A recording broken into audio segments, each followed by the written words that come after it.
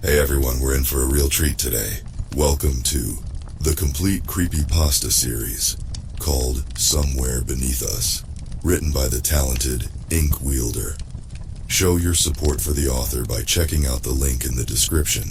This creepypasta is a long one, so settle in and get ready for a wild ride.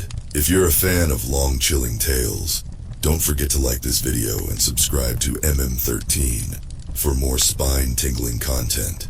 Your comments are the lifeblood of this channel, so don't hesitate to say hi, share your story ideas, or let us know what you think about this series. I love hearing from you. Now without further ado, get comfortable, turn up the volume, and let the haunting begin.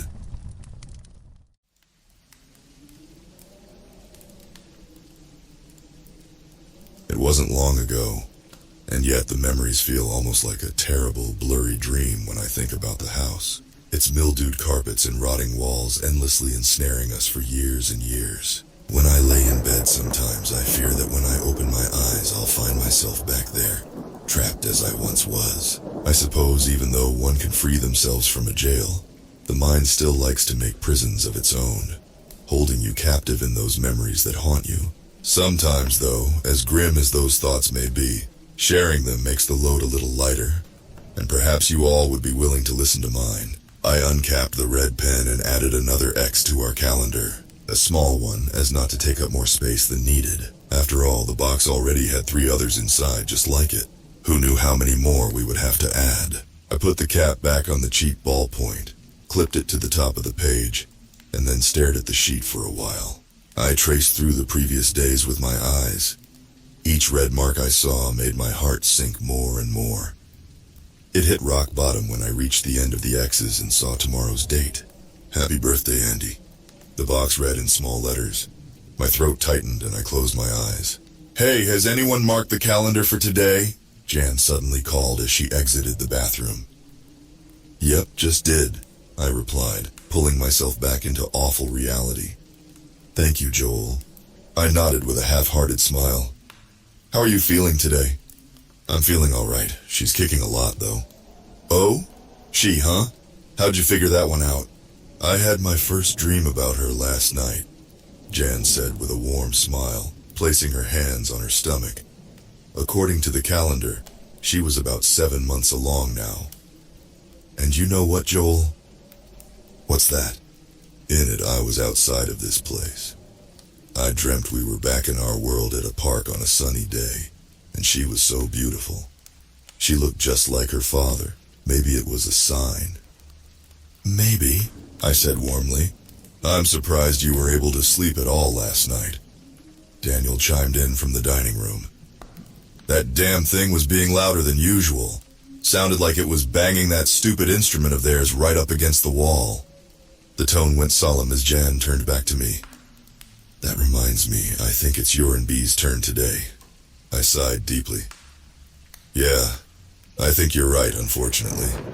I'll let her know.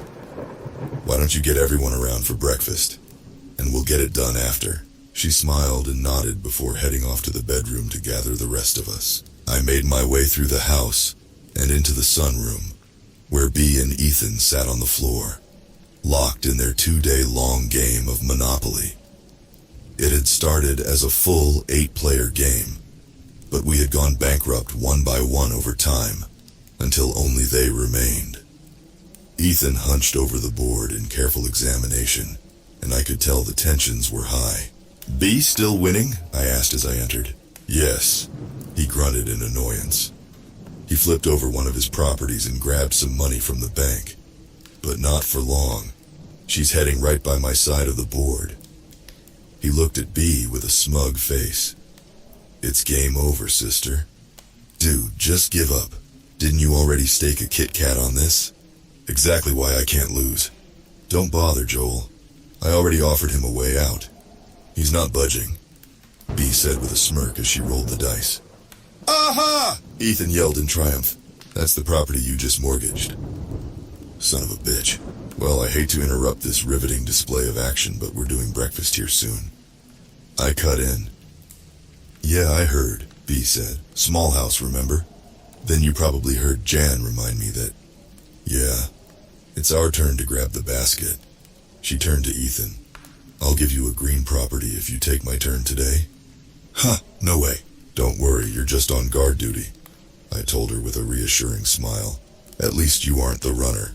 The two stowed their money and cards beneath the board, and together, we headed to the dining room. Jan had already gathered the rest of the house and set out the food on cheap plastic tea party plates. Graham crackers and old juice boxes. Not a bad way to start the day. We all sat on the floor as we slowly munched on the honey-dipped wafers, savoring the taste.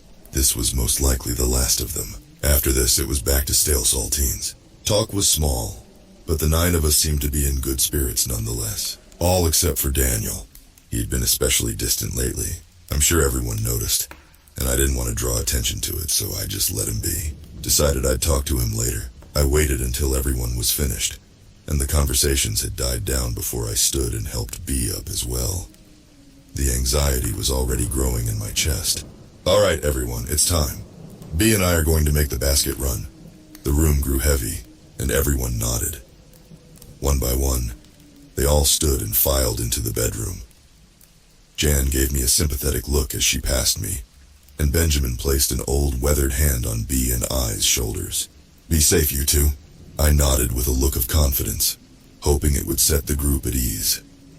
After they had all entered, the bedroom door shut, and the lock clicked. I turned to B. You ready? I asked. She sighed deeply. Ready as ever. We walked into the kitchen and crossed to the end of the room. Together, we slowly and carefully slid the heavy wooden pantry away from the wall. Immediately, I felt the instinctual feeling of danger in the pit of my stomach as I looked at the door hiding behind it. B looked at me and pursed her lips. I smiled and brushed a strand of hair from her face. We'll be okay. She nodded, and then grabbed the sharpened broomstick that rested in the corner. We were certain that it would do nothing to help if anything ever did go wrong, but nobody wanted to admit that. It allowed us to feel like we had some sort of power. When we were both ready, I turned the lock on the black doorknob and gently opened the door. The scent of mildew and age hit us as I slipped into the old, empty yellow room. The air was cold and stale, carrying only the sound of my shallow breathing. The window on my right was caked with dust and moisture stains, painting only a blurry image of the endless hills outside. The orange shag carpet had been matted down with a perfect path from the past years of the same routine. A walkway straight from the door to the middle of the room. Another door hung open on the farthest wall opposite me, revealing only darkness beyond. No matter how many times I had seen that open doorway, the dread never went away. In the center of the empty space, alone on the floor, sat the basket. The basket was a loose name for it. Really, it was whatever container the thing downstairs could find to fill with junk. Junk that had kept us alive since we arrived in the house. Food was the only consistent thing it put in the container. Everything else was always a gamble. One week we might get something we were happy about. Books, board games, clothes, soap, things like that. Other weeks we might get a bunch of trash. Old circuit boards, doorknobs, children's toys. Everything it brought was always used, dusty, or covered in mold. But we learned to deal with it after a few months. Just clean it off and make do. After almost 4 years, we still had no idea why it did it each week, or where the stuff came from. Our best guess was that it was some sort of game to the thing, or it was still trying to bait us out. Regardless, it kept us alive and we never wanted to think about it too long. This week's basket was big. A gray plastic storage bin filled to the brim. It would likely be heavy but easy enough to drag across the carpet. I turned back to the doorway, and B quietly slid me the trash can we kept by the door. The container from the previous week, always filled with our waste and whatever we didn't take from the last basket. Anything left in the room, the thing would take back. I set it beside the door, then quickly glanced at B, just in case it was the last time I'd see her. She stepped into the doorway, clutching her broomstick, and watched me intently. Here we go. I walked slowly across the carpet, making sure to step as gently as possible. With each stride, I stopped to listen to the opposite doorway. So far, I heard nothing but the heartbeat in my chest. I crossed farther in, making my way to the bin. The few feet into the room always seemed like miles. B watched the other door while I kept my eyes on the basket and continued my routine. Step, nothing, step, nothing, step, nothing. Finally, I reached the basket and glanced inside. Sure enough, this was a good one. Not only was it full, but it was packed with valuable supplies. Boxes of cereal, blankets. I could see 2 rolls of half-used toothpaste, a deck of cards, and a whole lot more. Not wasting any time, I placed my hand on one of the side handles and began to carefully pull the basket back to the safety of the house. Step. Nothing. Step. Nothing. Step. Tink! Tink! Shit. Joel! B called, alerting me of the noise I was already well aware of. Forfeiting stealth, I yanked the basket hard and bolted for the doorway. Below me, I could hear a chorus of thuds as the creature beneath scurried to the stairs, banging its instrument the whole way. I heard it round the corner of the steps and collide with the wall as I reached the kitchen. B let me inside, then turned to help pull the basket. From the doorway across the room, I heard it dragging its body up the steps, letting out a high-pitched and inhuman squeal of excitement. Together, we yanked the basket inside, but added momentum from B caught me off balance and forced me to fall onto my back. She stumbled as well, but quickly leaped up and slammed the door shut. Flicking the lock into place, she collapsed onto the floor next to me, and we both crawled backward on our palms until we hit the dining room wall. She grabbed onto me and I held onto her, and together we just watched the door, listening to the beast thrash against it. It violently jostled the handle to no avail, and I thanked God that the house was indestructible. I had only ever caught a glimpse of the thing, one time, right at the beginning. Based on the size of its arm and hand alone, there was no way any normal structure would have held. Luckily, however, the house seemed to have its own strange set of physics. Items and things within it could be destroyed, however. Anything that was a part of the house itself wouldn't break. That meant windows, fixtures, walls, and luckily for us, doors and their locks. We learned this when we tried busting open the door in the back of the bedroom for an entire day. It was locked from the inside, and we had hoped that it might be some sort of exit. No matter what we threw at it, though, the metal gray door didn't get so much as a scratch. This, of course, was good news for us later, as it meant that as long as we kept the kitchen door shut and locked, the thing downstairs couldn't get us. B and I sat there for a while before it finally gave up.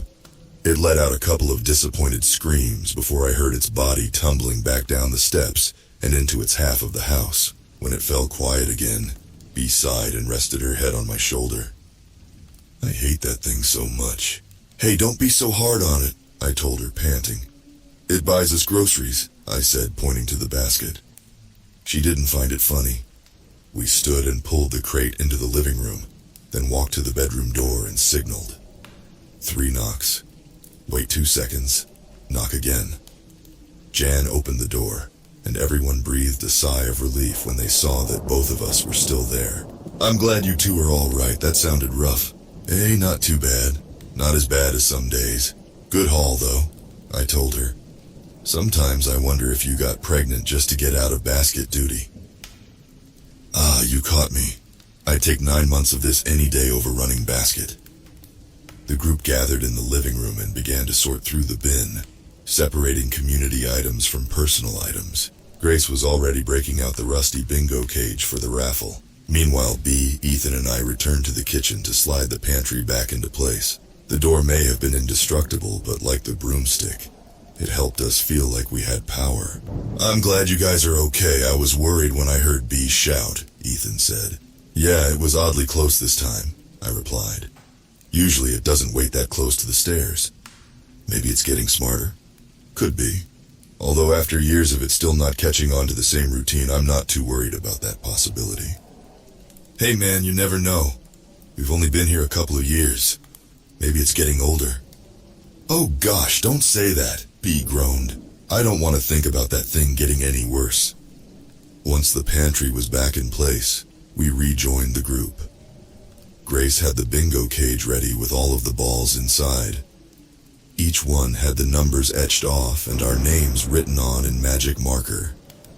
In the basket was the remainder of what had been left over after we had taken out necessities. All right, everyone, raffle time. As usual, the 2 heroes get first pick, Grace said, smiling at us. You first, B told me. You had to run. You sure? She nodded.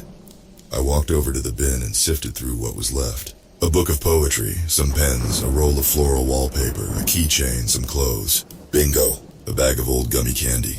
It was long past its expiration date, but living in the house had taught me that with artificial foods, it's usually just a recommendation that your stomach might disagree with. B went next and took the book. After that, Grace spun the cage and drew names, each person taking whatever scraps were left to add to their collection. When nothing remained, we set the container in the kitchen and returned to our business for the day. I followed B and Ethan back to the sunroom, where they resumed their game. "I'm so glad you didn't die," Ethan told her. "Can you imagine if I had never gotten the chance to beat you?" "I can imagine it, 'cause you're never gonna beat me." I smiled as I watched them pull their money out and resume. In a scenario where I was trapped in a total of 6 rooms with only 9 people, I was lucky to have friends like them. However, as soon as I had the thought, I felt a pit form in my chest. We had arrived at this place with 15 people. We were down to 9 in such a seemingly short amount of time. We had lost 3 alone our first night here, 2 more the next. Then last year, Andy. I winced and tried to force my mind to think about something else. Unfortunately, as I anxiously glanced around the room, looking for a distraction, my eyes caught the words painted above the door. "In memory of Hillary, your sacrifice spared us all. She was the first of us to go." We didn't even know her name until after she had died. I had woken up to Daniel shaking me. "Hey kid, you alright?" "Huh?" I asked as I sat up, taking in the muted, water-stained room around me. I also noticed other people in the space, all of them looking just as confused as I was. The place clearly wasn't familiar to me. The last thing I remembered was falling asleep on a bus. I was on my way to, well, that's not important. What was, is that I was not where I was supposed to be. "Where am I?" I asked. "I'm not sure. None of us do. We just woke up as well." The floor felt damp beneath me and the air smelled toxic, like mold and rotting drywall. Light leaked in through a window next to me where a girl stood looking out, a perplexed expression on her face. This was Andy, but I wouldn't know her name until the following morning. Daniel helped me to my feet and I glanced around. Everyone else seemed like they too were gathering their bearings. A door led out into another room and I saw a few people cautiously looking inside. When they found it seemed safe, they stepped through it. "What's going on?" "I'm afraid I don't know that either," Daniel continued. "We're still trying to figure it out. We were all on the bus together. I just don't remember what happened after that. We're in someone's house, but I don't know where." He gestured to the window. Not exactly easy to tell. Looking outside, I realized what he meant. The landscape outside and all the way into the horizon was nothing but steep, grassy hills.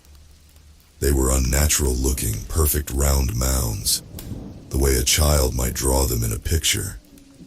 The sky was covered in a thick blanket of clouds, blocking the sun and painting the hillside in a gloomy, dim light. Now that I had fully come to and analyzed the immediate situation, I turned back to take in the room. A woman, who I would come to know as Jan, held her phone to her ear. After a moment, she dropped it to her side, defeated. "There's nothing, no signal." "Me either," another woman said. "What's going on?" a man asked angrily. "I had places to be. If this is some sort of sick prank, then it's not funny." "Yeah, I'm sure someone drugged a bus full of people and took them to an abandoned house as a prank." "Oh well, do you have any other ideas?" "Maybe we've been kidnapped," a younger gentleman chimed in. He looked worried, but seemed more like he was eager to help. Ethan, one of the men who had left the room, re-entered the doorway. "Well, if we have, then our captor isn't a very good one." He left the front door unlocked. A few of us, myself included, made our way out of the bedroom and into the hall. From where we stood, we could see the sunroom where 2 people peered out of the open front door. A doorway led to a bathroom on the wall next to us, and just past that was an entry into what looked like a kitchen. We all dispersed around the area and began to investigate. Some people tried their phones again. Others looked out the windows. Some began interrogating each other over information. A group formed by the sunroom door, and a few shuffled outside. I heard someone moving in the kitchen and peeked around the corner. Andy and another girl gathered around a door on the far wall. It was white, with a texture that matched the paneling of the surface around it and had a black doorknob. Andy wrapped her palm around the handle and swung the door open. From where we stood, there was a clear line of sight across an empty yellow room and into another doorway that held nothing but darkness. We may not have known how dangerous it was at the time, but I still recall feeling incredibly uneasy at the sight. "Ah, that's creepy," the girl with Andy said. "Yeah, I'm getting really bad vibes from this place," she muttered back. "Is this even a house? The layout makes no sense. And why on earth are there no lights?" "Maybe it's really old." "Could be, but it looks newer, like 70s or 80s.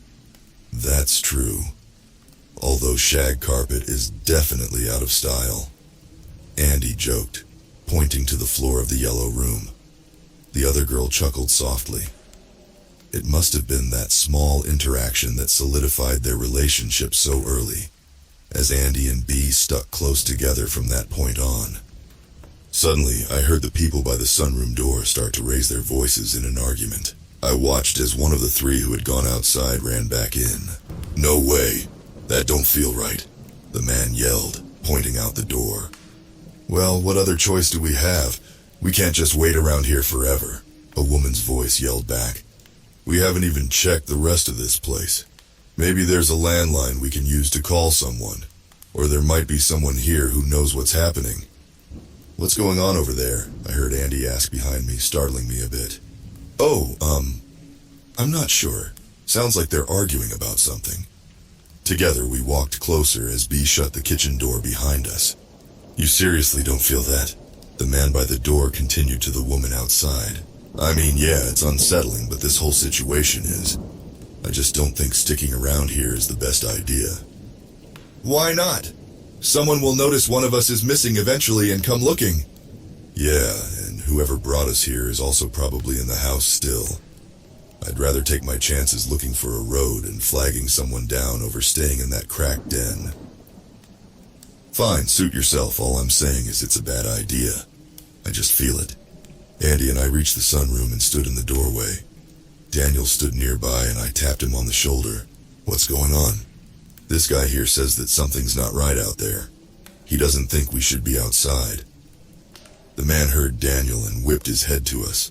"I ain't crazy. Go out there and feel for yourself. That is not natural." Daniel looked at me and shrugged. He crossed to the front door and took a step outside. I hesitated but followed out of sheer curiosity. At this point I was starting to grow nervous. Something wasn't right about this situation, and while that was an obvious observation, there was much more to it. The man was right. None of this was natural.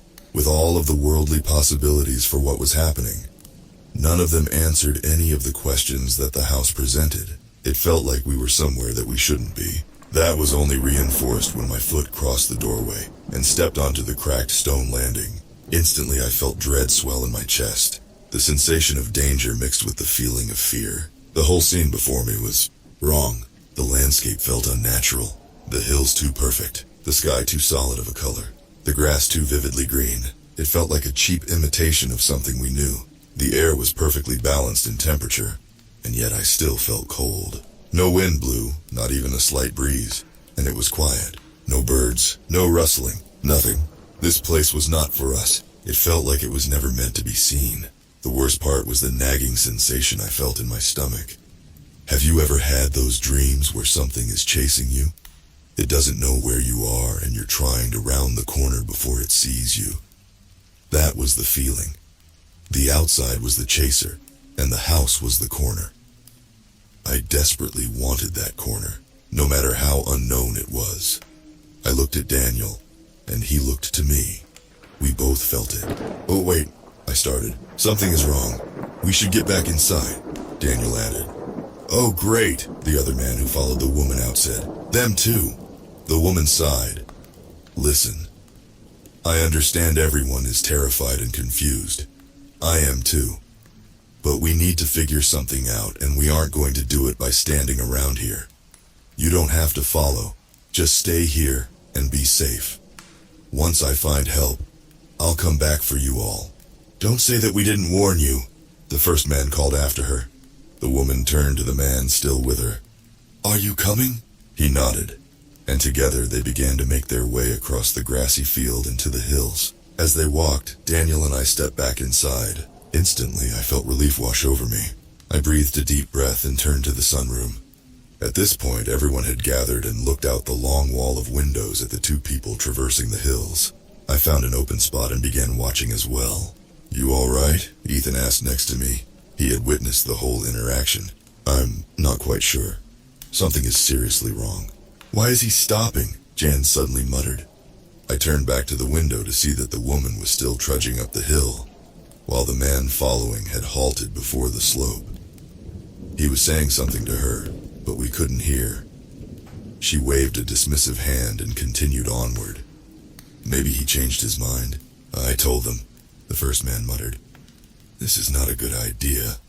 As the woman scaled the hillside, we watched her begin to sway back and forth on her feet. At first I thought it was just due to the hill's incline, but it soon became more drastic. She stumbled about like she was drunk, collapsing a few times and picking herself back up as she continued.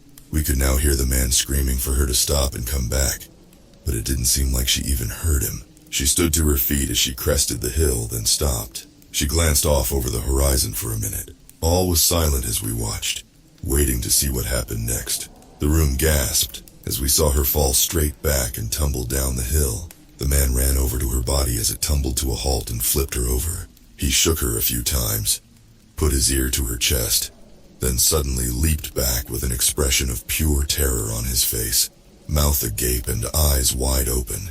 He scrambled to his feet and dashed for the house, tripping over himself as he ran. Jumping up onto the concrete porch, he burst through the door. Immediately, people were there with questions. "What happened? Is she okay? What's going on?" The man didn't answer. He just walked out of the sunroom and into the dining room with a ghost white face. He leaned against the wall and slid down into a corner, hugging his knees. A few people followed and surrounded him. "What's going on?" Jan asked. "Is she all right? Why did you leave her?" The man looked up with unblinking eyes. "She's dead." I would like to think we had handled everything rather collectively thus far for the situation we were in. But that sentence was what broke the dam.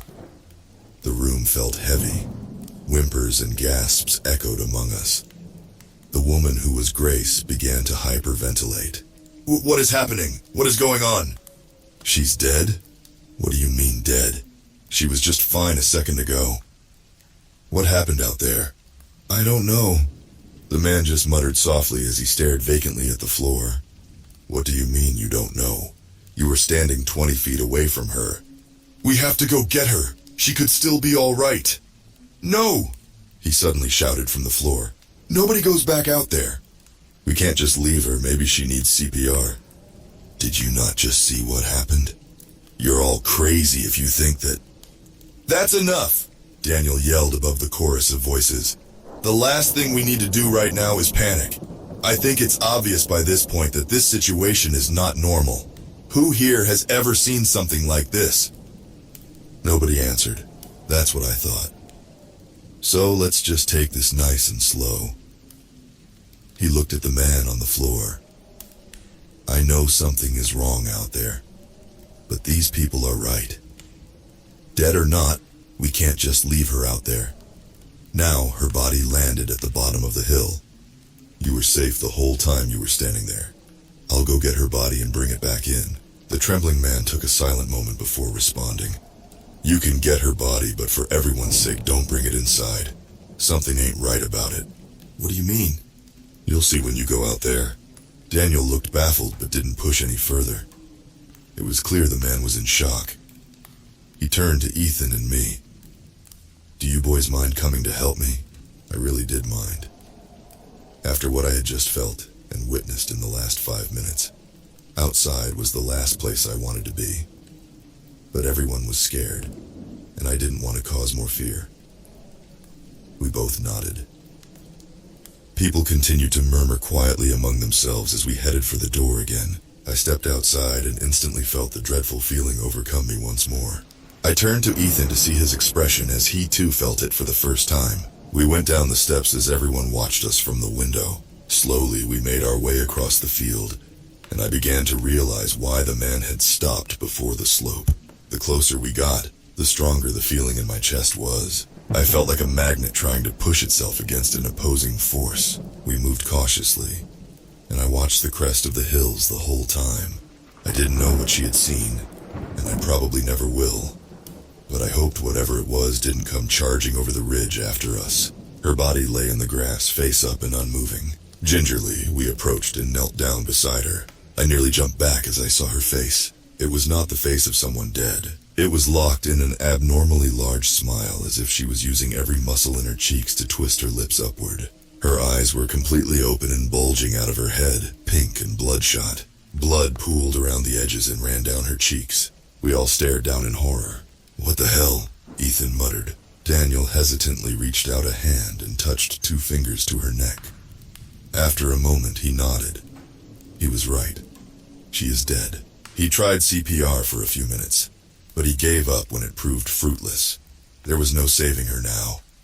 Daniel touched her eyelids and attempted to close them, but they wouldn't. Each time he shut them down, they would snap back open to their haunting gaze. "I don't think they need to watch this anymore," I said, looking over my shoulder at the house. It was a small building with dirty white slats and a scuffed, mossy roof. However, it appeared to go back further than we had seen so far. "Let's just get her back," I suggested. Ethan and Daniel agreed, and together we hoisted her body up. Daniel and I grabbed her arms and legs, and Ethan supported her back as we moved. While we carried her along, something slipped out of her back pocket. A small wallet. Ethan stopped and picked it up, and once we reached the house, we lay her down against the wall. A few people peeked around the corner. "What do we do with her?" I asked. "I'm not sure. If she's dead, this might be the best spot to leave her," Daniel answered. "Yeah, plus that guy was right. There's something off about her," Ethan added. He had a point. She may have been dead, but the body had a strange life to it. The face muscles were so tightly locked, and her skin still had so much color. It felt like she might jolt up and begin screaming at any moment. We mutually agreed that, for the time being, we would leave her here while we sorted out the rest of our problems. Had we known what would become of the body, we might have done differently. As we headed back up the stairs, Ethan thumbed through her wallet. I looked at him with slight judgment. He suddenly realized what it looked like. "Oh, no, I was just..." He slid her license from the wallet pocket and showed it to me. Her name was Hillary. I felt like we should know that.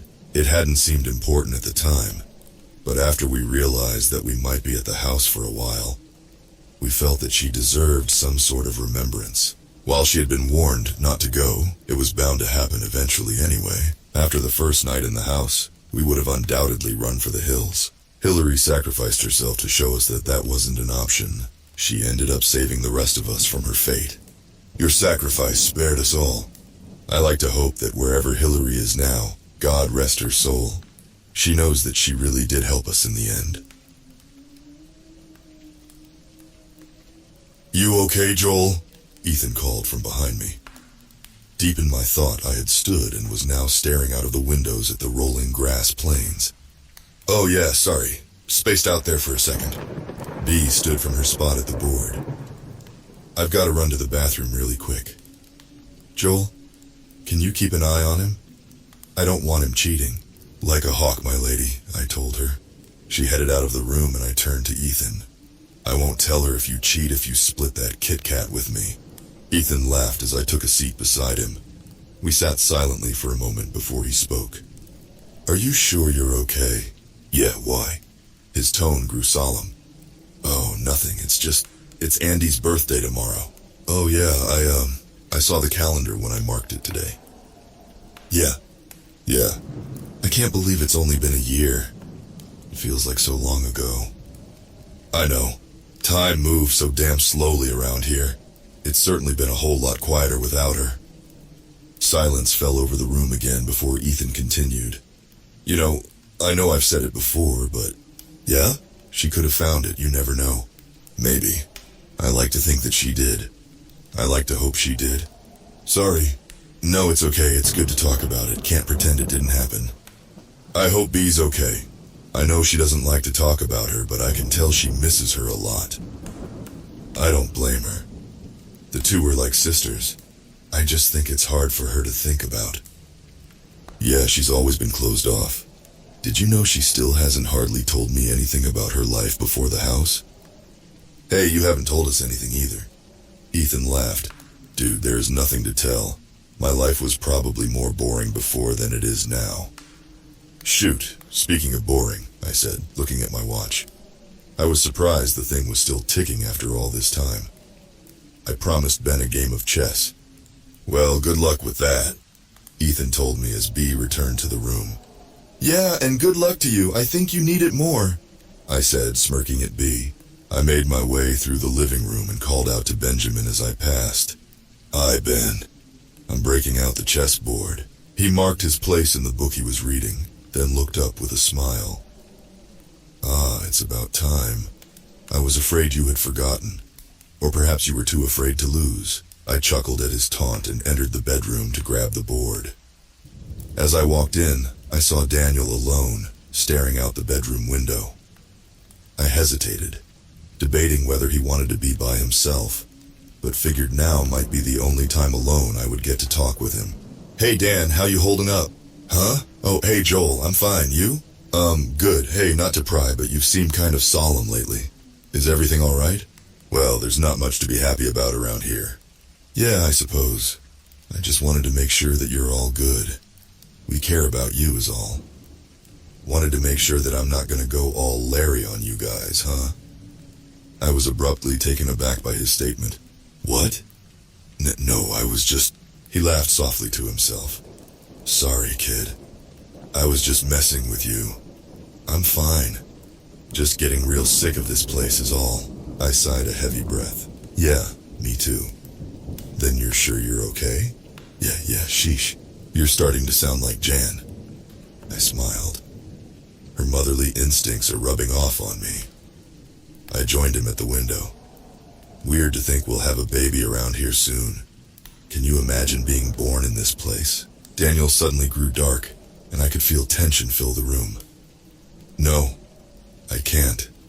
No kid should have to live in a place like this. Besides, we've got enough to deal with already. Caring for a baby will just throw more on our plates. I suddenly regretted bringing the topic up. Yeah, we'll make it work though. Anyways, I gotta get back to Ben, I said, grabbing the board. I'll talk to you later. Yeah, he said vacantly to the window. The rest of the day went by as slowly as they usually did, moving from room to room and interacting with each member of our ragtag family, playing board games, listening to one of the 12 repetitive cassettes that the creature downstairs had brought us. There was one point, however, where something interesting happened. I had been sitting in the dining room talking with Grace and one of our other roommates, Claire, when we heard thudding from below. That's odd, Grace started. That thing usually goes down deeper after it does a drop. I wonder why it's still all the way up here. Who knows with that thing? It never is consistent. Claire scoffed. Yeah, it was a lot closer than normal today when B and I were running the basket, I added. Ethan thinks it may be getting smarter. Claire looked up at me with a smirk. Speaking of you and B, how's that going? What do you mean? You know what I mean. I can't say that I do. Oh, Claire, stop teasing the poor boy, Grace said, swatting her on the shoulder. Before long, the hillside began to grow dark, as whatever sun lay beyond the clouds started to set. We all began our nightly routine, taking turns in pairs to use the bathroom to wash up and brush our teeth. Since there were 9 of us, there was always one person who got the bathroom to themselves. The only caveat was that they were the last to go. Tonight, that person was me. I watched as the group filed into the bedroom 2 by 2. I began to grow nervous as the hillside became dimmer and dimmer. The room may have been just around the corner from the bathroom, but I still hated walking even a few feet in the dark. B and Jen were the last 2 out of the bathroom, and they passed by with a smile. Good night, Joel. See you in there, B said with an enchanting look. I slipped into the bathroom and shut the door. I put a small dot of toothpaste on my far too worn-down brush and ran it under the chalky water from the old rusted faucet. The sky beyond the skylight above was now almost black, and I abandoned hope of making it to the room before the bodies started roaming the hills.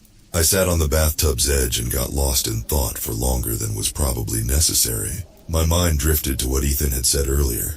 She could have found it. You never know. I began to daydream about the thought. Maybe she had. Perhaps she was back in the world right now, laying in a real bed, in a real house, the horrors of this place far behind her. I wondered if she would still think of us, think of me, wonder if we were okay, or if she tried to forget, to move on. I doubted the last thought. She wasn't that kind of person.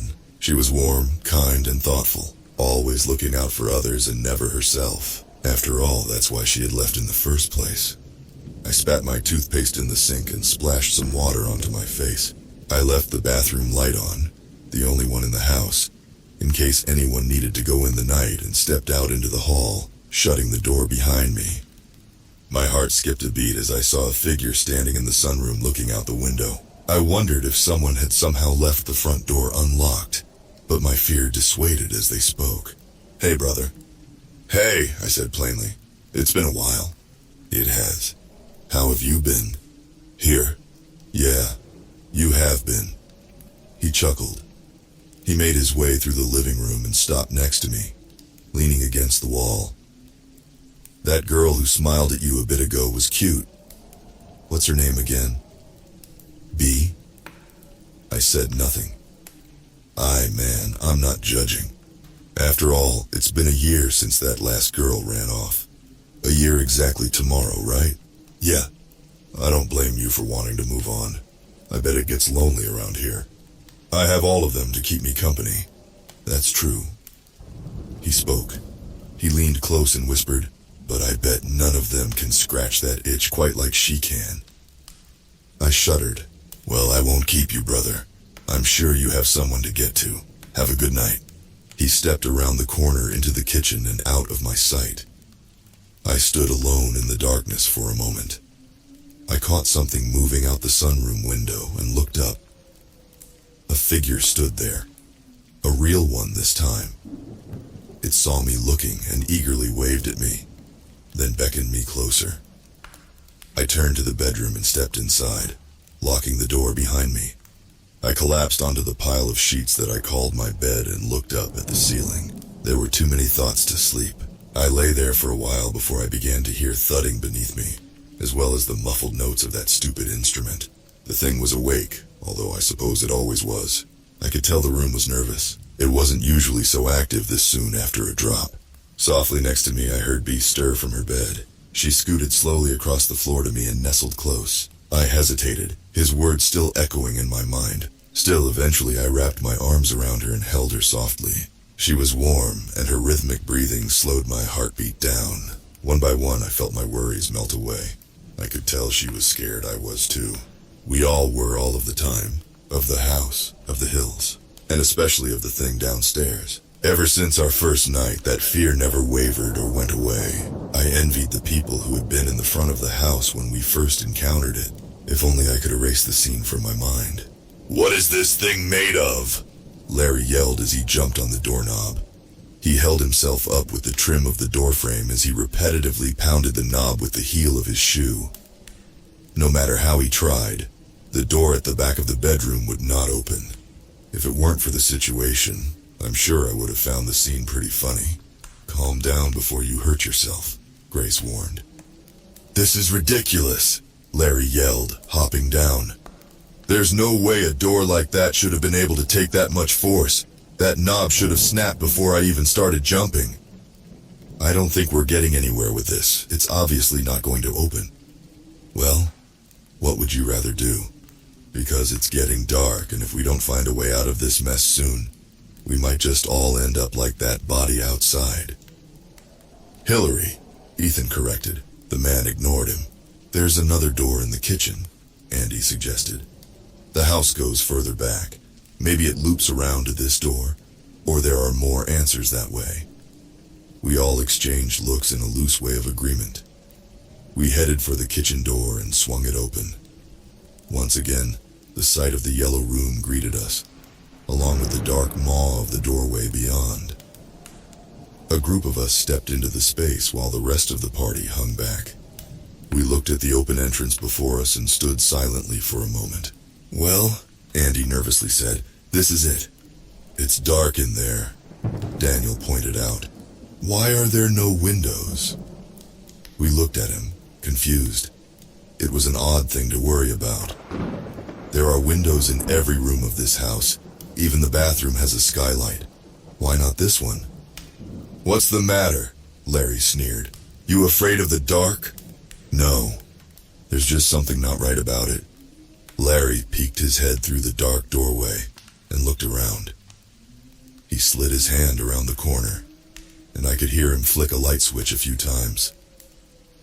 Nothing changed in the room, however. "Well, it looks like it used to have light, but the bulbs are burnt. Some stairs lead down. It looks like a finished basement with furniture. Maybe there's a phone down there."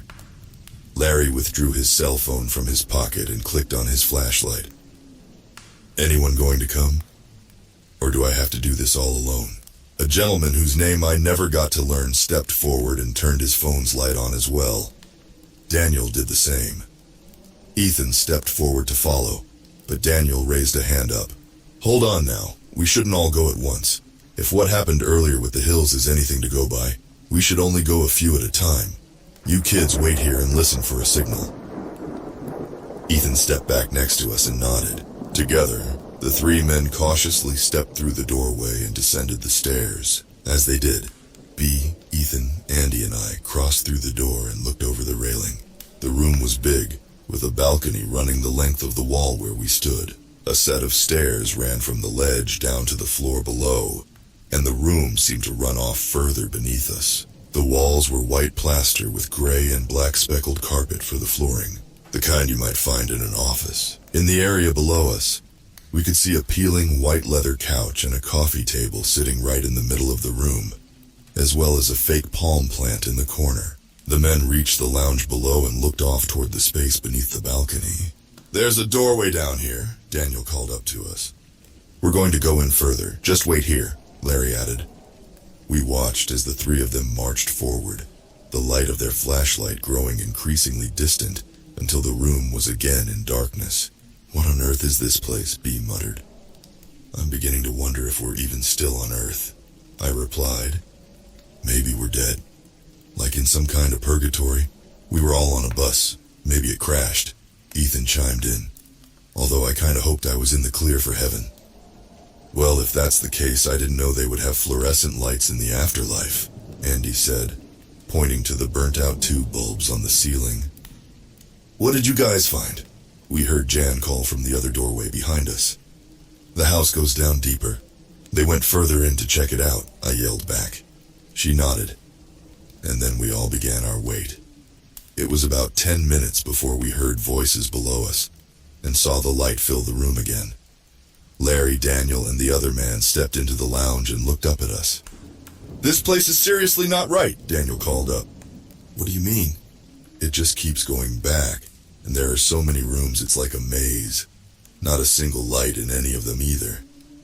More stairs go further down, but we thought we'd come back and fill you all in first." "Did you find anyone else?" "No. It gets weirder," the other man added. "All the rooms are different styles. Some of them look older than others. Then right on the other side of that one, it looks new again. It's like 5 different architects were all working on a different project in the same building." "Do you want us to help explore?" Ethan asked. "No, just stay up there.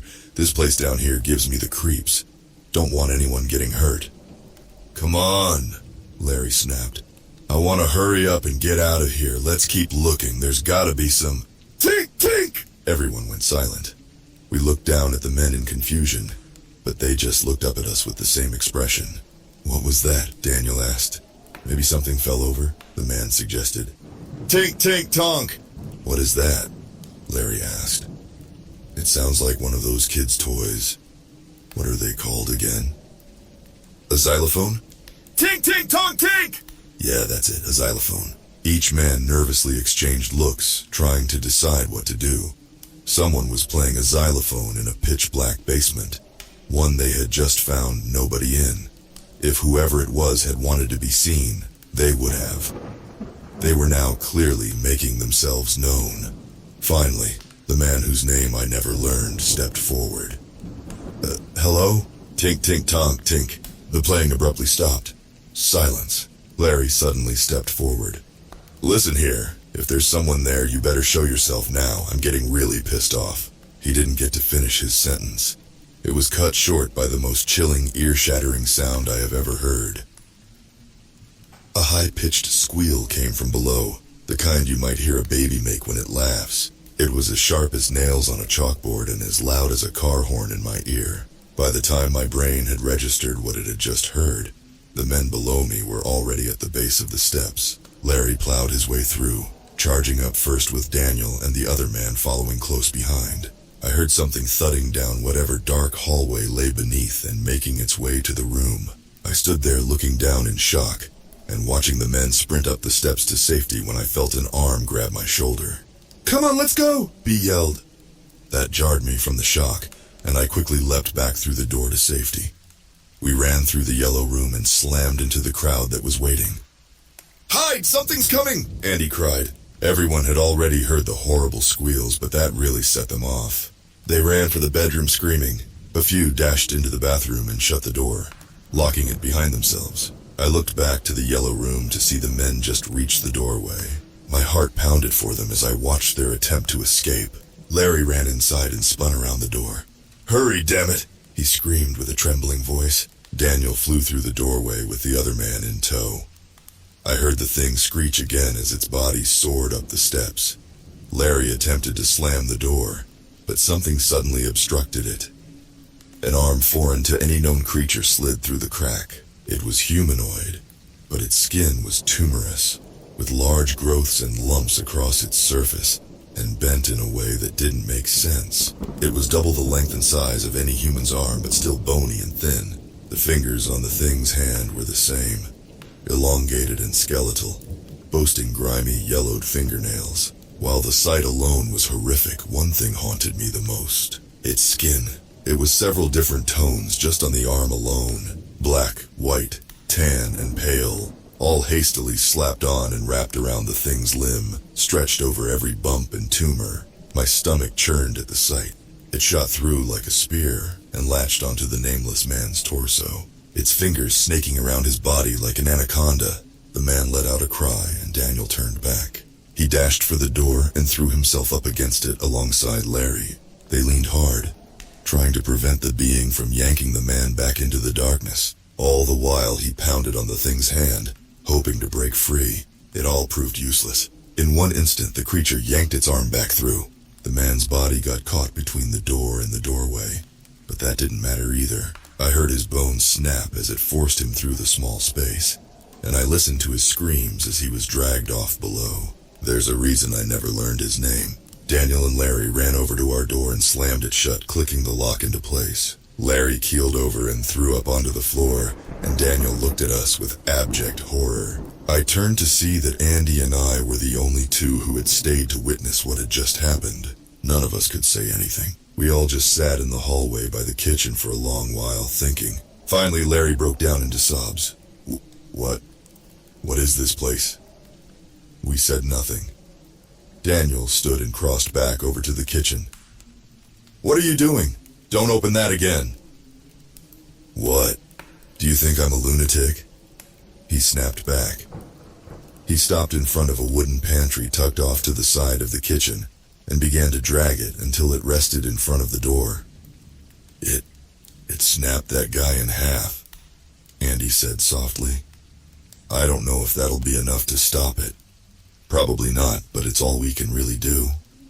We would end up losing one more person to the thing in our time here, a man named Matt. After a few weeks of living off only the water from the bathroom taps, the need for food became apparent. Daniel and Larry told us they had seen cupboards and shelves downstairs with cans and boxes of food on them. We had two options: have people risk going down there for food, avoiding the creature along the way, or sit in the house until we starved. After that, we were afraid that we might have to go Donner Party on each other.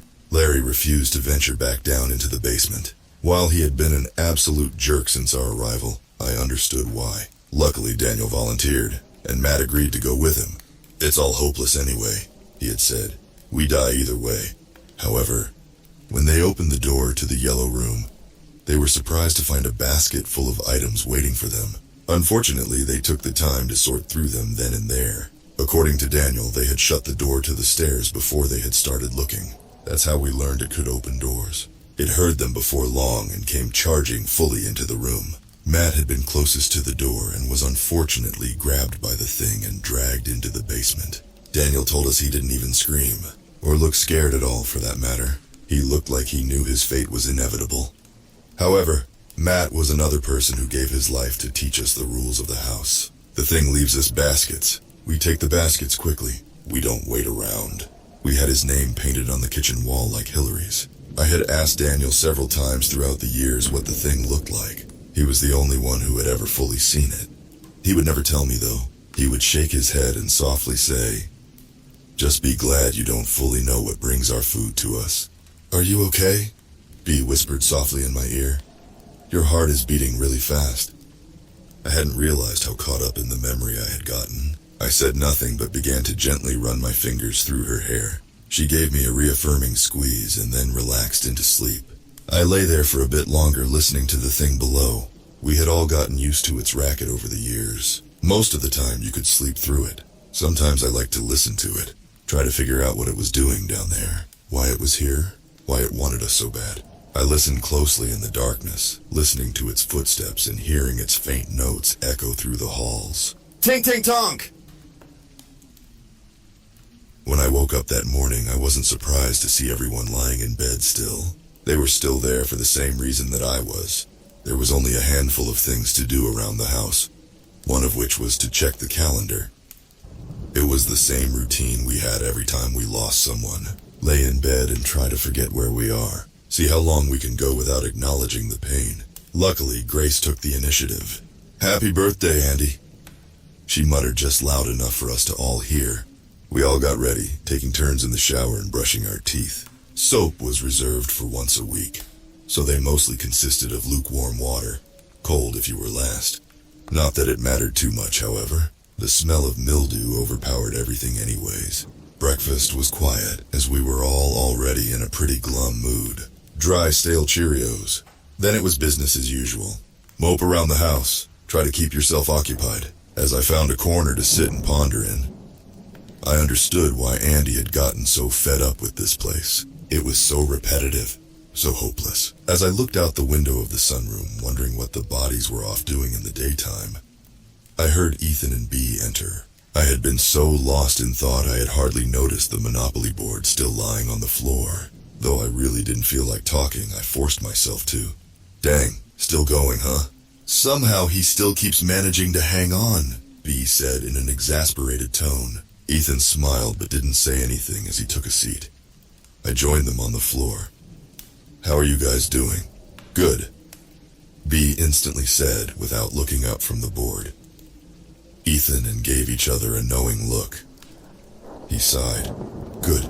It's gonna be a long day for sure, but it'll be good." "Yeah," I nodded. I watched them for a while before standing to head to the corner by the kitchen. It was the one corner no one ever wanted, especially not on a day like this. Before I left, I bent over and wrapped my arms around B from behind. I could feel her stiffness, her sadness, her grief. I kissed the back of her head, and she reached a hand up and squeezed my arm. I smiled reassuringly at Ethan, and he smiled back. I headed through the dining room and nearly tripped over Yan as I rounded the corner. It turned out that she had the same idea as me. She sat with her back to the wall, staring straight at the yellow room door. "Oh, geez, sorry, Jan." She looked up to me with a vacant expression. "Oh, that's okay, hun." Instantly, she went right back to looking at the barrier. I stepped around and slid down the wall beside her. "Everything all right?" "Mm-hmm. Well, considering that's your least favorite place in this house," I start, pointing to the door, "and you're willingly staring at it, I'm obligated to not believe you." She sighed and laughed nervously. "Nothing, it's okay, I'm fine." "Jan," I prodded, "talk to me. We're all we've got around here." She thought for a moment before speaking. "I'm really sorry about Andy, Joel. I know how bad it must hurt." I swallowed before speaking. "Yeah, somehow losing people in here hurts more than out there. Must be because we have more to lose. Jan softly chuckled. Tell me about it. There was another pause before I spoke again. I'm sorry about Mark too. You shouldn't have to go through this alone. Thanks. Is that what's bothering you? She nodded, then pursed her lips. I miss him so much. And I know today's about Andy, but she just got me thinking. Andy wouldn't have wanted today to be about her, I said to the floor. She never wanted anything to be about her. She was so sweet. What does she have you thinking about? Jan shook her head. She went to go find it, Joel. She believed she could, that it was out there. She looked to me. This is no place for a baby to grow up, especially not without their father. Andy never came back, Joel. The sentence felt like a gut punch. That means that she either found it and got out, or, if she did, then that means it's out there. There's no way I'd stand a chance trying to get there. And if she didn't, then that means this is it. This is our lives forever. 6 rooms and stale Cheerios. I placed an arm around her shoulder. We're going to get out, Jan. I don't know how, but we will. Remember your dream. You told me you thought it was a sign. She smiled as she wiped welling tears from her eyes. Yeah, well, I have been known to dream too much sometimes. Nonsense. We need people to dream like that. People like you. I told her. People like Andy. Jan placed a hand on my knee and smiled. We're going to get everyone out of here. And your kid will have a perfectly normal life. I hope so, she said wistfully. I looked at the floor for a while longer in silence. Speaking of the children topic, I'm worried about Dan, I whispered. Why do you say that? You've seen how quiet he's been lately. She nodded solemnly. Yesterday I saw him looking out the window. He brought up Larry. Jan visibly winced. Oh, yeah. I could see her bite her cheek. Depression. I'm pretty sure he's depressed. Is that something new? I think we all kind of are. She giggled, but I wasn't joking. I think his has gotten pretty severe. After what happened with Larry. Plus, at the beginning, I think he's seen the most since we got here. That's true. We just need to really be there for him, I think. Remind him that we need him. I nodded. Absolutely. Jan smiled.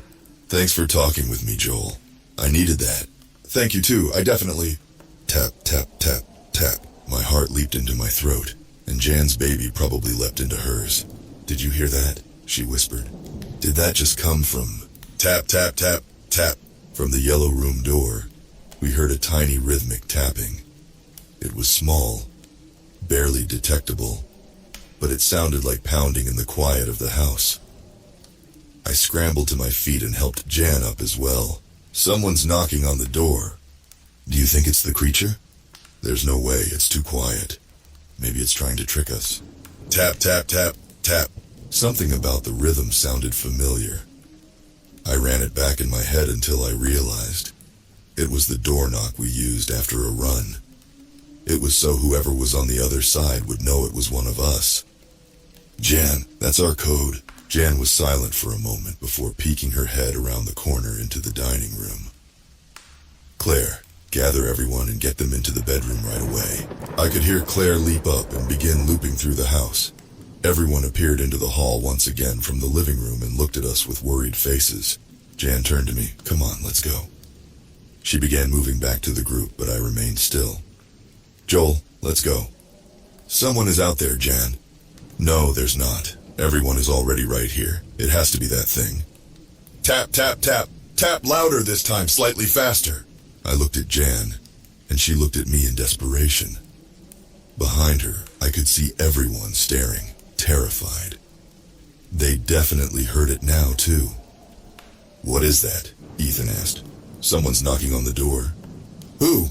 I don't know, I said, turning to it. Get in the room, I'm going to find out. Joel, Jan pleaded. Jan's right, Benjamin said. This has to be a trap, or someone needs our help. Are you hearing yourself? We've been alone here for 4 years. Who else could it be? This place is always messing with us. Who's to say it's not doing that right now? I stepped toward the door. Get in the room.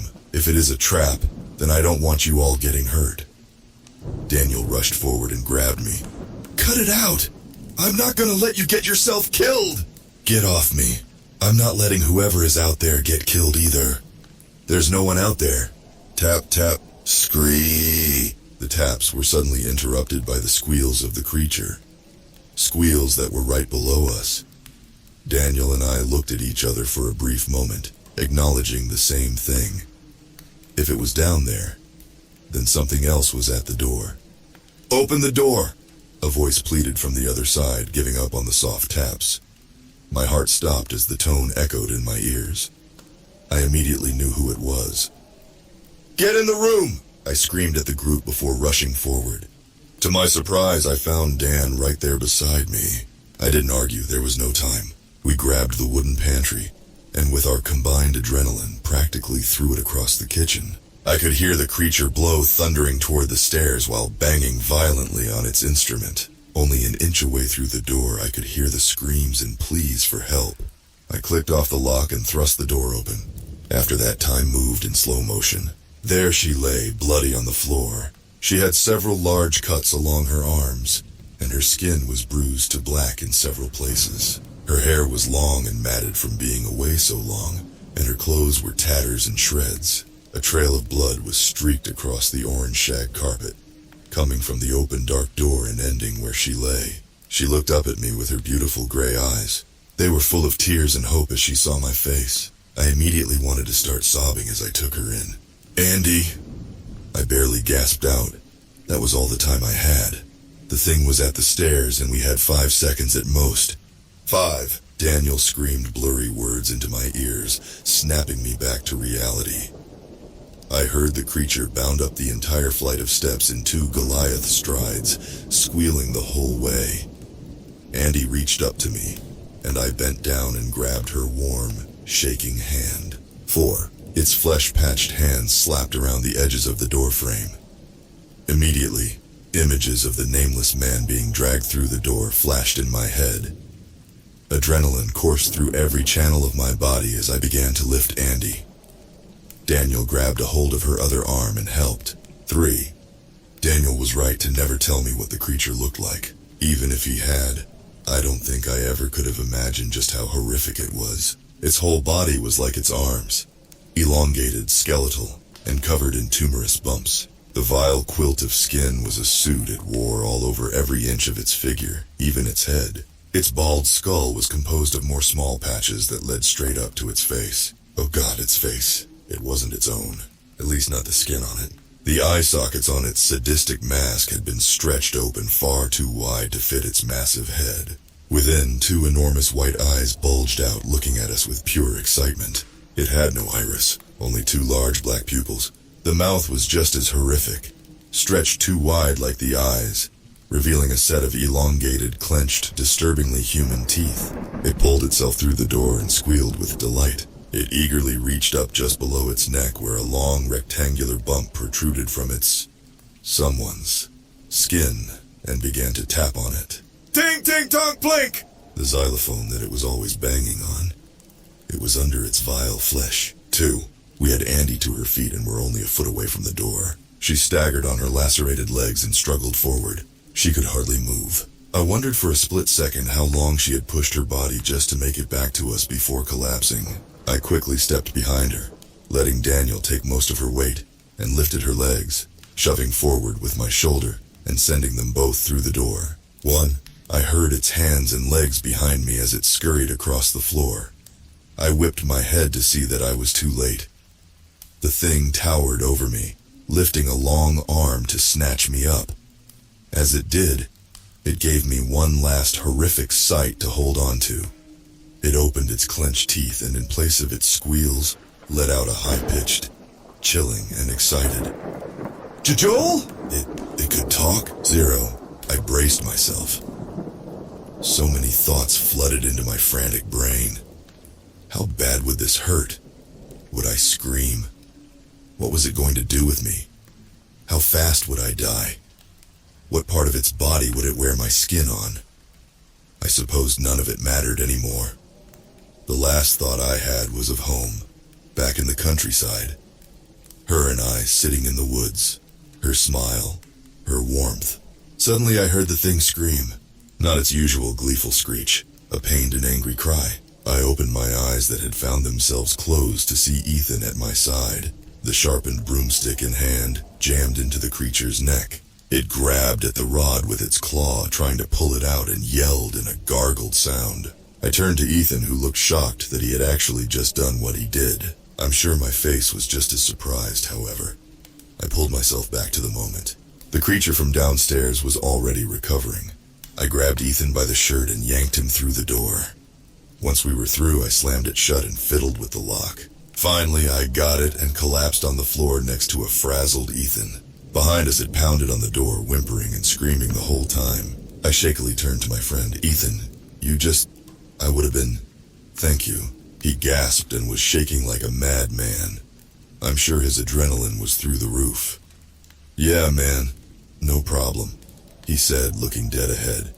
Andy? I suddenly heard B mutter from the hallway. A few people let out gasps as they saw Daniel holding the bloodied girl. My heart stopped again as my brain fully processed the entire last minute. Oh my gosh, Andy. I quickly stumbled over to them on all fours and gently took her face in my hands. Oh my, Andy. She smiled as she looked up at me and lifted her hand to rest on mine on her cheek. Joel, how did you... Where were... you? My brain couldn't form a complete sentence. The room was spinning. I couldn't believe what I was seeing. She spoke first. I missed you. Tears immediately began to spill from my eyes. I missed you too. I bent over and pressed my forehead to hers as I sobbed. Towels! Daniel shouted. Blankets! Grab anything to stop the bleeding! His sentence reminded me that she was hurt. Oh my gosh, you're bleeding! Hang on, honey, we'll stop it and we'll... As I surveyed the damage, I realized how truly bad it was. She had more cuts than I had initially realized. Deep, long cuts. She had already lost so much blood since we had just brought her in. I could only imagine how much she had lost on her way to the door. Andy shook her head. Don't worry about me. Joel, listen. Shh, I stammered, brushing the sides of her face and stroking her hair. Stop talking. You just need to take it easy. We'll get you better. Several people rushed over with all the cloth they could find. Daniel and I gently lifted her and lay her on top of them. Then the others set to work wrapping the cuts as tight as possible. B and Ethan dropped next to us and looked down at her in pure grief. B took one of her free hands. Andy, she weakly smiled. Hey B, hey Ethan. Ethan wiped his eyes, then smiled at her. What took you so long? He nervously joked. Andy laughed and began to choke a bit. We held her as she regained her breath, then smugly said, You have no idea. Andy, shh, I told her. You need to stop talking. No, Joel, you need to listen to me. I swallowed back my sobs. What's wrong? I watched her swallow as well. It's somewhere beneath us. I looked down at her with a puzzled expression. What?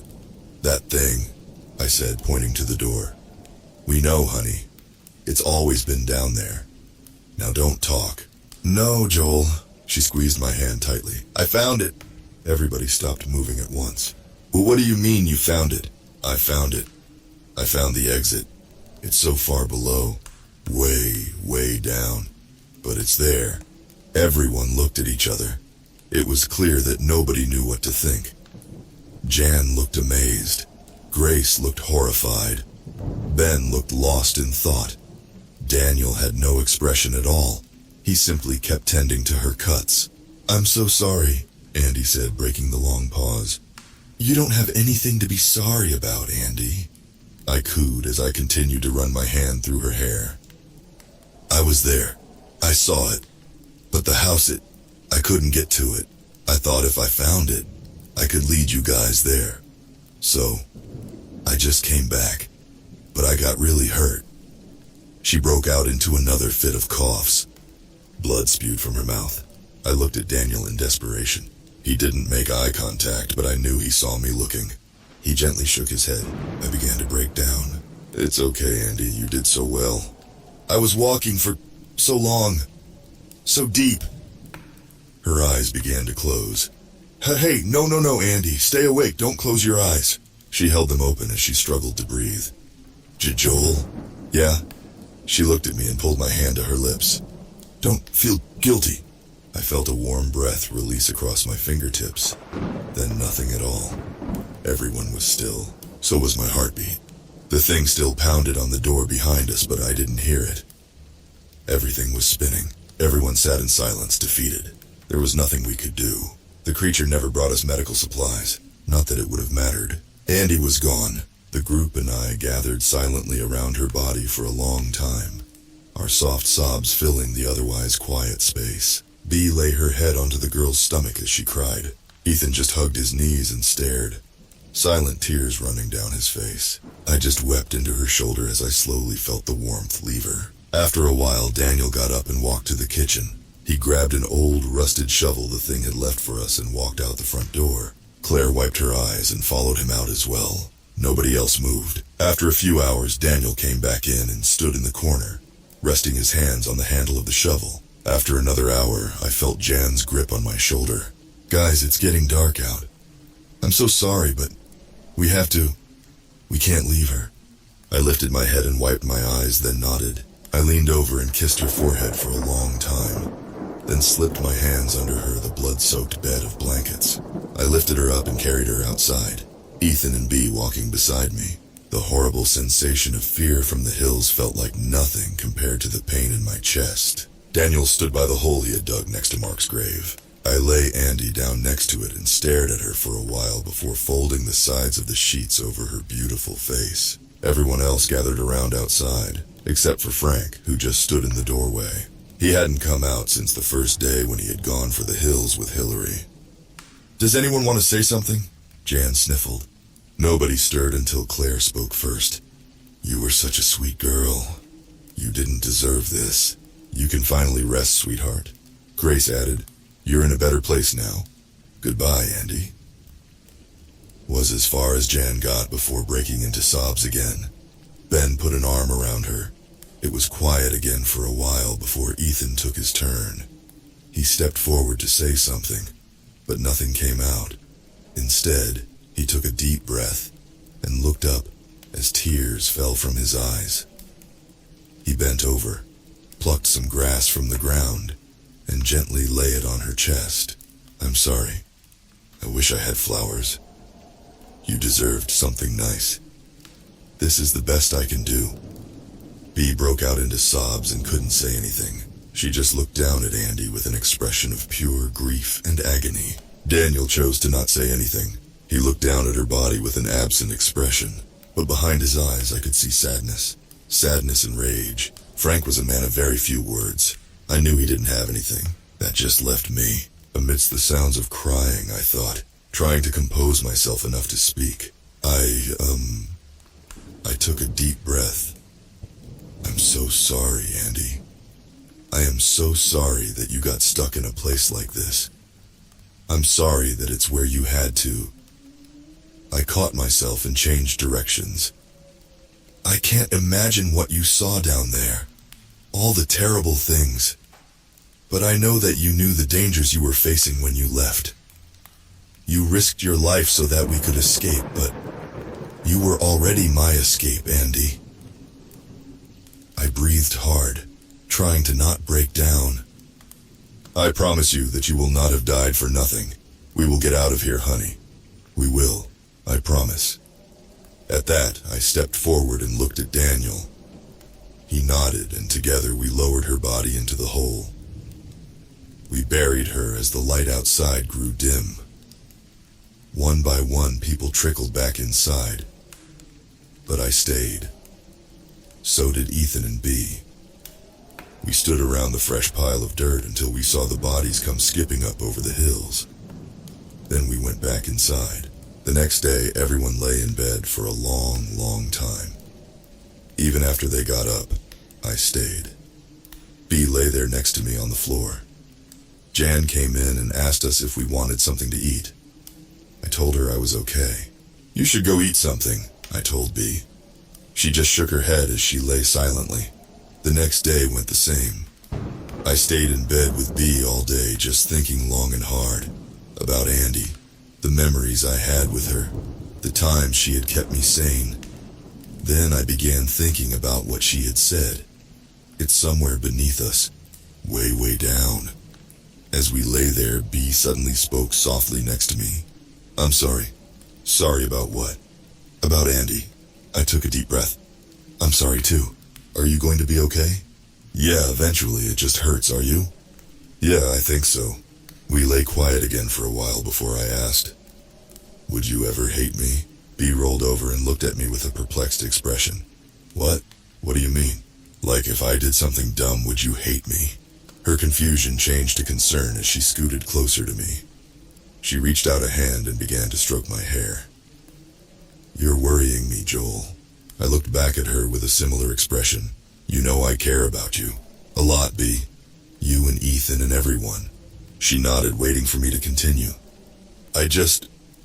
Looking into B's eyes, I felt a pang of guilt. I had thought Andy was dead. This whole time she had been alive, and I had been getting close with... I think I need to call a meeting. Okay. Just promise me that you won't get mad. She bit her cheek, but then moved up against me, burying her face into my chest. I could never hate you. She didn't have to. I already hated myself. B and I stepped out of the room and made eye contact with Claire. Oh, Joel! B, I'm glad to see you two out. Are you two feeling all right? I smiled nervously. Yeah. I actually need to call a meeting. Oh, okay, Claire said, surprised. She peeked her head around the dining room and called out. Hey guys, Joel and B are out of the room. Joel wants to have a meeting. Everyone began to murmur as they made their way to the parlor.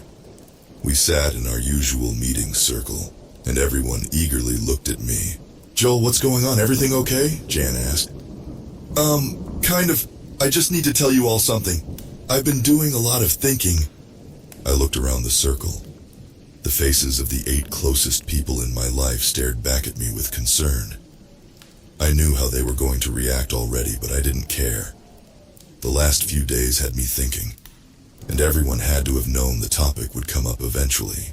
Well, what is it? Grace nervously shifted. You're making me nervous, honey.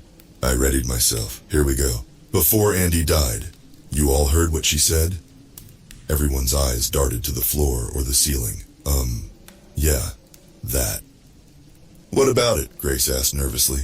What about it? Grace, she said she found the exit. Joel, the girl was bleeding out. She wasn't in her right mind. I know you don't believe that, I told her. I know none of you do. You all remember Ben's radio. Are we going to pretend that didn't happen? Joel, I know you're upset. Jan cut in. But calm down. Let's think about this for a moment. It seems like you all already have, and that you know what has to happen. I looked around the circle. If any of us want to get out of here, that exit is our only option. Nobody said anything again. I'm going to go find it. What? Claire and Jan both asked at the same time. Joel, B suddenly whispered at my side. Joel, even if that was an option, you saw Andy. Ben said. She already made that trip. And well, she barely made it back. I know that she didn't. But that doesn't mean we should give up. No, that's exactly what that means, Jan said. There's only 9 of us left. If we keep losing people, then we are going to have nothing left. It's better than being stuck here fearing for our lives every day until we die, John. No, it's really not. You told me the other day we're all we have around here. I'm not going to let you go charging into God knows where just to die, Joel. I'm sorry. Weren't you the one who was saying that this is no place to live? Don't you want your baby to have a normal life? Yes. But I also said that I wouldn't stand a chance of getting to the exit. None of us would, was the point. Andy was gone for a year, Joel. All that time just spent looking for the exit. You're right. But Andy did stand a chance. Not only that, but she also made it there and back. We don't even know for sure if she found it. Claire jumped in. How do we know if she did? Because she said she did. So you're just going to charge into the dark on her word alone? Yes! I shouted much louder than intended. That's exactly what I'm going to do. Everyone stared at me in shock. In all my time with Andy, she was constantly questioning this house. How it worked, why it was here, what was below us. She saw what happened to Hillary, and the nameless man, and Matt, and Larry. When she heard that transmission from the radio, that was it. She knew she had to go. And when she left, I never understood why she did. I was so confused and afraid that she had just run out of hope and decided to go off herself. But when she came back, that was when it hit me. She had done it all for us, so that we could get out of here. She believed that there was a way out, and she went alone, and I just watched. I sat here and let her. I could have gone after her. I could have talked to her more while she was here. But I didn't. I did nothing. I can't do that anymore. I can't watch more people I care about die. I saw Mark get buried once, and I had to bury Andy twice. I'm not going to watch anyone else get buried. So yes, I'm going into the dark alone because that's what I should have done with her in the first place. Everyone sat silent, just looking at me. You're wrong, Daniel said. You're not going down there. Not alone. 'Cause I'm going with you. Daniel, I have to do this alone, I told him. Andy barely made it back by herself. He started. If we go together, then we'll have better odds. Dan, I'm not going to let you risk your life. Oh, shut up and stop being a hypocrite, Joel. My life is nothing anymore. I've been staring out the window every day for the past few months, and those hills look better and better to me with each passing minute. I'm gonna die one way or another. Let me at least die trying to get us out of here. Please, Jan begged. Don't do this, you two. We're safe here. Safe? Daniel asked. We've got a demon in our basement, sweetheart. The world around us kills people who step a little too far out of bounds. We survive on crackers and juice. How many more of us have to end up like Larry, or Matt, or Mark before we're all willing to charge down there? Jan winced at Mark's name drop. Fine, just go. If you two want to kill yourself, then I guess we can't stop you. I could see tears welling in her eyes. So what's the plan then? Benjamin asked. Just charge down there like Andy did and find this thing. A map, I spoke. I'm going to make a map as I go down. Once we find it, we'll head straight back up, and then we can lead everyone straight there. Well, there you have it. When are we leaving? Daniel asked. Tomorrow night. I figured that thing would have gone further down to find us stuff for the basket. Hopefully we can sneak by it. Daniel nodded. I looked around the room. I'm sorry, everyone, but I promise we'll find a way out of here. Suddenly, Bee spoke up, a look of betrayal on her face. Don't make promises you can't keep. With that, she stood haughtily before turning and whipping out of the room. One by one, the rest of my ragtag family followed, all except Dan.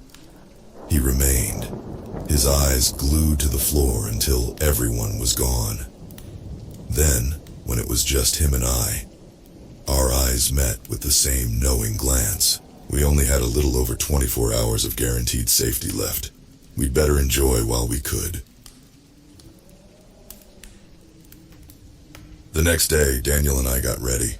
We packed our dressers, backpacks that the thing had given us, with a few sets of clothes, 2 notebooks with a lot of pens for the map, a bottle of water each, a box of saltines, and a wind-up flashlight. We weren't too worried about food since what the thing brought us came from below anyways. Plus, when Andy had left, she left with almost nothing and still survived a year. People seemed more cooled off, offering to help us pack and making us feel better about our decision. Though I could tell they still disagreed. Grace approached me at one point and handed me a spare deck of cards.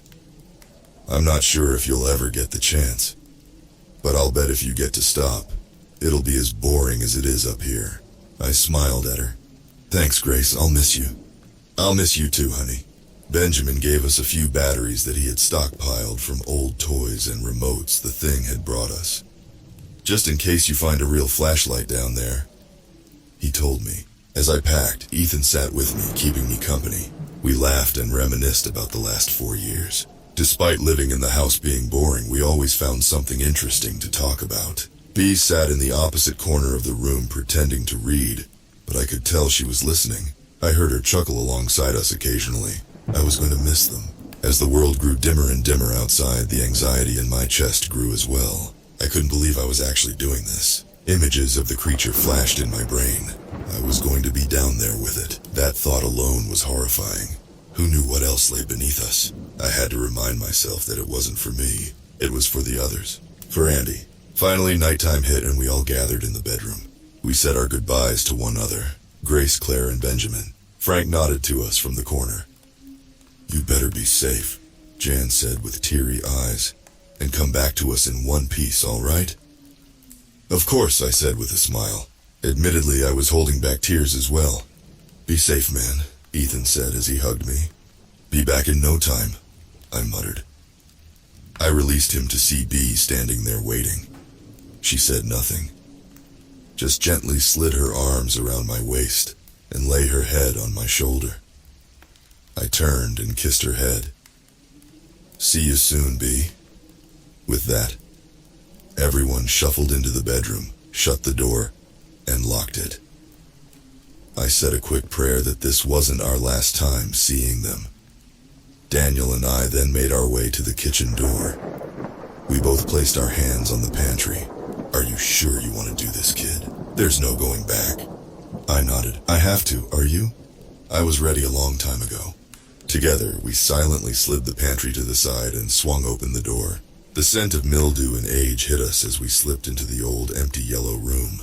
The air was cold and stale, carrying only the sound of my and Daniel's shallow breathing. The window on my right was caked with dust and moisture stains. Unseen beyond it was the sinister dark hills outside. The orange shag carpet had been matted down with a perfect path from the past years of a routine I would no longer run, now accompanied by a dark crimson stain that smeared to the farthest wall opposite from me. Another door hung open, revealing the darkness beyond. No matter how many times I had seen that open doorway, the dread never went away. Together, Daniel and I started forward, making sure not to make a sound. We reached the doorway and clicked on the wind-up flashlight. We stepped onto the balcony in the room beyond, and shone the light into the lounge below, making sure the thing wasn't there waiting for us. When we felt the coast was clear, we turned to one another, made brief eye contact, then crept down the stairs and into the darkness beneath us. Knock, knock, knock, knock. The signal was erratic and frantic, and I could hear the knuckles of whoever it was accidentally hitting the door more than intended as their hands shook. Benjamin stepped forward carefully and slowly opened the barrier. Daniel stood waiting in the hall, covered in sweat and clutching a laundry basket filled with various objects. He was alone. "What happened?" Jan asked from behind Ben. Her voice grew nervous. Where's Matt?" The thing, he didn't make it." Dan panted darkly. A collective silence fell over the room before Grace started to cry softly. We all took a minute before continuing. "What did you guys, what happened?" Daniel held up the laundry basket in his arms. "This was already waiting for us when we opened the door." He set it down, and people crowded around sorting through its contents. "There's food in here," Claire pointed out, "and books and clothes." "This was just sitting there?" asked Ben. Daniel nodded. "Who left it for us? Do you think somebody is down there?" Dan shook his head. "I don't think anything could survive with that thing." Did you see it?" Ethan asked. "Yeah, I did." He didn't push further. "Do you think that thing... could it have?" he asked, gesturing to the basket. A chill ran down my spine at the thought. If what she was implying was correct, then the creature downstairs had known we were hungry. It knew what we needed to eat soon, or we would die. Jan didn't care about the specifics of where the stuff came from. Food was food. She began unloading the basket and separating out the contents. Goldfish, fruit snacks, old granola bars, and a box of Capri Sun. "This is all of it." She spoke. She popped open the box of granola bars and turned to us. "There's only 12 in here. I know we're all hungry, but everybody just takes one. We have to make sure this lasts." The fruit snacks we can probably ration out longer. It's not much, but it's something. She handed the box to me, and I began to go around, passing out one bar to everyone. Larry snatched it from my hand and tore the wrapper off viciously, scarfing the bar down in nearly one bite. Everyone else weakly thanked me, then did the same. When I got to Daniel, however, he just shook his head. "I'll eat later. I'm not hungry right now." "Daniel, we haven't eaten in 2 weeks. You've got to eat something." He offered me a weak expression of reassurance. "Don't worry, kid. I'll be all right. I just need a minute." I nodded. After we had all finished eating, Jan and Claire went to the kitchen and placed the remaining food in the cupboards, then returned to the basket to sort through the rest of the items. 2 books, a couple of blankets, a computer keyboard, a bottle of bleach, and a few other miscellaneous items. As the group took inventory and discussed the implications of the basket, I noticed that Andy was nowhere to be found. I peered out of the door to see her standing at the end of the hallway, facing the kitchen. I slowly stepped out and made my way to her. "Hey, everything all right?"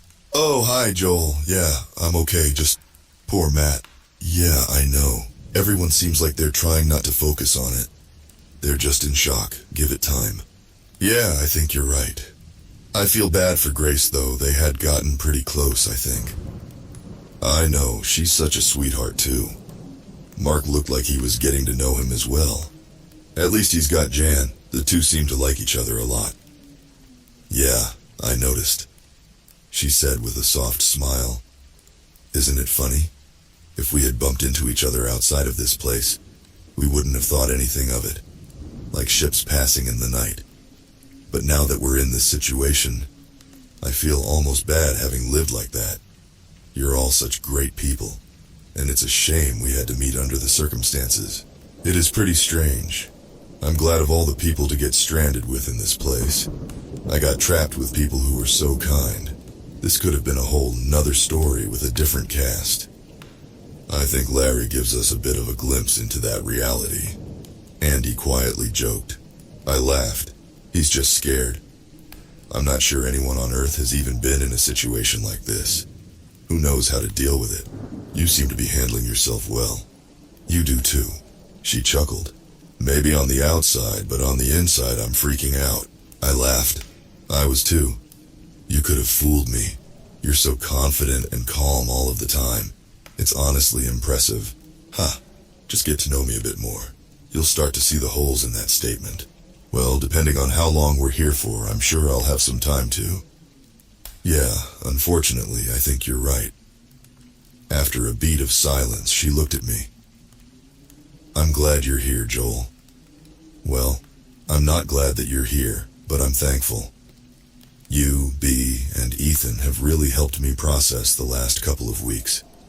"Oh, thank you," I said nervously. I hadn't expected that. "I'm happy to have you too." She flashed me a smile, and I felt my heart flutter for a moment. "Are you kidding me?" I remembered thinking. Now is not the time to start falling for someone. I guess I didn't stick to that way of thinking as well as I had hoped. I suppose it was something I had always been bad at. "You should, come back to the room.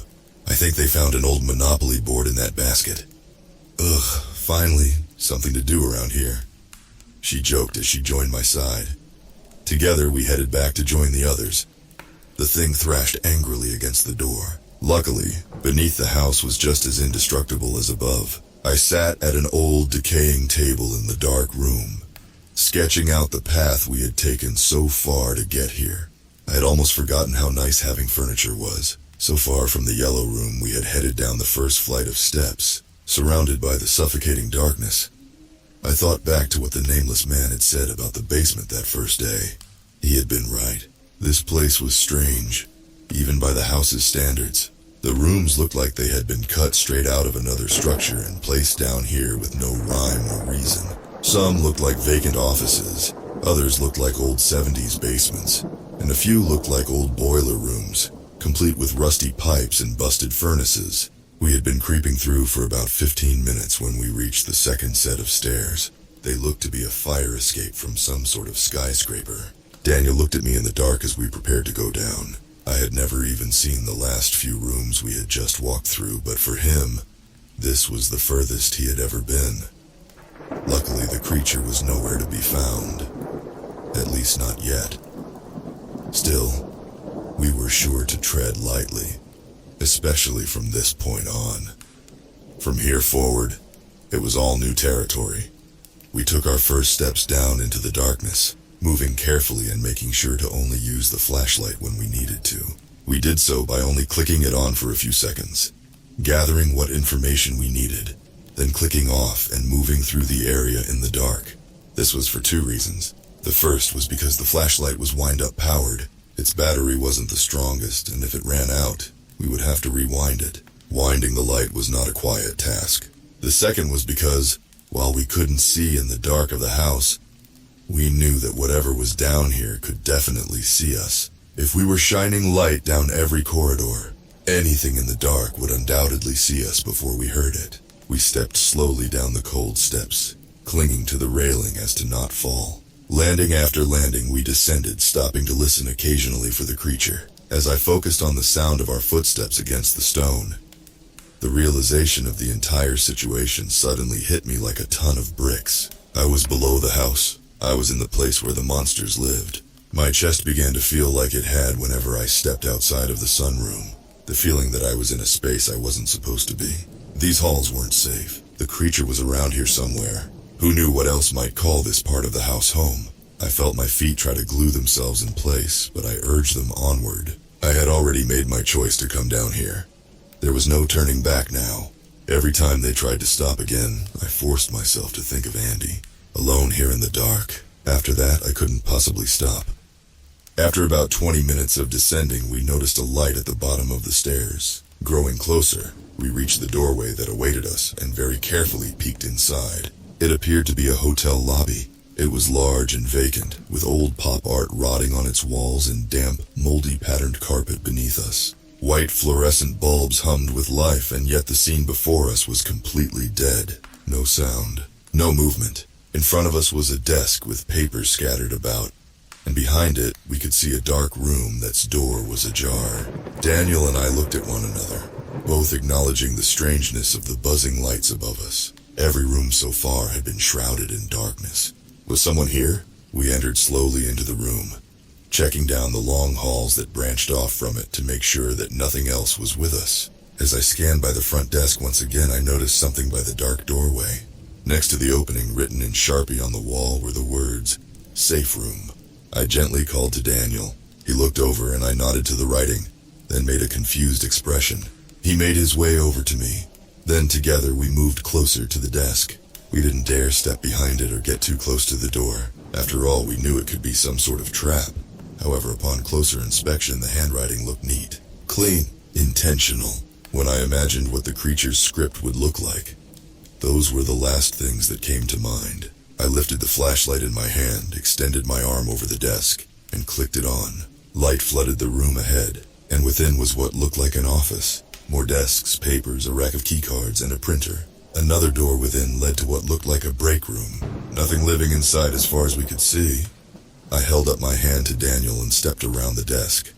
I peered into the room, then made my way further inside to the next.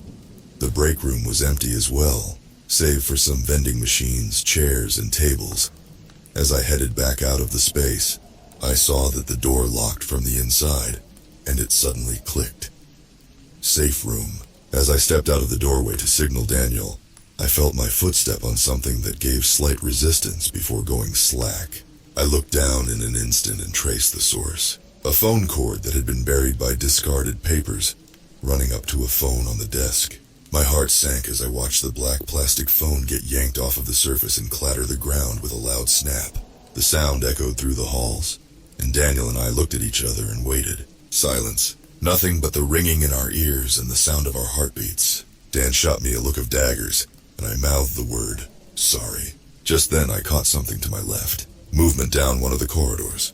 I snapped my head in the direction and my heart nearly leapt from my throat. The creature's head was looking around the corner, its horrific eyes peering at me from behind its sinister mask. Before I even had time to warn Daniel, The thing squealed like a banshee and began to charge down the hall, banging on the xylophone beneath its skin. I knew the thing was fast, but I had never seen it actually run before. It crawled on all fours, putting its arms far out in front of itself, and then yanking its bottom half forward. Somehow, even moving like this, it moved at an alarming rate. "Come on!" I yelled, gesturing to the room. Daniel wasted no time by walking. He leaped straight over the desk and dashed inside. I whipped around and slammed the door shut, jamming the lock into place. Not even a second later, I heard the thing collide with the door. We both panted before Daniel chuckled to himself. "I guess some things never change, huh?" I finished drawing the break room, then closed the notebook and slipped it back into the bag. By this point, the creature had finally given up and crawled off somewhere down the halls. We still decided that it would be best to stay the night in the room. "Andy must have marked this place on her way through," I said. "I wonder if she did that with more rooms." "She probably did. She was always looking out for us. Probably did it in case she..." Dan hesitated. "In case she didn't make it back. That way, we would all have a chance if we ever followed." "Yeah," I replied. A tiny smile crept over my face. "That sounds like her." When we woke up next, we carefully peered out the door and listened very carefully for about 5 minutes. When we confirmed that the thing downstairs wasn't in the area, we slipped out and continued onward.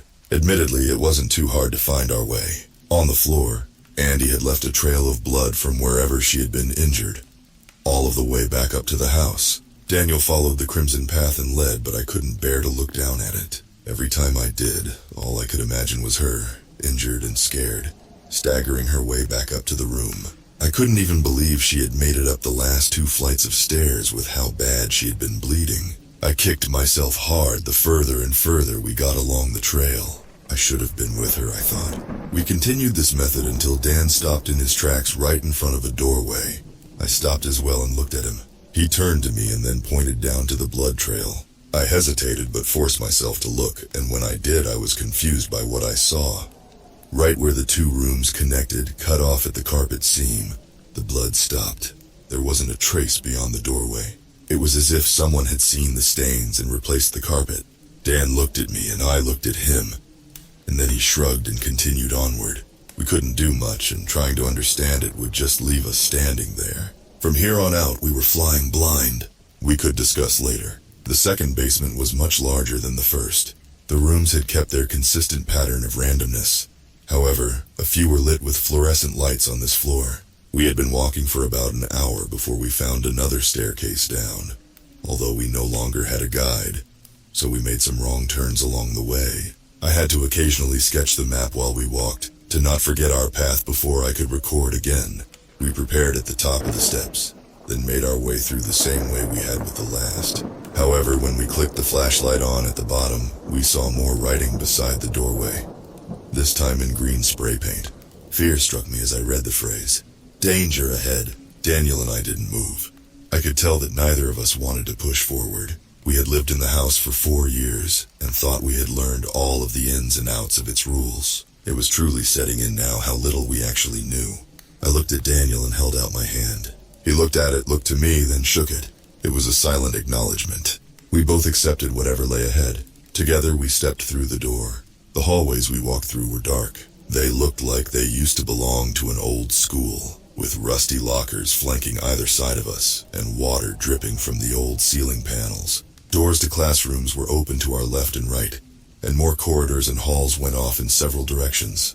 We decided to continue down the main corridor for now. It was the safest bet.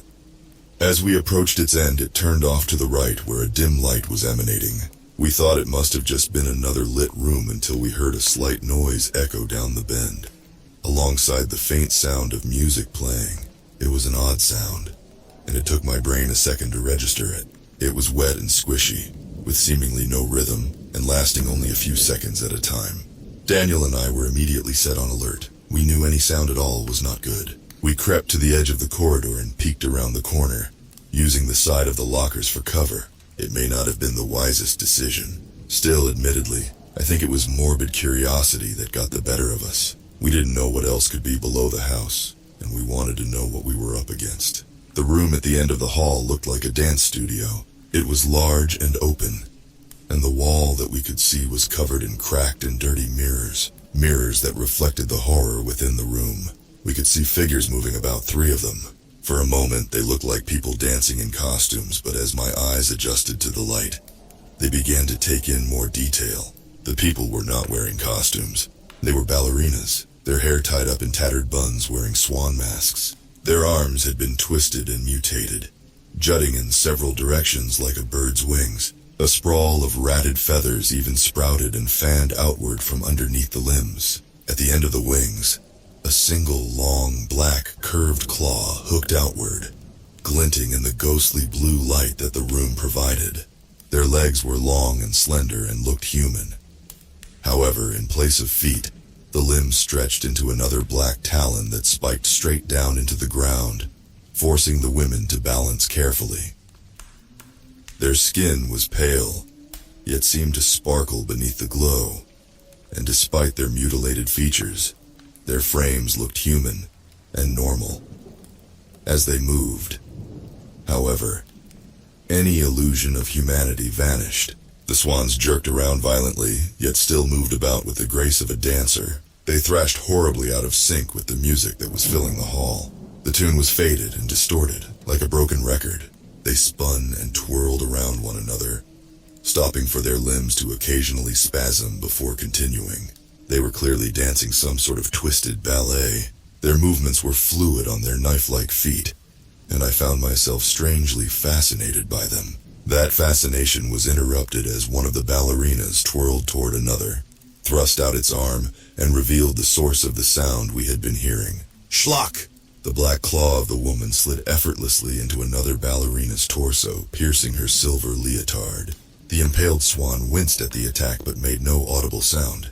In one quick motion, the first woman wrenched her arm upward hard, sending blood flying and completely gutting the second dancer.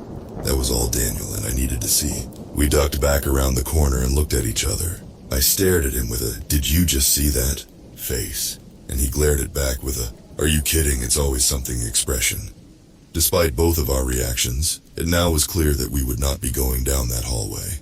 I went to move back down the corridor, but Daniel stopped me. He shook his head. "Did you not see the door?" he whispered. "What door?" "The door behind them." I glanced back around the corner and suddenly saw what he meant. There was a doorway behind them, and unfortunately, a sign to go with it. Stairs. I turned back to Dan and gritted my teeth. "What's the plan?" "I'm not sure, maybe there's another staircase." "There could be, but so far there's only been one per floor. We walked nearly all of the second floor and never found another set of stairs." "You're right," Daniel muttered, biting his cheek. "Maybe we can sneak by them?" I gave him a nervous look, but the more I thought about it, the more I realized that it was most likely our only option. It was just a matter of how. There was no way we could sneak through the room, that was certain. I turned around and glanced at the lockers. Silently, I stood and placed my hand on one of the latches, then lifted. Locked. I tried the next one. Same thing. I tried one more. Click. I slowly swung the locker open, being sure to not let the hinge creak, then looked inside. It was certainly big enough for a person to fit in. Maybe we can make noise down the hall. They'll probably go check it out. If we hide in these, they'd go right past us. What if they check them? Well, then I think we just saw what will happen. We thought for a moment. Finally, Daniel stood and made his way over to the other side of the hallway. He too began trying lockers. I took that as an agreement to the plan. I looked back in my locker and saw an old, wet textbook lying on the bottom. Perfect. I took it and held it up to Dan. He had finally found an unlocked locker. I pretended to throw the book down the hall, asking for his opinion. He nodded, then climbed quietly into the vault and shut his door. My heart pounded with anticipation. If this didn't work, we were now trapped with murderous harpies that knew we were here. I cut my thoughts short, not allowing them to stop me.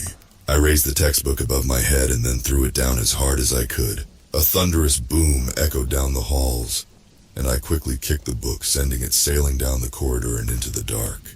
I spun around, stepped into the locker, and shut the door. Not more than a few seconds later, I saw a shimmer appear in the corner of the locker slats. They were passing by, more than we had initially seen. The first one that passed looked different than the others. It had the same features, but it wore a black leotard instead of silver. It danced much faster, as if eager to find the sound. I saw even more enter from the doorways of the classrooms and other hallways. I was glad we hadn't chosen to hide there. Their movements were haunting in the silence, and I held my breath so they wouldn't hear me. Their feet touched the ground without making a sound, and I couldn't hear them breathing at all. As they passed by, I watched one ballerina bump into another. Immediately, several other swans turned on the woman and began to attack her, slicing through her skin like a hot knife through butter. She fell in a mangled heap in the middle of the hall right in front of my locker. I watched as the rest continued on in their horrific dance, some stabbing into the collapsed dancer with their needle toes. I knew they were monsters, but I still, for some reason, felt sorry for the fallen ones. I peered down the hallway the best I could through the vent in the locker. I watched as the back of the line stopped for a moment, and then the girls began to fan out. In groups, they danced and leaped through the halls, heading down the other corridors of the floor. They were looking for us. I waited until I no longer saw anything, then chanced to open my locker. I peeped through the crack in the door and looked down the hall. No sign of them. Daniel saw me open my door and climbed out of his locker. We crouched low and hastily began to head for the dance studio. As we did, I looked down at the lacerated ballerina on the ground. The cuts and slits looked all too familiar. I wondered if this was where Andy had... We stepped cautiously into the room. A single blue light bulb hung from the ceiling, and in the corner of the room, a record machine spun a far too worn record. The gutted ballerina lay lifeless in the center of the room, her entrails exposed. I wondered how there were so many if they killed each other so often. The singer's voice was distorted and muffled. On either side of the studio, some more hallways went off into the darkness. It seemed all roads led back to this room. There were doors on all entrances, but it would have been pointless to try and shut them. Their locks needed a key to be turned. Daniel rushed over to the door to the stairs and tried the handle. No. What is it? I whispered. The door is locked. What? I cried in shock. How? I don't know, it just is. I felt my body tense as I balled my hands into tight fists. There had to be a way through. Our journey was not going to end this soon, especially since we had just set a search party on the entire area. It was this way or no way at all. Joel, come on, we can't just stand here.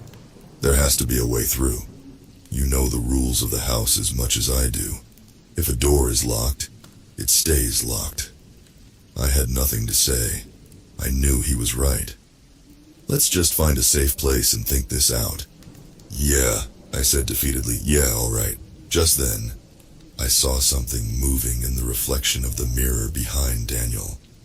I watched as the ballerina on the floor began to twitch. Slowly, its arms moved outward as it began to prop itself back up. Dan, I see it. Run. We turned to the hallway to our left and took off running. I glanced over my shoulder just in time to see the ballerina finish scooping her guts back into her stomach. In horror, I watched the long slit in her skin instantly seal back up. She cocked her head and looked at us before beginning her writhing dance. She was scarily fast. As she skipped, she stretched her massive wings to the sides of the hallway. Her claws touched the lockers, and she allowed them to drag alongside her, sending showers of sparks flying. We saw the hall about to split up ahead and dashed left. I fumbled for the flashlight in my pocket, the light from the studio no longer visible, and clicked it on. The light illumined the hallway, the lockers, and 5 ballerinas blocking the path ahead. Each of them stared eagerly at us through the holes in their masks. The total light revealed something about them that I hadn't noticed, however. Their masks weren't masks. Their mouths were agape, sprouting long black beaks from their throats, and a messy plume of feathers grew around their eyes. It looked painful and bloody. Daniel and I looked around for any sort of escape. We were surrounded. There was only one door beside us that was shut. We ran to it and tried the handle, and I prayed that it was unlocked. My heart sank when the handle didn't budge. The ballerinas started skipping toward us while the one who chased us continued her pursuit. "Joel, open the damn door!" Daniel yelled. It's locked," I said, as I yanked with all of my might. There was no way I could brute force it. If the creature couldn't do it, then there was no way I'd be able to. The dancers were close now, only 20 feet away. I couldn't believe in my last moments I was thinking of that thing. Tink-tonk, tink-tink! I could even hear its notes in my head, at least. That's what I thought until I heard its ear-shattering scream behind me. Wait, I didn't imagine it. It was coming from... As I desperately yanked the handle, I felt the knob turn in my hand, and the door swung outward toward me. I felt something slam into chest, and I tumbled to the ground as whatever came out fell with me. I prepared to fight my way out from the demon on top of me, but then I noticed the demon's beautiful, terrified eyes. B? Ethan slammed into Daniel as he rushed out of the door.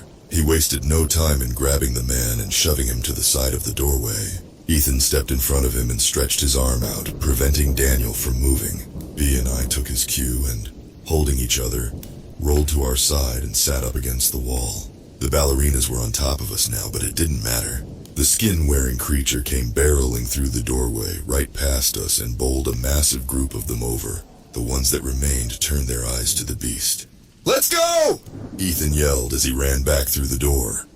Daniel followed as B and I scrambled to our feet. I was the last one through, and as I turned around to shut the door, I saw the creature downstairs lifting the dancers and viciously smashing them into the ground. They slashed back with their claws, cutting the faux skin loose and making it shriek in anger. I didn't need to see anymore. I slammed the door and clicked the lock. The four of us gasped there in the darkness as my ever-slow brain caught up. I stood and turned to B and Ethan. What the hell are you guys doing here?" The two looked at each other as if trying to telepathically decide what to say.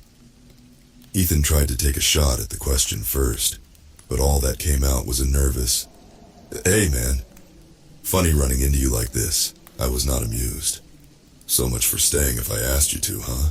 Hey, to be fair, you never directly asked me not to come. You didn't ask B at all." It was definitely implied. We weren't about to let you two come down here alone and get yourself killed. B chimed in.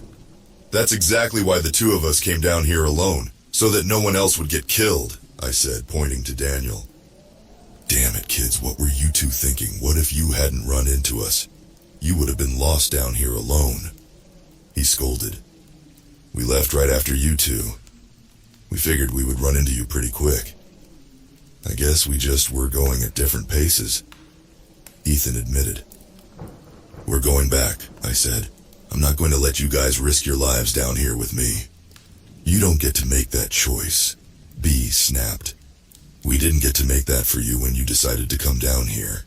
You think I was happy to just let you go? That's not the point, B. I came down here in the first place, so I could get you all out. If you die, then all of this was for nothing.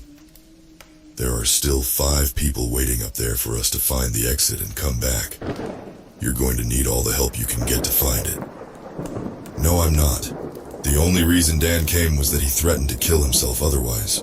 "Hey!" Daniel shouted. "Would you stop being so stubborn?" "No. Because if I let you come and you die, I won't be able to live with myself." "Well, if I let you go alone and you die, then I won't be able to live with myself. Do you see the problem?" "Joel," Ethan suddenly spoke up. "I know seeing Andy stirred up a lot of emotions, but we aren't her. What happened to her wasn't your fault." "This isn't just about Andy. Then what is it about?" "It's about all of the..." I caught myself. Behind Ethan, I could see him standing there, staring at me with judgmental eyes. "Nothing. Just forget it." Daniel looked back down the hallway. "Listen, we can discuss this when we find someplace safe, but we need to get out of this hall. There are probably a lot more of those girls around here." Joel was right about one thing, though. "We're going back." "What, why?" Ethan asked. "The door to the stairs is locked. There's no way down. We can go back up and try to come back here another time. Maybe something will have opened it by then." "That's not necessarily true, the no way down part." B said, "This floor isn't like the other ones. It's all just this school." "Okay, that means there may be a key around here somewhere. If we find it, we can get that door open." "That's actually not a bad idea. I'm sure there's got to be something." Maybe a master key? We all looked at one another, then began moving down the hall. It was funny how we had all become so close over the years we hardly needed words to communicate. Before we got too far from the door, I took a moment to rewind the flashlight. In a single file line, we quietly tiptoed up the halls, my heart pounding with every step. I had no idea where the ballerinas were. They were so silent that it wasn't like I would be able to hear them if they were in front of us. Each step was a gamble, and each flashlight flicker was like winding a jack in the box. We turned down a hallway and spotted a glow coming from a window a ways down. As we moved closer, the sight became familiar. They were the windows that peered into school offices. I flicked the flashlight down the hallway to make sure no ballerinas would see us attempting to run to the room. When I did, I noticed something below one of the windows on the wall. A smiley face was sprayed on in the same green spray paint that had originally warned us of danger. I approached the offices after finding no threat down the halls and peered in the window. They looked like they had been covered with paper that had been mostly torn off. Beyond, there was only one light illuminating the central part of the office, with several dark rooms attached. There didn't appear to be anything inside, however. I gestured for everyone to join me, and together we all slipped inside of the room. I gently shut the door and noticed a lock on the handle, then turned it into place. There was another door across the office that Ethan did the same to. We quickly swept the area and found all the smaller rooms empty, then reconvened by the front desk. I think this place is safe. All right, B nodded. Let's look for keys.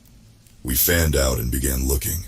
Ethan and Daniel went to the back rooms and began sorting through their drawers while B and I took the front desk. Neither of us spoke the whole time, and I could feel her actively avoiding eye contact.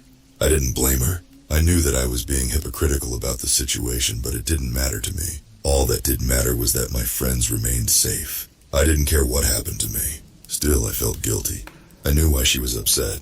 I knew Ethan was too. He was just better in not showing it. I was about to say something to B when Daniel re-entered the room.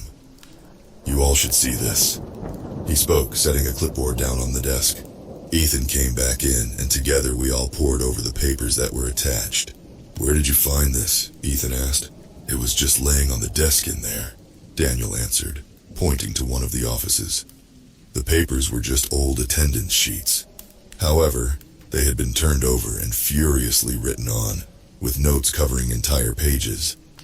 They said things like, phrase, safe room is no longer safe to mark rooms with. The creatures are more intelligent here, and know what that means. The old safe room in the janitor's office behind the gym was compromised when they were guarding the door from outside. Moved to this safe room shortly after. New symbol to mark safe rooms. Arrived at the new safe room. Lost Tina and Wesley along the way. Cafeteria food has already been taken, as well as vending machines. Check the bottom cupboard in the break room for any food left behind. Daniel left as we read and came back a couple of minutes later, with a few bags of chips in his hand, as well as 3 water bottles. This was all that was in there, he noted. We continued reading. The Black Swan does not act like the others. She is different, seems more intelligent, and less hostile. We remain hidden in the safe room, yet we often see her peering in through the windows. It's as if she knows that we're in here. She has yet to attack us on our trips out. Leaving safe house soon to continue down. Trip started. 13 current count 10. We all looked down at the page, confused. I guess it wasn't Andy who marked that room upstairs, I said to Dan. He nodded in agreement. Does this mean there were more people at the house before us? B asked. It looks like it, Dan grunted. What do you think happened to them? Well, it looks like they were heading for the same place as us. From the looks of these notes, not all of them made it. I wonder if they found it. They must have, I said. I'd be willing to bet these rooms and notes are how Andy made it down there and back up. Could be. But Andy said she couldn't get to the door. Ethan reminded us, if these people got down there, but there's no trace of them other than this, then... Nobody said anything. Did anyone find a key? B asked, breaking the silence. No. Nah. Well, she started. It said that there was an old safe room behind the gym that was a janitor's closet. If anyone had a master key, it would be him. Well, where's the gym? Dan asked. I looked to the wall where a fire escape map rested above an extinguisher. Right here, I said, pointing to it. It was only 2 hallways down from the office. That was assuming this floor wasn't scrambled like the rest of them, however. All right, then we have our heading. We turned back to the window and my heart leapt from my chest.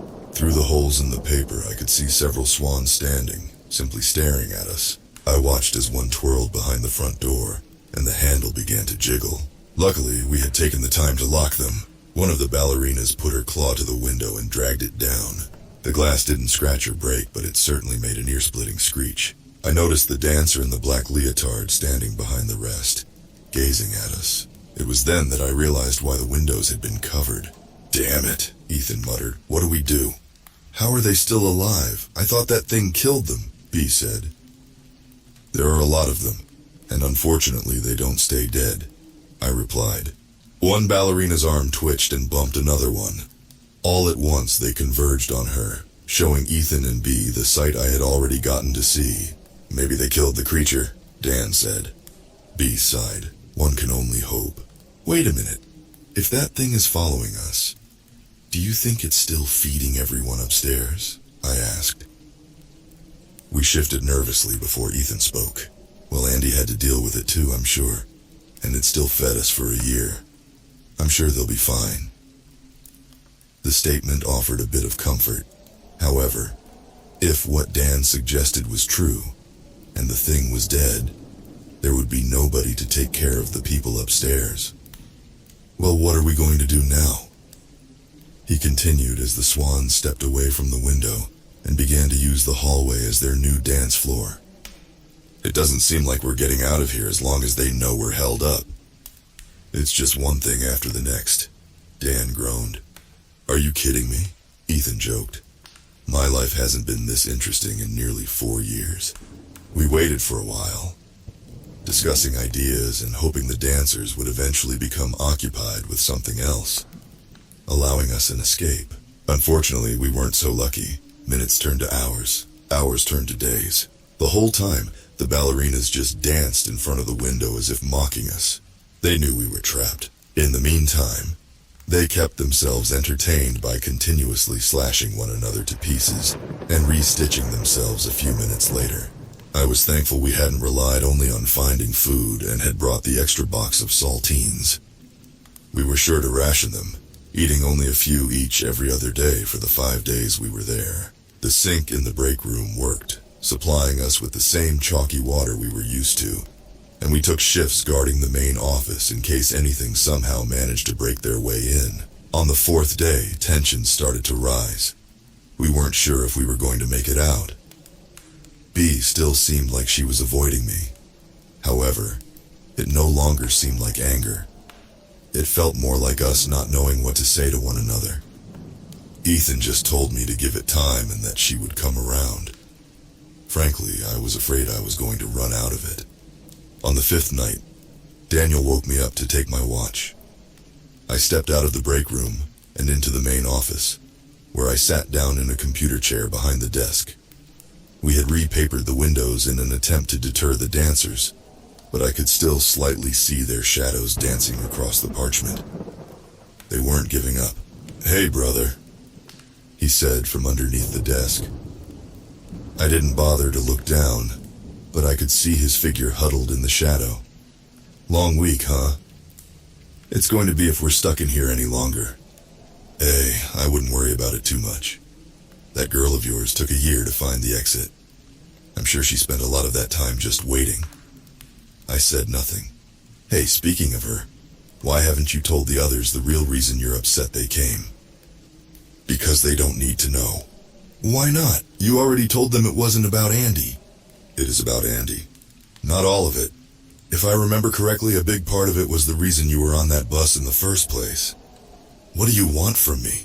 I snapped. Why do you just show up to torment me? Whoa, brother, take it easy. I just like to come to see how my best friend is doing. He laughed slightly to himself. Well, friend is a loose term. I don't know if a friend would have done what you did, but you'll always be a friend in my eyes. just like Ethan sees you. What's that supposed to mean? Oh, nothing. Some people are just too loyal, I suppose. He snickered at my lack of a response. Anyhow, I'll let you chew on that one for a bit, he said, crawling out on all fours. I watched his figure begin wriggling the whole way over to one of the dark offices. In the meantime, someone's at the window. What? Someone's tapping on the window. You should probably check it out. I suddenly heard a sharp clinking against the glass. I usually would have ignored it, but for some reason, I found my heart pounding as if I was being drawn to the window. I stood and gently peeled back the corner of one of the sheets, jumping a bit as I came face to face with one of the swans. I quickly eased up, though, at what I saw next. It was the one in the black leotard. Her tortured eyes stared right at me, and as soon as she saw me looking, she stepped back from the window. Stepped back. She was no longer dancing. She glanced around and opened her arms, gesturing to the floor. Around her, all of her sisters lay motionless and torn to shreds. She was all that remained. Then she did something unexpected. She raised a claw and beckoned. Blood raced in my eardrums as I tried to process what I was seeing. The swan stared desperately at me all the while, continuing to call me forward. My mind raced, then suddenly latched onto something. A thing the notes had said. The black swan is not like the others. She has yet to attack us. I looked at the door handle and quickly made a decision. I knew if what I was thinking was true, I wouldn't have much time to test the theory. I quietly turned the lock and swung open the door. My boots splashed into the mess of ballerina blood that waited outside, and with my heart racing, I stood completely still and stared at the woman before me. She stopped beckoning and did the same. Slowly, my fear began to diminish as the swan did nothing but stare. She didn't rush forward, and she didn't dance. I felt a strange sense of empathy wash over me. The thing before me may have looked as monstrous as the others, but she looked scared. Human, almost. Somewhere inside me, I felt it. You're not going to hurt us, are you? She shook her head. It was small, but it was all I needed. I burst back into the office and went straight to the break room. Everyone wake up now, we've got to go. Huh? Daniel said, sitting up. What's going on? There's no time for questions, let's go. The three of them listened and quickly scooped up whatever belongings they had and shoved them into their bags. I led them out into the hall, where they saw the ballerina. Joel, look out, B yelled. No, it's okay, she's not like them. How do you know? Look, we don't have long before these ones get back up, and we don't have any other options. I'll take my chances. Her, Daniel, and Ethan all hesitated. I looked right into their eyes. Just trust me on this. She pursed her lips before offering a small, okay. The ballerina suddenly dashed off down the hallway, and we knew exactly where she was heading. She knew what we would be looking for. We followed, running behind her in the darkness. I looked over my shoulder before rounding the corner of the hall, just to be sure. I thought I saw an arm of one twitch, but hoped we had some time before they noticed we were gone. We followed the black swan through the halls, and sure enough, she turned down a corridor just past a set of gymnasium doors. She stopped halfway down the tunnel and gestured to a doorway with the words "Safe Room" spray-painted on the side. I went to run inside, but was immediately hit with a brick wall of stench. I fumbled around for my flashlight and clicked it on, shining it in the room. This was undoubtedly the janitor's closet. The irony was that it was a mess. Dried blood was splayed across every surface, and limbs and chunks of rotting flesh lay in decay throughout the room. The remains of two completely lacerated torsos were all that remained of the two victims the limbs once belonged to. The stench of the rotting wet corpses was overwhelming. The rest of the room was fairly large, with lots of shelves and space for tools and equipment. Items were strewn about and covered in dust. Water trickled from a pipe and immediately formed a puddle that swirled down a drain in the floor. Across the way, above a desk in the corner, a pegboard hung on the wall. A set of keys dangled from one of the hooks. I pulled my coat over my face and ran into the room, heading for the keys. I pulled them off and turned around to see that Ethan had followed me in. He was over by the shelf of tools, grabbing a hammer. He saw me looking and mimicked a swing as if to show me his intentions. I nodded, and together we exited the room. The black swan was already halfway down the hallway, waiting for us to follow once again. We rushed after her, keys jingling in my pocket. But as the dancer entered back into the main corridor, she was suddenly brought to the ground. I watched as another ballerina stomped on top of her with her toes, stabbing them into her neck and back. The black swan stopped moving. "Come on, this way!" I heard Dan yell from behind me. I turned around and saw Daniel a distance down the hallway, opening another set of doors that led into the gym. We all followed as 3 other ballerinas plowed past the first and began leaping toward us. The gym was massive and dark. As I shone my light across the room, I could see the rest of the dancers entering the main door. We were surrounded in an open area. "The bleachers!" B yelled, pointing to the wall across from us. They were folded up, creating the perfect platform for us to scale.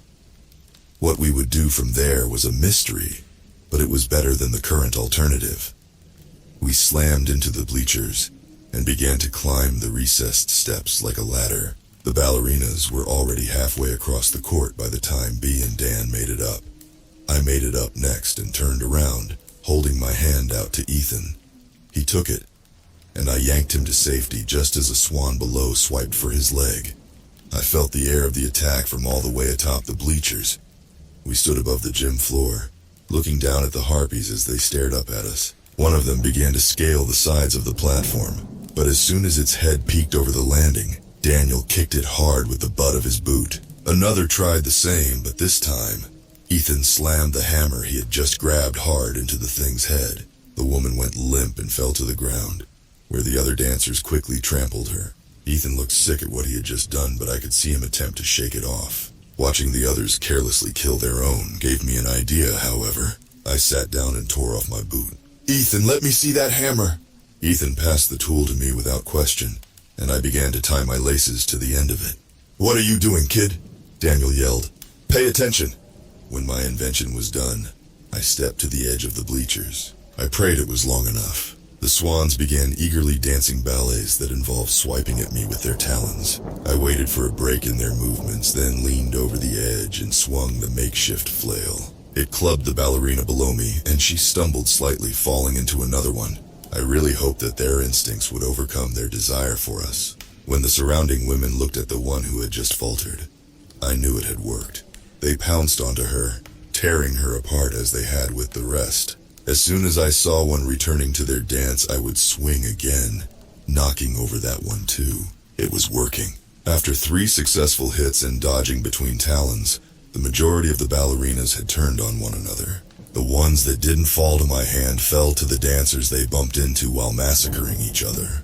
"Let's go," B said while the women below were distracted. We ran along the edge of the bleachers with only 2 swans flowing us. They were faster, and I knew we still wouldn't have a shot at beating them if we leaped down. Luckily, across the gym, I saw the black swan enter. She was back up. She danced toward the 2 and pounced onto one of them. While the other wasn't looking, I chanced it and jumped down. Bad idea. The remaining woman snapped toward me in an instant, her bloodshot eyes staring me down through her feathered face. She leaped toward me, closing the distance in a single bound. I dropped to the floor, ducking under one of her claws as she swiped at me. The only problem was that I was now defenseless on the ground. I started to spider crawl backward as the ballerina gracefully raised a leg and poised her sharp foot, ready to bring it down. After so many brushes with death in the past few days, I thought that I might have gotten used to the feeling. I hadn't. Just then, B called out, "Hey!" The swan turned just in time for her to leap onto the dancer's back, knocking her off of her pegged foot and onto the floor. The thing thrashed violently, trying to swipe at B, who clung tightly to her back. Her talons couldn't quite reach, thank God. Ethan seized the moment and leaped down as well. He dashed to me and yanked the hammer from my hand as I got back up.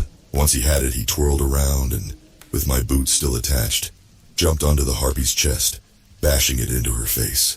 She instantly stopped moving. B scurried out from under the creature, and we all looked at one another.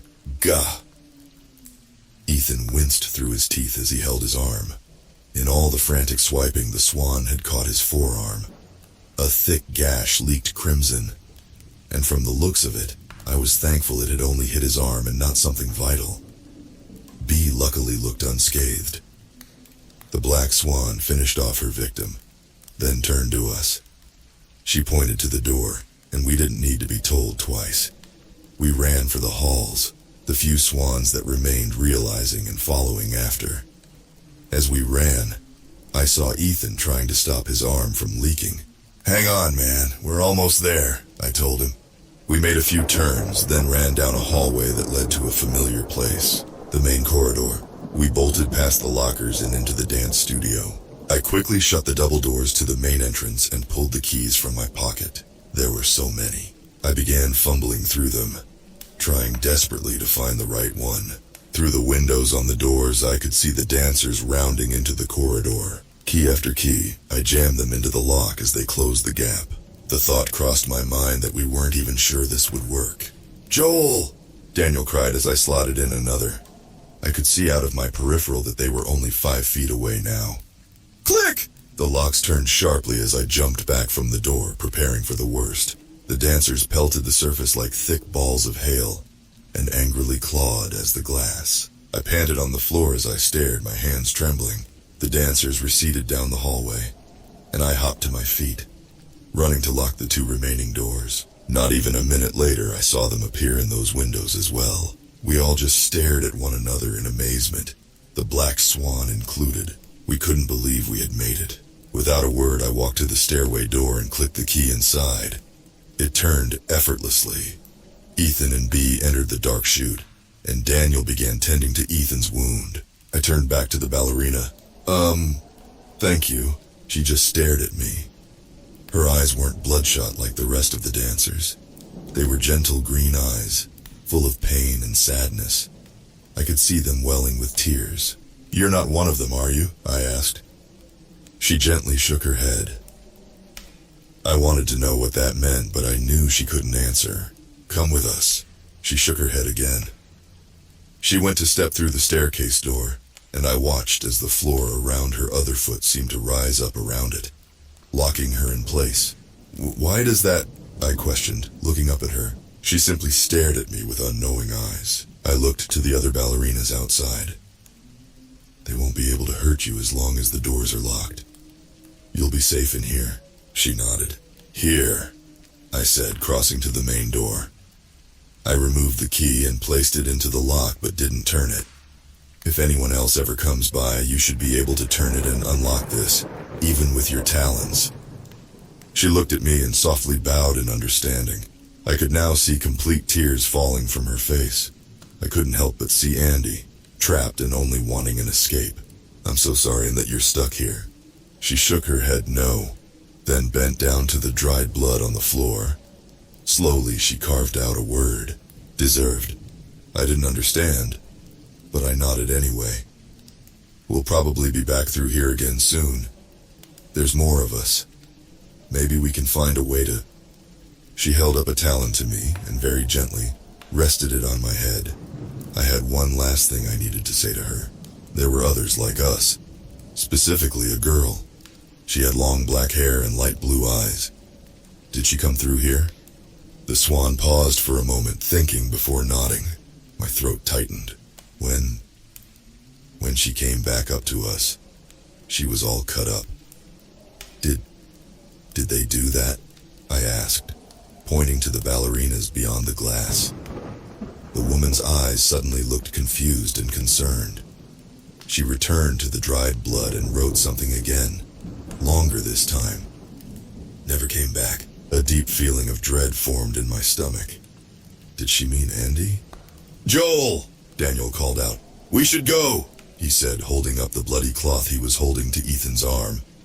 "Oh shit, Ethan." I rushed over to the stairs, and the swan followed. As I stepped through, I saw the light behind me suddenly growing dim. I turned back to see the woman gently closing it behind us. I met her eyes one last time before the door shut. And then, we were all 4 left alone in the darkness. Bea and I moved through the halls quickly, the first aid kit rattling at my side. Bea held the flashlight out in front of us, illuminating the way, with little regard for being seen. We didn't have time to worry about that. We came to a crossroads and skidded to a stop. "Which way?" B asked. "Shoot, I'm not sure, I looked off to the right and left hallways. Both were dark and unfamiliar. We might have made a wrong turn at some point. Dang it, should we go back? I don't know, that may take longer. One of these might loop around. Okay, then which way? Left. We turned off down the old concrete corridor. The walls were composed of old, cracked cinder blocks and rusted lead pipes. Every step we took felt like an explosion erupting down the hallways, and my heart jumped with each one. We twisted and weaved through the rooms and doors until finally we emerged into a familiar area. An old, vacant-looking office space. Desks sat empty and abandoned behind moldy cubicles, and a couple of fluorescent lights clung to life on the ceiling. They flickered and hummed erratically. Across the way, we could see the door back to the safe room where Ethan and Daniel were waiting. "Good call," B told me as she went to continue forward. "Tink-tonk, tink-plink," came an echo from the hallway behind us. "Are you fucking kidding me?" B muttered desperately. "That thing is still alive?" But we locked the door. How did it get down here? We could hear its noise getting closer, closer than it already was and heading our way. The room was too large and wide. There was no way we would make it across quietly and fast enough. That left only one option. "We have to hide." B nodded. We exchanged a nervous glance, and then both split away from each other. She stepped into a cubicle close to us, and as I passed by, I could see her sticking herself under one of the desks and out of sight. It would have to enter the cubicle to see her. I stepped up a bit further and entered another workstation, doing the same. As the creature from downstairs approached, I could hear it humming to itself. A horrible, inhuman song that had no correlation to the notes it tapped on the xylophone. Blood rushed through my ears, adding ambiance to the noise, and the familiar feeling of adrenaline pumped through my body. I heard its heavy hands dragging across the carpet, and suddenly, it stopped just at the entrance to the room. The only sound was that of the buzzing lights and excited breathing from the creature. It continued its shuffle, moving through the area. Although it wasn't heading for any of the other doors, it was making circles. I could hear it entering the cubicles and pulling open drawers on the desks, rummaging inside, then gently shutting it. My heart began to pound. It was going to check all of them. I slid the first aid kit against the wall, then slowly crawled out from under the desk and crossed to the edge of the workspace. As cautiously as I could, I peered around the corner. I could see its bald, skin-patched head just barely peeking above the top of a cubicle, one right next to B. I could tell it was currently hunched over, inspecting a drawer. When it shut it, the thing braced itself onto the walls of the office space and lifted its entire body, vaulting itself into the cubicle on the opposing side. It was going to loop its way to B's hiding place. That meant there were 2 desks before it reached her. The instant I saw it hunched over, I stepped out of my spot and began crawling down the aisle toward her. The sound of the creature's rummaging masked what little noise my footsteps made. Yet it still felt like every one of them was a hammer against stone. I froze as I heard it suddenly make a noise. A slight My body trembled and my legs tensed, prepared to bolt if the need be. However, instead of a squeal, I heard the creature begin humming, accompanied by an awful, wet, squelching sound. After that, it went back to check the rest of the drawer. I didn't even want to know what had just happened. I reached B's cubicle and peered inside. She jumped a bit upon seeing me, but covered her mouth in time to stifle her surprise. I held up my hands in reassurance, then pointed to the wall behind her, informing her that the creature was right there. No sooner had I told her that the drawer had begun to shut, right as I stood in the open. B's eyes filled with concern. I stood into a crouch and willed my legs to take large strides toward her. By some miracle, they managed to remain quiet. I reached her and slid in close just as its hand slapped over the side of our cubicle. With a heavy breath, it climbed into the adorning space. I waited until I heard the drawer open, then nodded to B.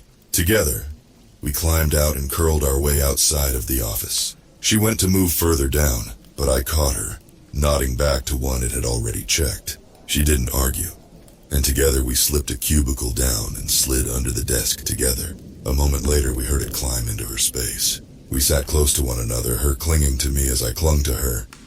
Despite the extreme danger, I felt safe next to her. The monster continued from space to space, checking drawers all the while. Eventually, it finished one side and passed to the other half of the room. That's when B reminded me of something important. She leaned close, cupping her hands and lips, nearly touching my ear, then whispered, "Where's the first aid kit?" I leaned back. "I had to leave it to come get you. Too loud." She looked nervously at me. "What if it finds it and takes it?" That was a good point. It was getting close to where I had left it, and the thing loved collecting stuff. We desperately needed that kit. That meant we had to get the creature out of the room. I slipped out from under the desk as a drawer opened across the room. Gently, I slid out a cabinet near me just a crack. Inside was mostly useless junk that the creature had just rustled around. However, I wasn't looking for anything important, just heavy. My hand softly felt around, making sure to not create noise until it came to rest on something metallic. I gripped it and retracted my arm. It was a stapler. Perfect. The thing shut the drawer from its cubicle, and I ducked down as it hurtled into the next. When it continued its routine, I stood, turned to the door we had entered from, and lobbed the stapler as hard as I could. It disappeared into the dark maw, then crashed against the concrete walls with a loud clang. The thing instantly squealed as I ducked back down. Then I heard it tumble and clatter over the cubicle walls like a bull. It pounded its instrument and screamed off into the dark as B and I jumped up, grabbed the first aid kit, and continued forward. "Hang in there, Ethan, we're coming," I muttered. "Knock, knock, knock. Knock." Dan swung open the door and pulled us in. "Are you two okay? I heard that thing down the halls. It's still alive?" "Yeah, and we had a bit of a run-in with it," B said. "Here." She handed him the box of medical supplies. Daniel didn't waste any time. He dashed to Ethan and unpacked the kit. The wound the ballerina had given him was a lot worse than we had initially thought. He withdrew a small bottle of alcohol and stretched Ethan's arm out. "All right, kid, brace yourself. This isn't gonna feel good." Shouldn't I bite down on something first, or... While Ethan was distracted, Daniel poured the acidic liquid over the wound. Ethan took in a sharp gasp, then hollered in pain. B stepped behind the couch he sat on and cooed reassurance in his ear. I stood nearby and let him grip my arm in pain. As the liquid cleared away the visage, we could see the dark gash underneath. It had torn deep, nearly to bone. I prayed that he would be okay. It had been my fault he and B had to attack the ballerina in the first place. B, tear me open one of the pouches that says, "Antiseptic wipe," Dan told her. She listened and passed to him. He wiped at the gash as it continued spewing blood. All the while, Ethan winced and grit his teeth. I felt horrible for him. I felt even worse when Daniel pulled out a pouch that read "sterile needle." He looked at B and me. "I need you two to hold him steady. There's no easy way to do this." I swallowed and nodded. B did the same. Over the next 10 minutes, Daniel threaded the needle back and forth through Ethan's skin, the medical string pulling the wound shut. Ethan strained and struggled in pain, but eventually his body could no longer take it, and he passed out. That made it easier for Daniel. He wrapped the wound, leaned back against the floor, and deeply sighed when he was finished. "All right, I think that's all we can do, at least as far as I know." B and I nodded. "Thank you," Ethan muttered, coming to. "Don't talk, kid. Just take it easy. We'll have to change those bandages in an hour. Just rest." He pulled out some saltines and forced Ethan to eat them, then did the same with a bottle of water. After that, Ethan slowly drifted into unconsciousness once again. B, Daniel, and I all sat silently in the room. It was an old urban basement lounge, complete with a bar, a small guest room, and a bathroom. So far, it was the nicest safe house we had encountered. There was some minor furniture around, such as Ethan's couch and a guest room bed. It was so dirty and damp, none of us dared sleep on it, however. "You did incredible, Daniel," B told him, breaking the tension. "I just did what I knew how to do." "Well, you saved him," she spoke. "Where'd you learn all that anyway?" "Just some skills I picked up." "That's cryptic. You an assassin or something?" B joked. "Oh yeah, real dangerous," Dan smiled. It was the first time I had seen him do that in a while. I need a minute, I'll be back. He stepped into the dark and dingy bathroom and shut the door, leaving B and me in silence. Instantly, we fell into the awkwardness that had been present since our conversation in the ballerina hallway. I still had no idea what to say to her. However, after what had just transpired in the last 24 hours, I felt it was almost necessary to say something. "How are you doing?" I asked. "Huh?" B murmured as if she hadn't expected me to talk to her. "Are you okay? Been a while since we've really talked." "Oh, I'm good. Thanks for your help back there in that office. I had no idea what was going on behind me." "You don't need to thank me. I know you would have done the same. You already did back at the gym. Thank you for that." "What do you mean?" I laughed softly. "What do I mean, B? You dove onto a monster's back to save me." "Oh, that. I was just doing what any one of us would have done," she said, brushing her hair from her face. "Ethan did it too." I looked at Ethan resting on the couch, clutching his arm covered in already blood-soaked bandages. "Yeah, he did." I felt guilt flood into me. At the end of the day, my fears had come true. More people had come down here with us and gotten hurt. But the sad truth of it was, if they hadn't, I wouldn't have made it this far. B had been right in what she said. We needed all the help we could get. I wondered how Andy had survived the journey all by herself. "I'm sorry for leaving, B," I softly said. "And I'm sorry for getting so upset when you came. I know you guys just want to help, and you were right. Having you here so far has helped a lot. I am so afraid to lose you guys." B breathed a sigh of relief as the elephant finally left the room. "It's okay. You don't need to be sorry. I get why you were upset. I know it doesn't make anything easier with us coming, but Joel, you have to understand that if you had come down here and not come back while we just sat up there and did nothing, Ethan and I wouldn't have been able to forgive ourselves. That's why we followed. We need you, Joel." She scooted closer and then softly added, "I need you." I stared solemnly at the floor. What she was saying were feelings I had already felt long ago about Andy when she left. The only difference was that she and Ethan had the courage to do something about it. I grabbed her and pulled her close into a hug. I had missed the feeling. "It's okay. I'm right here. And I'm glad you are too. Both of you." I still felt that it was bad for us to travel in such a large group, but it seemed like either way had its pros and cons. If the group before us had set out with a group of 13, I figured that 4 couldn't be too dangerous in comparison. Speaking of the group before, I held B for a while longer and then pulled away and stood. I walked over to the bar and she followed. "What are you doing? Grabbing something to take off the edge?" "Haha, no. I gotta update the map. Also, I'm looking for another log from the last group down here, the ones that mark the safe rooms. The last note they left us saved our lives. I bet they wrote lots of useful stuff down in these places." I did, in fact, end up finding another log. This one was sitting in a drawer in the guest bedroom side table, written in an old, damp notebook. There were really only more updates about the fate of the former party. They reached this location with the same 10 that they had left the office with. However, there was one note that caught my eye amidst the update. It appears that the curator is sensitive to light. This must be due to its life in the dark halls. It's okay being in lit rooms, but Trent claimed he managed to stun the creature by shining his flashlight in its eyes on a run for food earlier. According to him, it was only enough to barely escape, but it should still be noted as a last resort. The curator? Were they talking about the thing downstairs? I withdrew our own wind-up flashlight and clicked it on, turning it to myself. The old, faded bulbs were barely enough to make me blink, let alone squint. Still, if it came down to it. When Ethan woke up, Daniel informed him that we had to change his bandages. As he did so, we all discussed. "So what's the plan now?" Ethan asked. "Well, you lost a lot of blood. So for the time being, nothing.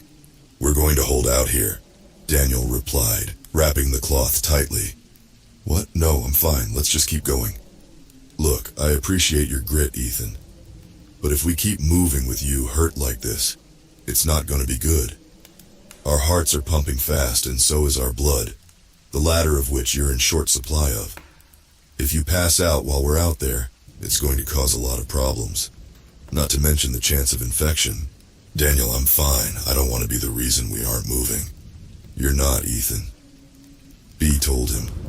I'm sure we were all prepared for stuff like this to happen. Plus, it's clear that the past groups took it slow as well. There's no harm in taking time to get through this. Rushing is how we get hurt. Ethan sighed and then winced as Daniel pulled his bandages tightly. All right, fine. Are you guys sure? Yeah, man, I told him. All right, drink this, Dan said, handing him a bottle he had filled from the sink at the bar. Ethan drank without question, downing the whole thing in nearly 3 gulps. As he did, Daniel turned to us. If we're gonna be here a bit, we're going to have to make runs for food. Yeah, I already thought of that. It might be easier than upstairs, B said, trying to ease the tension. Up there, it knew we would only be in one place. Down here, there's so much space, it's a lot easier to hide. Yeah, yet somehow it keeps finding us, I groaned. Speaking of which, why is that thing still here? Daniel chimed in. Last we saw, it was surrounded by those raptor girls. I mean, look what they did to Ethan in one swipe. The damn beast should be dead. Ethan wiped the water from his mouth. Yeah, well, I also stabbed its throat with a spear and it barely flinched. Something tells me it's not as easy to take down as we hope. B pursed her lips in thought. Wait, Joel. You locked the doors around the stairs. Do you think it's just locked down here with us? I thought for a moment. It was a valid point, yet something didn't make sense about the creature. I pondered all of its qualities, and then came to a conclusion. I don't think so.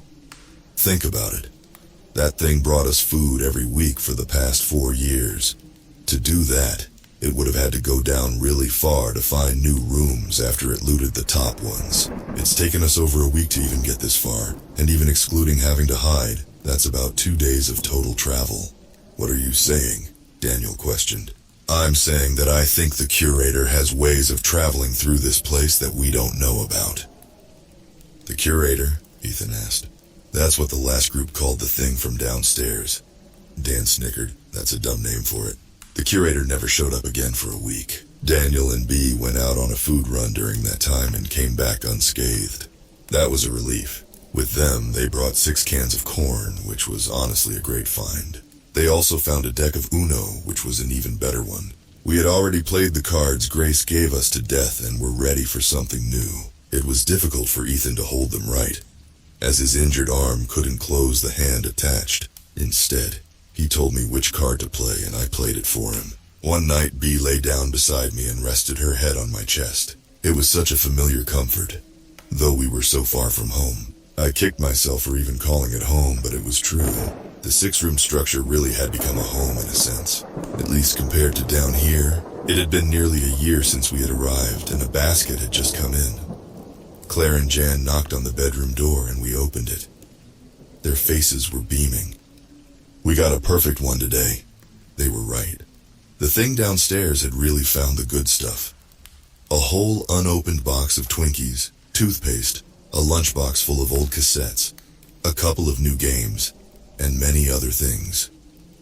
Any electronics in there? Benjamin asked, eagerly peeking his way through the crowd. Hold your horses now, Ben. Grace scolded as she sorted through the box. She eventually pulled out an old alarm clock that had been tossed in the bottom. Benjamin inspected it carefully before declaring, "Yes," and walking off into the corner of the room to his belongings, ignoring the rest of the basket. B, Ethan, Andy, and I were all curious and followed.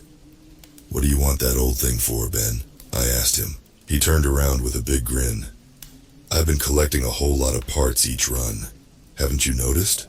"Well, yes, I suppose, but you still haven't told us why." "I'm going to try to build a radio." We looked at him, perplexed by the statement. "A radio?" B asked. "You can do that?" "Oh, sure. I used to be a comms operator in the military, specializing in repairs. Did a lot more then, with a lot less than I have now. You think it will let us communicate with outside? Andy asked eagerly. No. Sorry, my dear. Nothing that complex. I just wanted to do it to keep myself occupied. After all, boredom seems to be the slow and silent killer around here. But maybe at the very least, there will be something interesting we can pick up in this place. That's pretty cool, Ben, Ethan told him. Make sure to keep us updated on the progress. Will do. We rejoined the group as they finished dishing out the remaining contents of the basket. The auction wouldn't become a tradition until a few months later. Afterward, Andy, B, Ethan, and I all returned to the game of Sorry we had been playing. As we did so, B began chuckling to herself. What's so funny? Asked Ethan. Oh, nothing. It's just, look at us all. Ben's starting a passion project. Everyone gets all excited over the basket drops. We're sitting here playing Sorry. She looked up to us with a smile.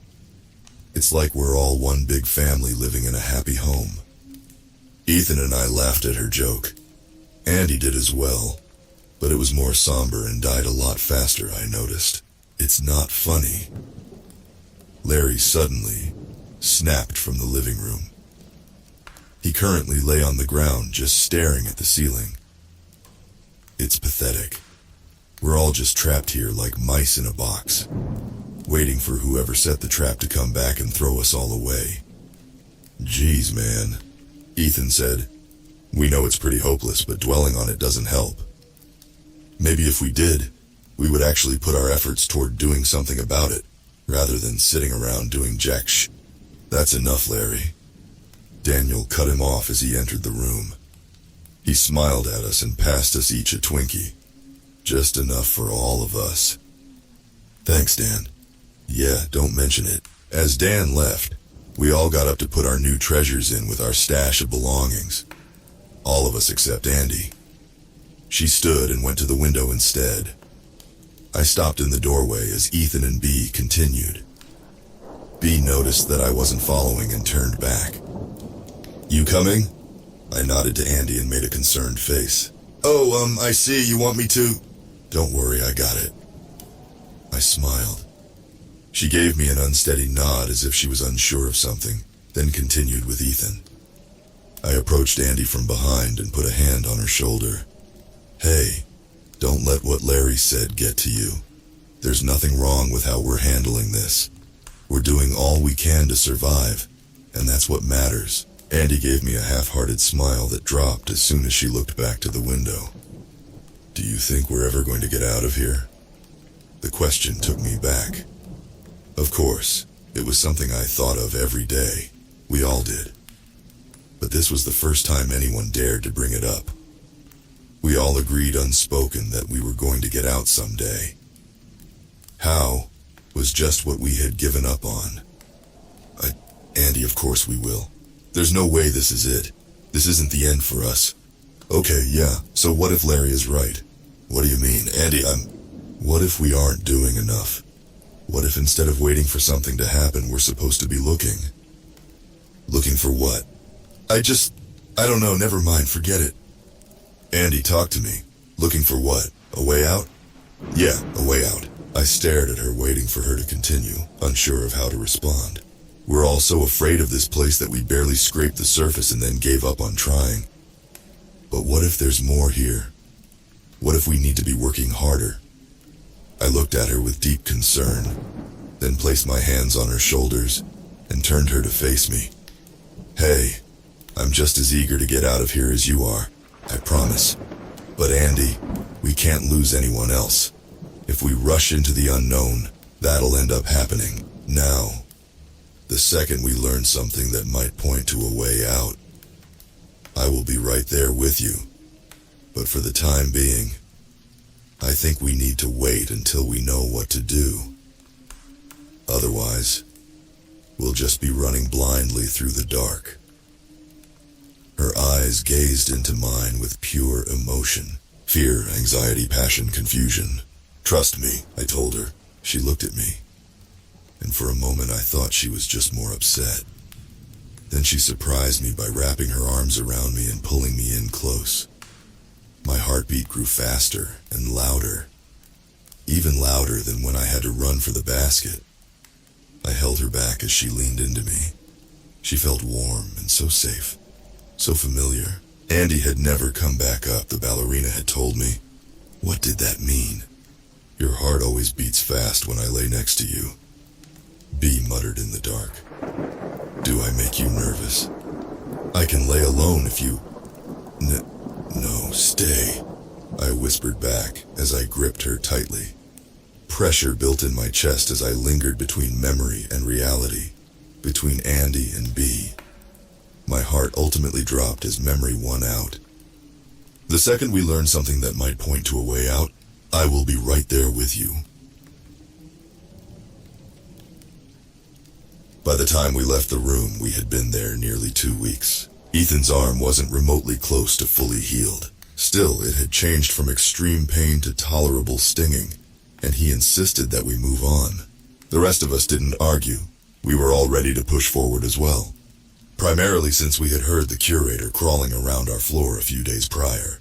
We exited the room and headed deeper down into the house, or perhaps the basement. It was harder to tell the longer we traveled what to refer to the place as.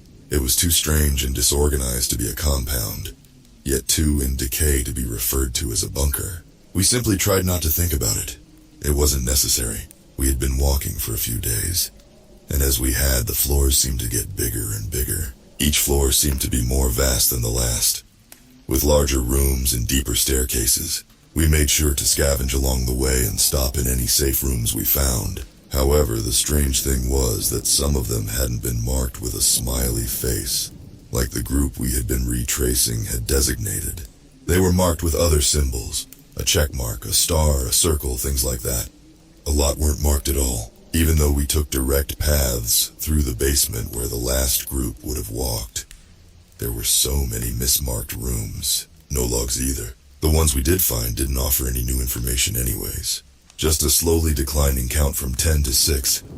All people lost from the curator, who still followed us as well. By the time we had gone down 20 floors, it had been about a month, and the map in my notebook had become quite complex. Still, I was able to decipher it relatively easily and trace it back up. All in all, things were going well despite minor close calls here and there. That was until we stepped into floor 21. Yeah, right, B whispered. I'm serious, Daniel told her. You did not own a Ferrari. That hard to believe? No, you just don't strike me as the kind of guy. What's that supposed to mean? That you're a stiff old man, B jabbed with a smirk. Hey now, Dan laughed silently. We had learned that it was okay to talk in the halls as long as we kept quiet and stayed on alert. If we heard any noise at all, it was back to mute. As I walked next to Ethan, I saw him fidgeting with the scar on his arm. It was gnarly and dark still. I swatted his hand and he turned to me in surprise. Sorry, he sighed. How is it? Good. Still sore and it itches. Hard to close my hand too. But nothing has fallen off yet, so it's still a win. I smirked. Hey, maybe if it does, by the time we get back to Earth, they might have developed a cool cyborg prosthetic for you. Heck yeah, built-in speakers and everything. Suddenly up ahead, I saw Dan and B stop at the next doorway. B raised her hand and turned back to us. What is it? I muttered. They stepped through and gestured, and we followed. Realizing the hesitation, the doorway stepped out onto a metal catwalk, high above a stage below. The walk stretched far across the way to another door. Looking down, we could see a bunch of props and set pieces, as well as a red curtain with light shining through a gap underneath. The set pieces looked like they were made for some kind of children's show, depicting trees with smiling faces and perfect rolling hill backdrops. I shuddered as they looked so similar to the hills above. Behind the curtain, a muffled melody could be heard playing, a distorted and crackling recording of Mary Had a Little Lamb. This was all a weird sight, not because of the setting. No, that was all par for the course down here. It was strange since this was the first room we had seen so far with 2 stories. Most rooms, though some of them vast, expanded only upward, never down. Dan nodded to the doorway across the catwalk, wanting to move on. We were all with him. Finding a way down might have been a shortcut. However, that wasn't guaranteed. Besides, usually music was a bad omen down here. We all marched along the catwalk, single file and stepping quietly as not to rattle the rickety thing. If only we had noticed just how unstable it was before all stepping onto it at once. We reached the middle when we heard a long and exaggerated creak from below. We all stopped, took one look at one another, then went to run the rest of the way. We were too late. With a sharp pop, we heard the bars holding our part of the catwalk snap. The thing's weight no longer being supported caused a chain reaction that slowly brought down the rest of it. It fell into a slope and the four of us slid and tumbled down to the stage like children on a playground slide. The metal catwalk then loudly clattered to the floor with us across the set, causing a jumbled mess of pipes and platforms. The music behind the curtain suddenly stopped. I quickly looked to Ethan, who had tumbled down first, to make sure he was all right. He held his arm tightly, but it appeared to be more internal pain. Luckily, the wound hadn't split. B and Daniel sat up, shaking themselves off as well. That was the only analysis I had time for. Someone had intentionally stopped the music. "Hide!" I sharply whispered before scrambling to my feet. I helped Ethan up, and Daniel and B joined us. We all dashed toward the back of the stage as we heard footsteps approaching. Each of us dove into the set pieces that had been stacked to the side. B and Daniel dove into a structure that looked like a colorful playhouse, and Ethan and I ducked into the back of a hollow, smiling tree. Then we waited. I heard the footsteps grow louder, then noticed another set alongside them, and another, and another. Dozens of steps approached, as well as the sound of tiny little patters across the floor. My heart immediately started playing its familiar song. At least the things weren't like the ballerinas, I thought. At least I knew where they were. There were a lot of footsteps as whatever came to investigate moved about the stage. There was rattling as well as they picked up the loose pipes, and then dropped them with little regard. I hoped to God that they wouldn't investigate the set itself. As we waited, we began to hear other sounds as well. Small little giggle-like noises, like someone was trying to hold back a laugh. There was also the noise of clothes brushing past itself, or against skin, a lot of it. Then as soon as they came, they went. 100 footsteps left the stage and headed back to whatever lay beyond. The music clicked back on, and everything resumed as it was. Cautiously, I peeked my head out. I was surprised to see that the catwalk had been neatly picked up and stored off in the wings of the stage. Ethan and I emerged, and B and Daniel followed close behind. We didn't dare speak, as we knew that whatever was behind the curtains would undoubtedly hear us. Dan looked up and investigated the doorway. We had taken quite a fall, nearly 50 feet. If it hadn't been for the catwalk, we would have been severely injured. I didn't want to imagine how that would have gone when whatever creatures past the curtain came to investigate. We looked around for a way up, but all we could find was a ladder, and it was only 20 feet. There was no chance of us climbing our way out of here. We were trapped. Unless there was a door on the other side of the curtains, we were out of options. Any other ideas we had involved noise, and that clearly wasn't an option. We all jumped as the music clicked off again. We ran to our hiding spots, but when I heard the footsteps traveling away from us, I glanced around the corner. I saw the light click off under the curtain, immediately followed by the sound of a door shutting. We all stepped out from hiding and crossed the stage. Dan peered first through the curtain and we all held our breath. He pulled back. "It's all clear. There's nothing," he whispered. We stepped past the red barrier and took in the room. We stood on a stage that sat above a large party room. It was colorful, like the kind you would see at a pizza arcade. Bright colors and swirls adorned the walls, as well as illustrations of smiling animals and inanimate objects. The floor was comprised of glittery and colorful tiles, and the paneled ceiling helped dimly light the room with fluorescent bulbs. They appeared to be the safety kind that only faded to a low glow when turned off. Colorful tables lined the room, and playmats and other toys covered the floor. Coloring books had been left strewn about with crayons to accompany them. In a stool in the center of the room sat a red radio. "What the?" Ethan muttered. We had walked through rooms that looked to be designed for children before, but they were never this bad, never this detailed. It was genuinely unsettling. I do not like this, B whispered. Yeah, 'cause the rest of this house is so enjoyable, Ethan joked. Reminds me of that pizza place you take your kids to, Dan grunted. Chuck E. Cheese, I asked. Yeah. You have kids, Dan? Ethan questioned. No. The man quickly shot back. Is this really important right now? Two double doors lay in the far corner of the room. They were red, with two big round windows at the top where a light shone in from a hall. We slowly made our way over, and as we did I glanced down at one of the open coloring books. I wished that I hadn't. It was open to a page of a princess picking an apple from a tree. Nothing was colored, however, except for the apple and a pink scribble by her head. The scribble seemed to barely cover her scalp and wrapped around the bend of it. The unsettling part was the red lines that poured out from where the scribble touched, and the frown that had been harshly drawn over the princess's mouth. We reached the door, and Bea and Ethan looked out first. They turned to us and shook their heads, then gently pulled the handle. The doors opened into a hallway that buzzed with more lights, these ones fully lit. A hallway with multiple colorful closed doors, headed down in two directions, ending in yet more doors. Which way? Ethan asked. Music emanated from the left side, and all was silent from the right, where a sign above a door read, Nursery. All the rooms had a sign: bathroom, kitchen, nap nook, library, playroom. We had just exited the activity room.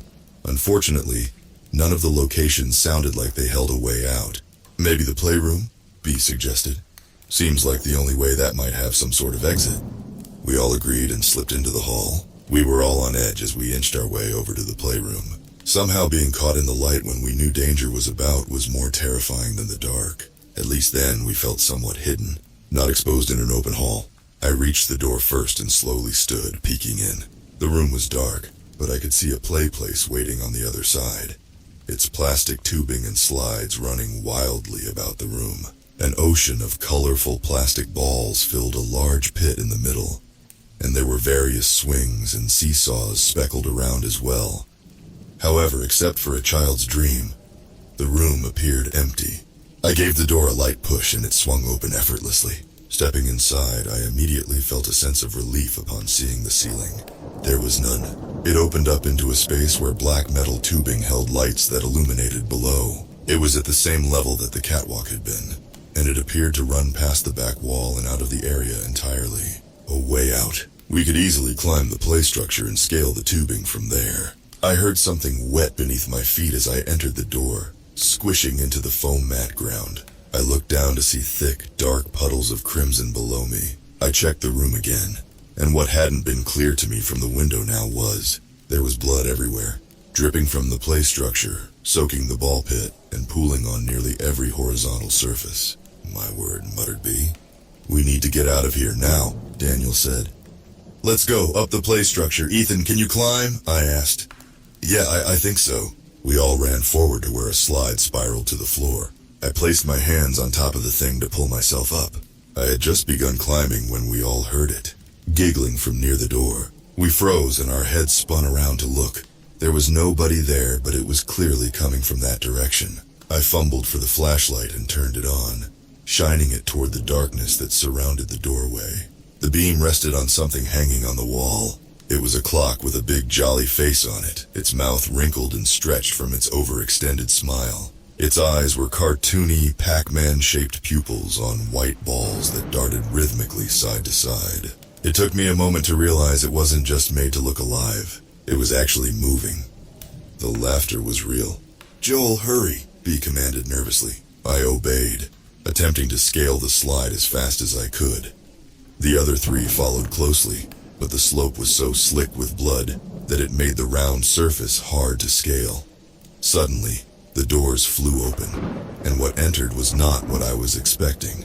It was a large person dressed as a bird, the kind of costume you would see on Sesame Street or the Muppets. Its feathers were a variety of colors, forming a vibrant rainbow across its pear-shaped body. Its perfect white eyes and black pupils peered at us, and its felt beak hung open as if it was surprised to see us. It suddenly raised its hands to its cheeks, then began violently clapping. The four of us just sat staring, mortified. but quickly snapped out of it when the bird started to run toward us, its costume bouncing with each hop. I reached the top of the slide and began to climb up further. But below, the person had already reached the decline. It reached out, grappling for Daniel's leg, but when it missed, it instead grabbed the edges of the tunnel and began to shake. Whoever was in the suit was incredibly strong. It felt like an earthquake was shaking the structure. Ethan, B, and Daniel couldn't keep their balance on the slick plastic and tumbled over the edge, falling to the mats below. B lay face up staring at me. She sucked the wind that had been knocked out of her lungs back in and yelled, "Joel, go!" Two more birds threw open the door and saw the scene unfolding. The first creature turned around and clapped at them, then pointed at my friends. They skipped over and one bent down, scooping up both B and Ethan with ease. Dan stood and tried to throw a punch at the remaining one, but his fist simply connected with its massive gut, and it just looked down at him, cocking its head in confusion. It wagged its finger, then lunged forward, wrapping him too in a vice grip. My brain kicked into overdrive. I didn't know what to do. Could I help them? The things were too strong, I wouldn't stand a chance. But there was no way I could leave my friends behind like that. I watched as the birds began hauling them back to the door to an unknown fate. The original bird looked up at me, and I just waited for its next move. It opened its beak and tilted its massive head. My heart pounded. Suddenly, in one quick moment, it shuffled its feet in place and wound its arms up, then scurried into the slide below me. I didn't waste a second. I scaled higher, the play place beneath me shaking as the bird forced its massive form through the tight tubes. Ahead of me across the top of a red tunnel, I could see a clear plastic dome that bubbled upward toward the pipes overhead. They hadn't killed the others yet. If I could survive this, maybe I could find a way to save them. I began to carefully move across the tunnel, making sure not to fall. Below me, the bird reached my layer of the structure. The person in the suit slammed against the roof, causing me to fall from a crouch into a crawl. I was halfway across the tunnel, reaching out for the lip of the other side when from a small window in the side of the tube, I felt an arm grab my dangling leg. In one motion, it jerked its hand downward, forcing me sideways. I quickly latched onto the edge of the play structure ahead of me, adrenaline injecting straight into my muscles. The bird from the tunnel desperately stretched its arm forward, trying to grab the back of my jacket, but I swung my body sideways as hard as I could, using the momentum to link my legs back to the tunnel, then hoist myself up. Running to the dome, I stood at the top and leaped upward, grabbing the bars overhead. As I vaulted myself, I happened to look down. Below me, the bird stared up through the bubbled window. It pounded on the plastic with both hands and violently flailed its head in anger. It was a crazed, erratic shake that chilled me to my bone. I didn't look back after that. Instead, I began balancing across the bars until I reached the part of the support that hung over the ceiling of the rest of the room. I dropped down and drew the flashlight from my pocket, then clicked it on. The ground below me was simple drywall and wood, and for a moment, that made me jump until I remembered that I was safe. The house was indestructible. I wouldn't fall through. However, that thought left a sour taste in my mouth as my brain linked it to something else. If the house was unbreakable, why did the catwalk collapse on us? Surely it was considered part of the structure. Later, I told myself, figure it out later. Right now, my friends needed me. I began moving across the top of the strange children's playhouse until I came to another opening in the ceiling. Peering over the edge, I shone the flashlight down to find an overly cartoonish kitchen. The floor was black and white checkered tiles with a big green table stretching the entire length of the room. Dozens of matching chairs were lined up with it, and along the walls, pristine white cabinets were affixed. A big red fridge rested next to an orange oven and a blue sink to top it off. I could see one of the smiling clocks high above the wall on the opposing side of the room, and decided to move on before it noticed me. The place was too high up anyways. Dropping down would only leave trapped in there. I needed to find a safe way in and out first. I continued on until I came to the edge of the structure. Around the edges, it looked like another catwalk had been built. I climbed over the railing and began to follow it. Eventually, it came to a fork, a bridge that crossed to an open doorway, and stairs that led down. I made a note of the opening, then took the stairs. I would come back for it once I found the others. My feet stepped off the metal and onto the flat concrete below. Turning back to the playhouse, the whole thing was made up of the same drywall and wood supports as the ceiling. It was a strange sight, considering how detailed the inside was. I began to move around the perimeter looking for a door. It seemed that the entire playhouse had been built inside one massive room, with the large metal crossbars hanging over the whole thing. The corpses of spotlights hung loosely from them. In the empty space around me, there was a myriad of set pieces and wooden structures like the ones we had seen when we had fallen into the theater. I had no luck finding a door until I had gone in a nearly complete circle around the building. A gray box structure had been built out from one of the walls. A glowing red sign above the door read, "On Air." I approached and pushed on the handle. Thankfully, it was unlocked. Stepping inside, the room was only as big as an apartment bedroom. There was a door immediately to the wall on my left, and next to it, an incredibly large machine. It had several screens on it, and a control panel below full of glowing buttons. A dusty old computer chair waited to once again be used. I fulfilled its wish and looked at the screens. It was easy to realize what they showed. This was because I had just been there. Each monitor displayed a different room of the faux house. I saw the kitchen I had seen moments ago, as well as the playroom and the activity room. The monitor that read nursery was pitch black, showing only the light through the doors below the camera. However, there were 3 other places I hadn't seen yet. One was a library as exaggerated as the rest of the house, with books far too big for an average person. Another was a bathroom with a bathtub the size of a swimming pool and a single toilet in the corner. The last room made my heart sink. The monitor read Nap Nook, and within, I could see the birds roaming about. At least 8 of them. There were also creatures we hadn't seen yet. Small puppets laying on mats, not moving, presumably asleep. They looked just like little furry Muppets, and each one was a different color.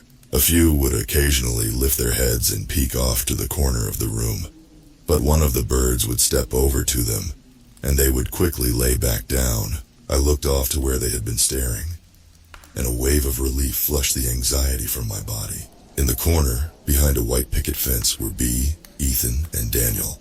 A sign above them read, "Time Out Corner." Each of them lay there like the puppets, but I could tell they were awake. I watched Bee as she lay curled on the floor and felt my heart sink.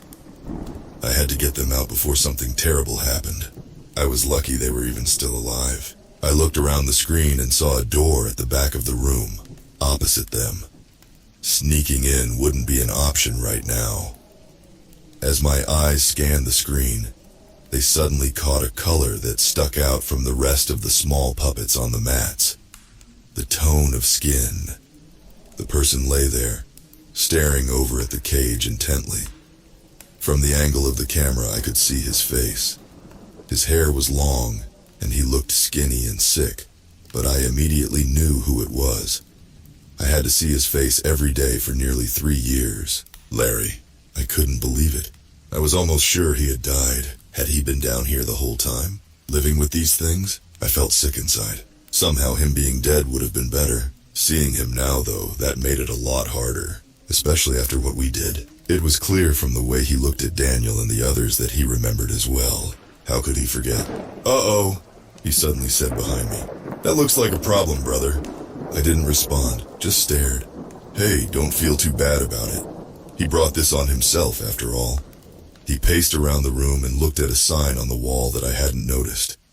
It showed one of the birds with its arms outstretched and read, "Mama Bird's Family Funhouse." What an awful show idea. I'll bet the guy who came up with that was really proud too. He looked back at me and laughed. "What's wrong? You should be happy. Your friends are safe." "No, they aren't. They're trapped in there with those things." "Oh, calm down. You don't even know their intentions. Looks like old Larry there has lived fine alongside them. Maybe now is your chance to leave the kids at daycare and go find that exit yourself." "Shut up. Oh, that's right. You've got a princess to save. I'm going to save all of them, but only one of them really matters to you." "You're wrong." "Am I? I can't tell for sure. Your past actions haven't exactly made it crystal clear."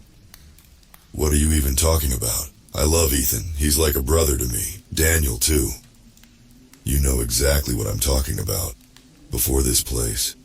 What's funny is you said that same like a brother shit to me too, and yet still, I felt a jolt of pain and shame through my body and looked to the floor. Hey, don't beat yourself up over it. Just ignore it as you do with everything else.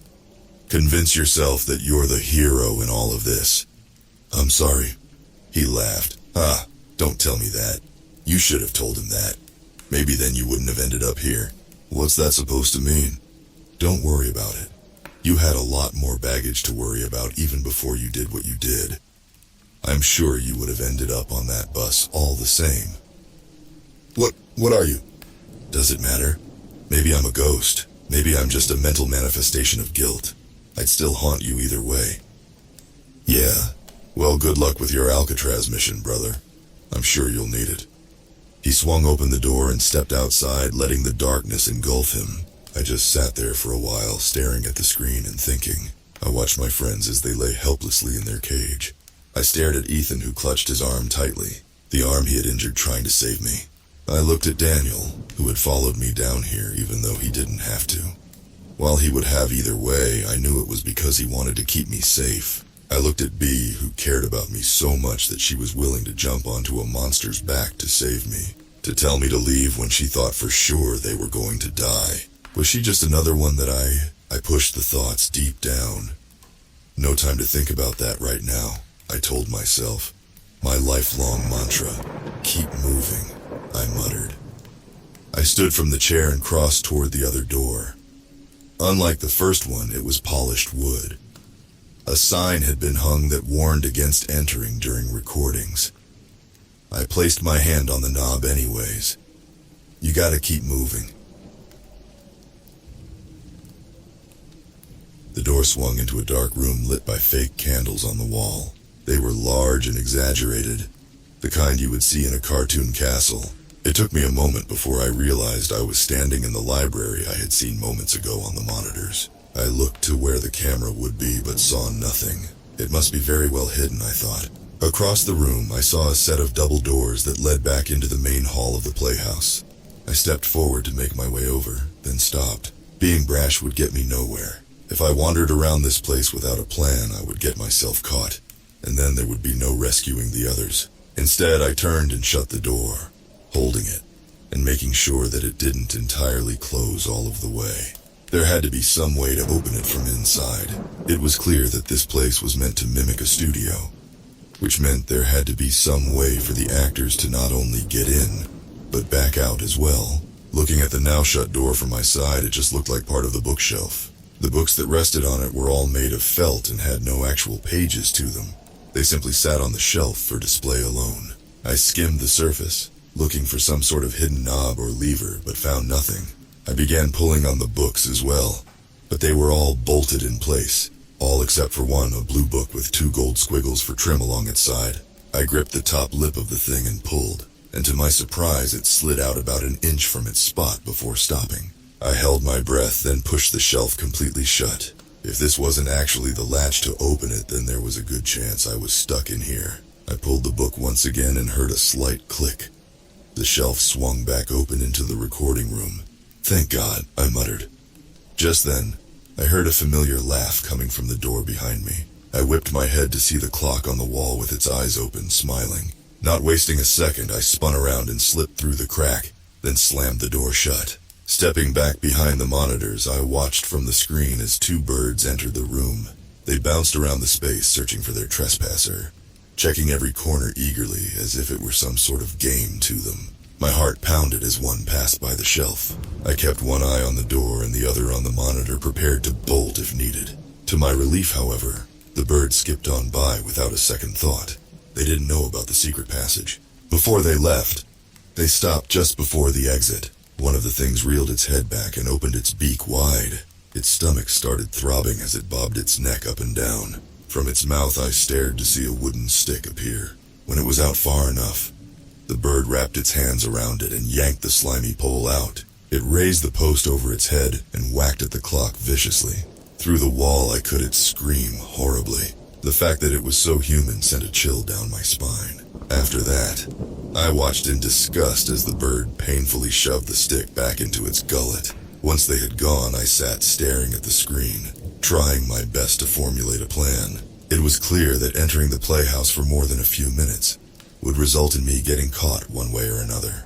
There was really nowhere to hide once I was in. I could always drop in from one of the open ceilings and try to get my friends out of the library door. That way I didn't risk having to travel the same path twice. However, finding the right window would be hard. It seemed that once you were in the birds' company, you were always under their supervision. I glanced back at Bea, Ethan, and Dan in their cage, then to Larry on the floor. Shoot, Larry. I had almost forgotten about him amidst my frantic thoughts. He was another problem I would have to account for. If the other creatures didn't kill my friends, then he certainly would. I highly doubted that he had forgiven us for what had happened back at the house all that time ago. How had he even survived for so long down here? He seemed to be healthy despite his rough appearance, well-fed and somehow bathed. The idea that he had been living with these creatures seemed ludicrous. However, it also seemed like the only possible explanation. If that were the case, that eased some stress off of my shoulders. That meant I had more time to plan, to observe. Not a lot more, but at least some. I looked down at the control panel before me. It was filled with various sliders and dials that I really had no clue the purpose of. There were a few exceptions, however. For each monitor, it appeared that there was a button that corresponded to it on the panel. Clicking it would cause it to light up. From there, I learned a few things. While that room was active, the sound from it could be heard. When I turned on the nap room's audio, it was utterly silent except for the horrible breathing from the puppets and the sounds of the birds' footsteps. I flicked through the other rooms, testing them as well. However, there was really no point due to them being empty. That was, at least, until I got to the nursery. I clicked the button and was greeted with a horrible, raspy breath. It was breathing so stressed that the voice of whatever it came from could be heard gasping out with it.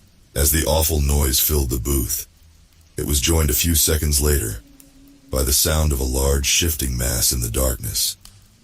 And not long after that, a sick and disturbing squelching noise. I clicked it off after that. Whatever it was, I didn't need to know.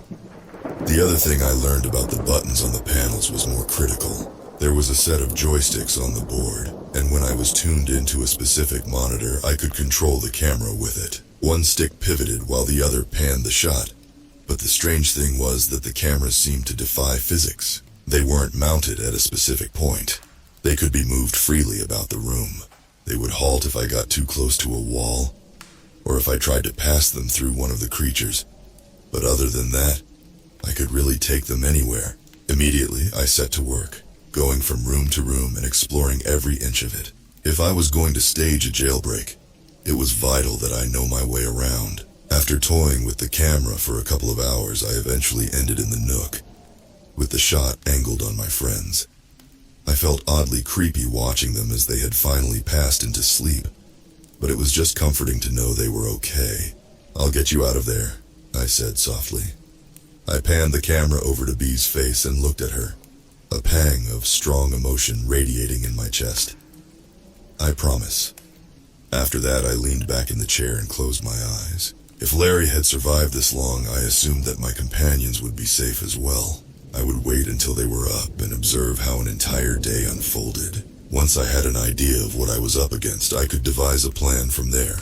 But for now, I needed rest. The adrenaline from the day had drained any energy that I had stored away in my body. The sound of the monitor would wake me up if anything happened. It was difficult to calm myself, given the circumstances. But eventually, I managed to sleep for a little while. "All right, everybody, I'm going to try again," Benjamin yelled from the dining room. We all filed in from our various spots around the house to witness his next attempt. This had become a routine over the past months. Each run, when Ben got more equipment and had tinkered with it to perfection, he would summon us into the room to see if the radio he was building would finally come to life. He had already prepared us for the only outcome to be static, but we didn't care. The excitement of the moment he finally got it to work was interesting enough. Even Larry always came to watch. "All right, Ben," Jan announced when we had all gathered. "Show us what you got."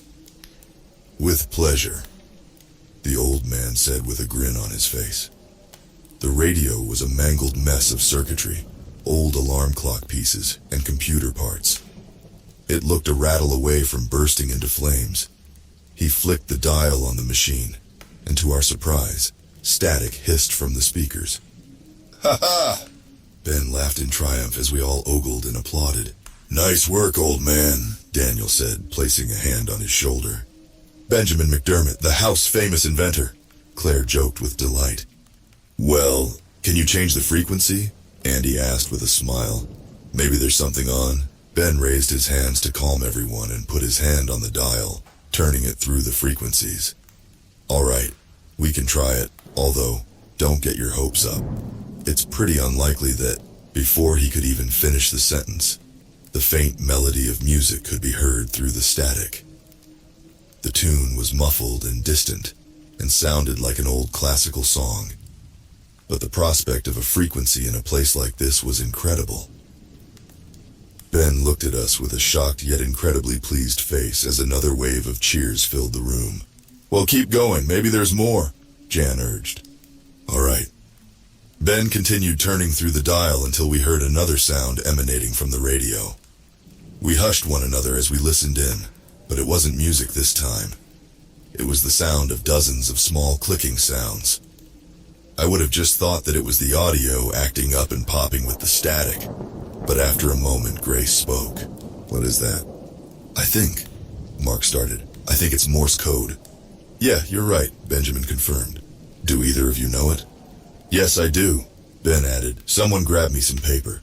B ran into the bedroom and came back with a notebook and a pen. Ben then continued. "There was a break a moment ago. I think it's looping." He leaned against the wall and began writing down the letters as they were sent through the transmission. We all looked on in suspense, wondering what a strange message in this strange land would say. "This is better than TV," Mark joked. His smirk faded as he saw Ben's face, however. "Ben, what's the matter?" I don't think I translated this right. Hold on. What does it say?" Benjamin didn't answer. He just began re-recording the letters as the transmission looped once again. Larry piped up from the back. "Come on, old man, just tell us already. Who gives a damn if it's right or not?" Ben finished and looked down at the paper with pursed lips. "Ben?" Jan calmly asked. "What's the matter?" He once again didn't answer. He just turned the notebook to us so we could read the message. "The exit is below you. The exit is below you." We all looked on, confused. "Are you messing with us?" Daniel asked with an uneasy smile. Ben shook his head. We all knew he wasn't the joking type. At least not about something like this. "What does that mean?" Jan asked. Grace licked her lips. "I think it means exactly what it says." "Okay, but why is it playing through Ben's makeshift radio?" "Who knows with this place," Mark said. "Whoever knows." "Do you think that?" Ethan started. "Do you think that's actually true?" We all fell silent. "If it is, then... we didn't go too far down there." Daniel eventually spoke. "We can't even if we wanted to. That thing wouldn't let us," Claire pointed out. "There's no way," Jan said. Think about it. This place wants us dead. It has to be a trap. Heck, even the bodies outside try to lure us out there at night. It's just trying to bait us downstairs so that creature can get us. But what if it's not? Daniel spoke. What if it's telling us how to escape? If that's the case, then we can't just sit up here. We've never been down there since the creature showed up, though, B noted. We have no clue what's waiting for us. Suddenly, Larry started giggling. It started off small but slowly grew into wild laughter. "What's so funny?" Dan snapped. "Oh, nothing," Larry sighed as he composed himself. "Just all of this bullshit. Of course, the damn house isn't lying to us. It's messing with us. It knows we don't stand a chance of getting out of here alive, and it's just rubbing it in." Mark stepped forward and calmly held up his hand. "Larry, calm down." "Calm down?" "No, I have been calm. I was calm when we woke up here, and I was calm when that blonde chick collapsed on that hill. I was calm when we learned about that thing downstairs, and I was calm when the body we left outside got up and started dancing around. I have been calm for the last 2.5 years, Larry screamed, throwing up his hands. But this is the last straw with me.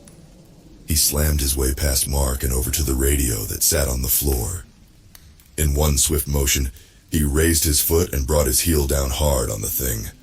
It exploded into a million pieces. All of Benjamin's hard work over the last year, gone in seconds. "No!" Ben yelled as everyone else let out similar gasps and cries. Daniel grabbed Larry and slammed him against the wall. "Larry, what the hell are you doing? Get a grip!" He began to hysterically laugh once again. "What are you gonna do, Dan? Scream at me? Beat me till I'm black and blue? The outcome is all the same. In the end, we're all going to die, and there's nothing we can do about any of it." Dan released his grip as Larry continued laughing. "That's what I thought. Do you know why? 'Cause you're all too afraid to do anything. You're just so content to sit around and jerk off with each other." In an instant, Larry was out cold on the floor, and Dan's knuckles were split open. We all stared, shocked. Daniel was a big man, and when he needed to be, he could be intense. But we had never seen him do something like that. He looked down at his hand, then back to all of us. I'm sorry, I just wanted him to shut up." None of us had any arguments with that. Larry was still breathing and would be fine when he woke up. If not, maybe with a headache and pissed off. Mark and Frank dragged him off to the bedroom after checking he was all right, while Ben crawled around on the floor, collecting the scattered remains of his creation. Daniel walked off to the sunroom to stare out the windows. He was never quite the same after that moment. He was more distant, less happy. I turned to B, Andy, and Ethan. "Holy crap," B muttered. "Yeah," I replied, "that was pretty intense." "He kinda deserved it." "Kinda?" Ethan chuckled. "He deserved a lot more than that." We looked down to Benjamin, clutching the remains of the radio on the floor. Andy knelt next to him. "You alright, Ben?" He had tears welling in his eyes. It may have just been a bunch of old parts, but that radio had been something that had brought him so much joy and excitement. Both things we were in short supply of. I could only imagine how he felt. "Yes, I'm alright. Maybe you can fix it, or rebuild a new one with the parts you still have. If you manage to get that pile of scraps to function, then I don't think anything can stop you." Benjamin smiled softly. "I appreciate the kind words, kids, but it's quite alright. I'll be fine. It's just disheartening at all." "Stupid Larry," Andy scoffed as she held up a piece of a smashed circuit board. As we all filed out and dispersed around the house, I could tell that nobody wanted to talk. We were all not even sure what to say to one another. Despite the scene we had just witnessed with Larry, we had also just learned a disturbing fact. There might be an escape from this place in the part of the house we dare not go. My thoughts tangled themselves as they relentlessly switched back and forth on the matter. If there was an exit, could we reach it? Maybe Jan was right, it could be a trap. But if it wasn't, then we had to go. We couldn't stay here forever. I grew tired of talking with myself and moved to join the one person I knew I could always speak with. "What are you thinking, pretty lady?" I asked as I slid down the wall next to Andy. She currently had her chin resting on her knees with her arms wrapped around her mouth, deep in thought. After a moment, she lifted her head and spoke. "Do you think the radio was right? That there's an exit? I'm not sure. I've been back and forth on it. How about you?" She bit her cheek. "Larry may be a jerk, but I think he was right. I do think it's down there." "What makes you certain?" "I'm not sure. Just a feeling, I guess. But if you think about it, it sort of makes sense. If the house really wanted to trap us here and mess with us, it would keep the only way out as far away as possible, then guard it with its worst creature." I nodded and looked at the floor. At the time, I didn't want to admit it, but I agreed with her. Mainly because I felt the same feeling that she did. So what now then? I'm not sure. I doubt anyone will actually believe it. Half the house already seemed apprehensive the second after we read the page. That's true. I can't really see them wanting to go down there based on a single phrase. Andy suddenly buried her face into her knees. I can't, Joel. I don't think I can stay here much longer. This place is so suffocating. I'm so happy I'm here with you guys, but I don't want this life for us. She lifted her head again and looked into my eyes. If there's even a chance that there's a way out, then we have to go. Or at least I have to. I stared at her and swallowed. She looked so similar to her. The same dark hair and blue eyes, the faint freckles across her cheeks. Even the expression Andy wore at that moment matched her face the night I shook the thought from my mind and focused on Andy. She was lost and tired and meant every word she was saying. Whether it was me agreeing with her or blind passion, what I said next came out naturally. What if we go? What? She said, taken back. What if just you and I go? We can go down and see if it's even there. That way, nobody else risks getting hurt, and we get to find out the truth. If it's there, then we can come back for everyone else. You think we could do that? Sure. I mean, when Daniel, Larry, and No Name went down there, they were walking around for a while before that thing showed up. That means there has to be a way to avoid it. If we sneak out at night, we can be back by morning. That way, we don't have to deal with everyone trying to stop us. Andy thought for a long while, then turned to me and smiled. Okay, that's not a bad idea. When do we go? Well, we have all the time in the world, so let's not rush into anything. We need to make sure we know exactly what we're doing when we get down there. Maybe I can pester Daniel to describe the basement for us, so we have a straight shot to the stairs that he mentioned. Okay, she nodded. You're really willing to do this, huh? Yeah, of course, I said, wrapping my arm around her. This isn't the life I want for you guys either, especially you. You deserve better, Andy. Andy pierced through me with her mesmerizing eyes, and my heart pounded fast in my chest. Being so close to her always made me feel so alive. Every other moment was nothing in comparison. She leaned in close and softly touched her lips to mine, and an electric shock ran through my spine.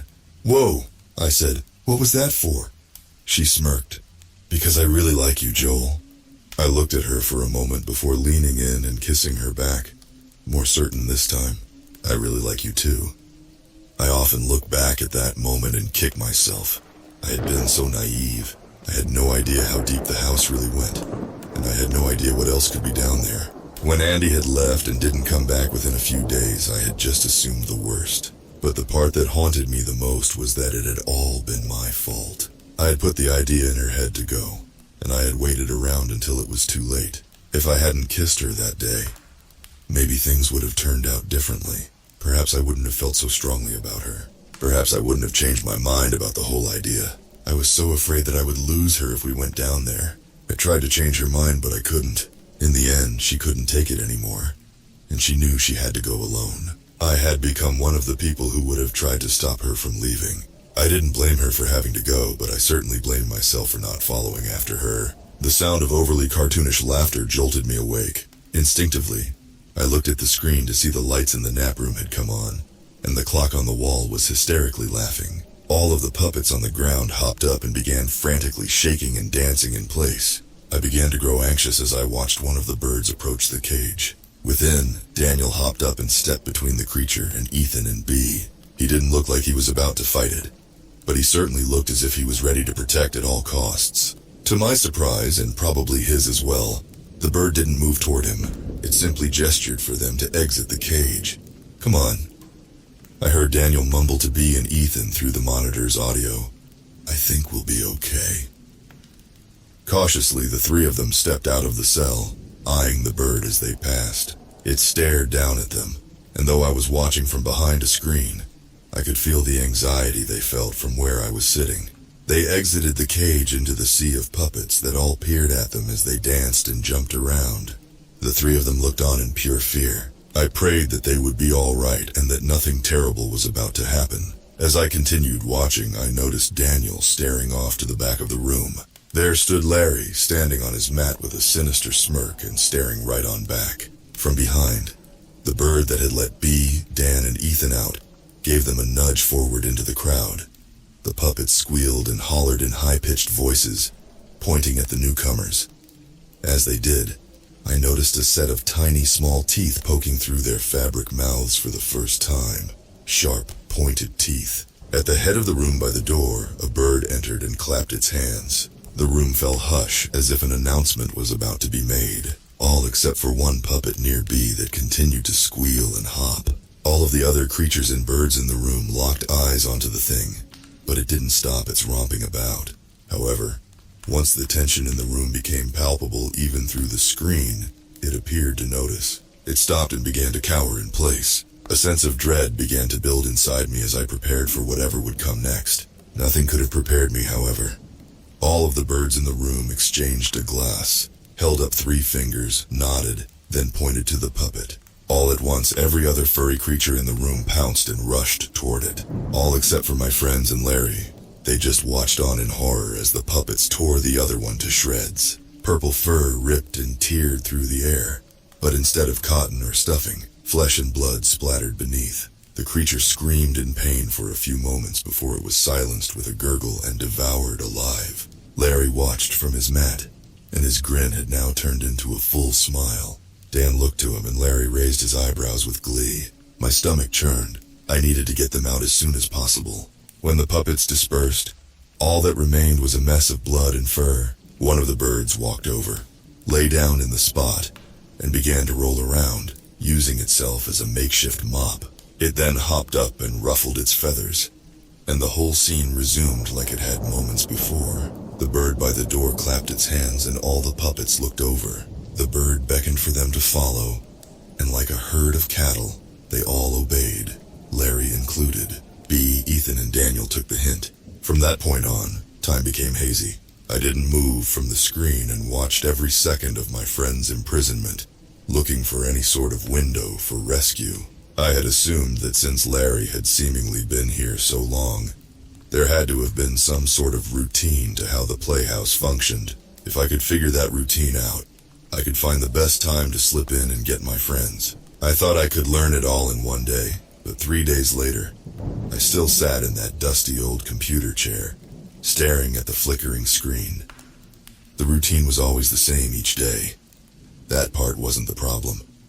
Everyone and everything would wake up and go to the kitchen, where they all would eat the blandest-looking cereal, despite the puppets already consuming at least one of their brethren each morning.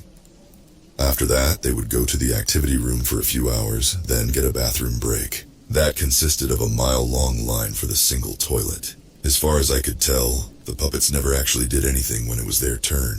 They just sat there, dancing their heads back and forth before hopping off.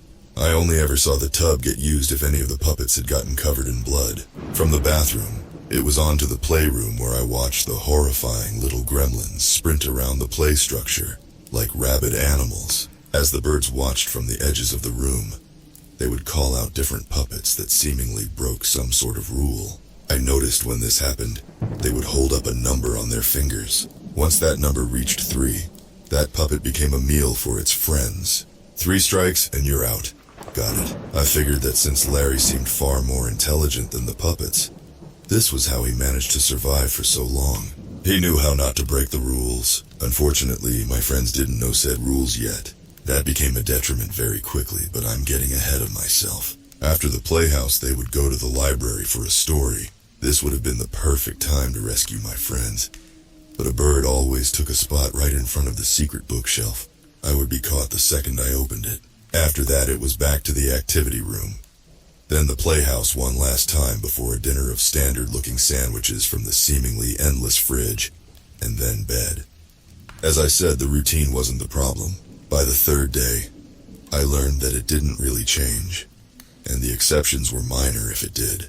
The problem was that the birds were just too observant. Any single step out of line and the birds caught it, adding it to the tally. If any of the puppets snuck off, the birds would manage to see them with alarming speed and cram them into the timeout corner of the nap room. A strike would also be added against them. Some particularly egregious strikes, like one of the puppets biting the birds, would result in them being torn in half on the spot. I was thankful that Daniel's punch must have been weak to the thing, or he might have suffered the same fate. It appeared that no matter what way I snuck in, I simply didn't have the power or agility to rescue my friends. None of the circumstances seemed to allow me a window that I could slip past the birds. That's why one day had turned to 3, and 3 to 5, and 5 to a whole week. Back during the first day, when my friends had their first experience in the playroom, They stood in the far corner of the room, trying desperately to avoid the barrage of colorful demons running around them. I moved the camera close to listen in. "What do we do?" B softly questioned. "I'm not sure. It looks like as long as we listen to them and stay out of the way, we'll be fine," Daniel surmised. "Do you guys think Joel is okay?" Ethan asked. My stomach dropped at the question. I should have been in there with them. "I hope so," B muttered. The two suddenly noticed Daniel glaring across the room, his target being a grinning Larry. "I can't believe it. How is that bastard still alive? Oh God, he's coming over here. What do we say?" "Nothing, let me handle it." Larry smugly crossed the room through the frenzy of furry bodies and stopped before my friends, never once letting the smile leave his face. "Well, I'll be," he started. His tone was excited and unstable. "If it isn't my old roommates," though he had looked well kept when I first saw him, Larry looked awful on a second inspection. His hair was long, and his frame was hunched and twisted. He had bags under his eyelids, and his eyes themselves were detached and twitchy. The man had clearly let himself go to the chaos around him. As he spoke, Daniel said nothing. "Oh, come now, is that any way to treat an old friend?" "What are you doing down here?" Daniel snapped. Larry scoffed. "What am I doing down here? I think you, of all people, would know exactly why I'm down here, Daniel. I should be asking you that same question, although I'm sure the answer is already clear." Larry's smirk returned. "You finally came to find the exit, huh?" Daniel said nothing. "And you dragged the kiddos along as well, I see." He turned to B and waved. "Hello, sweetheart." My grip tightened on the controls. B made a face of disgust, and Ethan stepped in front of her. Larry laughed. "Calm down, kid, I'm just messing around. Besides, not like standing up for her will win you any affection. She always preferred the other one. Joel, I think." Ethan's eyes darted to the floor. "Speaking of which, nobody else decided to join your little crusade, huh? Still cozy up there in the same old rooms?" Daniel finally snapped. "Look, just shut up. I don't give a damn about anything you have to say. Just stay out of our way, and I won't bust your face in. You know I can, Larry." I could see a hint of fear in Larry's expression, but he swallowed it down and smiled as if he knew something Dan didn't. "Oh, I know you can. Why don't you, tough guy? Go ahead. Take your best shot."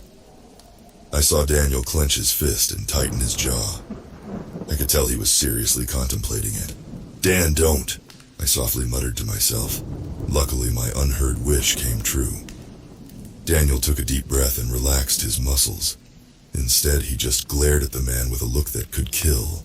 "Well, that's a shame," Larry said plainly. "Perhaps some motivation?" He took a step toward B and Ethan, and Daniel didn't hesitate. He grabbed Larry's shoulder, turned him toward himself, and decked him in the face as hard as possible. Harder than he had punched the bird the morning prior, and that blow had even been adrenaline-fueled. Larry staggered backward, falling on his butt, then curled into a ball as he held his nose. "Dan! No!" B cried. Instantly the room hushed as a nearby bird pointed to Dan. I erupted up from the chair and turned my body to the library door, waiting for the verdict. The bird held up 2 fingers, and I released a shaky breath. They must have counted Daniel's first attack against the bird. Not good. But at least he wasn't dead yet. I slowly sat back down. The playhouse resumed its chaos as a bird came over and scooped Larry up, then carried him the corner of the room to a bench. As it did, Larry looked over its shoulder with a wicked smile. The man was clearly out for revenge, and by the looks of it, was still completely insane as well. Not a good combo. "Daniel, what were you thinking?" B chastised in an unsteady tone. "You can't do stuff like that. You saw what happened this morning." Daniel looked intensely at the floor and bit his cheek. "I wasn't going to let him get near you kids. Besides, it was worth it." "You dying isn't worth anything, Dan," Ethan told him. "From now on, you stay away from him. Let us do any talking. You don't need any more attention on you." Daniel didn't say anything, but I could tell he acknowledged the demand. I buried my head into my hands in relief and leaned forward onto the panel. As I did, I noticed a board of glowing lights below me. Some were switched on, some were off. I flicked one, and suddenly, the light in the kitchen came to life. I tried another next to it, and the room turned brighter. I then looked to a handful that had already been switched near the edge of the board. I turned them off and noticed a few lights in the playroom go out. A couple of the puppets froze and looked up alongside the birds and my friends. They were the spotlight controls. That gave me an idea. Click, click. The light flickered on and off. "What do you think that's about?" I heard Ethan ask. "I don't know, but they don't seem to either," B replied, gesturing to the room. I smiled slightly as a mild warmth filled me. It was small, but the little interaction with the people I loved filled me with so much joy. I steadied my thoughts and then began again once I remembered the correct letters. After Ben's radio was broken, we had felt awful that he couldn't salvage it. However, to make up for it, we told him that it was super cool he knew Morse code, and that he could teach us if he'd like. We thought that it might make him feel better about once again having something to do. It only lasted a few weeks, but it seemed to do the trick. We never had use for it again, but now... "Hello!" I flicked the light rhythmically on and off, hoping they would pick up. "Why is it flashing like that? Is it burning out?" Ethan asked. "Things in the house don't break, remember?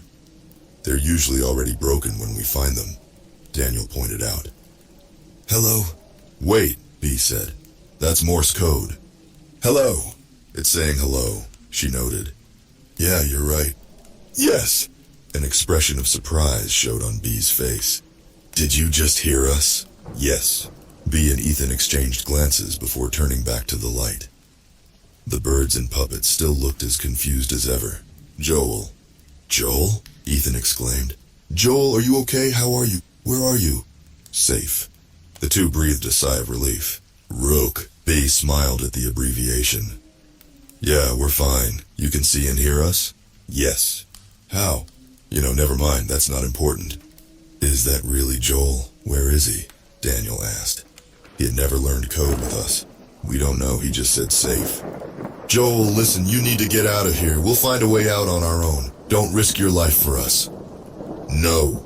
He said no. Ethan sighed. "Joel will be fine. You need to leave before they find you." "Won't." "What? Won't leave or they won't find you?" "Both." "Stop being so stubborn," B demanded in a sharp whisper. A bird by the door suddenly clapped its hands, and the puppets all hushed, then began filing over to the door. As they did, my friends looked up to the light one last time. "Save." They offered a concerned look before exiting the room and following the swarm of puppets. I leaned back in my chair and began biting at my nails as I watched them all sit down for story time in the library. Larry sat far away from them this time, but he never once took his eyes off them. He stared with the same unhinged look that he had back in the house toward the end of his time there. His intentions were clear. They had been apparent from the moment he began talking to Daniel. He wanted revenge on us. He wanted us dead. Larry had been unstable since the day we had arrived at the house, but as time wore on, it only got worse. The radio incident was what officially broke him. I often look back and wonder that if maybe we had tried more with him, maybe if we had made more effort to show him we really did care, things would have turned out different. Sure, Larry was insufferable to deal with, but he was just another one of us at the end of the day, scared and trapped. But after what he did his last night in the house, it became clear that we couldn't possibly keep him around. The signs had been there. I remember sitting with Andy as we shared a book with one another in the sunroom. Her head rested on my shoulder as we both traced through the words, waiting for each other to finish before turning the page. As we sat there, B and Ethan entered with a deck of cards. "Hello, lovebirds. How goes it?" Ethan joked as he plopped down on the floor. B offered us a smile but avoided eye contact. "And if it isn't the soon-to-be lovebirds," Andy jabbed back. Ethan and B nervously laughed. "Who? Me and B? Come on, I'm way out of her league." "You've got that confused, buddy." Just then, a loud metallic banging came from the bedroom. We all exchanged glances before I bookmarked mine and Andy's page, then stood. I peered around the corner through the living room and into the bedroom, where I saw Larry violently striking the back metal door with a rusted fire extinguisher. I shot a look to Mark, who had been staring out of the parlor window, and he just glanced back at me with the same expression.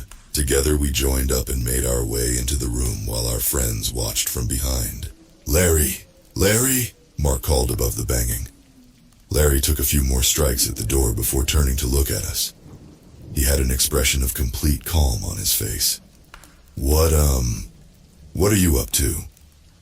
"Just trying to get the door open," Larry replied plainly before taking a few more swings at it. The extinguisher was beginning to dent. "It doesn't open, buddy, remember? Nothing around here breaks either, we know that." "How do we know for sure, though?" "Well, I think that thing downstairs has proven that for us." Mark laughed nervously. The tension in the air was palpable. "Why don't you put that thing down? They can explode, you know. Don't want anyone getting hurt." "Then you'd better get back."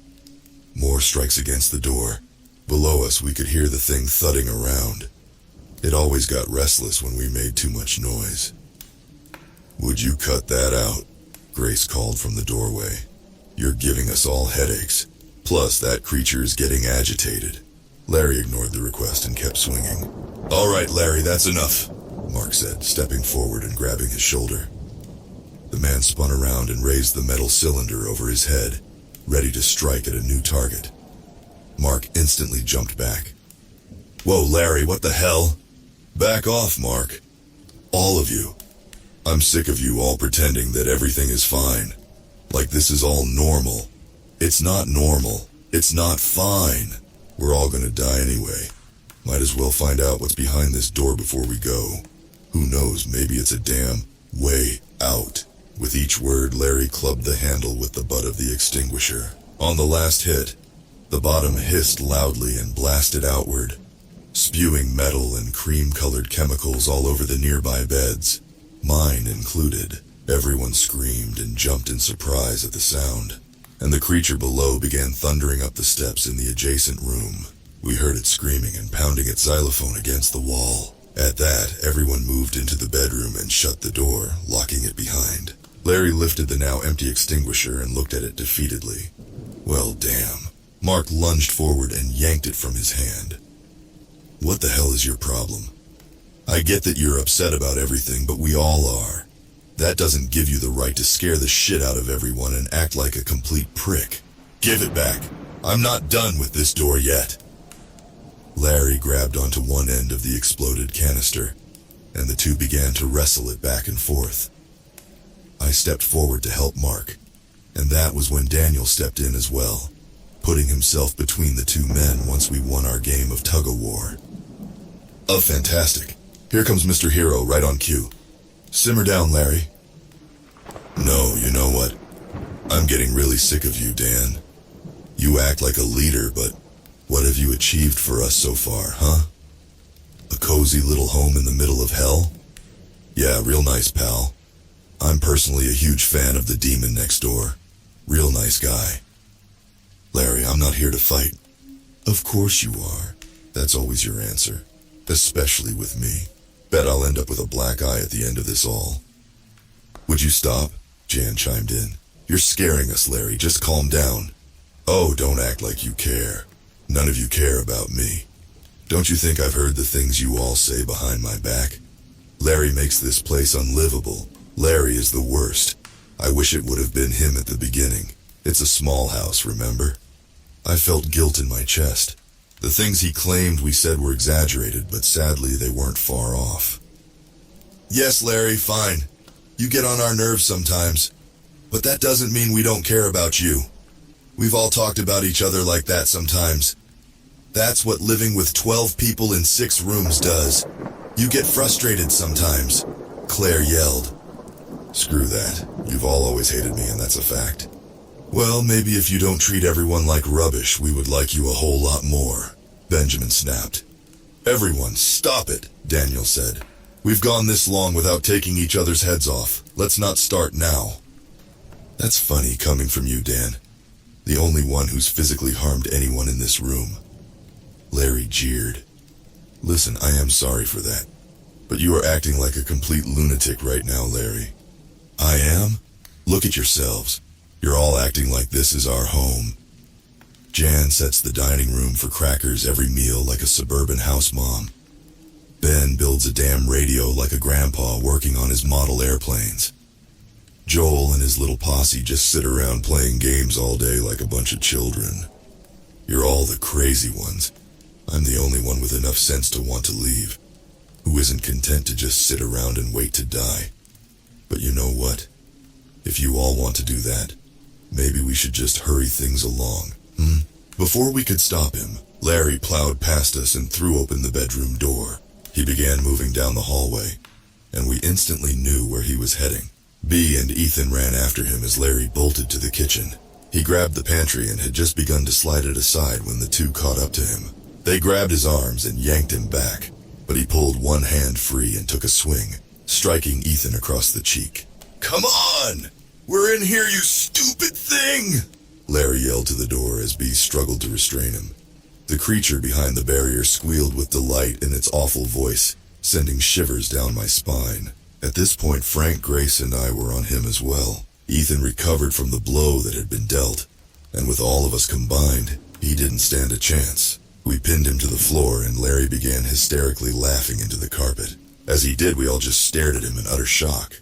Nobody had any words. Larry had utterly lost it, and I couldn't help but feel it was our fault. Daniel and Jan looked at each other before Dan finally spoke. We should tie him up for now. He can't be trusted. Nobody had any arguments. As we grabbed the rope we had stockpiled and began to bind Larry's arms and legs, he stared at Daniel with a completely unhinged smile. The same one I would see him wearing a year and a half later in the playhouse. "I'll kill you, Daniel," he told him. "When I get the chance, I will." Daniel said nothing. I looked at Bea and Ethan. Ethan avoided eye contact as he tied Larry's legs, and Bea just stared at me with pure hopelessness and shook her head. I placed a hand on her shoulder, then turned to Andy. She had tears in her piercing gray eyes. I stepped over to her and took her in my arms, brushing her hair gently with my fingers. She just shakily held me back and softly sobbed.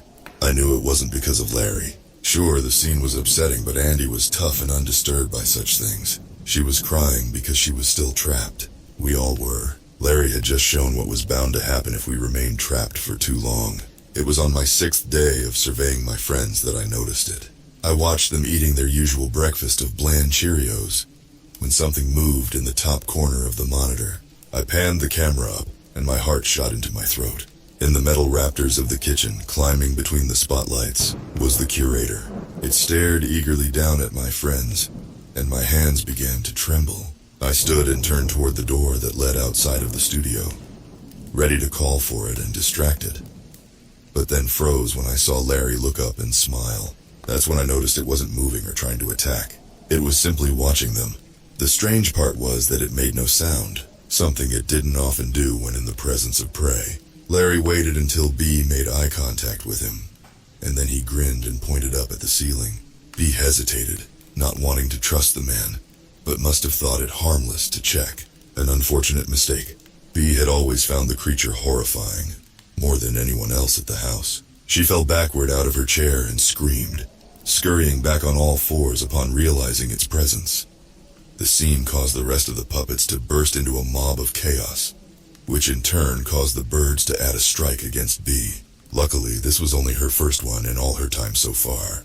Ethan had gained one as well a few days prior thanks to a ploy by Larry, and Daniel had still been hanging on by a thread. As Bea kept looking up, this caused one of the birds to glance up as well and alert the others to the creature's presence. They did not seem happy. As soon as this happened, the curator shrieked and scurried off, pounding its xylophone the whole way into the darkness. The whole sight, while unfortunate for Bea and stressful for all involved, taught me 3 things. One was that the curator must have often come this way. Larry seemed accustomed to seeing it up in the rafters, and knew that it wouldn't hurt him or anything else in the room. That was 2. The third was that the curator ran off when the birds spotted it. It clearly didn't want any conflict with them. I thought back to the ballerinas and how they had attacked the creature without hesitation when we had been trapped on that floor. It was now clear that the monsters of the house were not friendly toward one another. A fraction of an idea began to form in my head. A way for me to safely infiltrate the playhouse and get my friends out. Although, safely was a very loose way of putting it. The idea was insane and only slightly less dangerous than charging in and sneaking around. But my friends were very quickly racking up strikes thanks to Larry, and it was only a matter of time before he devised his own plan to get one of them killed. That meant I had to work fast and try at any cost. All I needed was for my friends to hold out a few more days. This was because for the plan to work, I had to wait for one thing. It needed to be cake night. When I said that the routine was the same every day at the playhouse, that wasn't necessarily true. There was one night of the week that differed from the rest without fail. Cake night. One night on the same day of every week. As far as I could tell from my watch, the birds would gather everyone into the kitchen for dinner. However, instead of just sandwiches, one of the birds would always head down the hallway into the nursery and come back wheeling a layered cart with tins of smashed and ground meat. I considered checking in on the nursery camera to see if I could discern where the fleshy mounds came from. But it was one of those things that I figured I didn't want to know about. Besides, the dark room was impossible to see into anyways, and none of the lights on the control board seemed to help. As long as it didn't involve my friends or an escape, the details were irrelevant. That changed as my brain formulated a plan while sitting in the dusty computer chair. The piles of meat weren't brought in to be eaten raw. They would wheel it into the room, much to the delight of the puppets, and place the tins in the oven to cook while everyone ate. I could smell the permeating scent of burning meat all the way from my safe room. They came out of the oven in underbaked loaves, still bloody and fleshy when they were finished. The birds would then layer the massive slabs together and frost the outside. The first time I watched them do this, I was confused.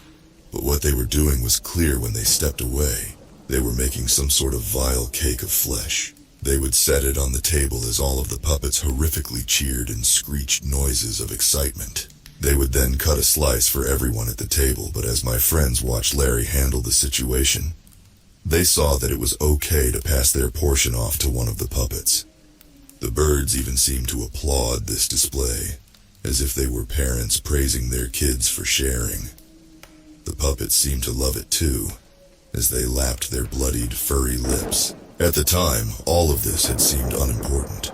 Just another strange and disturbing thing that the house presented that I wouldn't understand no matter how hard I tried.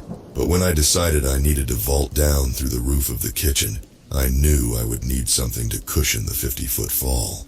If I landed on the hard table or on the floor, there was no chance of me recovering in time before chaos broke loose. Now I understand how insane jumping smack center into the middle of a murderous dinner sounds. But strangely enough, that wasn't even the most dangerous part of the plan. That was just the middle. The rest was much, much worse. But I didn't stop to think about it. If I thought too long, I knew I would change my mind and come up with something else, and I didn't have time for that. I waited until the playhouse went to bed for the night, and then stood from my chair. Unfortunately, there was no time for sleep either. I made sure the alarm on my watch was still set for when my friends woke up, then crossed to the door. As I placed my hand on the knob, I looked back at the screen. The camera was angled next to B. It felt weird leaving it like that, but it gave me the same comfort that lying next to her did. Stay safe, guys. I'm coming for you. I began making my way through the decrepit halls of the place I called home, stepping quietly as I went. The darkness and silence were much more foreboding now that I was alone. It made me glad in retrospect that Dan had followed me those first few days, although I still would have preferred everyone be safe over comfort. However, despite the tension, I hated to admit that it felt oddly pleasant to be in the familiar setting once again. I was sick of seeing the sterile rooms of the playhouse. As I went, I made sure that I grabbed any food that I could find. I hadn't left the surveillance room since my arrival, and I had blown through all the supplies I was carrying in the meantime. But food wasn't what I was looking for. If I was going to pull off rescuing my friends, I would need a few other things. I found the wrench I needed in an old rusted toolbox. The room I found it in looked like it was still under construction. Out of curiosity, I stepped to one of the unfinished drywall panels and scraped it with the tip of the tool. Sure enough, not a single scratch on it. My mind was drawn back to the catwalk as I continued through other rooms. How had it fallen? It didn't make any sense. Things in the house didn't just break. In the 4 years of us living in it, that was the one thing we had become absolutely sure of. Maybe the screws were already loose, and us rattling them caused them to fall out. That wasn't considered breaking, was it? It all may have been a small thing that someone might call a coincidence. But something felt horribly off about the whole thing. I just couldn't place my finger on it. I returned to the safe room a few hours before my friends woke up, giving me some time to rest. I didn't get much. I never did. The day was mostly uneventful, just keeping an eye on Larry to ensure that he didn't try anything to earn my friends more strikes. I could tell he was always just waiting for the right opportunity, one where the birds wouldn't catch him. I assumed that he had to be on his final strike by now, and that's why he was playing it so safe. When night came, I headed back out into the halls, going a different direction this time. We were so deep down that there was a lot to explore, but I was still hoping to find what I needed. If I didn't find it here, I would have to look elsewhere, and once again I had no time for that. I had a close call with the curator at one point, having to dash down a long corridor after hearing tink-tink behind me. Luckily, there was a lockable door at the end of the hall that I managed to reach before its grotesque hands snatched me up. It beat against the barrier as it usually did, and I turned to find myself in a dead end. I cursed under my breath. I couldn't afford to wait for safety right now, but there was really no other option. I slid my pack off and leaned against the wall, then prayed that Dan B and Ethan would be okay while I was away. Stupid creature, I thought. At least it was the only object of my plan that I knew I could find. The damn thing was everywhere. I thought about Larry and how it was a miracle that it hadn't plucked him up the night that he left. I suppose it was some relief that it hadn't. After all, I had been kept up many nights by the guilt of what happened. But knowing now that he had escaped and hadn't been helplessly taken, I felt less bad. Mainly since he had survived only to try and kill my friends, as if that wasn't why he was down here to begin with. It had been about 2 weeks since Larry's breakdown. We still kept him tied, though he insisted he was better. Nobody believed him. He had a certain look in his eyes that didn't have us convinced. Besides, with the threat he had made to Daniel that night, we really didn't want to risk anything. Larry was now essentially a prisoner within our own prison. We didn't know what else to do with him. At night, we led him into the living room to sleep and took extra precautions on tying him so he couldn't escape. When we made basket runs, we brought him into the room and gagged him so he couldn't scream and alert the creature. It all was working okay, but our morale was at an all-time low. We all were the only people we could depend on in the house. The fact that one of us was now considered the enemy made everyone feel small. I stood before the mirror in the bathroom while Jan sat on the toilet with the lid down. Both of us brushed our teeth in silence. After spitting our paste in the sink, I began rinsing my mouth as Jan spoke. "You doing okay, Joel?" I splashed some water on my face, then stepped aside, giving her room to use the cold water the rest of the group had left us. "Yeah, are you?" "Mm-hmm. You sure? You got your classic motherly Jan vibe about you. What's up?" "Nothing. I just noticed that everyone's been really reserved since Larry. Well, you know. Yeah, small house." Jan laughed. "How's Auntie doing? She doesn't ever want to admit how she's feeling." "Yeah, I know. I don't think she likes putting her troubles on everyone else. I just think she's been really shaken up by the whole thing." "Well, I'm glad she's got you through all of this. You two seem really happy together." Jan smiled. "Yeah, I'm glad I have her as well. I can't even imagine this place without her. She's really kept me going." "You guys better give us an invite to the wedding once we get out of here," Jan joked. "Only if you give us one to yours and Mark's." "Hey, what's that supposed to mean?" I chuckled and rolled my eyes. "Come on, Jan. Everyone sees it." She opened the door and flicked the light off as we exited. "There's nothing to see." Jan smirked. "I just think he's very nice and I enjoy his company. Would you keep it down over there? I'm trying to sleep." Larry sarcastically snapped from the living room corner. He lay with his back to the wall. Mine and Jan's jovial mood quickly dropped. "Good night, Larry." I shot over to him. He lifted a hand tied behind his back and raised his middle finger. Jan and I entered the bedroom, and I took my spot on the floor next to Andy. She immediately pulled close to me but said nothing. I gently kissed her head and whispered, "Are you okay?" I felt her nod into my chest, but could tell she was lying. I already knew what was bothering her. Soon, I told myself, we'll go soon. I lay there for hours, staring at the ceiling and listening to Andy's breathing like I did nearly every night. Usually the soothing sound would eventually lull me to sleep, but I had too much on my mind that night. I could never sleep when I knew something was bothering her. It was even worse when I was to blame. I listened below for the creature to see if maybe it was up with me. I heard nothing. I did, however, hear Mark get up from his bed and make his way to the door. It had been less and less common for us to get up to use the bathroom at night. The bodies outside were always unsettling, and with Larry now in the living room, most of us didn't bother. But still, when you had to go, you had to go. I closed my eyes and listened again. I could hear one of the bodies dancing by the bedroom window outside the house. I wondered if maybe it was Hillary. I was thankful that it didn't make noise or pound on the wall like the thing downstairs did. I listened as Mark flushed the toilet and focused as I heard the contents drain away to some unknown location deep below. How far down did it go? Maybe it was forever. Perhaps it was to nowhere at all. I pondered for a moment before realizing something. Mark hadn't come back yet. I had heard the sink running and then nothing at all. I focused hard to see if I could discern any movement from the bathroom.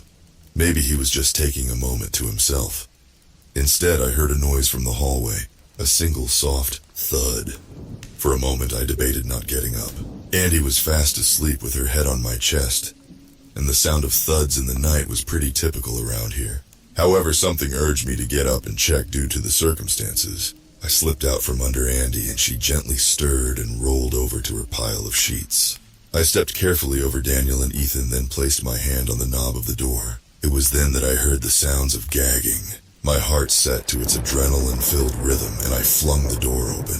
Mark lay on the hallway floor with Larry on top of him, pressing the rope we had tied him with to his throat in violent determination. "Larry!" I screamed, alerting everyone else and rushing forward. I grabbed him by the shoulders and yanked hard, trying to rend the man from Mark. He fought back, leaning forward sternly. Instead, I changed my tactics, bent back, and thrust forward again, tackling him from a wheezing Mark onto the floor. Larry immediately dropped the rope, and my vision went blurry for a moment as he cracked me across the cheek. Pain began to swell in my jaw, but adrenaline urged me on, and red-hot rage filled me. I began to play his game and slammed my forearm against his throat, then pressed down hard.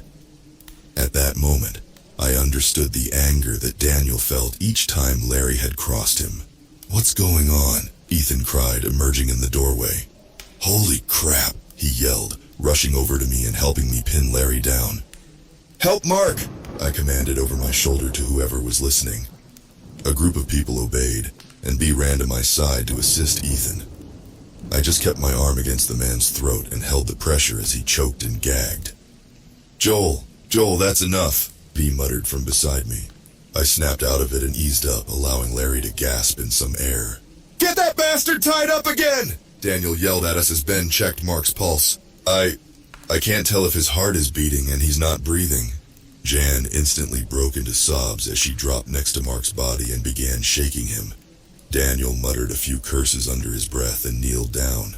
"Step back," he told Jan and Ben. "I'm going to do CPR." He began doing chest compressions as she continued to cry. Do you know what you're doing? Is that hurting him? Is he going to be okay?" "Jan, shush," he shot back. He was clearly freaking out. "I've done this before." B, Ethan, and I managed to wrestle Larry down and get the ropes retied around his limbs before turning back to the scene behind us. Daniel blew air into Mark's mouth a few times before resuming compressions. After a few more, the unconscious man suddenly snapped awake with a fit of coughing gasps. Dan sat back with a sigh, and Jan broke into tears of relief and threw her arms around him. That lunatic tried to kill me," Mark gasped. Larry laughed hysterically like he had just heard the funniest joke in the world. "Kill you? No, my friend. I was trying to save you. What a much more peaceful way to go than whatever else could take you." Larry continued to cackle as Daniel stood up and began to walk slowly over to him.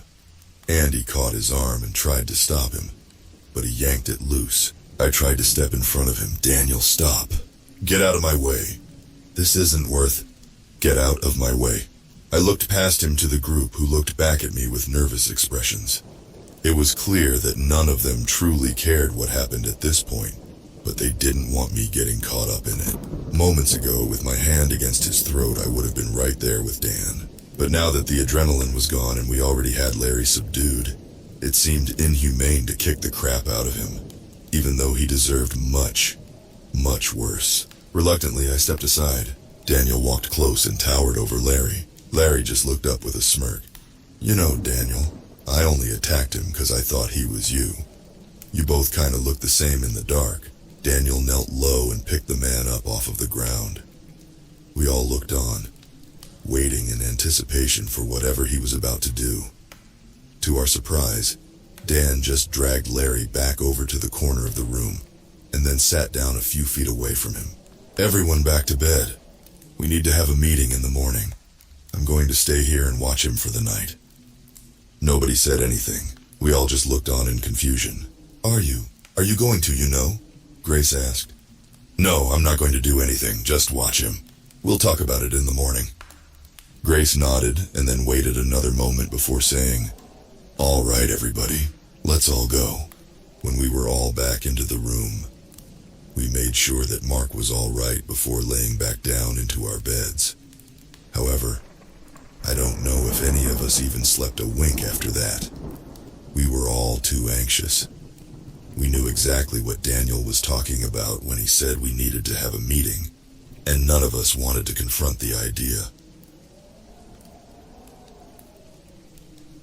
The alarm on my watch began beeping, alerting me that the playhouse was just getting up for the morning. I must have managed to lightly drift off amidst the curator's violent assault on the door, a skill that took years to master. It must have given up as I no longer heard it outside. I pressed my ear to the wall and listened. I didn't hear any breathing or shuffling. I decided to take a chance. Slowly, I swung the door open and clicked on the flashlight. Nothing. I quickly crossed back to my pack and then smiled when I picked it up. I hadn't noticed in the dark, but I had set my bag on top of one of the things I had been looking for. A coil of sturdy rope. I inspected it, and it looked solid with no damage, other than the ever-present layer of grime that the house caked everything with. I slung the rope over my shoulder and then rushed down the hallway. I needed to get back quickly. When I had reached the safe room once again, I saw that my friends were currently at their first playroom time. I could hear them talking on the monitor as they stood in their usual corner. It's okay, maybe he just went to go on a food run, Ethan said. Or maybe he finally got enough sense to go on without us, Dan said hopefully. I don't think so, B replied. I think he's set on getting us out. He told us he has a plan, remember? I think something is wrong. No. Joel, thank goodness, I thought something happened to you. No. I'm glad to hear that. How are things out there? Ethan asked. Plan. What about it? You didn't give us much to go on last time we talked. Cake. B shuddered. Ugh, what about it? Does it have to do with that? Yes. What do you need us to do? Be ready. Be ready? Ready for what? Run. Well, that's ominous. Daniel chuckled. During their activity time, B and Ethan had been teaching him Morse code so that he could keep up with the conversations. Be careful, Joel. We don't need you dying trying to rescue us. B nodded. If it comes down to your life or ours, you need to go. I was very thankful I could only respond in a word or two. If they knew the full details of what I was going to do, they would be adamant that I leave them instead. Luckily, they wouldn't know until the time came. Suddenly, Larry approached my friends, something he hadn't really done since Daniel had punched him in the face. I was immediately on alert and I could tell they were too. This was clearly another ploy for him to attempt to get a strike on one of the three. He had only managed to do this one other time by framing Ethan to look like he had broken some crayons from the activity room. I was unsure how he had pulled it off without the birds noticing, but he knew this place better than we did. He obviously had plans of taking each of them out. Daniel immediately stepped behind B and Ethan. He was Larry's prime target and had 3 strikes. The risk of him interacting was too high. Talking to the lights again, huh? What do you want, Larry? B snapped. Who are you guys talking to anyways? We aren't talking with anyone. You would know that if you weren't so insane. Larry shook his head. Look, you guys, we're all going to be here for a while. Why don't we just get off each other's throats, eh? He cracked a wicked grin at the comment. It would make this whole ordeal a lot more tolerable. We humans gotta stick together living with all these little monsters. He pointed to a puppet currently being scarfed down by its siblings for its third strike. The sound of tearing flesh was sickening. I'd rather end up like that than be around you any longer than I have to, Ethan remarked. Careful now, Ethan, you might just... Love the scar on your arm, by the way. Try to off yourself or something. At the remark, Ethan pulled his jacket sleeve down over his wound. Larry grinned with delight.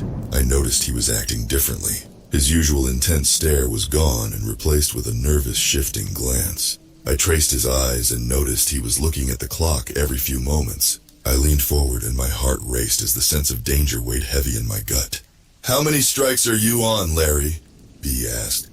You've been here for a while now. Can't imagine you're too well off. Why don't you leave us alone so that none of us get hurt?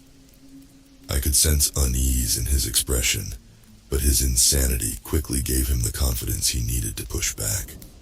Oh, I'll be fine, sweetheart. Like you said, I've been here a while. I know all of the ins and outs. You don't. As soon as he finished the sentence, the birds by the doors began to wrangle everyone together to leave. Come on, you two, let's go, Dan said, pulling them toward the door. I felt a split second of relief, thinking that maybe Larry hadn't gotten the opportunity to enact whatever scheme he had thought up. That went away as soon as I saw him retrieve an object from his back pocket. He had stuffed a shiny red ball from the ball pit inside. He trailed up behind B, Ethan, and Daniel, and I quickly began flashing the spotlight, hoping to alert them. As they looked over to acknowledge the flashing, Larry promptly reached up and dropped the ball into the hood of Ethan's jacket. It was so light that he must not have felt it. My friends just looked up at the beam in confusion. Larry! The three turned to look at him, and he just grinned his horribly yellow teeth. Better hurry along. You get a strike if you keep them waiting. But by all means, keep staring at the lights like a deer. I certainly don't mind. Dan and Ethan kept their eyes on him as they continued forward, but B looked back toward the light. I had barely finished the word hood before they walked through the doorframe. One of the birds stopped Ethan with its massive hand as they passed. His face went ghost white as he looked up at the towering being in horror. I prayed that Daniel wouldn't make a move to stop it. The bird reached into his hood, retrieved the ball, and then shook its head before holding up two fingers. Everyone's heart collectively sank as the bird patted him on forward. All of us except for Larry. Ethan! He gasped with fake concern. Don't you know stealing is against the rules? Ethan held his gaze to the floor, but I could see the anger in his eyes. Shit, I muttered. Shit, shit, shit. The instant my friends lay down that night, I was out the door of the safe room. My window to act was only 2 days away, and now I didn't even know if I would be able to wait that long. Both Ethan and Daniel were one strike within death, and B may have not been far behind. I still needed to find one last thing and set everything up, which meant that if I didn't find it by tonight, I wasn't going to have time. I didn't bother with my usual careful pace down the dark tunnels of the basement. I hastily walked with little regard for sound. You should slow down, brother, he called from a doorway as I passed by. I didn't respond. That thing might hear you. You're no good to your friends dead. He cackled from the chair in front of me. I once again blew by without a word. I don't get why you're so worked up anyway. The one you care about isn't in any danger. She's only got one mark against her. At that, I turned to the wall he was leaning against to face him. What are you implying? Oh, come on. We both know all of this wouldn't be worth it if your girlfriend wasn't here with you. If it was just Ethan and Mr. Punch-a-Lot, you would have taken his advice in a heartbeat and been out of here. I would never leave any of my friends behind. It wouldn't be the first time you left me and Rose behind. I winced at her name. I didn't leave you. You both left me. That's true, but can you blame us? I stared at the floor a moment before continuing forward. No, I can't. I entered a lobby-like room where he looked over the edge of a balcony. You can't keep trying to run, Joel. You tried that with the whole bus thing, and now look where you are. You're more trapped than ever. What do you think I'm doing by trying to get out of here? Oh, please. Don't act so self-righteous. You would have never even bothered if it weren't for Andy. Who, by the way, you convinced to come down here. I gritted my teeth and stopped dead in my tracks. You're really going to be mad? You know I'm right. You were content to be somewhere you didn't have to worry about all those nasty complications from before. Somewhere where you got all the love and affection you needed. You finally found a place to run where you thought you could hide forever. But guess what, Joel? At the end of the day, you're still you. And as long as that's the case, you'll keep dragging all of that filth right along with you. Me, Rose, Sarah, all of us. I swallowed the lump that had formed in my throat and stared at the floor. I could tell he was standing behind me. He made a slightly pleased noise. I see now. You think this makes up for all that? You think this will all somehow redeem you? He laughed at the thought. All right, sure. Go ahead. Rescue your friends and see if all that guilt goes away. As a matter of fact, you may even find what you're looking for down that hall and to your right. You're wrong about me. Sure I am. Now off you go, hero, he said as he wandered off into the dark corridor I had come from. Your princess awaits. I took a moment to recuperate before continuing. I entered the hall and came to an intersection. I looked both ways, then went left. Thoughts swirled in my mind as I moved through the corridor. Thoughts that I didn't like intruding. Those occurrences were getting worse by the day. Ever since he had shown up again the day before Andy returned, he had continued haunting me. The hallucinations first started a couple of months into our time at the house. I first saw him when I got up a bit earlier than everyone else one morning. I was walking to the bathroom when I noticed him peeking around the corner to the kitchen. It made my heart skip a beat, but I blinked, and then he was gone. I thought it was just my imagination running wild in the strange place, until it happened a few more times. Then he started talking to me. At that point, I knew I was full-blown hallucinating. He would bring up things from memories we had together, or feelings that I had confessed when I knew him, things I was afraid of, things I felt bad about. That went on for years, but as I got closer to Andy, it began to happen less and less. It stopped altogether after she and I kissed. I never told anyone because, frankly, I didn't really want them to think I was losing it, especially after Larry. On top of that, it wasn't really a severe issue. All it did was serve as a painful reminder of past mistakes and regrets. I entered a decaying room with colorful neon paint plastering its chipping walls. I clicked on my flashlight and was greeted by a nostalgic sight. A large bowling alley sprawled before me. The place once used for fun now lay in utter ruins. I almost turned to leave, thinking it was a waste of time to scavenge the area, when I remembered something. When I was young, I was never too good at bowling. I would always run too close to the lane and slip on the grease-covered wood. I made my way to the far wall of the room and walked down the path to the service door in the back. I crossed through to the storage and held my breath as I looked around. A large white jug of something was beneath a shelf, and I slid it out. Mineral oil. I smiled in relief. It wasn't what I expected, but it would have to work. I stepped out of the room, oil in hand, and began to silently jog my way back to the playhouse.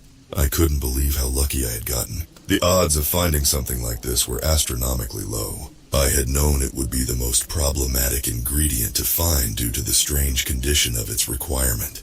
I needed something slick and slippery that wouldn't dry up quickly. As I passed the lobby room again, I looked up at the balcony, and a strange realization suddenly hit me. He had told me to go right if I wanted to find what I was looking for. Sure, I had gone left, but what if? What if he had been counting on that? I quickly dismissed the thought. It had to be a coincidence that I found the oil. If I thought about it any further, I might have to accept a terrifying truth. My hallucination had just given me directions. I got back to the playhouse and set to work immediately. While everyone was asleep was the best time to set everything up. I grabbed the wrench and headed back to the catwalk stairs that took me to the top of the structure. I hopped the railing and made my way over to the kitchen opening, where I climbed onto the metal scaffolding, Slowly and cautiously, I made my way over to the center of the table below. The room's height was much more intimidating now that I was dangling over it, but I stowed away my fear. There was a lot more that I would have to be afraid of when the time came. This wasn't about to be one of those things. When I got to the spot I wanted, I reached the wrench underneath and began undoing the bolt of one of the beams that went over the top of the table. I took the thing out all the way before climbing to the other side of the grid and doing the same thing. I managed to worm the second bolt out until it came loose, and the rod began to tilt downward. From there, I hooked my feet around the pole behind me and twisted it free. The 6-foot bar began to fall, but I managed to catch it. However, I dropped the wrench in the process, and it plummeted to the kitchen table with a loud clatter. Luckily, I no longer needed it. I quickly pulled the pole up and lay atop the bars in the same spot I had removed it from underneath. It was almost unnoticeable, but perfectly unstable, exactly how I needed it. From there, I scurried back along the scaffolds just in time for the clock on the wall to start laughing, and for one of the birds to come barging in to investigate. It looked at the wrench and bolts laying on the table, then up at the ceiling in pure confusion. Other than that, it didn't seem to notice the loose pole or me. So far, so good. After that, I went back to the safe room to get some rest. It wasn't much, but I knew I should at least get a little. The day went by normal with no occurrences, which was perfect. That just meant that they had to hold off one more day. Luckily, Larry seemed to shy away from making any attacks so soon after already pulling one off. Tomorrow! Tomorrow? B asked, trying to confirm my message. Yes! Tomorrow during the cake thing? Ethan added. Yes! Okay, are you sure about this, man? Sit end! Sit end? What's that supposed to mean? Table! Which side? Ethan questioned. By the door? Yes! Daniel sighed. I hope you know what you're doing, kid. That night I set to work on the second half of things. I had no scavenging to do, which meant I could purely focus on preparation. I began to go around the catwalk and clamp any extra spotlights to the railing facing inward toward the playhouse roof. I hoped that the curator didn't show up, at least not before it was supposed to. I didn't quite have enough lights, which required me to take a few from the scaffolding over the playhouse. Once they were all set up, I attached all of their cables together to the best of my knowledge, then turned it on. Sure enough, they all flooded the area with light. Another thing completed. I turned them back off and then grabbed the oil and stepped outside. I had to empty my water bottle and fill it with oil to have an easier time carrying it. I then climbed onto the scaffolding over the kitchen once again. I poured the clear liquid over the metal bars near the pole I had removed, coating them in a slippery film, then ran my finger against the surface to test it. It proved thoroughly slick. Once I had covered it all perfectly, I headed back to the roof of the playhouse and triple-checked everything. By the time I had finished, I had a couple of hours to spare. As the time got closer, my heart began to pound more and more. I couldn't believe I was doing this. I couldn't believe that this was actually my plan. It didn't matter now. It was too late either way. Best case scenario, it worked, and we all made it out with our lives. The worst case was that we all died, which the grim truth was that that was most likely going to happen sooner or later. With the time remaining, there was only one last thing to do.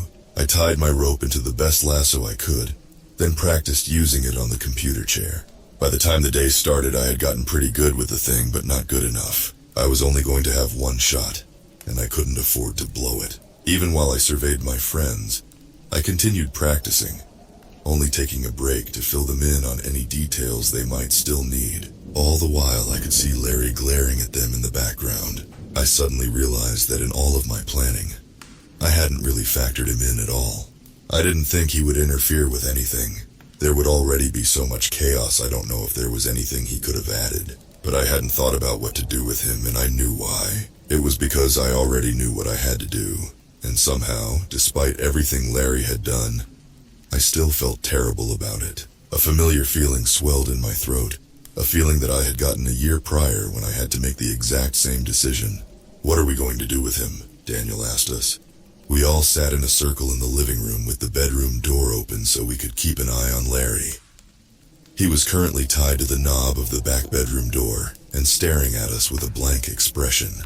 Throw him in the yellow room, Jan said without hesitation. She sat clinging to Mark, whose neck was torn and bloody. Let that damn thing have him. Jan, Claire started. We can't just... I know the man is evil, but that's a bit much. Benjamin grunted. Is it? He almost killed Mark, Claire, one of us. What if he had succeeded? We can't keep him around anymore. He's unstable. He's also one of us. Andy chimed in. I understand that we can't exactly keep him around anymore, but letting that monster take him, that's not humane. Andy's right.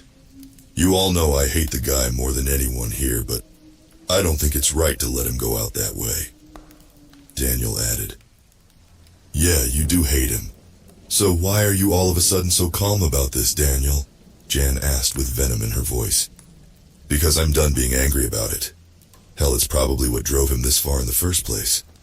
But the man clearly isn't himself anymore, and lashing out at him isn't going to change that. Let's just do what we need to do and move on from this. Claire scoffed. Move on from this? Geez, you're all acting like this is a normal Tuesday for us. We're condemning a man to death right now. Don't you think we need to be a little less impulsive about this? He should have thought about that before he acted impulsively and tried to condemn one of us to death, Ben said. Am I really alone in this, Grace, B? Grace pursed her lips. I think that. Claire and Andy are right. B cut in, saving Grace from her stumbling. We can't give him to that thing. Well then, what do you all suggest? Ben asked. B turned to the sunroom windows. We could send him into the hills. No. We all turned in surprise to Frank. The man hadn't spoken in over a year. We had all almost forgotten what he even sounded like. He continued. You guys don't know. You've never been far enough out. That day that Hillary died, I felt something. You would only understand if you felt it too. Those hills aren't right. That fate isn't humane. We all looked at the man in silence. Frank hardly talked since the first day we arrived. Something we could tell was a new development after his encounter with the hills. If he was speaking up to say something only now, there was a reason. We all believed him without hesitation. Okay, so our only options are to continue holding the guy prisoner or throw him to the beast. We all know we can't do one of those things, which leaves only one option, noted Ben. But everyone looked to Ethan. Why are those the only two options? What do you mean? Well, the thing downstairs always comes up here eventually to leave the baskets. But until then, it's just down there somewhere. And I mean, Ben's radio said the exit is below us. Don't you guys think that means this place is a lot bigger than we know? What are you implying, kid? Asked Daniel. I'm saying we don't have to toss him into the yellow room and sick that thing on him. We can just leave him in there to fend for himself. If the creature is gone, he'll be able to slip downstairs and live away from us. That way we don't have to outright kill him. Ethan fidgeted with his hands. We just kind of, let that happen naturally. Jan shook her head. No way. If we do that, he could just come back for us next time we open the door. No, he couldn't. We only open the door once every week. That's when the monster comes up as well. He would have to go deeper down, or he would get caught. I don't know, Ben said, stroking his beard. It seems like it's still a risk. I think that's a good idea, Andy said. Me too, added Claire. I'm with Ben. I don't think it's safe, Jan said. I looked across the room to Mark, who hadn't really looked up the entire meeting. I could tell he was thinking something. What about you, Mark? I asked. He glanced at me and I continued. I feel like you and Dan should get the final say on this. After all, you were the one he attacked, and he clearly has it out for Dan. Mark swallowed a gulp that obviously pained him before speaking in a raspy voice. Daniel is right. That's not Larry anymore. The guy was a jerk to begin with, but I think we need to acknowledge that we never treated him the best. I would go crazy too if I were trapped in the same place for 3 years with people that hated me. Everyone shifted their glances to the floor. We can't be angry about it anymore. What's done is done. All we can do is show a little mercy to him. I agree with Ethan. Mark looked to Dan to get his opinion as well. Daniel said nothing in return, just shook his head in agreement. Then it settled, Claire said. All was silent for a long time before B spoke. How are we going to tell him? I'll do it, Dan grunted. He hates me anyway. When are we doing this? We all exchanged glances with one another before looking to Daniel for that answer as well. We may as well get it over with. No point in drawing things out. We watched as Daniel walked into the bedroom and knelt next to Larry. He began speaking, and we all just stared. We saw Larry's face morph from insane amusement to pure dread as he looked past Dan to us in disbelief. He began to squirm in protest as Daniel lifted him from the ground and let him out. Ethan, Joel, can you give me a hand? He asked. You're all monsters, Larry cried. You're the evil ones, not this house. Pipe down, Daniel told him. You're going out there one way or another. If you want it to be waiting for you right when we open that door, then so be it. Larry bared his teeth like a dog and twisted his face into that of pure rage, but said nothing. Ethan and I slid the pantry quietly to the side and then turned to Daniel, who nodded. I placed my hand on the black doorknob and swung it open. The stench of mildew flooded the air and filled the kitchen. Daniel loosened the ropes on Larry's hands so that he could worm them out with enough effort, then unceremoniously pushed him forward into the room. We didn't want to make a big scene out of it. As soon as he was through, I began to shut the door behind him. Through the crack, I caught one last glimpse of Larry's crazed expression. His eye twitched, and his jaw was clenched, a look of pure betrayal, a look that stuck with me every day since. There was no saving Larry, and I knew that. When the day was done and my friends lay down to rest, I made rounds around the playhouse one last time, ensuring everything was in order for the next night. I even crawled out on the scaffolding again to re-oil the bars. I needed to make sure they were extra slick. After that, I went into the hallways to scavenge objects to practice lassoing, then did so all night. When the clock woke everyone up, my heart began pounding like a war drum. This is insane, my conscience screamed. This isn't going to work. I shoved the thought out of my head and continued practicing. Breakfast, activities, playhouse. I talked with my friends one last time and made sure they were ready. I could tell they were just as anxious as me, if not more. This plan would also be dangerous for them, but I had done and would do anything I could to make sure they all made it out safe. I had already informed them of the library shelf they would need to run to, and all was set. Now all I had to do was wait. Storytime, activities, playhouse. Soon. So soon now, only an hour left. You're going to die, I told myself. This is the end. I just thought about my friends instead. Imagined what would happen if I failed. Thought of Daniel and Ethan getting their last strikes while Bea watched in horror. Imagined her alone with Larry. I threw my lasso one last time, hooking the chair perfectly and pulling the rope taut. I saw one of the birds clap their hands on the screen, and the entire playhouse stood at attention. My friends all looked at each other with concern. Ethan took Bea's trembling hand and Bea took Daniel's. As they filed toward the kitchen, I slung the rope over my shoulder and headed for the door. Here we go. I climbed to the top of the playhouse and looked over the kitchen walls. I could see that Bea and Daniel had secured a spot by the door, but one of the puppets had managed to worm its way into the next seat, forcing Ethan further down the table. A slight complication, but ultimately not too bad. I didn't think the short distance mattered. I was more concerned that it put him directly across from Larry. Once I had confirmed that everyone was in place, I waited until the meat carts were rolled in. Once they were in the oven, I started a stopwatch on my watch. 10 minutes. When the time was up, I headed across the catwalk to the doorway I had seen on my first trip through the area. I peered into the dark, consuming void, and prayed that my target was actually nearby. My legs were shaking and my breath was uneasy, but I knew what I had to do. Hey! I screamed with all of my might. Hey, it's me! Come on, you stupid thing! Come get me! I waited for a second, but heard nothing. I'm over here, it's Joel. Another pause, this time for a solid minute. My chest began to tighten. How was it not coming? It needed to come. I couldn't pull this off without it. I raised my hands to my mouth to call again, and then, tink tink, Jujuyil. My blood iced over and my hair stood on end. I knew the curator could talk, and it wasn't the first time I had heard it say my name. It was, however, the first time I had heard its choked, excited voice not squealing. It was almost human. Almost. I forced my wobbly legs to move and turned back to the playhouse, breaking into a silent sprint. I slowed as I reached the edge of the kitchen and looked back. No sign of the thing, but I knew it was there, watching me. I looked down at the table where my friends had just finished their food.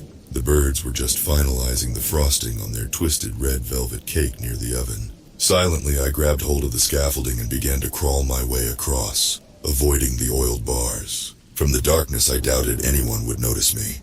I was much smaller than the curator was. That's why I had to remove an extra bar after all.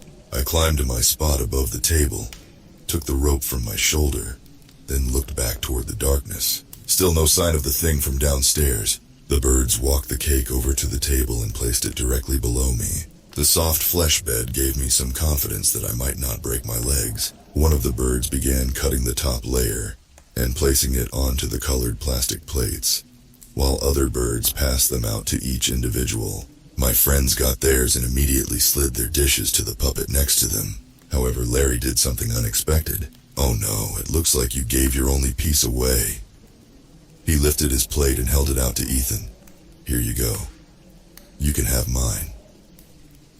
The birds around Ethan clasped their hands together and tilted their heads in adoration. Ethan just stared forward, uncertain of what to do. "That's okay," he said, feeling the unyielding eyes of the birds on his neck. "You can keep it." "Are you rejecting my gift?" Larry asked with shock. The birds perked up, and if my blood could run any colder, I'm sure it would have. This would be Ethan's last strike if he didn't play along. Suddenly I saw something move in my peripheral. I looked up to see the light glinting off of two perfectly round spheres that watched me from the dark. A long, bumpy limb slowly reached out and grabbed onto the bars. "No." Ethan hesitated. Thank you, Larry." The curator pulled itself closer, and I could now make out its patchy skin and clenched teeth. If it had lips, I knew that it would be smiling. I raised the rope and got ready. My heart began aching in my chest from how hard it was beating. Bea and Daniel watched Ethan as he reached out for the cake. The tension was palpable as they anticipated Larry's next move. I'm glad I was already occupied, or I might have called down to him to stop him. I watched the creature before me as it crawled closer. I saw it suddenly falter as it reached the oiled bars. It looked at them for a moment to investigate, but didn't seem fazed and just continued forward at a slower pace. I figured it would still be able to move despite the oil. That wasn't its primary purpose. Ethan grabbed onto the rim of the plate with both hands and prepared to take it, and that's when it happened. Larry tilted the dish down against the fingers of Ethan's bad arm, stretching the raw tendon. Ethan yelped in surprise and recoiled, grabbing his arm out of instinct. At the same time, Larry let go of the cake and it fell to the table with a splat. "Hey!" Larry yelled. "You did that on purpose!" What? No! It was too late to protest, however. The birds all held up 3 fingers, and all of the puppets went silent. Daniel stood from his chair, ready to intervene. Bea looked around frantically, probably wondering where on earth I was. The curator reached both of its arms forward, one to grab the next rung, and the other to grab me. That's when all hell broke loose. The beast before me grabbed the unstable bar, causing it to slip from the scaffolding. It fell to the table below with a thunderous clatter, and the birds paused their execution to look up. All of them began to point at us and wildly flail their arms. The curator tried to catch itself on an oiled bar with the hand meant for me, but it barely managed to do so and slipped slightly into the hole. I couldn't believe it had worked. There was only one thing missing. It wasn't going to fall on its own. I threw the lasso out, and it looped perfectly around the curator's neck. Without hesitation, I leaped from the bars and held tight to the rope. It went taut, and the jolt caused the curator's hands to slip effortlessly from the oil-covered scaffolds. Together we plummeted to the table far, far below. Splat! I landed butt first into the cake, sending a shower of crimson chunks over everything. In the same instance, the curator smashed against the wooden surface with a prominent thud. For a moment, everything was still. Every living being in the room exchanged glances with one another, as if unsure of what was going on. Then, the thing from downstairs raised its head from its daze and looked around. That's when the birds all let out a horrific screeching noise that I had never heard before. All of them in the room rushed forward and began to violently thrash at the beast. The curator wasted no time in fighting back, smashing the pathetic mascot costumes against the wall as if that's all they were. The colorful puppets began to screech and run around the room in pure anarchy, turning on one another and sinking their teeth into flesh. "Run!" I yelled to my friends over the chaos. They all listened as I forced myself onto my feet. The fall had knocked the wind out of me, but landing on the cake was undoubtedly better than nothing. I dashed off of the table and we all made our way to the door. Out of the corner of my eye, I saw one of the birds start toward us, but the curator pummeled it into the ground in an attempt to beat it to the punch. Luckily, 2 more birds behind it pinned its legs and prevented it from pursuing further. We emerged into the hall, and the 3 of them looked back at me. "Joel!" Ethan cried in triumph. "Holy shit!" I gasped for air and rested my hands on my knees. The most I could muster was a slight wave before retching air. If I had eaten in the past few days, it would have been a very different sight. "Keep going!" I gasped, urging them onward. We all turned and headed for the library doors. Daniel held back for a moment till I caught up, and then he grabbed me by the jacket, practically dragging me alongside him. "Come on, kid. You didn't get this far just to give up now." Ethan and B threw open the library doors, then turned back to hold them open. But I suddenly saw a look of shock spread over B's face. "Look out!" Daniel and I were abruptly brought to the floor as Larry tackled us from behind. He wasted no time in jumping on top of Dan and punching him over and over like a feral animal. I rolled to my knees and reached out, tearing him off and shoving him to the ground. I quickly turned back to B and Ethan. "The 3rd shelf on the right. Blue book. Get it open now." "But Joel..." "Now!" I felt bad for screaming, but my heart was about to explode out of my chest, and I was running on pure adrenaline. Larry sat up as I tried to help Dan to his feet. "Well, hi, Joel. Fancy seeing you here." "Dan, come on, get up." The blows Larry had gotten in really dazed him, and he struggled to sit upright. "Just going to ignore me, huh? That's okay." Larry rushed forward and grabbed my jacket, yanking me and tossing me further down the hall. I slid to a stop in front of the library door, then felt a sharp pain in my stomach as he delivered a kick straight into my gut. This is too good to be true. For so long, all I've wanted was revenge for what you all did to me, and now here you all are. Fell right from the sky. He kicked me again, and my vision went blurry. Any wind that remained in my lungs had now been fully expelled, and I felt like I was going to pass out. "It's too bad that your little girlfriend isn't with you." "Andy? Where's she at, huh? You know I ran into her not long after you all threw me out. She actually tried to get me out of this place, but it was all in vain. This is my room. This is where I belong. Our rooms find us all eventually." "What are you talking about?" I gasped. Just then we all heard a cry come from the kitchen. It sounded like the screech the birds had made a few moments ago, only louder and more frantic. Larry looked back in confusion, and I knew something was wrong. If he didn't know what it was, then something terrible was about to happen, and we didn't have time to stick around and find out. I rolled onto my stomach and shakily got onto my hands and knees when I heard another noise from the door on my right. The nursery. The floor shook as whatever was on the other side lumbered to the entrance. That gave me enough adrenaline to stand fully back up, but Larry quickly grabbed hold of me. "Going somewhere?" He raised his arm to deliver a punch, but stopped as the doors behind me swung open.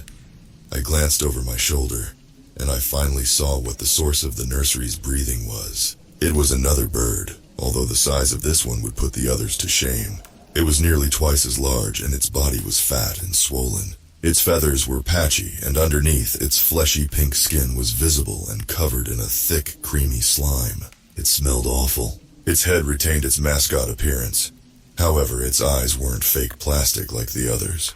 They were real and bloodshot and bulged fully out of its head. It groaned as it slid itself across the floor and tried to worm its bulbous body through the doorframe. It was as if every movement was agony on the thing. Larry and I watched as it saw us and let out a crackly groan of surprise. The bird reared its head back and its throat began to throb. Then, 3 different colored puppets came from its mouth, sliding out covered in the same mucus as its body. "What the?" was all Larry got out before Daniel grabbed my arm and then shoved Larry from behind. The man went stumbling toward the creatures, and one of the puppets looked up at him and growled. It lunged forward and clamped its teeth down into his leg. He fell to the ground, screaming in pain as the 2 other gremlins latched on as well, one into his arm and the other into his side. I watched in horror as they tore his flesh away. Behind us, I heard the kitchen doors fly open. I turned to see the curator, covered in blood, its fake skin hanging off in several places. "Joel, come on!" Daniel yelled, pulling me forward. I didn't resist. Together, we pushed through the library doors. Out of my peripheral, I saw the curator start forward as the massive bird inched closer to its young that fed on Larry. I heard him yell one last thing between his cries of agony. "Your rooms are looking for you. Your rooms are looking." Bea and Ethan had the shelf open now, and they rushed over to pull us both through. I heard more commotion and flesh tearing from the hallway, but I didn't need to know whose or what it was. When Daniel was past the threshold, I spun around and slammed the door shut, then stumbled over to my pack and yanked it up, slinging it over my shoulder. My head spun, and all I wanted to do was rest. But we weren't out of the woods yet. I flicked the switch on the control panel and the spotlights outside burst to life. "Come on!" I called to the others, leading them outside. "This way!" We ran out of the safe room and up the catwalk. Walking through the circle of spotlights was disorienting and blinding, but that was the point. Thankfully, I had memorized the area by heart. I led Daniel, Ethan, and Bea across the same catwalk I had called the curator from, and together we entered the doorway on the other side. When we had stepped into the dark hallway, I turned back just in time to see the thing from downstairs climb back over the edge of the kitchen wall. Damn it. It was still alive. However, as soon as it came face to face with the bright lights, it fell to the floor and covered its lidless eyes, squealing in agony. We didn't have much time. "Run!" I called ahead. Nobody needed to be told twice. Together, the 4 of us took off, and we didn't stop. We didn't stop when we passed a safe room. We didn't stop if we came to a crossroads. We didn't even slow down when we came to the next staircase. We just barreled down them and continued on toward an unknown fate. As we did, Larry's cryptic last words echoed in my ears. "Your rooms are looking for you. Your rooms are looking..."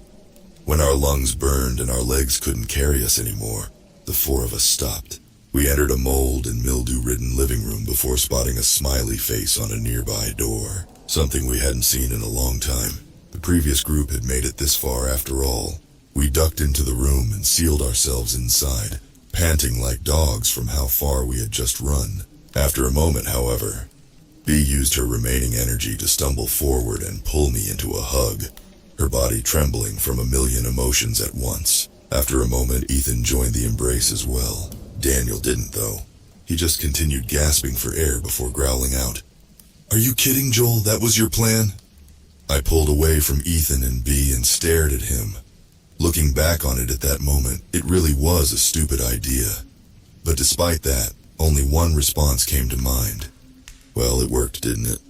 Daniel caught his breath and glared at me for a second with disbelief. Then, out of nowhere, I heard him begin to softly chuckle. Soon that gave way to a steady laugh, which quickly evolved into a wild cackle. I looked to Bea and Ethan with a nervous glance, thinking for a moment that Dan might be going full Larry when he surprised me by stepping forward and placing an arm around me. "You're insane, kid, but I'm glad you're okay."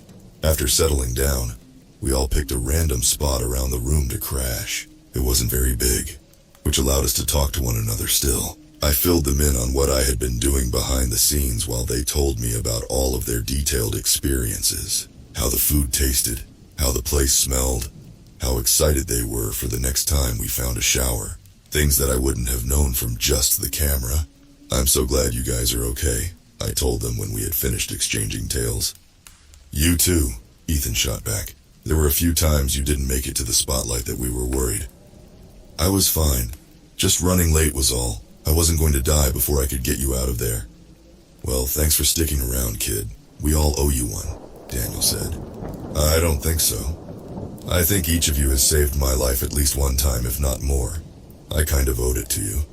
"Well, consider your debt paid then." "Not yet. I still have to pay the interest." Daniel softly laughed as the room fell to silence. "So what now then?" B questioned. "Do we just keep going deeper?"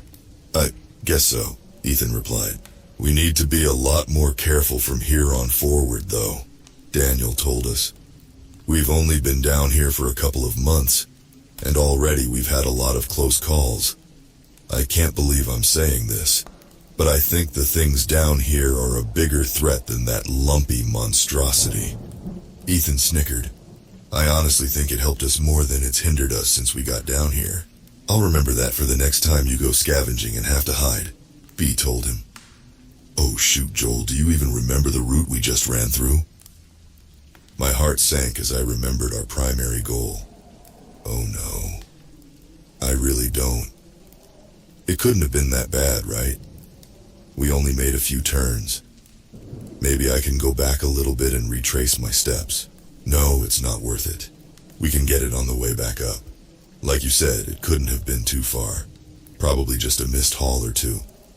For now, we should keep moving, Daniel said. "All right. In the meantime, we should also probably get some rest," I added. Nobody had any objections to that. As we lay in the darkness, I felt B slide close to me, and I moved in to meet her. As I took her into my embrace, I felt instant peace. I was so glad she was okay. I held her tightly and listened to her breathing for a moment before she whispered into my ear, "I missed you." The sentence felt odd to hear, considering we had spent every day together for the past 4 years. We never really had to miss each other, but it went beyond that. Something intimate about the phrase created a pang of guilt in my heart. Guilt for memories long past. It began to constrict and strangle, but I shoved it down and focused on B. I really did care for her, and I really did miss her as well. I missed you too. With the stress of my friends being gone now lifted, and the lack of sleep that I had gotten the past week taking its toll, that night was the best rest I had gotten since arriving at the house. It must have been for the others as well, because all of us ended up sleeping in way past intended. When we finally did get up and around that morning, we decided that we needed to take a day to do some serious scavenging. Unfortunately, my friends' packs had been left at the playhouse, and I had burned through most of mine during the rescue mission. That meant we had less than a fourth of the resources we needed to stay alive. B and Daniel paired up, going one way, while Ethan and I took the other haul. It was nice to have time alone with Ethan again. We hadn't really gotten to hang out much since we left the house, although the term hangout was quite a loose one. As we walked, he seemed less than his usual optimistic self, though. He was quiet and spacey, and I noticed him jumping at every little pop and crack of the house settling.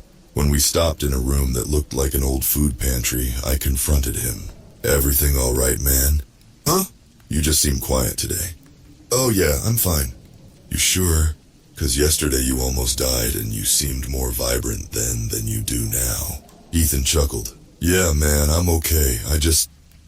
He trailed off and I waited for him to continue, but he never did. "You just what?" Do you think that we'll all make it down?" I was severely taken back. "What? Like to the exit? Do you think we'll all make it?" "Ethan, what are you talking about?" I nervously laughed, trying to dispel his concerns. "Of course we will. You, me, and B have all been together since pretty much day one. We'll always have each other's backs. Plus, we have Daniel with us. He's always put the group's safety and well-being as a priority. He would never let anything like that happen." Ethan nodded but continued staring at the floor. I could tell he wasn't convinced. "What's got you worried, man?" My friend sighed. "I don't know. I've just been having dreams." "Dreams? Like what kind of dreams?" "It doesn't matter. I guess being trapped in that place just really made me realize how in over our heads we are. I mean, we have no idea what could be down here or what it's capable of, and that scares me. What if we had fallen into that playhouse, and instead of those birds we got those dancers instead? Or the curator? We got lucky, and we still almost died. You had to risk your life to get us out of there. I won't let anything happen to you, man. That's not what I'm worried about. Ethan stopped raiding the shelves and turned to look at me. I don't care if I die, but I don't want to see that happen to any of you guys. That's why I came after you and Daniel when you left. I couldn't see what happened to Andy happen to you too. My heart sank. It won't, Ethan. We came down here to make sure that no one else has to go through what she did. No, I know that I know this is right. I know this is what we're supposed to be doing. But I just have this feeling that we're not all meant to make it to the end. I just stared at him. I honestly didn't know how to respond. Ethan, I'm not sure I'm following where you're coming from. We're going to be fine, man. Even if we aren't, we have to believe that we are. He sighed and brushed his hair from his face as he turned his gaze to the floor again. Yeah, I guess you're right. I just need to know, Joel. I need to know if you have accepted the fact that we might not all make it. I'd die before I let something happen to any of you, I told him, staring him dead in the eye. He just patted a hand to my shoulder before throwing a few cans of food into the pack. That's what I'm afraid of, man. We continued forward after that, and Ethan began to talk more along the way. I could tell he was trying to convince me that he was all right now, but I could still sense a lingering melancholy from him. I had never seen the guy so serious before. I mean, Ethan had his moments. He knew how to make people feel better when they needed comforting, and he knew when to stand firm in a situation. But in most dire cases, he was never too upfront about his thoughts and emotions. He even told me once that he didn't think his opinions mattered too much, so there was no point in sharing them. I had said to him that wasn't true, but he just said that some things don't need to be shared, and his thoughts are one of them. The whole situation must have really bothered him, if he was willing to talk to me about it. By the time we got back to the room, Daniel and B had already returned. "What'd you guys find?" Dan asked as B laid out their contents from the trip. Based on the pack she was dumping items from, it was clear that a new bag was on the list of things she had found. We emptied our contents into the pile as well, and I was amazed to see that we had amassed quite the collection. Enough food to ration out for a few weeks.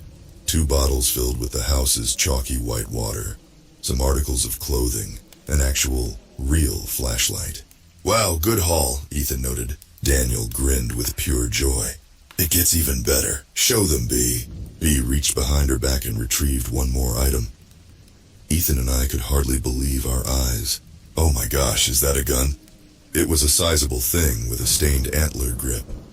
The kind of pistol people out in my old backwater town would carry on their hip, mainly just for self-defense. However, here in the house, a weapon like this had a whole new power. "Is it loaded?" B nodded. 7 shots left in the magazine. When we checked the chamber, there was an empty shell inside. "That's unsettling," Ethan pointed out. "Where did you find that?" I asked in disbelief. "We ended up in some sort of hotel room at one point. Daniel told us. It was just sitting in the side table drawer." "That's insane," Ethan cried. "Do you know how lucky that is?" "Yeah, for real," I added. "It's too bad that nothing around here ever stays dead." "That's not true. Those puppet things died. I think I saw one of the birds' heads get crushed on the way out of the playhouse too. And technically, we've never actually seen the curator die. It always just seems to escape last second. This could be a game changer, though."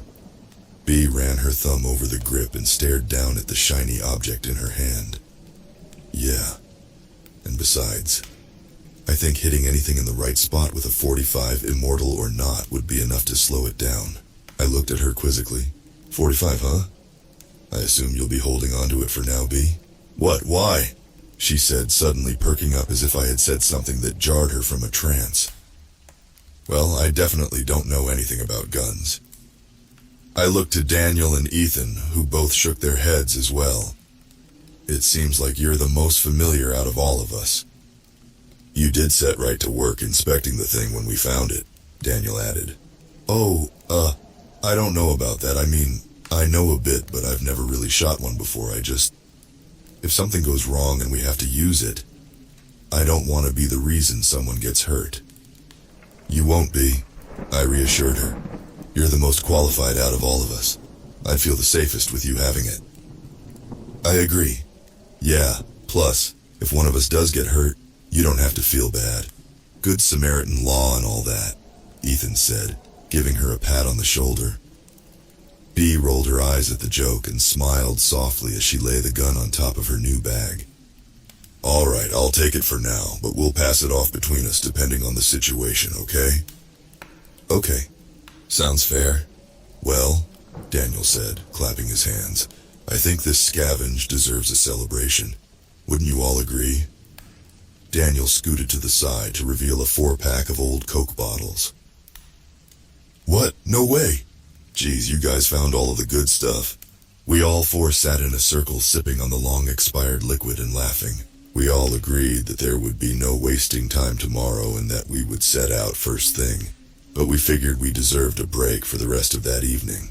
After the last few weeks we had all endured, the stress was starting to get to us. It seemed like an evening to take a breather was needed, or else there might be some serious mental repercussions. You would think someone would eventually get used to witnessing horrors and abominations on a near-daily basis. But somehow it keeps finding ways to wear on you. It was no spa day, but the simple luxury and conversation was more than enough to make us feel a little better. Wait, so you did own a Ferrari? Yes, I told you I did, Daniel laughed. Dang, Ethan said enthralled. What color? It was this sleek, vibrant yellow one. You'll never believe what I called it either. What? Bea? No way. RB chuckled. I believed you for a second, but now I don't. It's true. My wife hated the thing. Thought it was too gaudy. Also thought I loved it more than her. Hey, I could see that, I jeered. Hey now, Dan said with a laugh as he took another swig of cola. You excited to get back to her, Dan? Bea asked. To my Ferrari? No, your wife, you jerk! Dan's expression went solemn for a moment before he spoke again. Well, we actually were taking a break from things for a while before I, ended up here. She's probably glad I disappeared. Oh gosh, Daniel, I'm sorry. I didn't know. You never mentioned... Now, don't sweat it. You didn't know. Well, I'm sure that when we get out, she'll be happy to see you again, I chimed in. Then you two can work things out. Thanks, kid, but I don't know about that one. Some things just aren't meant to be fixed. Well, hey, come on, Dan, Ethan added. What could be so bad that there's no fixing it? You didn't cheat, did you? I winced at the harshness of Ethan's sentence. Nah, no, nothing like that. Just things involving our daughter. Things we can't fix. Wait, didn't we ask you if you had kids and you said no? No, you asked me if I have kids. The room went stiller than pond water, and the floor shook from the mood crashing through it. Daniel. Dan, I'm so sorry. I shouldn't have said anything. Daniel nervously laughed and rubbed the back of his neck as he sat forward. Look, kids, it's fine. Like I said, his eyes darted to the floor. You didn't know. None of us knew what to say. Our eyes all just joined his focus as we sat in complete silence. Finally, he stood. Well, I think I'm going to turn in for the night. I know it's early, but I'd like to be rested for when we head out tomorrow. Dan, I don't mind if you kids want to play cards or something. Just keep it quiet, all right? Dan stood and crossed to the corner of the room, then lay down, curling his body toward the wall. Bea, Ethan, and I exchanged glances, but ultimately decided it was best to leave the poor man alone. After a moment, however, Bea stood and grabbed a blanket from our packs, then crossed over to him and gently lay it over top. He slowly reached a hand up to its edge and pulled it further over himself. We traveled onward through the house for another couple of weeks, and as we had noticed before, the time to find the next staircase was becoming increasingly long. What used to take us a few hours to a day to find was now taking more than 2 full days to traverse. On top of that, the rooms seemed to grow more complex. often including the entirety of a structure's layout, with the smaller rooms cramming their way inside and connecting to open hallways and exits. It was making the map a lot more challenging to fill out, which in turn meant we had to move slower. I had already filled up the entire notebook I had brought with furious scribbles and notes that I figured only I could read by this point. There were still marked safe spaces, but now they were far and few between. We often had to find our own, and then we signed them out of courtesy. Occasionally, there would still be a note letting us know where food might be or something we should know for the journey ahead. But their usual detail was now gone, and the death count was no longer being recorded. It was pretty disheartening to see. I got the sense that this was around the time they began to lose hope. We traveled for most of a day when we came across another safe room. We thought about continuing further on, but when B and I went on ahead and saw the complicated stretch of hotel hallways, we thought twice about it and settled on the room. It was just an empty apartment-style area with a bathroom and a single bedroom, as well as a kitchen. There was, however, a closed door that had writing on it. "Here lies Nathan. May you find peace in a place better than this." It read. Daniel started to open it, but after the foul stench of dead decay hit us, he left the thing shut. "Best to not disturb the dead," he muttered. The following day when we woke up to set out again, I noticed Ethan in another one of his quiet moods. It had been a pattern ever since our conversation back at the pantry. As we packed up our things, I turned to him. "Still having those dreams, huh?" "Yeah," he said darkly to the floor. "Still not going to tell me about them, huh?" He zipped up his pack, then smiled at me. "I'm fine, Jan." I laughed. Okay, just making sure you're all right."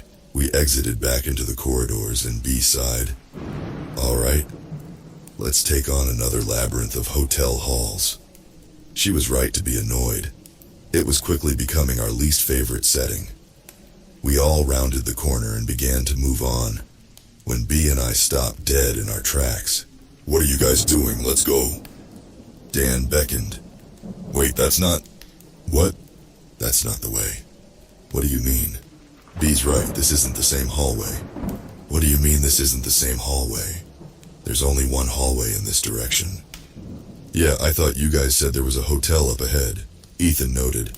"Not a hospital." "There was, I swear." "Yeah, B and I both saw it." "Maybe you were just tired and it looked different," Daniel suggested. "I mean, they're both just hallways with a lot of doors. They look similar." "No, there's no way. There was carpet, not tile, and the walls had mounted lights. There were no ceiling panels." Daniel and Ethan looked down the corridor, then back at us, but didn't say anything. It didn't seem like they understood what the big deal was. B and I could tell that something was wrong, however. "Can we please go back and go another way?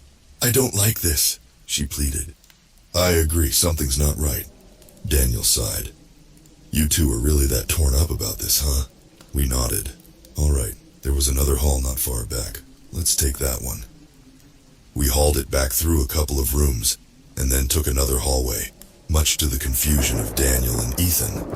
It may have been a small thing, and maybe B and I really had just thought it was a different site than it was. But two people hallucinating the same thing was unlikely, and on top of that, we didn't want to take any chances. We traveled for another day and a half before finding the next set of stairs. But this set was strange. There were no twists or turns to it, just a staircase going straight down into darkness. Even shining our new flashlight down the steps didn't allow us to see the bottom. They were clearly expansive. The wet concrete slabs were stained with rust and grime, and the sound of our footsteps echoed frantically throughout the stone corridor as we descended. About halfway down, a slight feeling of hope began to grow in my heart. This one was taking us deep. Maybe we were close to the exit. Perhaps all of this was coming to an end soon. Finally, the beam from our light shone across the bottom of the steps where a door sat on the wall. We swung it open, and the hope that I held in my heart quickly gave way to utter confusion. For a moment, I didn't even think we were inside anymore. The room was massive. No, that was an understatement. The room was gargantuan, with only the wall holding the door we stepped out of being visible. Every other wall was either too far away or stretched too high up to see. Looking in any direction yielded unending darkness that consumed the glow from our flashlight after a dozen yards or so. We currently stood on a small metallic bridge that, after the catwalk situation, I was eager to step off of. Below us was a pit of even more void. However, when we shone our light down, we could barely make out the glinting of a shiny surface. It took us a moment to realize it was black, still water. The bridge led over a long stretch of the pool below before joining a concrete mass that ran so large and vast that it was swallowed up by the shadows. There was nowhere to go but forward. "Oh my gosh," B said in pure amazement. Is this still the house?" I asked.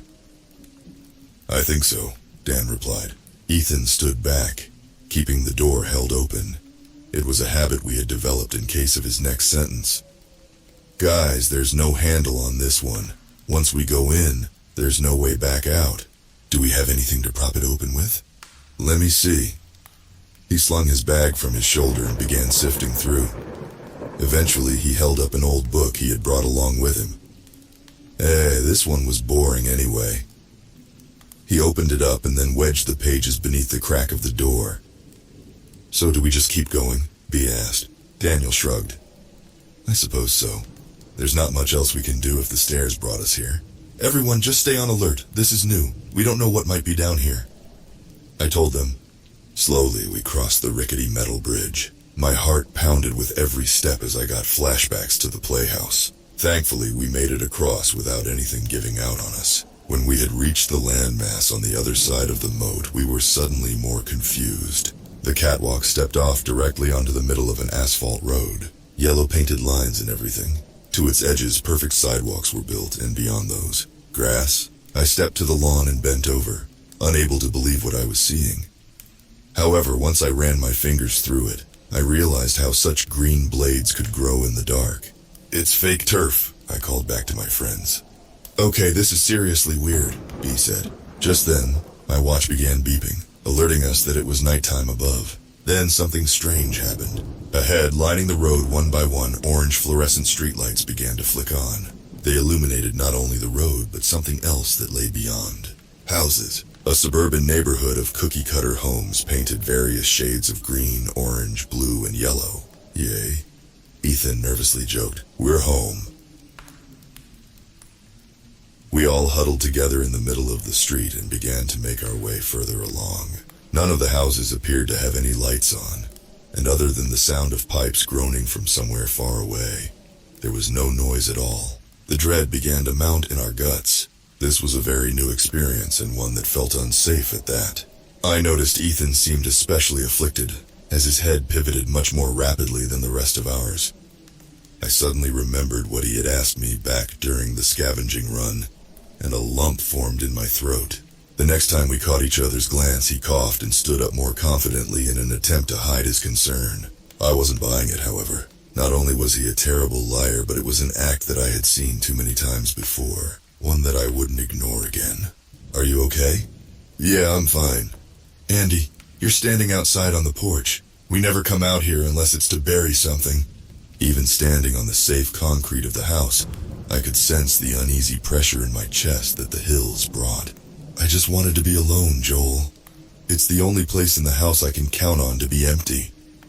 I took a deep breath and stepped next to her, leaning my arms on the railing alongside her. As I did, I crossed one of my hands over to take hers. "This about Larry?" She didn't respond. She just looked to the floor. "I'm sorry, hon. I really didn't want to do it either. It's a lot more than that." "What is it then?" Andy shifted her gaze from the grass to where my hand held hers. "Joel, don't you think it's time for us to go?" My heart hit the floor with a hard crack at her question. "What?" I laughed nervously. "What do you mean?"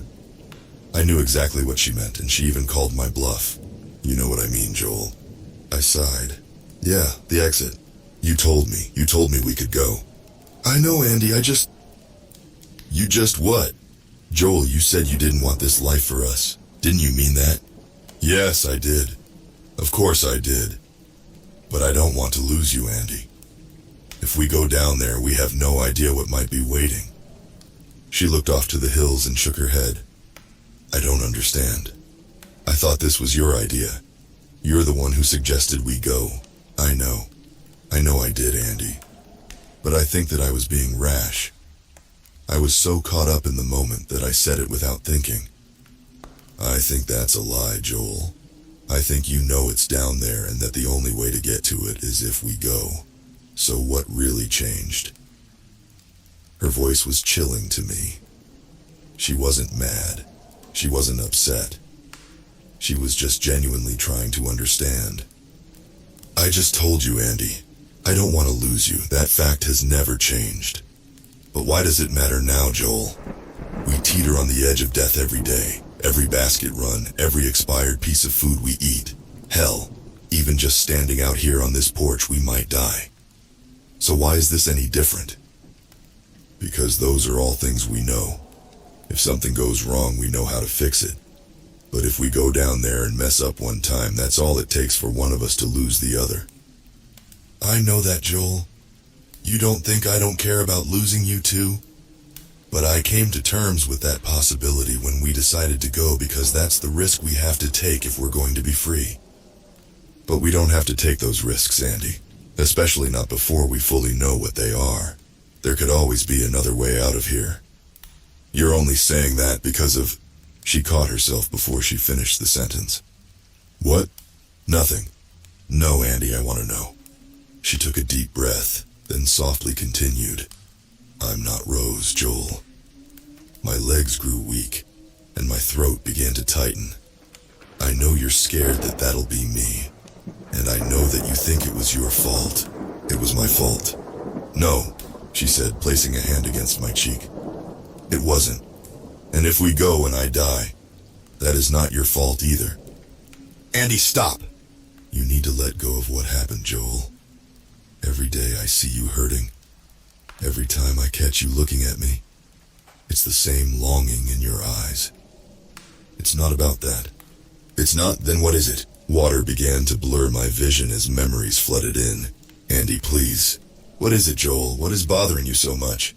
The fact that I love you, Andy, I said louder than I intended. She leaned back in surprise as I wiped a rouge tear from my cheek. It was the first time either of us dared say such a thing. I love you. And every time I love someone, I lose them. And do you want to know the worst part? I always lose them because I'm the one who messes something up. I'm just this horrible monster that poisons everyone who knows me. But I can't be that anymore, I said as I grabbed her hand and squeezed it. I can't lose another person that I love, Andy. I'm not strong enough. I can't take that chance. And if you go down there and if you die, I will never forgive myself. That guilt will eat me alive until I end up dead. Andy didn't speak. She just stared back at me with watery eyes. Meanwhile, my tears flowed freely. Please, I am begging you, Andy, please, I just can't, Before I could continue, she stepped forward and pulled me close, resting her head against my chest as she held me. I could feel my shirt becoming wet as warm, salty water began to spill from her eyes as well. It's okay, hon. It's okay. We can stay here. I'm sorry, Andy, Stop that, Joel, it's okay, I'm right here. I took a deep breath and tried to compose myself. Larry just left. Maybe if there is an exit and he finds it, people will know what happened and come looking for us. Yeah, maybe, Andy mumbled into my shirt. I could tell that it wasn't what she wanted to hear right now and immediately felt awful for everything I had just said to her. Everything I had promised her. However, I didn't have much time to think about it after what she said next. I love you too, Joel. She looked up at me with a smile. Just by the way. I smiled back and pulled her into a kiss. The pressure of the hills was nothing at that moment. The conversation we just had was nothing at that moment. The poison I had infected Andy with. In my mind, it was nothing at that moment. It never was. As we walked down through the dark suburban neighborhood, I realized that I had started fidgeting with the folded paper in my pocket. Andy's note, the one she had left for me the night that she departed. It was crumpled beyond belief, and the parchment had become soft and worn over the last year, a side effect of it spending every day in the same place. I withdrew my hand and focused on the area around us once again. As we passed by a red house, Daniel suddenly spoke. Wait a minute. We all stopped and turned to him. "What's up?" "No, that can't be right," he muttered, barely audible. In the sterile orange light of the street lamps, I could see that his face had gone completely pale. "What's going on, Dan? Everything okay?" Dan shook his head and then started walking much faster down the street. "Dan!" B shouted as we took off after him. He didn't stop. He just stormed forward, turning down a sudden intersection and further into the neighborhood. "Daniel, you're freaking us out, man," Ethan called out. "What's going on?" He continued for another minute without a response, before stopping in front of a beautiful house. It was 2 stories and much larger than all of the other homes in the area. A garage was attached to the side of the main floor, and on the house itself, several large glass panes were peering into the home's dark interior. A window could be seen all the way up on the roof of the house, indicating an attic, as well as a basement window peeking from below. B, Ethan, and I stared at Daniel as he just looked at the structure in terror and confusion. B stepped forward. "Dan, are you going to tell us what's going on?" Daniel took a shaky breath, then swallowed hard. This is my neighborhood. This is my house." Nobody moved as we took in what Dan had just said. "Are you sure?" I asked. He shook his head. "Positive. I mean, are you sure? A lot of places use the same house models, and I'm sure, Joel." It was now my turn to swallow hard. I didn't want it to be true. Ever since we had stepped past our home upstairs, I had been trying to piece together the mysteries of this place. After our last run-in with the playhouse, some critical details had come to light. Daniel started forward, but Ethan reached out to stop him. "Whoa, what are you doing?" "I'm going inside." "Ha! No way you are," B snapped. "Your entire suburbs just show up in this place and you want to go take a look around? That's the worst idea I've ever heard." B's right. This is definitely some sort of trap. Let's just keep moving. Ethan agreed. "No way. If my house is down here, I want to know why. I'm sick of this place playing games with all of us. You guys can wait out here, but I'm going in." "Dan, no, Joel, would you please back us up on this?" "Huh?" I grunted. B stared at me and made a confused face. She could sense something was on my mind, but shrugged it off as there were more important matters at hand. I rushed to support her. Yeah. Dan, we should just keep going. This place has always been nothing but trouble. Nothing good can come from this." Daniel looked at all of us, then back to the building. "I know you want answers, but we hardly ever get those. You know that." He sighed defiantly. "All right, fine, let's go." We turned from the abode and started down the street back where we had come from. When we hit the main road again, we headed forward, traveling along the stretch for about 5 more minutes before coming to another catwalk. Across it, another door sat waiting, suspended above another moat. Without a word, we started across. I took the lead. I wanted to get to the door first. The metallic clank of the catwalk beneath our feet matched my heartbeat, rapid and erratic. I got the door and grabbed the handle, my heart sinking as I pulled. "It's locked." "What?" "Let me see," B said, skirting around Ethan and giving the handle a tug. Sure enough, the thing wouldn't budge. B gave the door a kick and muttered something under her breath. I knelt down and shined a light on the handle. The lock was unique in its design. It was a circular disc embedded into the handle with a perfectly rectangular hole for a key. "Well, guess we won't be going this way," Ethan pointed out. "Maybe there's another exit somewhere?" "Maybe. It's worth a shot." B agreed. I nodded in affirmation while Daniel stared cautiously over his shoulder.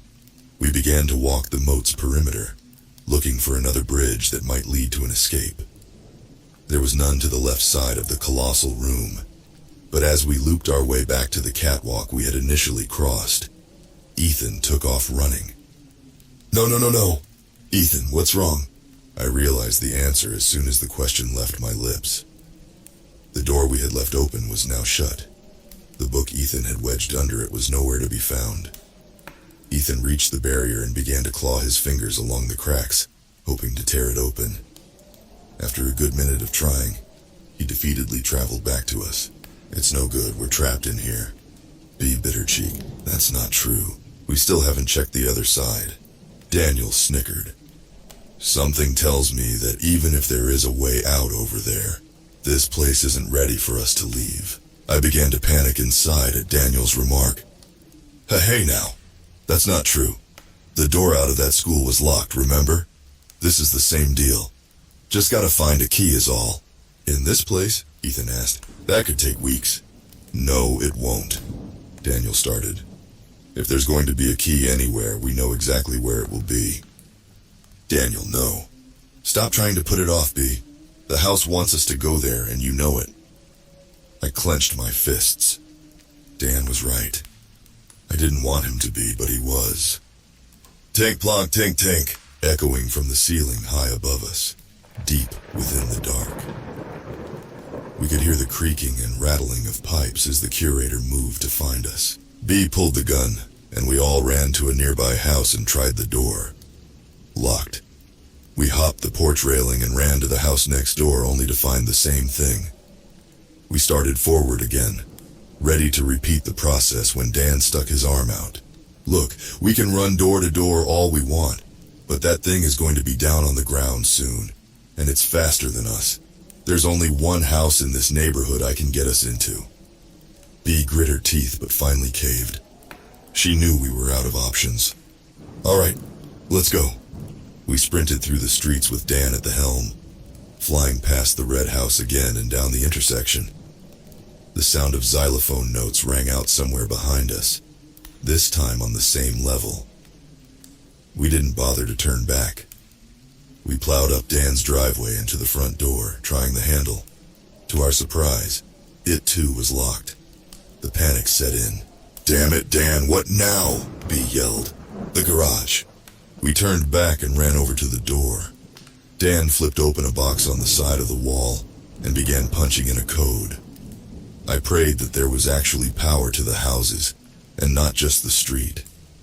Ethan shined the good flashlight down the road as we waited, and the beam caught something barreling toward us at an alarming rate. Behind us, the keypad flashed red at an incorrect code. Dan swore under his breath and tried once more. This time, the keypad lit up green, and the labored sound of an engine rang out as the door was hoisted up. We didn't even wait until it was off the ground. We dropped to the floor and all slid under. As I hopped up, I was greeted with a flashy yellow Ferrari. Unfortunately, I didn't have time to admire its craftsmanship. We made for the door into the house just as we heard the thing behind us pounding on its instrument and squealing like an injured pig. I saw it begin to squeeze its form beneath the crack just as we slammed the door shut and thrust the lock into place.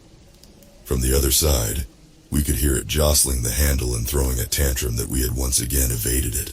I was certain that it was just as sick of losing us as we were of running into it. Once we had all caught our breath, we turned to see Daniel standing in awe at the sight before him. A fully furnished home was laid out before us. We currently stood in a kitchen that sparkled with nice appliances and granite countertops. Through a doorway, we could see a living room with a big TV, as well as a leather couch and two very nice recliners with a coffee table placed thoughtfully before them. Everything was clean, pristine, and untouched. Not even a layer of dust. The only thing that was slightly off was the dining room. It, too, was spotless, save for the vase of flowers that once decorated the sturdy oak table. They were dead and wilted. Wow, Dan, beautiful place you got here, Ethan said. B gave him an elbow to the rib. Dan shuffled forward slowly, taking in every detail. He gently ran his hand along the cold countertops before opening a cupboard above him. Inside, dozens of delicate glasses sparkled in the light. It's all exactly the same. He picked up one of the cups and turned it over in his hand. He ran a thumb over a spot where the glass was chipped. Every little detail. While Dan was transfixed, Bee peered into the living room, then slowly made her way to the dining room, checking it as well. Downstairs is empty. Good, I replied before turning to Dan. You all right? I asked, placing a hand on his shoulder. He nodded, then set the cup out on the counter. I noticed tears welling in his eyes. Yeah, sorry. It's been a while since I've seen it well, this almost feels normal again. I wanted to ask what he meant by that, but I could tell that he was going through something that I wouldn't have been able to understand. Do you know where a key out of this place might be? Ethan asked after a moment. Daniel walked back toward the garage door, where a set of hooks hung. On it was several keys. He hesitated for a second when he saw the rack, then ran his fingers over an empty hook. He then plucked them all from their places and tossed a set to Ethan and me. These were all the keys I had. If it's any of them, it's probably one of those. We thumbed through our sets, then exchanged a look of defeat. I could tell by their shapes that they weren't the ones for the hole. I don't think any of these are it, I told him. The hole for the key was like a little rectangle. Dan gave me a look of confusion. What? Yeah, it was like a square shape. That's it? Just a square hole? Yeah, it was a little metal disc with a rectangle hole right in the middle. He placed his hand to his lips as he thought. After a moment, he straightened up and turned back to the garage door. That's not a keyhole for a door. It's a car ignition. We need a car key. Ethan read his body language and groaned. Let me guess. You don't have it on you. Dan shook his head. There's only one car's keys I can think of, kid. And something tells me we aren't going to get them anytime soon. Thud! Not even a second after his sentence was finished, the curator slammed its massive, lumpy form against the living room window as we all jumped in surprise. It bowed from the tremendous amount of force, but like all things in the house, it didn't shatter. Yeah. B sighed. Something tells me you're right. Dan crossed the room and pulled the drapes shut. Come on, there are rooms upstairs. We can rest here for the night. We headed up the steps to explore more of Daniel's home, as the thing from downstairs scurried frantically from window to window to keep up with us. The house was just as lovely upstairs as it was downstairs, with more furniture and decorations filling its sprawling mass. Among the decor were several paintings, one of which contained a picture of Daniel with a gorgeous woman. Both of them were smiling brightly as they sat on the side of a boat on a lake.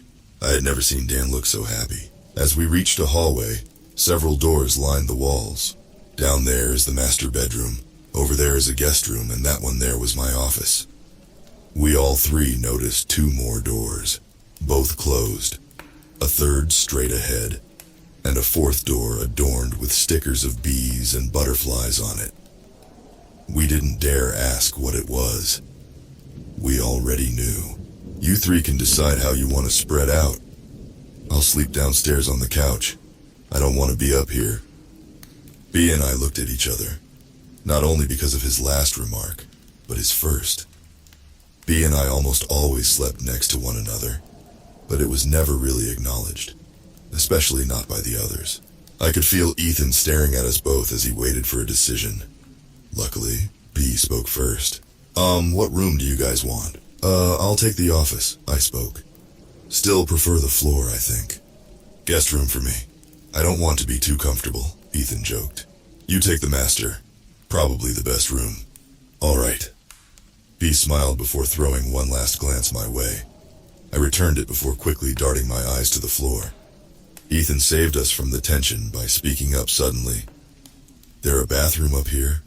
I kinda have to go. He stepped to the door ahead to open it, and Daniel suddenly let out a cry. No. We all looked at him. I'm sorry, that is one, but just use the one in the master bedroom or the one downstairs, okay? Please don't go in there. I could feel that we all sensed the strangeness of the reaction, but none of us wanted to step on toes. We just nodded and moved on. Thank you. Good night, Daniel said before turning and heading down the steps. Ethan, B, and I all did a sweep of the upstairs to ensure it was safe, minus the two off-limit rooms, then said our goodnights as well. I stepped into the office and then closed the door behind me, slinging my pack off and retrieving a blanket. However, as I bent over, I noticed a picture frame on the desk nearby that was face down. I moved over to the table and inspected it. It was filled with very official-looking sheets cluttered with numbers and values. Whatever Dan had done for a living must have been very complex. I gingerly reached out for the frame and picked it up. Behind the glass, staring back at me, were two brown eyes that looked just like Daniel's. The nose was slightly different, and the chubby face made it hard to see the resemblance. But it was undisputable who the baby was. I instantly felt guilt for meddling and placed the picture face down right where I had found it, then lay on the carpet. It was dry and smelled normal, something that I wasn't used to. I lay there for a long while, unable to sleep. Occasionally, I could hear the curator scuttling around on the roof or across the walls, but that wasn't what was keeping me up. I brushed my fingers over the note in my pocket as old ghosts came to visit. Larry, Mark, Andy, Rose, he and Sarah. They swarmed around me and stung me with memories, with regrets, with guilt. I didn't make it an hour before I sat up and stepped out into the hall. Instinctively, I walked to the master bedroom but stopped myself as I passed the steps. I could hear a slight clattering sound from the kitchen. Silently, I crept down the stairs, using the dim orange light from the lamps outside to guide me. I reached the living room and peered into the kitchen to see Dan sitting at a bar counter with a glass and bottle before him. "Go on," I heard him mutter behind me. "Go talk to him. You know it could be one of the last times." "Go to hell." "Hey," I announced softly as I stepped into the room. Daniel was startled, but he eased up as soon as he saw it was me. "Hey, Joel, what are you doing up?" "Couldn't sleep, your turn." Dan held up the bottle, a fine vessel of scotch. "Found my old liquor and didn't feel like sleeping." "It any good?" "Nah, always hated the stuff. Great for impressing guests, though. Then why the excitement to drink it?" Dan shrugged. Needed to not feel anything for a bit.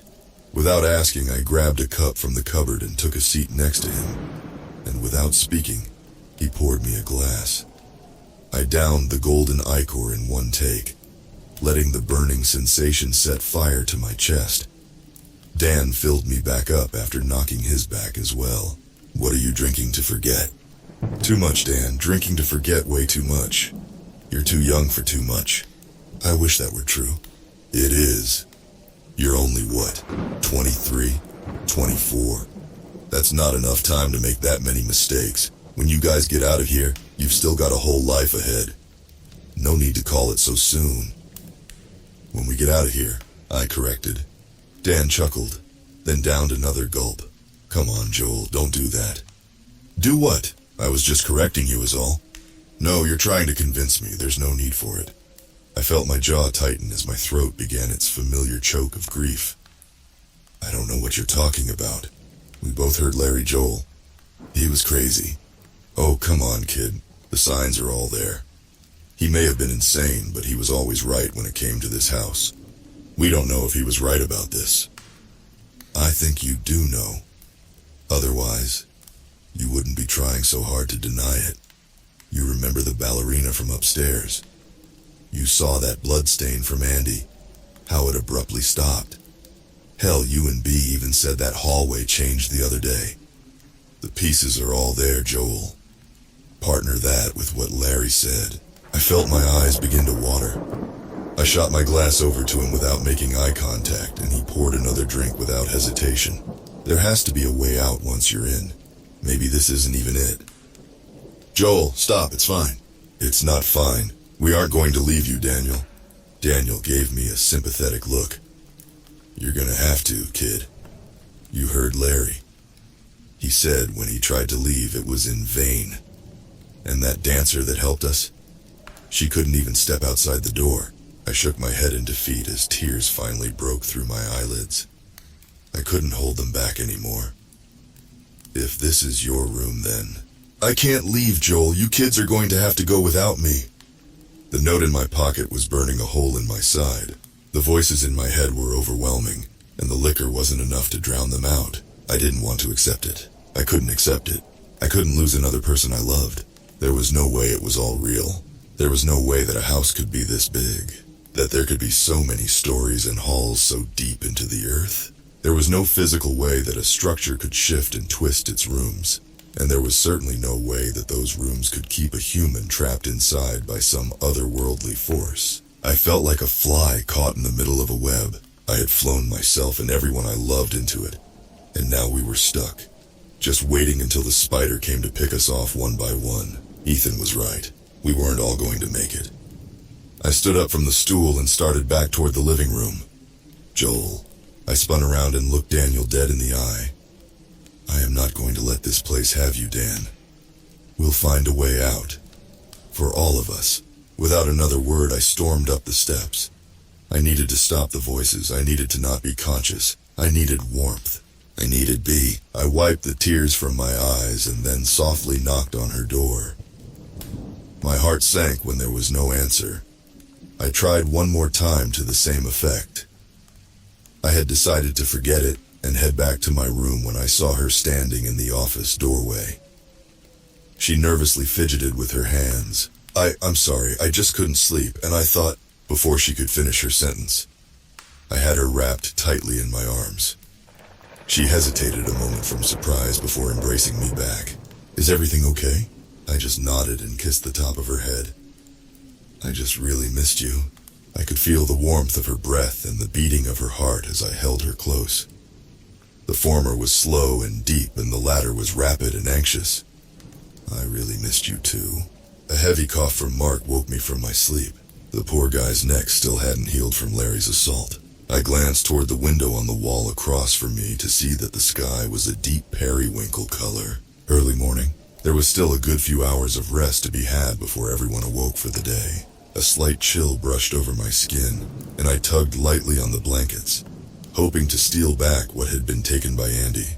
I was surprised when it came my way so effortlessly, feeling bad for now being the one who was the thief. I shifted to cover her more, but my embrace only found the mildew-stenched sheets beneath me. I lifted my head and saw that Andy wasn't next to me.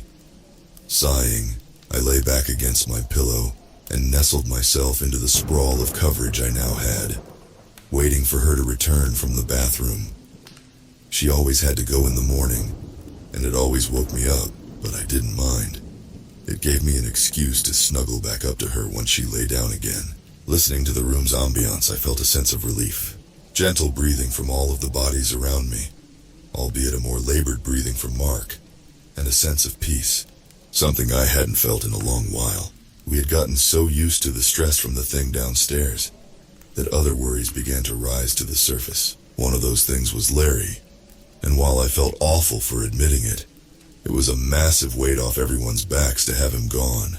It was always like walking on eggshells when he had been around, and with his slow descent into madness that only became worse and worse. Now that only the sane people remained, we all felt united again. Deep down, I was still feeling uneasy about Andy and the exit, but after the conversation we had had the week prior, I felt a lot better. Surprisingly, it seemed Andy did too. She was a lot more lively and less often in her head. Her faces of concern disappeared and were instead replaced by the smile we all knew her by. I had tried a couple of times to apologize for how I had acted on the porch, but any time I did, she would just shush me with a smile and tell me, "It's okay, Joel. You don't need to be sorry." It really seemed like Andy was okay. It really seemed. After a few moments, I noticed that I couldn't hear any movement from anywhere in the house. Even in the bathroom, the floors creaked beneath the carpet. Yet other than the breathing of my friends, there was no sound at all.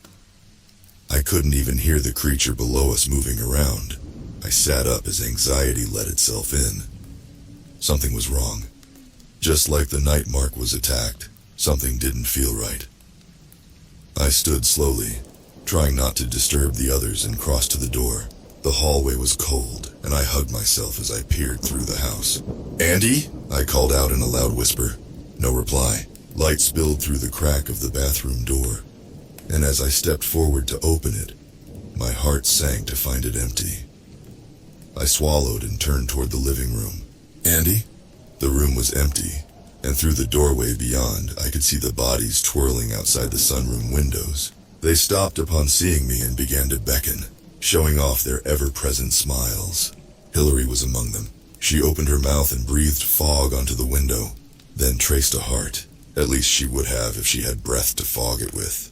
I always hated leaving the bedroom when it was this light out. I couldn't ever bear to see their faces. Their facade was happy, but behind their eyes was an unknown fear. "Andy, where are you?" Against my better judgment, I stepped into the sunroom. My heart began to pound at this point. It was the only place that she could be. I couldn't imagine why she would want to be there while the bodies were still out. But I knew there was no reason she would be in the dining room, and the only other option was the kitchen. Deep down, I knew there was another outcome, however. When I saw the sunroom was empty, I gave up calling. Panic set in, and I instead began muttering to myself, "Andy, please." Step by step, I rounded the corner into the dining room. I didn't see her in any of the corners. I didn't see her lying on the blanket we called our table. I didn't see her at all. I nearly couldn't bring myself to continue forward. There was only one last place to check, and I didn't want to check it. I already knew the outcome. Regardless, I stepped around the corner and peered into the kitchen. It took a few seconds for the sight to process, despite being prepared for it.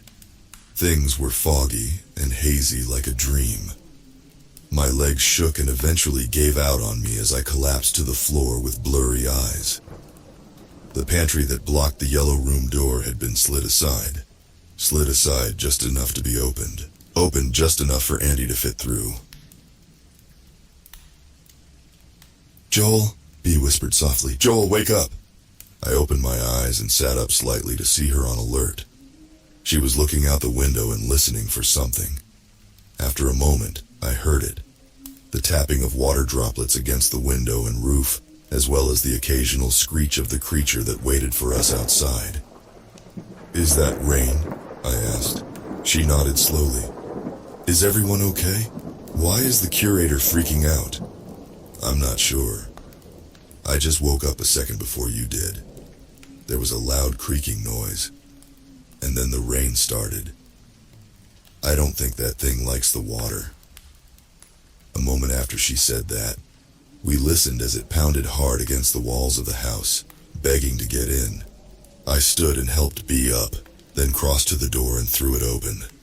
I was surprised to see Ethan standing there with his hand raised about to knock. "Oh, good. You're awake. Have you seen Bea? She's not..." He noticed the girl standing behind me, and a flustered look ignited across his face. "Oh, there you are. I didn't realize you were, I was just worried when you weren't in your room." "Oh, sorry, Joel and I just couldn't sleep, so we were just keeping each other company," Bea nervously admitted. "No, it's all good, no big deal, I just was worried." All went silent. The halls filled only with the gentle patter of rain and awkward tension. "What's going on?" I asked, changing the conversation. "Is everything all right?" "I'm not sure. The pipes just started creaking a second ago, and now water's spraying from the ceiling outside. Weird." "Daniel?" Bea yelled over the railing. "You all right down there?" "Yeah," he called up as he appeared in the entryway below. "You guys hearing this?" "Uh-huh, definitely weird." Dan made his way up and joined us. "And that stupid thing is still out there, which means we aren't going anywhere. I really hope this water is just a routine thing that happens in this room and isn't a sign for something else."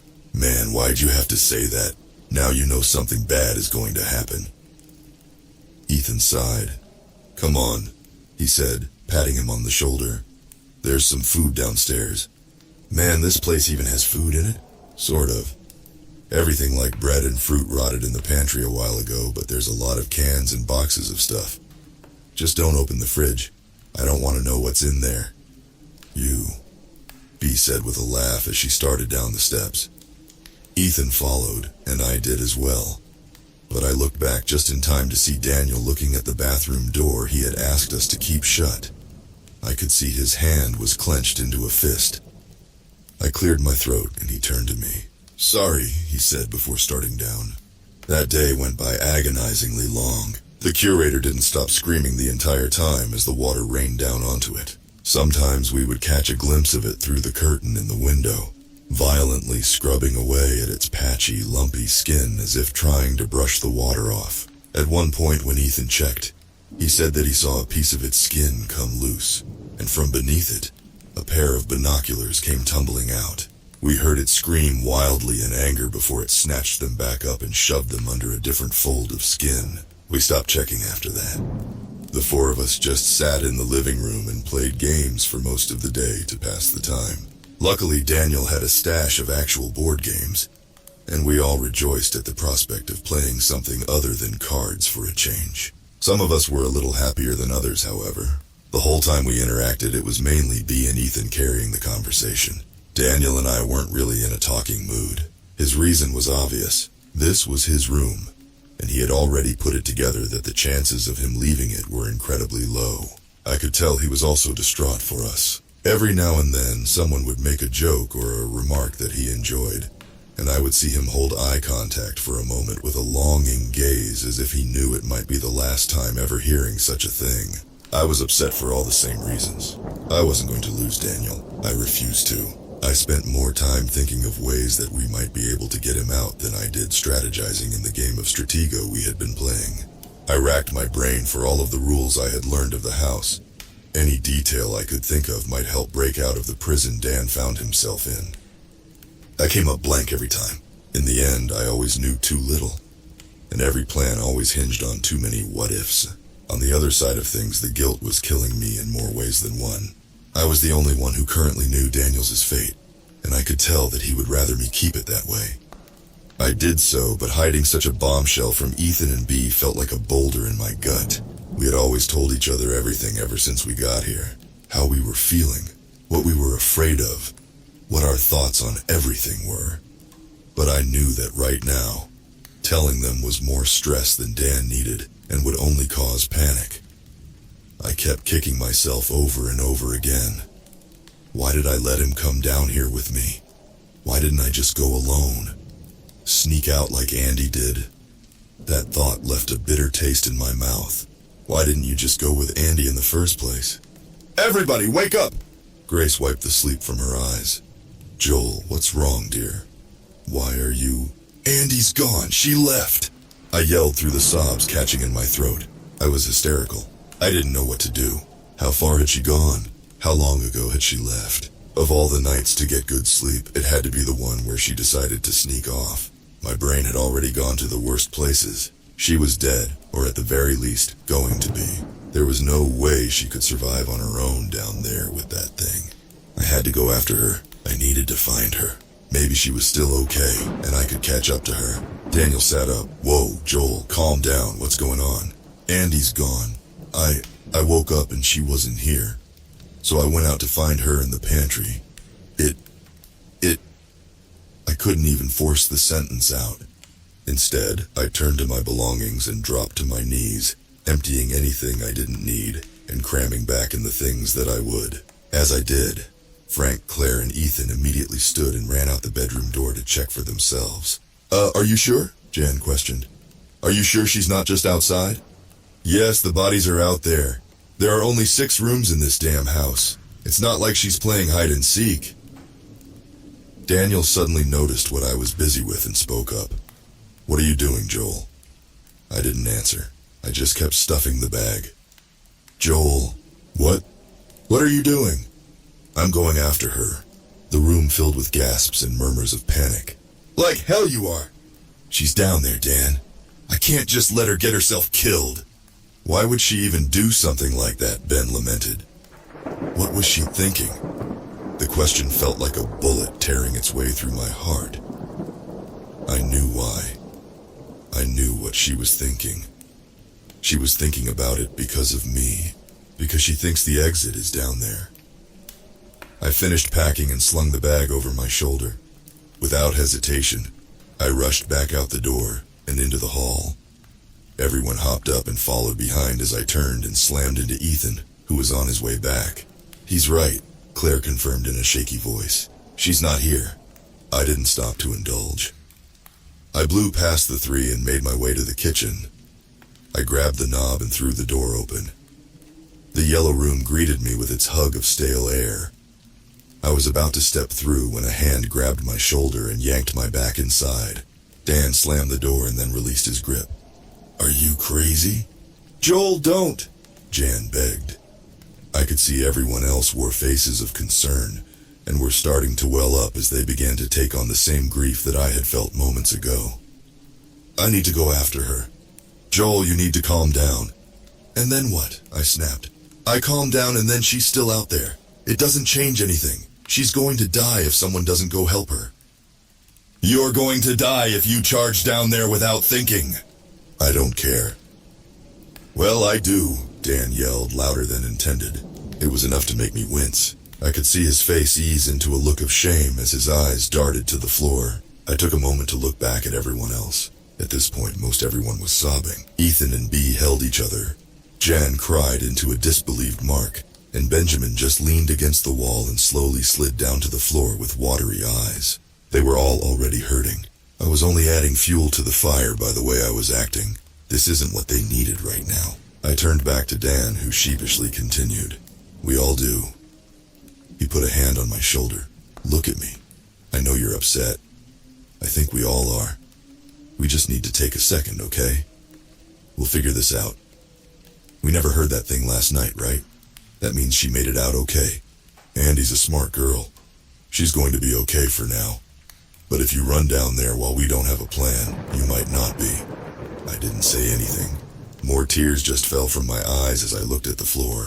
I don't think you're in any state to be going down into somewhere so dangerous. I need to, Daniel. I need to find her. I know we do.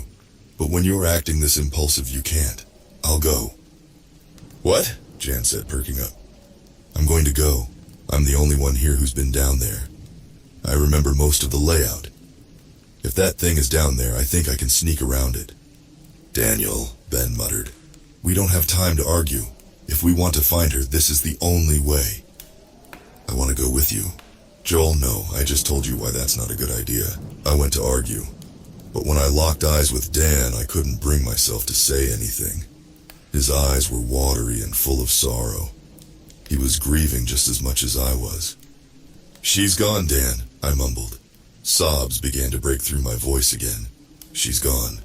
He pulled me into his arms and held me tightly. Not yet, kid. We don't know that. Joel? Huh? It's your turn. Oh, sorry, I zoned out for a second, I said as I turned to investigate the board. Bea exchanged a glance with Ethan before adding, Are you guys all right? What? You both seem really out of it. Yeah, I'm fine, I said, forcing a smile. Just hate being cooped up in here is all. Same here, Daniel lied. Still not used to being back in my own home yet. I looked at Dan, and he looked at me, and then we both darted our eyes to the board. Bea and Ethan clearly caught the look, but decided to say nothing. Instead, Ethan spoke. Wait, do you guys hear that? I listened to the sound of rain pattering on the roof, but when I didn't hear anything else, I returned a, no what? Exactly, that thing isn't screaming anymore.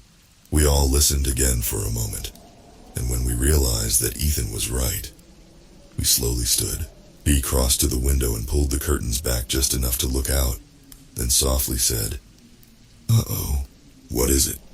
See for yourself. We all joined her at the portal and gazed out as she drew the shades all the way. Outside, the water continued to bucket down. However, in our lack of checking, we hadn't noticed that it was coming down so much it was beginning to flood the streets. The places where sewer grates once were now overflowing and pooling with water, and the roads themselves had turned into foot-deep rivers that flowed slowly. Across the way, the thing from downstairs perched atop the roof of a house, staring down at the water the way a cat might look at a full bathtub. Upon seeing us, it let out one last squeal, threw a tantrum of fist pounds against the shingles, and then vaulted off somewhere behind the structure. We listened as it squealed away into the distance until we eventually didn't hear it at all. Thank goodness, Bea sighed under her breath. Better wait a bit before we go back out there, Daniel suggested, just in case. Ethan nodded. Then we can go get the keys to your car and get out of here. Daniel and I looked at each other again, but we didn't linger on it this time. Way may not want to wait too long, though. It looks like that water's getting deeper, Bea noted. She was right. None of it appeared to be draining, only pooling more and more by the hour. To compensate, we waited for about 30 minutes before making our way over to the doorway of the garage. Daniel peeked his head out first, then opened the door when he saw that it was clear. You kids wait here a second, he said before stepping off the landing and onto the flat concrete floor. Through the garage door, We could see the faux rain falling like a waterfall from the darkness above. By this point, the flood was so high that it surpassed the street curb and was slowly creeping up the driveway. We better hurry up, or we may be swimming back over to the exit. I joked nervously. I didn't like that it was all collecting so fast. At first, I thought it might just be some weird simulation of rain to fit the reality of the neighborhood. But the fact that it was flooding seemed intentional, and I didn't want to hang around long enough to figure out why. Ethan and I watched as Daniel crossed over to his now famed Ferrari. I was never a big car person, but even I could appreciate its value and beauty. The vehicle was sleek and spotless, and the shiny yellow frame was slender and clearly built for speed. The black tinted windows reflected Daniel as clear as a mirror as he approached and pulled the handle to the door. It opened wide and the light within slowly glowed to life as if welcoming its owner back after his long years away. Daniel didn't seem to care at all, however. He simply slid into the passenger seat and opened the middle compartment, then reached inside, shuffling around its contents. "Man, what on earth did you do for a living, Dan?" Ethan asked. Daniel laughed. "I was an accountant for a company that manufactured car engines." "Dang, really? I didn't realize you were so smart." "Some might say I'm not." After a moment, he came back up with a small black car remote, then pressed a silver button on its side, unfolding the key. He smirked. "Glad I kept a spare. Keeping a spare key inside of your Ferrari might be why some people think you aren't smart. Watch yourself." We all stepped down the landing and gathered by Daniel, then turned to the pouring rain outside the garage door. "Well, should we get moving?" "That's probably the best idea. You wouldn't happen to have any umbrellas, would you?" "Huh, I think we're going to need something more heavy duty, especially for all that water on the ground. Come on, it doesn't look too deep. I have some old fishing boots that might get us there without getting hypothermia." We all walked upstairs to Daniel's closet in the master bedroom.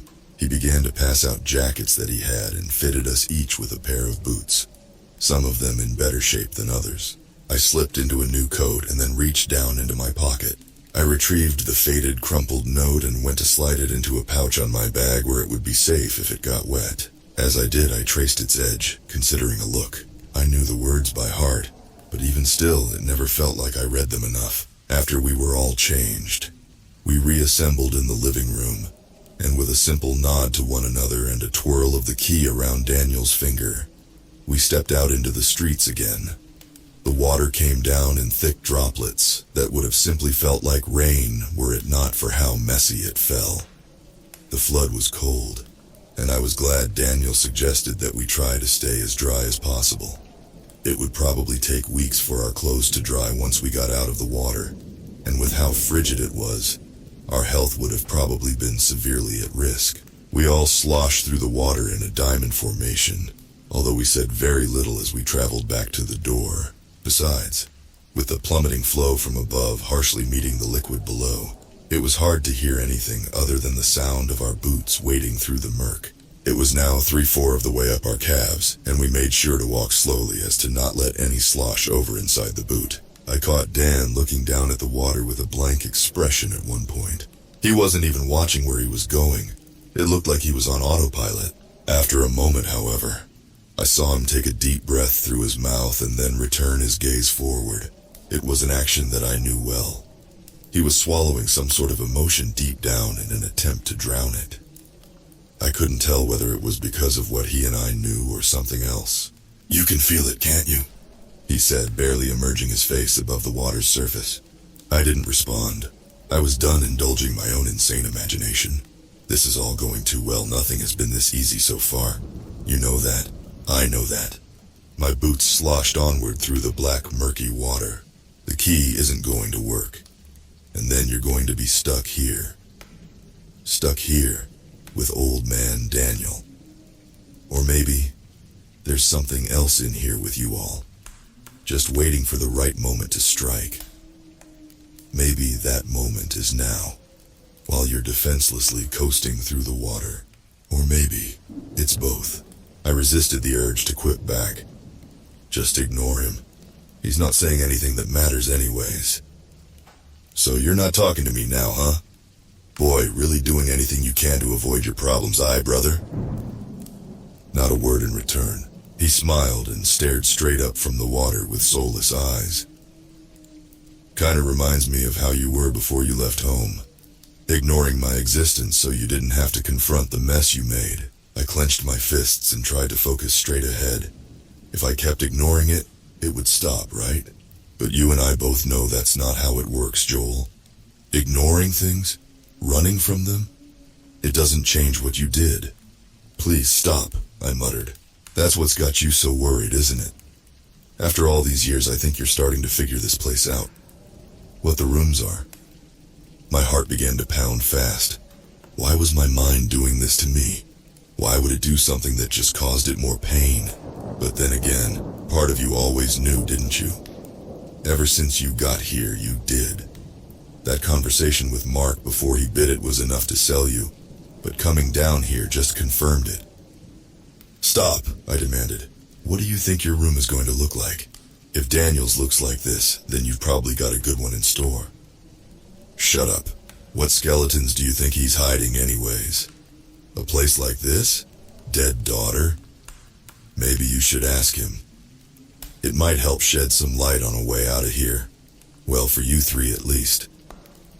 He suddenly lifted his head entirely from the water and began to drift slowly to me, his neck stretching like a serpent. I don't think he's going anywhere. I lifted my boot from the water and brought it down hard onto his face.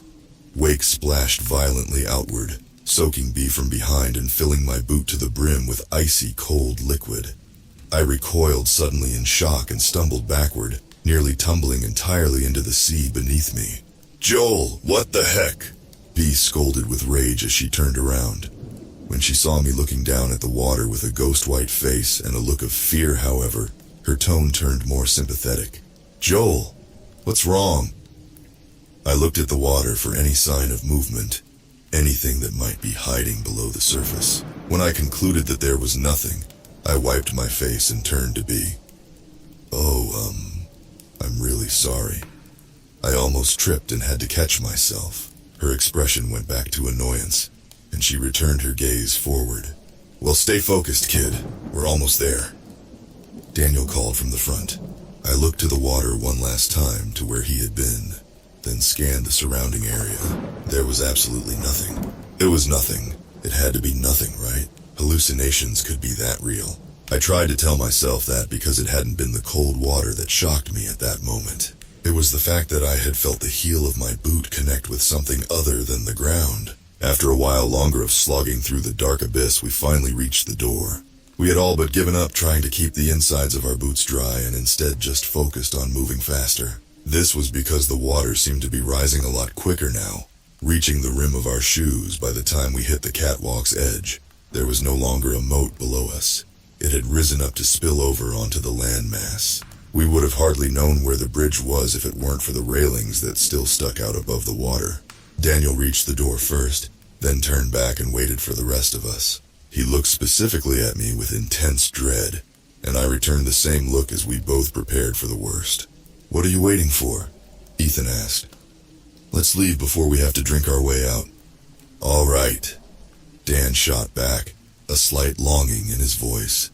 He inserted the key, and it slid in with a perfect chook.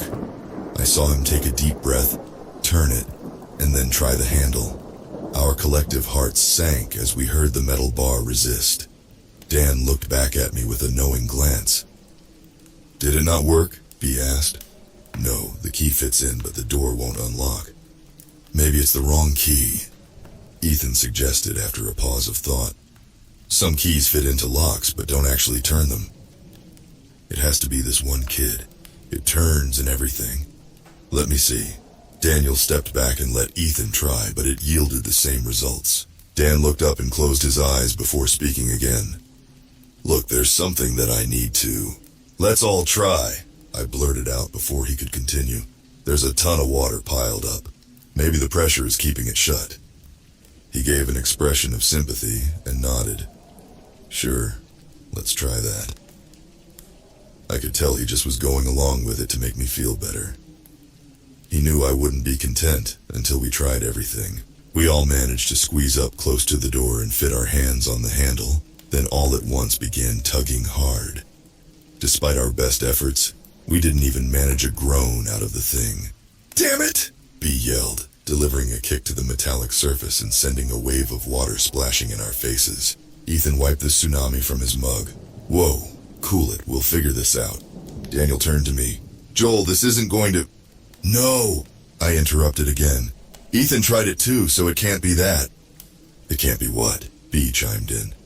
I ignored her and continued. "There has to be another way, Daniel. That ballerina who helped us upstairs knew where we were heading when we were looking for the key. That means she knew where it was, which means you do too, so just think for a moment. Is there any other key that would work?" Daniel and I stared each other down for a long moment, me in desperation, and him in distress before his eyes suddenly widened. "These are just the spare keys. We need the real ones." "Okay," I said with a breath of relief. "Where are they?" His face contorted for a second before he spoke again. "They're in the bathroom upstairs at my house." B made a confused face. "Bathroom? Why were they in there?" "Because my daughter loved them. They'd keep her calm during baths." The air felt heavy as more pieces of the puzzle slid into place. Nobody spoke for a moment, and only the sound of pattering water could be heard. That was until something broke the silence. Far off from the dark void on our right, we heard crying, horrific sobbing of agony. It was young, infantile, the kind of cries babies make when they're scared or in pain. The hair from my neck stood on end as the sound echoed through the rain and shadow to meet us. Dan's face had changed entirely from the usual fear and sadness he had recently been wearing. Now it was pure panic and horror. Horror, unlike anything I had ever seen. "No, no, no, no!" he muttered over and over as if he was trying to convince himself that none of this was real. "Dan," B whispered with hardly any breath, "what is that?" Daniel's breathing was hard and fast like a racehorse. His eyes were wide, and his jaw was clenched. I didn't expect him to be able to speak, but he did. "We need to get off this bridge. Run. Back to the house." We looked to him, hoping for more answers, but he didn't give us any. "Go." I started leading the way back down the catwalk, the group in tow. The water was now to our waist during our time standing there, and every step felt like I was running through tar. People often have nightmares where they can't run fast from something that's chasing them. But until you experience it in real life, I don't think you could even fathom how genuinely terrifying it really is. The crying suddenly subsided as we reached the road again. It faded into a gurgle before stopping altogether. That was when I gave up on running. I dove forward and started furiously paddling, checking over my shoulder quickly to make sure my friends were still with me. They all too had abandoned their legs and were tossing up the water.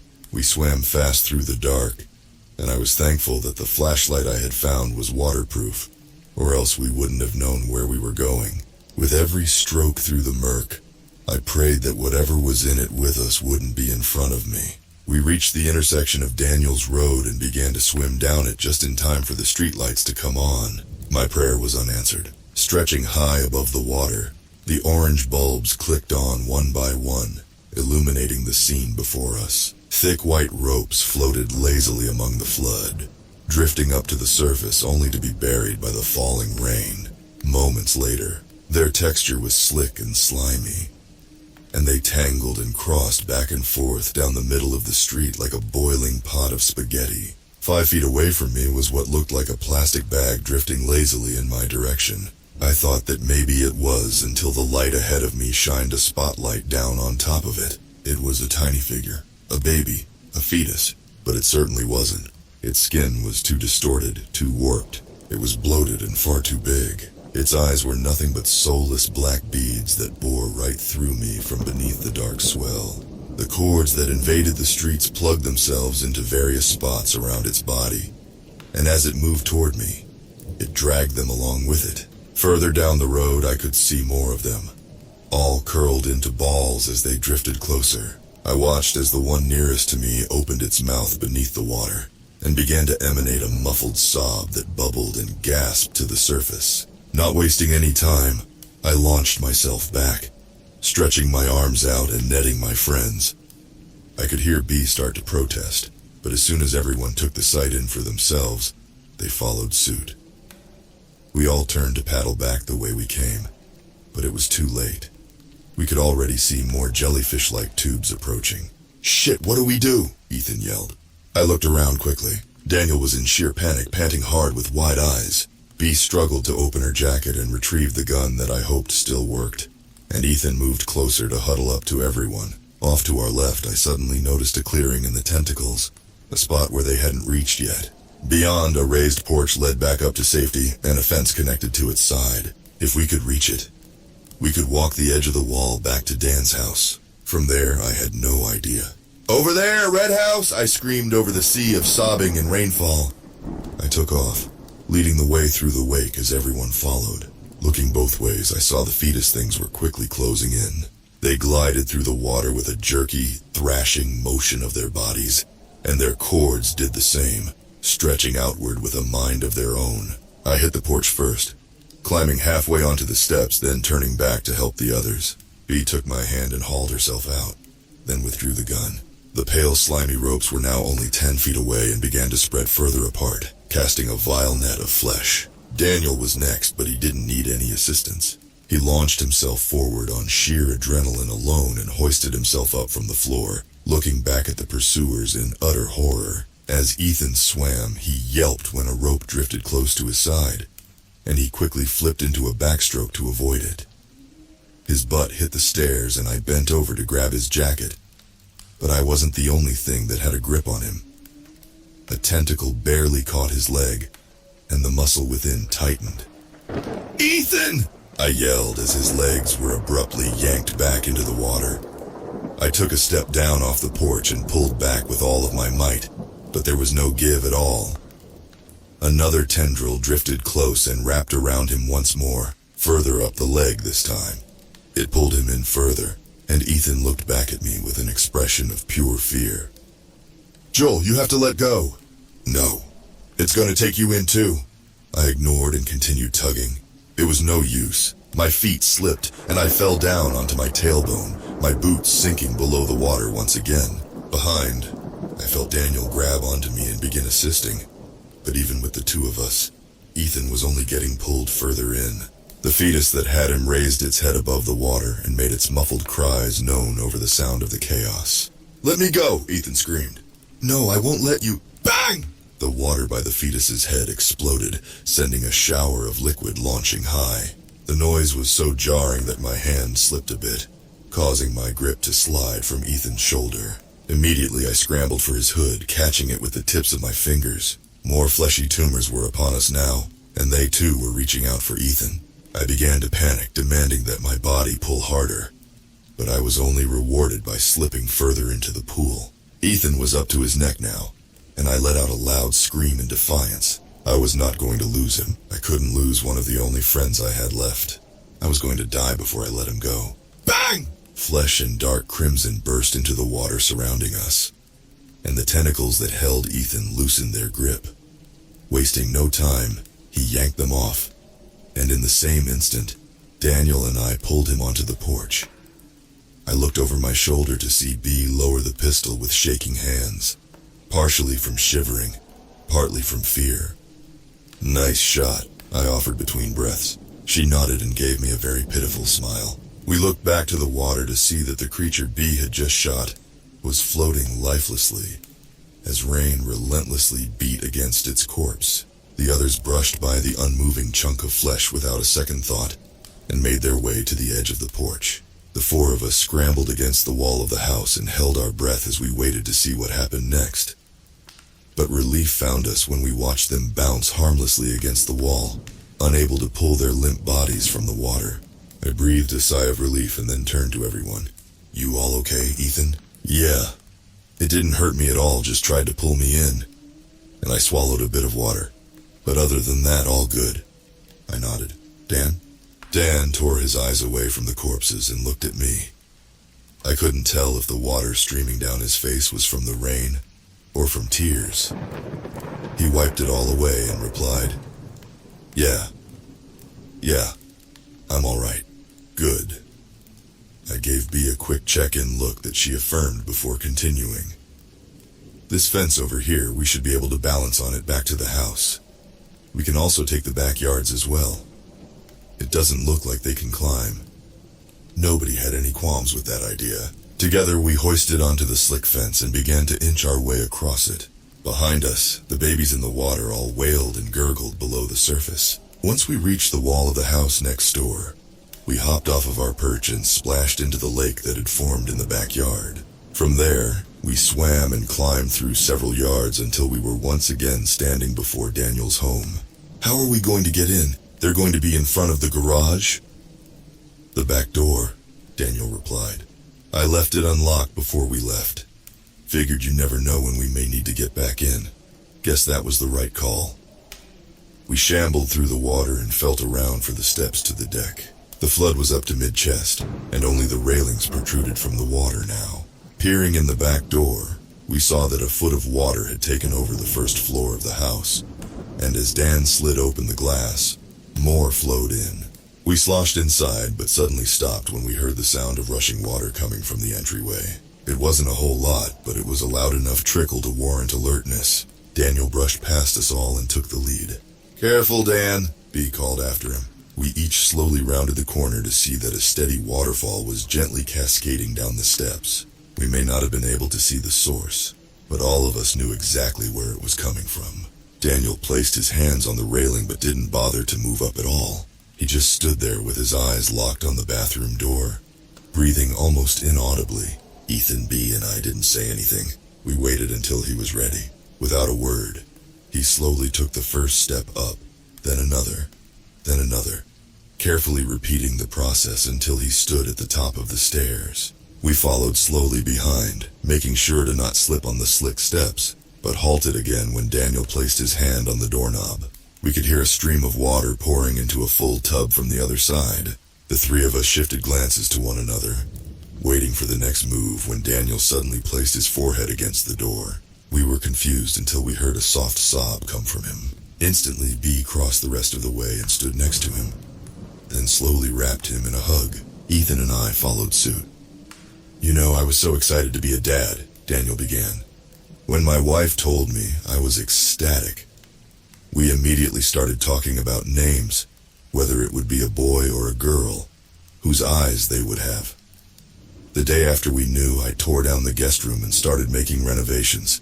Bought a crib and toys and everything I knew we would need.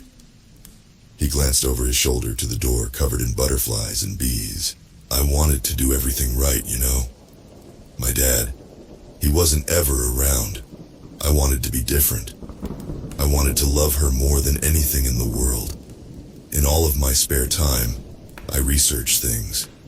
The best diet for infants, what birth defects were common and how to best handle them, what to do if they choked, how to perform CPR on. His voice caught in his throat before he could finish the last part of his sentence. And instead, only a shaky breath came out as tears rolled down his cheeks. It's okay, Dan, B gently reassured. Daniel didn't respond. He just shook his head and turned the knob to the door. Inside was a dark bathroom with a sink, toilet, and large, overflowing bathtub. The faucet continued to pour gallon after gallon of water into the basin that refused to hold any more. Instead, it flowed outward past us and down the steps to join the flood below. Daniel sloshed into the room and stopped by the counter. A ring of keys sat, one proudly displaying the Ferrari logo.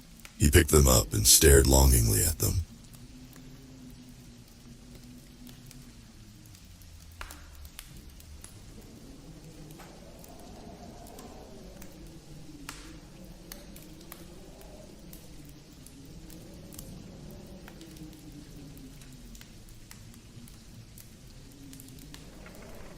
I failed over and over and over again in my life, and that is why I succeed. Toughness is in the soul and spirit, not in muscles and an immature mind. When she was born, it was the best day of my life. I took paternity leave and then some to make sure I was home as much as possible. I wanted to be involved, you know. Work had me so busy. I knew that once I went back, I wasn't going to be around as much. When it was time, I tried working from home for a bit. It was stressful, juggling a kid and managing a company's finances, but I didn't care. She was more important. But then, his voice caught again as he moved toward the tub. He stared into the water and sob by sob broke down. This time none of us stepped over to comfort him. I could sense that it wasn't what he wanted. They kept calling to pile more and more on. My boss told me that there would be some repercussions if I wasn't more present, so I started trying harder. Anytime they called, I would answer. He slowly sat on the edge of the tub and reached over to the faucet, placing his hand on the handle. Daniel struggled hard to continue. At this point, we knew it wasn't for our sakes. He needed to confront this. One day my wife left to get groceries. She asked me to give our daughter a bath. It wasn't deep, I knew better. I also knew better than to leave her alone. But still, the phone rang and I thought, I thought that it would only be a second. I was so tired, and I didn't think that. He turned the handle with a creak of the pipes, and slowly, the flow trickled to a stop. Daniel slid from the edge of the tub to the floor and stared at the center of the room as he forced himself to finish between broken emotions and labored breaths. I tried everything while the paramedics came, but she wouldn't wake up. CPR didn't work. Trying to give her oxygen didn't work. Begging her to wake up didn't work. It was too late for any of that. I let my daughter die because He looked at the keys in his hand and angrily lobbed them out of the door and against the hallway wall. I belong here. This is what I deserve. He buried his face into his arms and knees and let the grief take over as B, Ethan, and I all stared at one another. Nobody knew what to say. Nobody wanted to move. Nobody wanted to do anything. After a moment, I looked back to Daniel, and then silently stepped into the room with him, sliding against the vanity and sitting in the puddle. After a moment, Ethan and B did the same. Our thoughts on what had happened were irrelevant. What was done was done. We knew that, and Daniel certainly did as well. Nothing we could do was going to cure that. Dan hated himself, and that wasn't going to change either. So instead, we just sat with a man who was broken and hoped that that was enough. I hugged my knees, and B hugged me as we sat in the corner of the living room. Across from me, Jan sat biting her nails with Mark next to her, a hand placed reassuredly on her leg. Claire, Benjamin, and Grace were whispering in the hallway, and I knew they were talking about Andy. I didn't hear what they were saying, however. I was solely listening to the underbelly of the house, praying to God that Daniel was okay down there. Ethan and Frank stood by the kitchen door, waiting with bated breath to thrust it open whenever the need be. Eventually, the conversation in the hallway fizzled out, and the entire mold-covered structure fell into pure silence. For our collective sanities, we constantly interacted with each other at every point of the day. No matter where you were in the house, you could always make out the ambiance of someone talking from somewhere. The fact that the place was this quiet during the daytime was unsettling. My imagination wandered to what this house might have looked like before we arrived, just sitting still among the hills, sinisterly waiting for unfortunate souls to arrive in its vacant walls. I imagined that this is what it would have sounded like. Across from me, Jan suddenly perked up, as well as Mark. It didn't take me long to realize why. Footsteps beneath us, rapid and not sparing caution. Jan scurried on all fours to the hallway and peered down toward the kitchen. "Get ready," she shouted in a whisper. "Tonk tink plink!" It was faint and far behind, but we knew the creature was fast. From one end of the building, we heard footsteps pounding up the stairs toward the yellow room, and to the other, the beast barreled through the labyrinth of rooms below. We all stood and rushed to the hallway in time to hear the door to the kitchen swing open and see Dan sprint into the room. Frank and Ethan slammed the door and dragged the pantry back into place as we all crowded around the panting man who had just returned. The thing downstairs had just reached the yellow room and began screaming and pounding, but we didn't care. There were more important matters. "Daniel, are you okay? Did you find her? Was she down there? What did you see?" The barrage of questions clearly overwhelmed Dan. and he raised a hand to silence everyone while he caught his breath. We all waited with pounding hearts until he could speak. He kept his face to the floor the whole time, but when he finally looked up to see the gallery of nervous and scared faces, his expression faded to a solemn one. I'm sorry, everyone. I went in as far as I could, but there's a big, long staircase going down. As soon as I stepped foot in there, I heard that thing below me and started running back. Daniel clenched his jaw and I could see his eyes water. I didn't. There was no sign of her. If that thing was down there, then I don't know if he couldn't finish. But it didn't matter. If Andy went down there while that thing was in the same place, then in all likelihood, she wouldn't come back. Tears began to fall and gentle sobs emerged from everyone in the group. Not me, however. My brain was still in denial. Okay, that's okay, I said softly, taking a deep breath. We can wait until it settles down and try again tomorrow. I'll go this time. Dan gave me a sympathetic look. Joel, I'm okay now, I'll be okay. Joel, I know you're upset. I'm not. I am, but I'm okay. I can go down and... Joel, please, I can do this. Just let me... Joel, Daniel said more sternly this time, placing his hands on my shoulders. I looked into his eyes to see they were full of pain and tears. I surveyed the room to find the same from everyone else. I'm sorry, kid, but she's gone. At that, I felt something in me break. It was almost physical. The same pain of brokenness I had felt so many years ago that dark autumn night in Arkansas. She was gone. Andy was gone. And it was my fault. I collapsed into the same grief that the rest of the house was feeling and then felt nothing at all. We all sat up when we heard the sharp groan of pipes from outside. Dan withdrew from his knees and tilted his head to listen. Do you think it's stopping? B asked after a moment. The question was poorly timed. All at once we heard the water outside begin to pick up, going from suburban rain into a tropical storm. The room pounded with the onslaught of water, and B, Ethan, and I all stood, preparing for what might come next. I crossed down the hallway into the office and looked out the window. Of course, I thought, never a break. The water was coming down like a shower over every inch of open sky.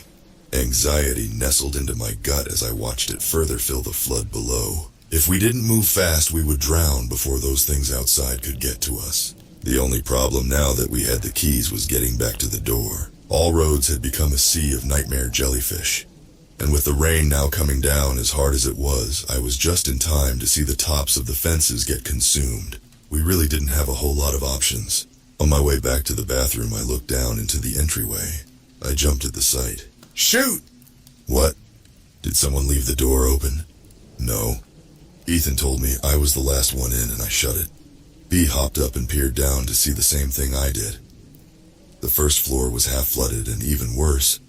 3 fetuses drifted just below the steps. How did they get in? B cried. Daniel shook his head. My wife, he muttered. I looked at him. What? My wife let them in. What do you mean?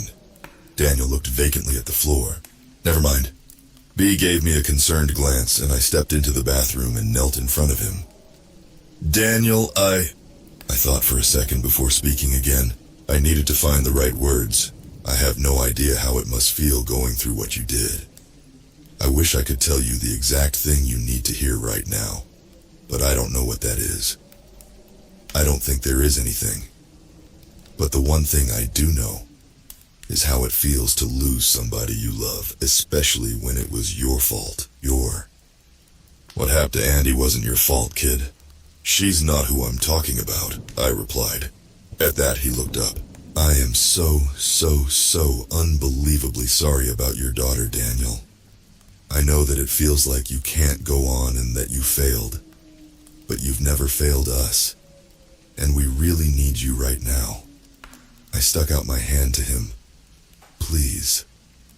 He eyed my open palm for a moment, then looked back at me. Slowly, he lifted his hand from the cold, wet floor and placed it in mine. I smiled and helped him up. Daniel crossed to the staircase and looked over the edge.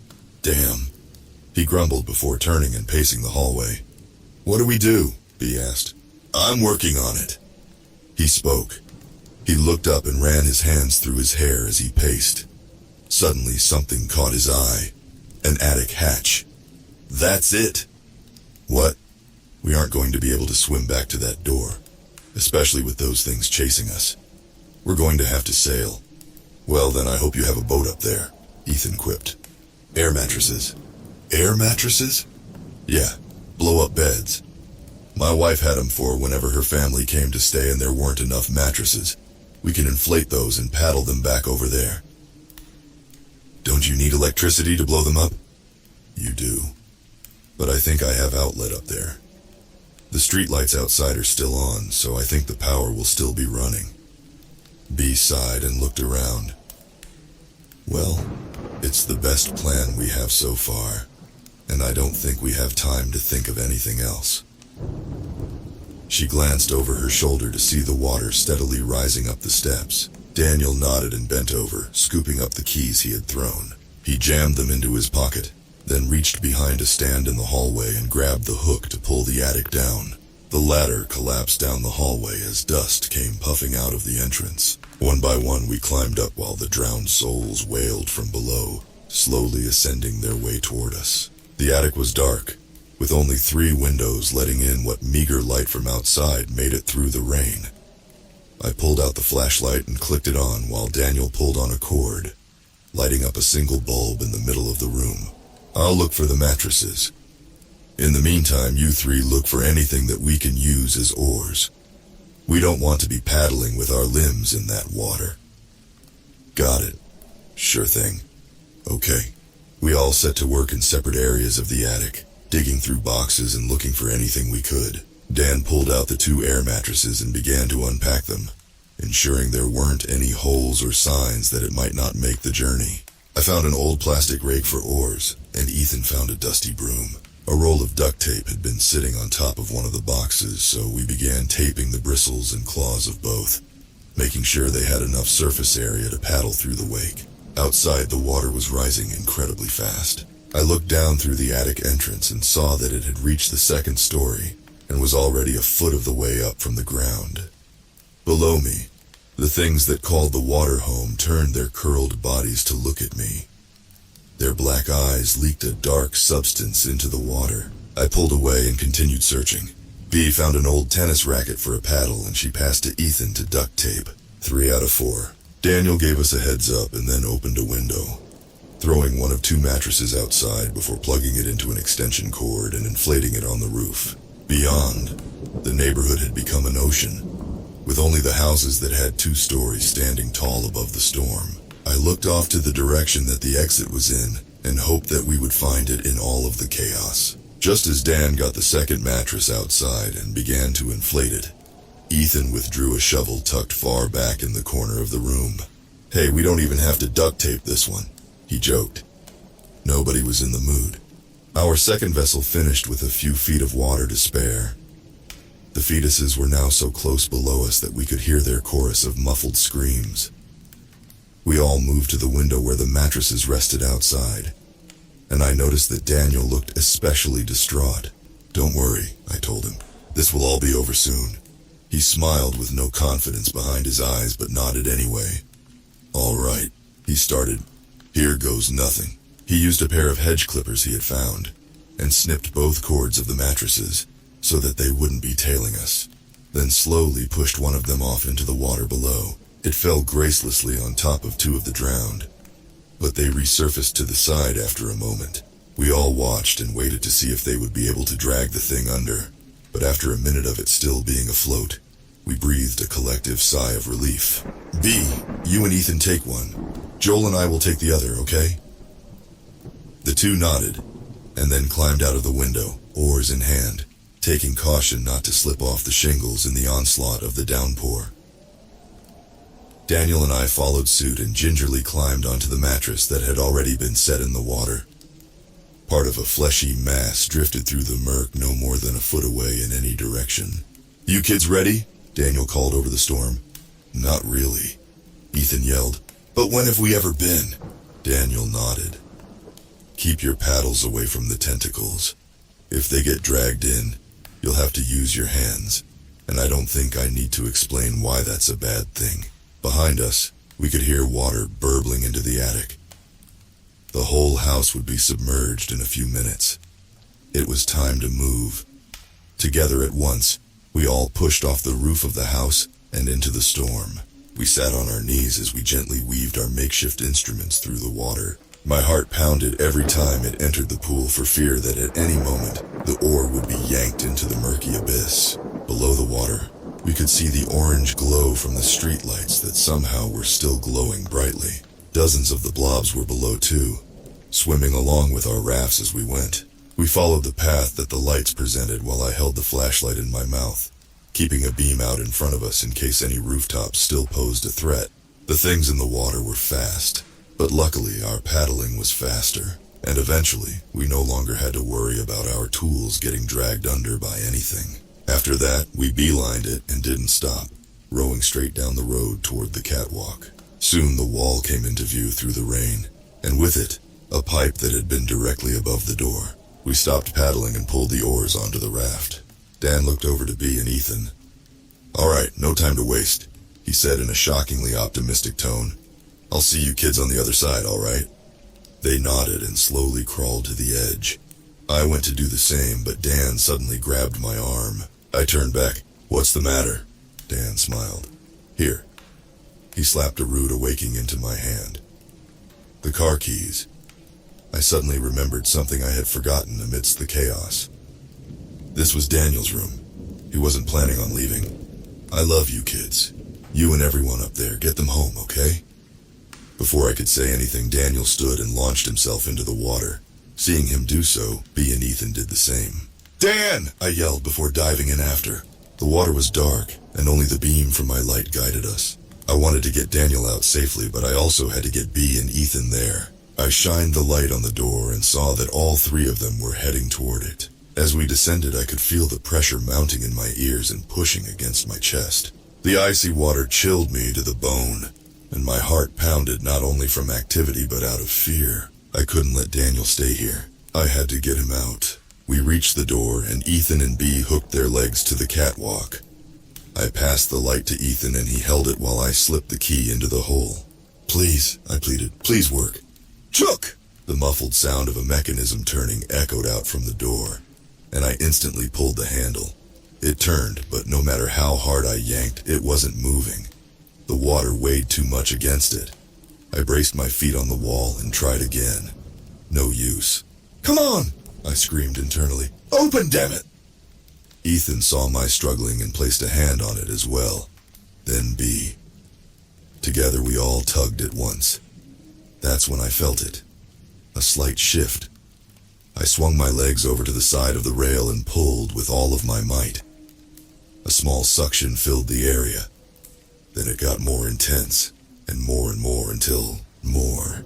Whoosh! I pulled the door toward me and watched as water began rushing out like a geyser. Ethan tried to hold onto the rail, but the force was too strong. His hand slipped, and he was dragged out to whatever fate lay beyond. Next was Bea. She still clutched the side of the door, but with how she was trying to hold on, if she didn't stop, she was going to cause it to pull shut again.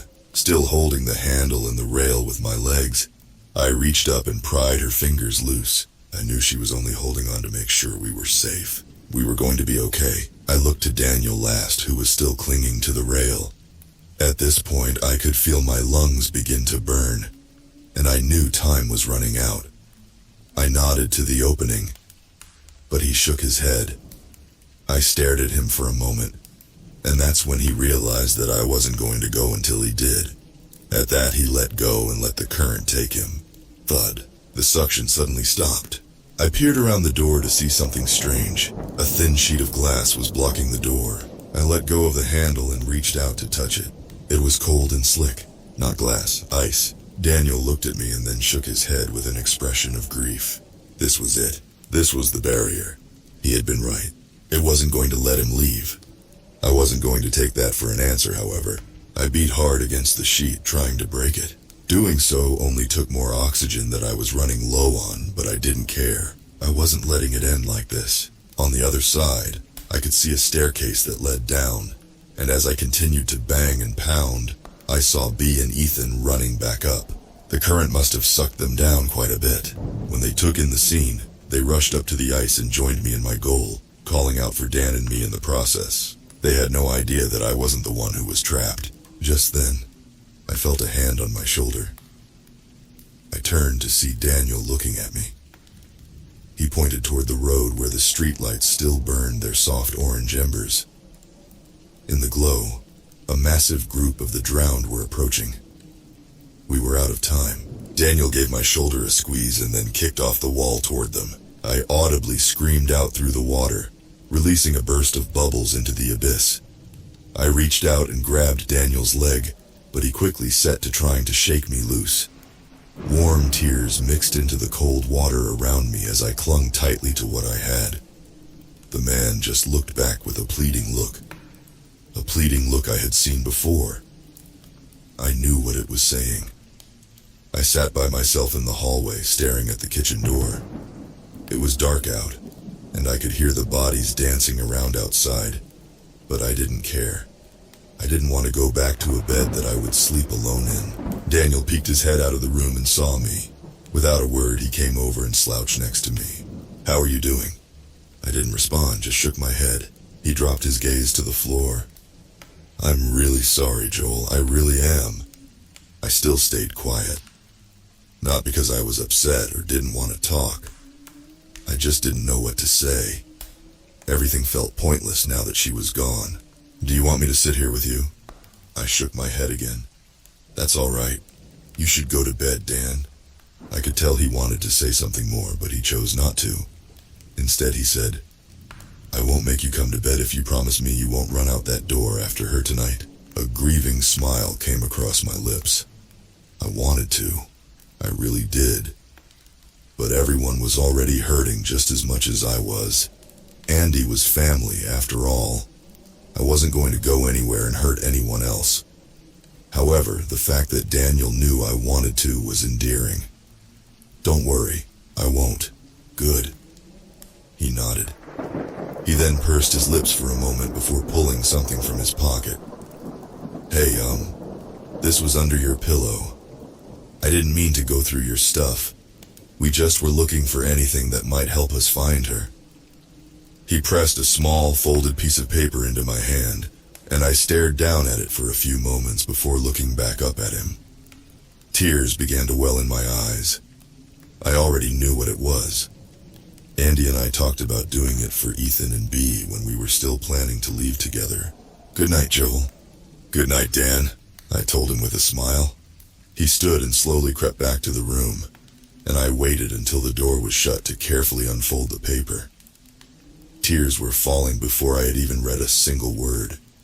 Her handwriting was enough. "Dear Joel," it read, "I am so unbelievably sorry. I know how upset you're going to be at me, and you have every single right to be. If you're reading this, it means that I've already gone, and I pray that you won't try to follow me.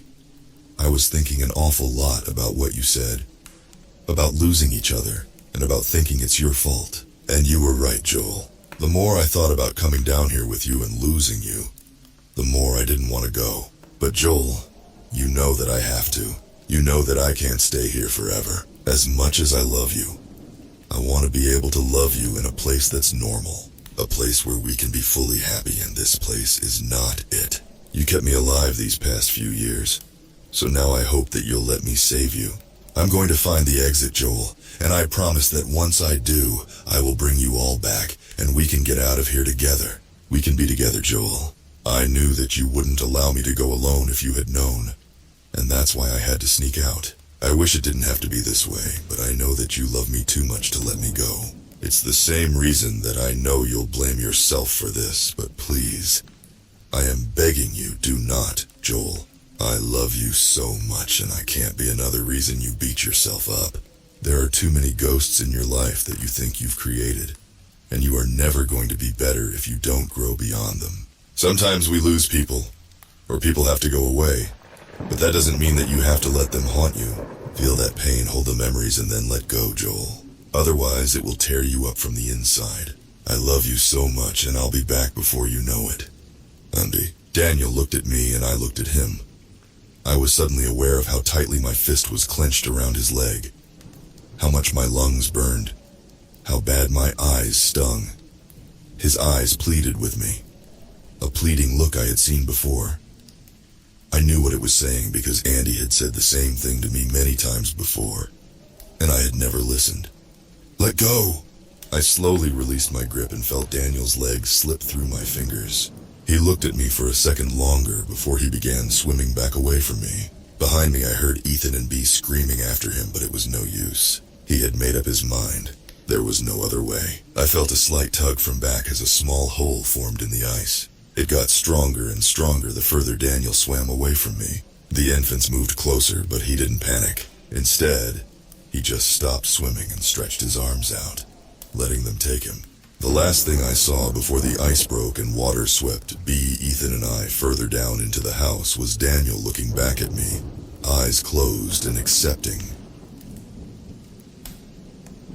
My mind swirled with the dark water that carried us deep into the unknown. Thoughts and memories of Daniel clawed their way to the surface while rational panic held them under. He was gone, but right now, the others weren't, and we were currently barreling down a concrete flight of steps and being violently tossed around in the process. I focused on keeping myself balanced in the water, but it was useless.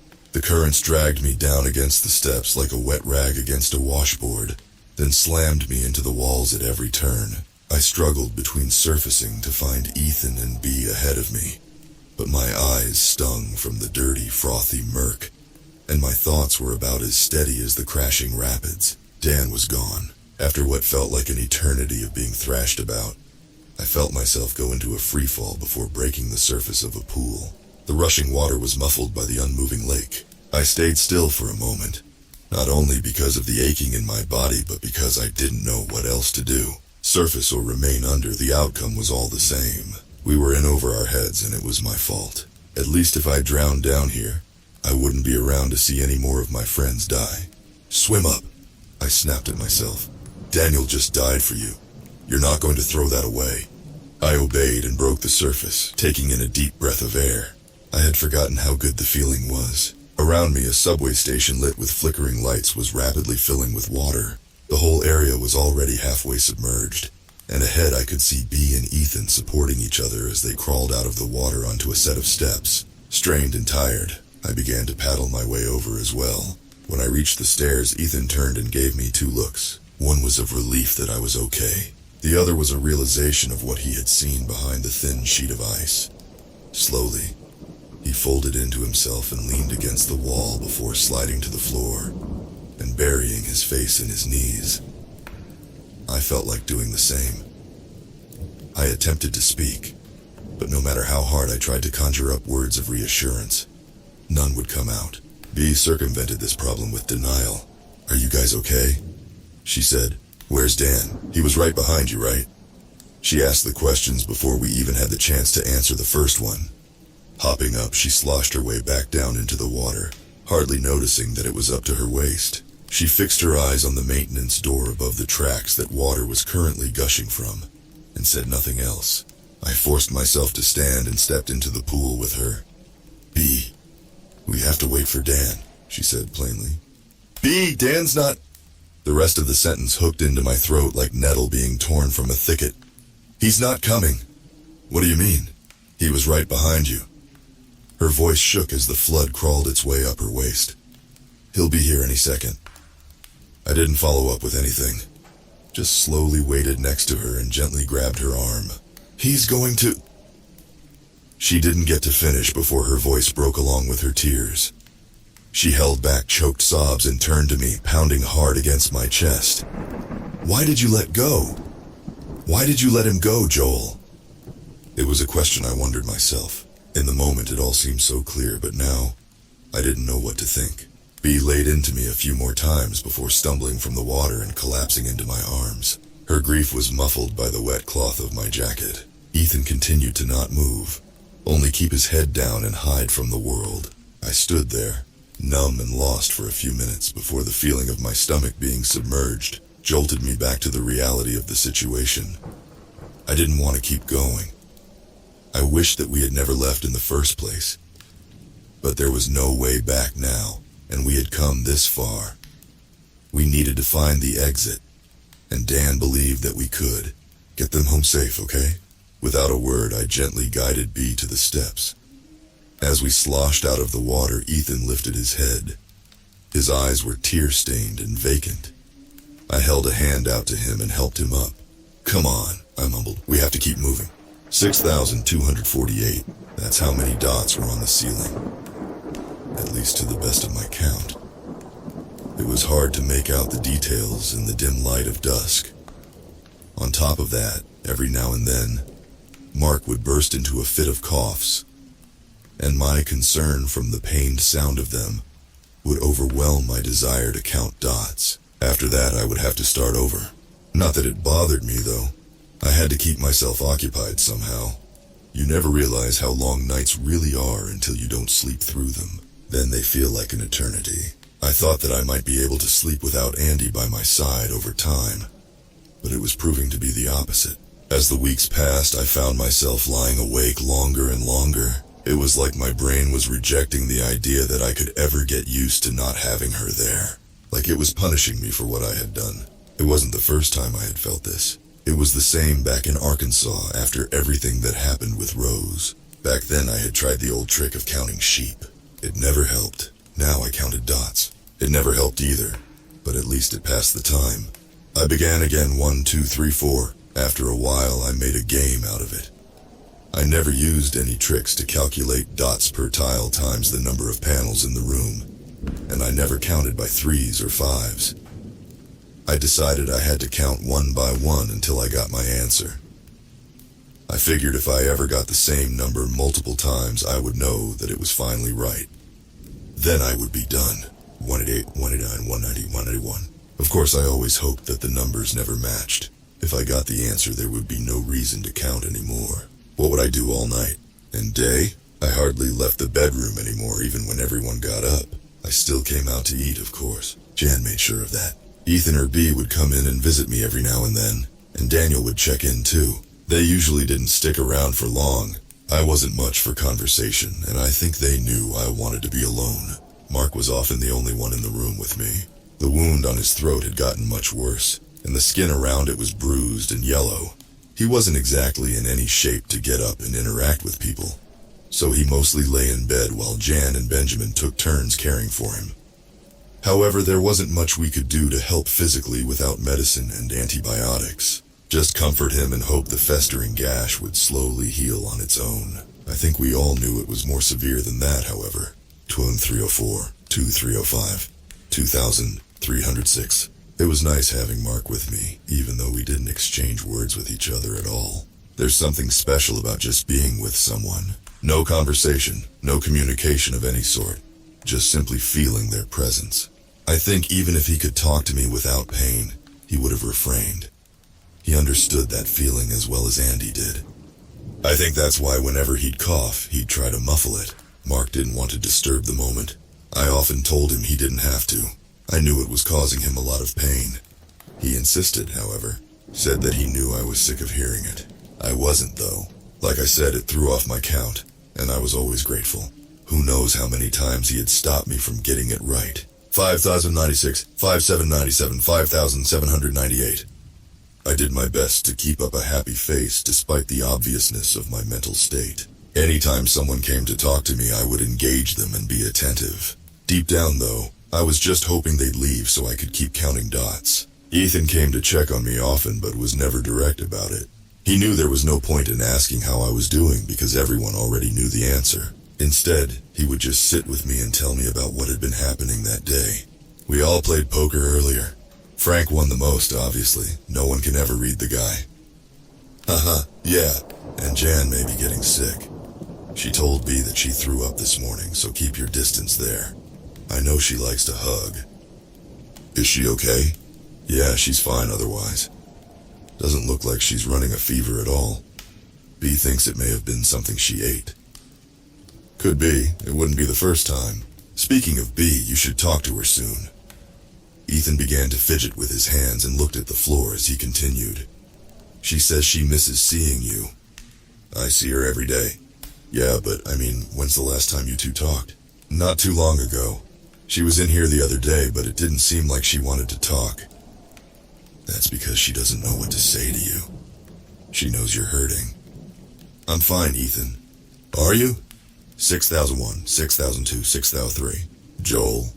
Huh? Ethan sighed. Never mind. I'm sorry, I'll come out soon, okay? You don't have to. No, I want to. Okay. There was a long pause before he continued. What happened wasn't on you. You know that, right? Mark shifted across the room, sensing the shift in tension. Ethan, I am fine. Yeah, I know. I'm sorry. I'll leave you alone. Before he left the room, he turned back to me. We're going to all have a gathering and talk tomorrow night if you want to join. Don't feel like you have to, though. I wish I had stopped him and told him I was sorry, that I knew I was being a jerk. There's a specific window to apologize to someone, and when you don't for long enough, it stains into the relationship, always silently there in everyone's memories after. For those months after Andy died, I wasn't much of anything to anyone, and I got a lot of my relationships dirty. The sad part was I didn't really care. It was what I wanted to happen. I just wanted to count dots. 6,245, 6,246, 6,247, 6,428, 6,048. Huh. It wasn't the most beautiful place, and it would be a pretty dangerous spot to risk setting up in. Then again, I could describe the hills above the same way, and that's where we usually made our graves. Besides, Dan deserved the best we could find, and we all felt confident that this would be it. The floor we found ourselves on was a mall, old and still, its neon and fluorescent lights only functioning in a select few places. We traveled through the area, saying nothing to one another until B finally spotted something down a corridor. Over there. As soon as we saw what she was referring to, Ethan and I agreed. We shuffled down the pink neon-lit corridor until we reached the opening. It was a large room that rose several balconies up, with hardly any working lights, save for a few colorful tubes lighting the edges. The corners of the place were dark, but right in the center before us, a single spotlight shined down from the ceiling several stories above us, onto a planter display in the middle. The fake plastic plants within were covered in dust and mold, but their color still broke through, and they looked real enough from a distance. The main focus, however, was the giant tree in the center. It, too, was fake, but the amount of detail could have fooled anyone. It really wasn't important how it looked, and we knew that. The likelihood of anyone else finding this exact spot beneath the labyrinth of the house in a place where only a handful of people had ever been was astronomical. But still, Dan lost his life in an awful place. The least we could do was lay him to rest somewhere nice. Ethan and I did our best to clean off the plants nearby. The mold was thick and heavy, and B set to work, etching off a smooth part of the tree. When she was finished, I handed her a marker we had been using to mark safe houses, and she removed the cap. She thought for a moment before leaning forward and writing slowly and neatly. For Daniel Kastner. He gave his life so that many more could be saved. May you finally find peace outside of this place. We all stood back and stared, reading the words over and over again. However, no matter how many times we did, it never felt right. There was too much to say about the man that just couldn't be told in a few sentences on a grave. That he had been a fantastic pillar of hope for all of us through this whole thing. That he was beyond courageous. That he always looked out for every single one of us, above and below. Even reciting all of the things Dan was in my head didn't come close to how much should have been said. When you lose someone you love, nothing ever feels like enough anymore. Only they were enough, but now they're gone. I wanted to say all of this out loud when the time came for us to speak, but I didn't have to. Every single one of us already knew. Instead, all I could manage was, I'm so thankful to have known. Thank you, Daniel, for everything. Ethan nodded and started to say something, but the words fizzled out as he wiped tears from his eyes and slipped his hands into his pockets. You know, B softly whispered after a few minutes. When I was really young, my dad died. I hardly even knew him. Apparently there was an accident on a job site where he worked. I guess that's not really important. Point is, I never really knew him. But I knew that I should have been sad. I mean, my mom was for sure, but like I said, I never really knew him, so how could I be? She paused again for a moment as Ethan, and I waited for her to continue. My mom remarried after a few years once I was older, and my stepdad was a pretty horrible guy. He was abusive to my mom and my sister and me. But well, none of that is really important either. The point is, I've never really had a father in my life. I was only sad that I didn't have one after knowing what a bad one looked like. It was this really sucky feeling of knowing that what I had was horribly wrong. And yet, I didn't even know what it was actually supposed to be like. After a while, though, I just kind of accepted it. I figured that I wasn't missing out on much. But then I met you. In the worst place of my life, I met you. When I needed someone the most. You were there. Bea looked up with tear-filled eyes and took a deep breath, trying to keep her voice from breaking. And you know, it wasn't until just now that I realized you were the thing that I was looking for. Someone who looked out for me. Who protected me. Who was always there to talk when I had no idea what to do. You were the person I was so sad I didn't have in my life. And now you're... She let slip a handful of sobs before trying to push onward. I never really knew my real dad, and I never got to grieve him. But I am so grateful that I can say I had someone in my life who gave me an idea of what it should feel like. We waited there for a long time, staring at the memorial. None of us wanted to leave. As soon as we did, we knew we would probably never see this place again. This was all we had left of Daniel other than our memories. And the worst part about those is that they often fade. We waited for hours. We waited until my watch chimed morning, and we waited until my watch chimed night. We waited until a sharp tink-plink echoed down the mall corridors. And we couldn't wait any longer. In silence, we scooped up our belongings and took off down a dark tunnel, barely even bothering to run. We would run if we knew it was after us. For now, we didn't care. For now, nothing really mattered. 1209 1300 1301. Hey, brother. 1302 1303 1304. You and I both know you don't want to do that. Not really. You think you do, but you don't. 1330, 1306, 1307. You've already committed to the rules in your mind, haven't you? That's why you don't want to. 138, 139, 1400, 872, 46, 19. 1401, 1402. I breathed a deep sigh. What do you want? Is that why you're being so curt with everyone? Because you know you'll win eventually? No, I just don't feel like talking. Yeah, alright, sure. 1, 2, 3, 4. You're being selfish, you know? They're all hurting just as much as you are. I don't know what to say to them. He sighed. I don't know why you so often willfully misunderstand me. I mean, you're being selfish by counting those dots. They'll be fine. You've been shut up in this room for months now. You're basically already gone, and they clearly are not fine. Ethan tiptoes around you now. Bea is so lost she barely knows how to talk to you anymore. Jan's worried sick about you. They don't know what I'm going through. That's a load of crap. I loved her. So did they. Not like I did. Oh, shut up, Joel. Don't even act like that drop of a girl meant a damn thing to you in the ocean of women you've been with. She was another Sarah to you. Just some chick you used to numb the pain from Rose. I'm sick of you. Yeah, I'm sick of you too. Always just wallowing in your guilt and then acting like someone owes you something for the mistakes you made. You know, you should just keep counting those specks on the ceiling. Maybe if we're all lucky, you'll finally figure out how many there are.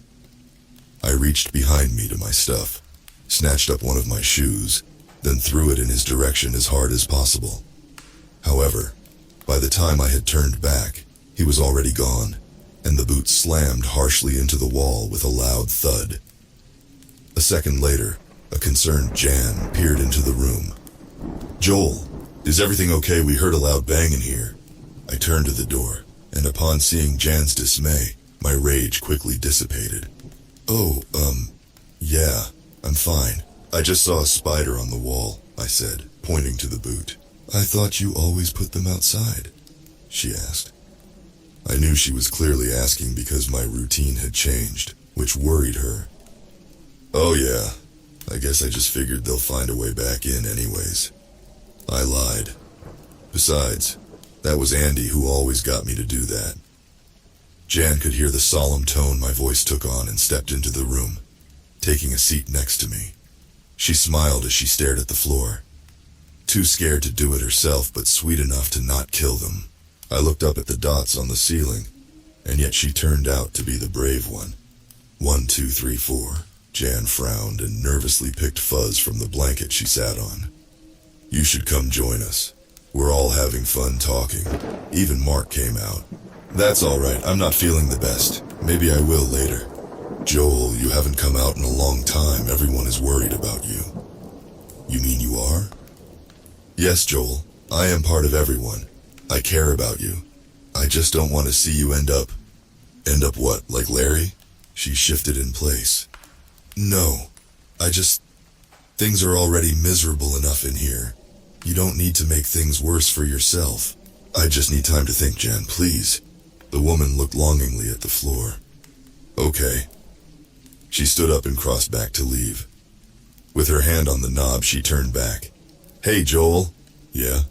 We all love you. I love... Jan, I snapped before she could finish. I didn't want her to. I couldn't handle hearing it, especially when I was so close to figuring out the dots. The way she winced hurt a lot more than hearing it, however. So did the way she apologized before leaving. He was right. I was selfish. They were all hurting. And I was just deciding to hurt them even more. Before I could think about it further, I launched back into counting. When the thoughts tried to catch up to me, I went faster, laser-focused. 325, 326, 327, 328. Still, they relentlessly invaded. It hurt. Everything hurt. I was awful, and I knew it. I began to count out loud, and tears blurred the corners of my eyes. I was trapped. Trapped in my own mind and trapped in this damn house. There was only one way out, and it was through the dots. Yet as I counted further and further, I couldn't help but feel more and more terrified.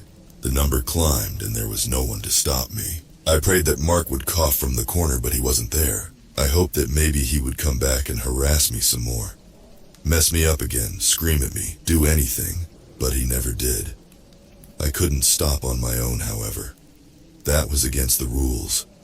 My throat tightened as the end drew near. I could see the last row approaching, and one by one, my eyes ticked them off. When I reached the final number, my breath steadied, and all the chaos in my brain fell into a gentle peace. 6,248. That's how many dots were on the ceiling, and now I knew for sure. I lay there for a while longer, just looking up at the white panels full of tiny holes. There was no longer any reason to count them. I had nothing left to do. With that, I sat up and looked to the bedroom door. I could hear conversation from the other side. It sounded happy. Content. I remember being glad about that. I wanted them to be happy and content. I stood up from my spot and stepped over to the door, placing my hand on the handle. I hesitated for a moment. What are you waiting for? He asked behind me. Go have fun with them. Live it up tonight. You got your damn number. When Daniel and I set out into the house, we were always on alert. Every step, every corner. We were always listening and looking out for any danger. The same was true for when Bea and Ethan caught up to us. None of us knew what to expect below the house. And the one thing we did know to expect was a creature that no one could possibly imagine.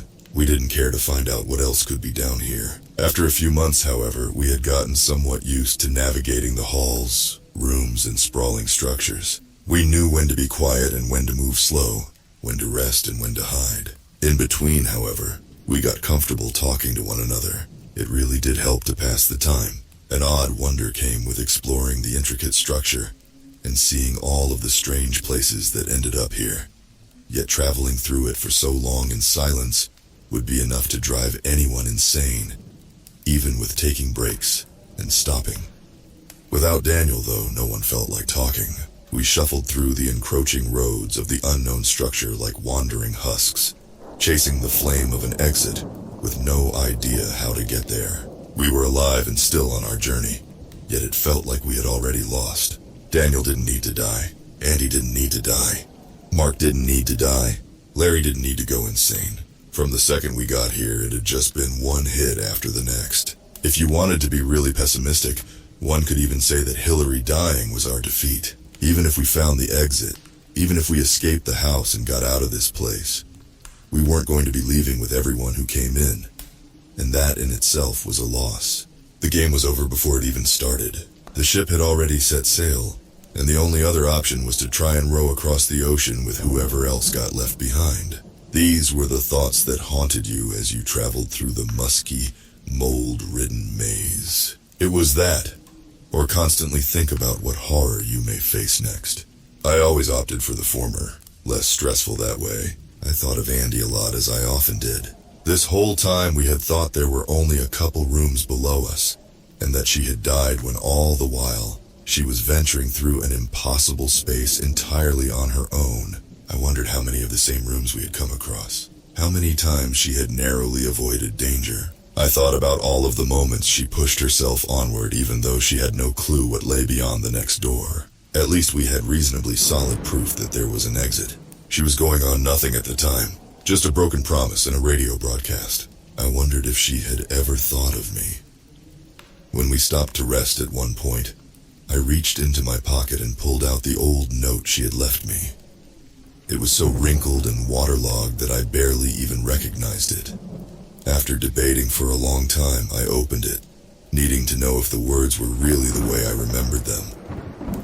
The familiar writing was gone, however, just smears of ink and grains of pulp. While in my head, I often thought of my life before, which was something all of us couldn't help but do. It came up frequently in conversations about escape. What's the first thing you're going to do when you make it out? And what do you miss most about life before?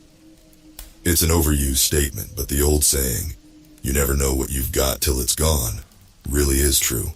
I missed so many things from the world that I had never even thought twice about. Of course, there were the big things: people, comfort, and not living in constant fear for your life. But then there were all the small things: warm showers with fresh water, food that didn't come in a can or vacuum-sealed package, trees, and just being able to go outside and be there. The thing I missed most of all was the night sky. It was so beautiful and intricate, and in Arkansas you could see so many stars. On full moons, the whole countryside would be lit with this gorgeous dim light, and I would just sit out there for hours with Rose, talking and laughing, holding her and not worrying about anything in the world. I also sat outside with him a lot when we would talk. We would sneak beer from his stepdad, climb out the window and sit on the roof, just looking up and thinking about the future. "You think we'll stay in touch as time goes on?" he once asked me. "Yeah, man, of course. Why wouldn't we?" I don't know. I see a lot of friendships fall apart after high school. I just don't want that to happen. It won't, dude. You've been my friend since like 5th grade. There's no chance we could just move on from that. I care about you too much to lose you. "Yeah," he smiled. "I guess you're right. It's funny how thoughts can chain together and pull you into whole new ones. Like how recalling fond memories of people you once knew can dredge up negative ones. The nights I sat beneath the moonlight alone without Rose, looking up at the stars with tear-filled eyes. The day that he told me he never wanted to talk to me again. I think back to that night on the roof a lot, mainly due to the question he asked me. It seemed so obvious, so true. I wasn't lying when I told him we would always be friends. How could I be? I didn't know the future. I didn't know what I was going to do yet. If I had known, I would have told him then and there that he needed to get far away from me, that I was bad for him, that I would only hurt him in the long run. Maybe my answer wouldn't have been a lie if only I had had a little more self-control, if I hadn't been such an emotional wreck, if I hadn't been such an awful person. If I wasn't such an awful person, I always wondered if he had heard I had gone missing, if all of my friends had. Would he still not want to talk to me once I got out? Was he sad when he was told? Maybe no time at all had even passed in the real world. Maybe when we got back, my life would be just as tangled up as I left it. I wanted to fix it all so bad, but I didn't know how. How do you fix things when the thing you broke doesn't want to be fixed? You hop on a bus and drive far, far away, I had told myself. Start over. My watch beeped softly on my arm, alerting us that it was now night above. But we continued onward. We didn't sleep nearly as much as we used to, and we had been moving almost non-stop for a month. As before, the floors seemed to get more and more complex, but now they could hardly even be called floors. They were just entire buildings and strange complexes smashed together at random. There were still small rooms filling the spaces between, but for the most part, every new place felt like it could be its own contained structure. There were the aforementioned malls, but there were also things like airports and stadiums, indoor water parks with grimy, chlorine-filled pools, old warehouses littered with unfinished projects, vacant hotels with buzzing lights illuminating their empty hallways. The simple goal we had always strived for, of find the next staircase, became obsolete at this point. There were now staircases everywhere, leading to different floors of their own buildings or new ones. Instead, we changed our aim to always take whatever path led down. However, even this proved a challenge. The layout of the monuments made absolutely no sense, often leading to dead ends or looping in circles. Sometimes we would have to go up a flight of steps to find a longer way down. We hardly ever knew when we had passed one threshold into the next. Conversation was at a minimum for those weeks of travel, and it wasn't until one day when we had stopped to eat that we had our first conversation in a long time. We all sat in a skyscraper lobby, passing around a can of cherries and sitting in dusty modern-style furniture. Across the room at the main desk, a single lamp cast its humble light into the sprawling room and up into the numerous balconies above us. As we each took our turn popping the sickly sweet long-expired fruit into our mouths, I noticed Bea and Ethan just staring vacantly at the ground. I could tell we were all tired and worn from our time down here. We were homesick for even just the house above. What I wouldn't give to see Ben tinkering with some junk in the corner, or Grace and Claire playing euchre in the dining room. Heck, I even missed Frank's quiet and somber presence. I missed Jan a lot too. Her warm and kind expression that made you know she cared about you, that she loved you. I hated that I had never let her tell me that. I hoped that someday I would get the chance to tell her back. "How are you guys holding up?" I asked, forcing my stiff throat to make a sound. Bea and Ethan looked up at me like I had just spoken another language. To be fair, it was a question nobody had heard in a while. None of us had been okay, so why bother asking? After a moment, however, Ethan responded. "Ethan, I'm all right, I think. I mean, everything still really sucks, but, yeah, I'm okay." "I'm okay too," Bea said, offering a very half-hearted smile. "Good," I said. "I'm glad." "Are you?" "Yeah." "Good." "Yeah." Things fell silent again, but it felt odd now, like a seal had been broken. Ethan seemed to notice. "Nice going, Joel. You weren't supposed to talk. Now that we remembered we can, all of our silence is just awkward silence." Bea and I gently laughed while I pulled out the third notebook from my backpack and flipped it open. The maps were now beyond translation to anyone who wasn't me. Pages covered in intricate lines, notes and symbols. With the structures getting more complicated, it only made it harder to keep up. I had tried explaining how to read it to everyone, and for the most part, they seemed to be able to glean some things. However, I think a lot of it was lost to them. As I jotted down the current path we had just taken, Bea stood and peered over my shoulder. "My goodness, Joel, are you even making a map still? It looks like trigonometry homework." "Hey, back off. This is hard stuff to do, you know. Be glad that you're not the one stuck doing it." "I think we're all glad," Ethan snickered. "Bea sucks at drawing." Bea finished drinking the juice from the can before hucking it at him.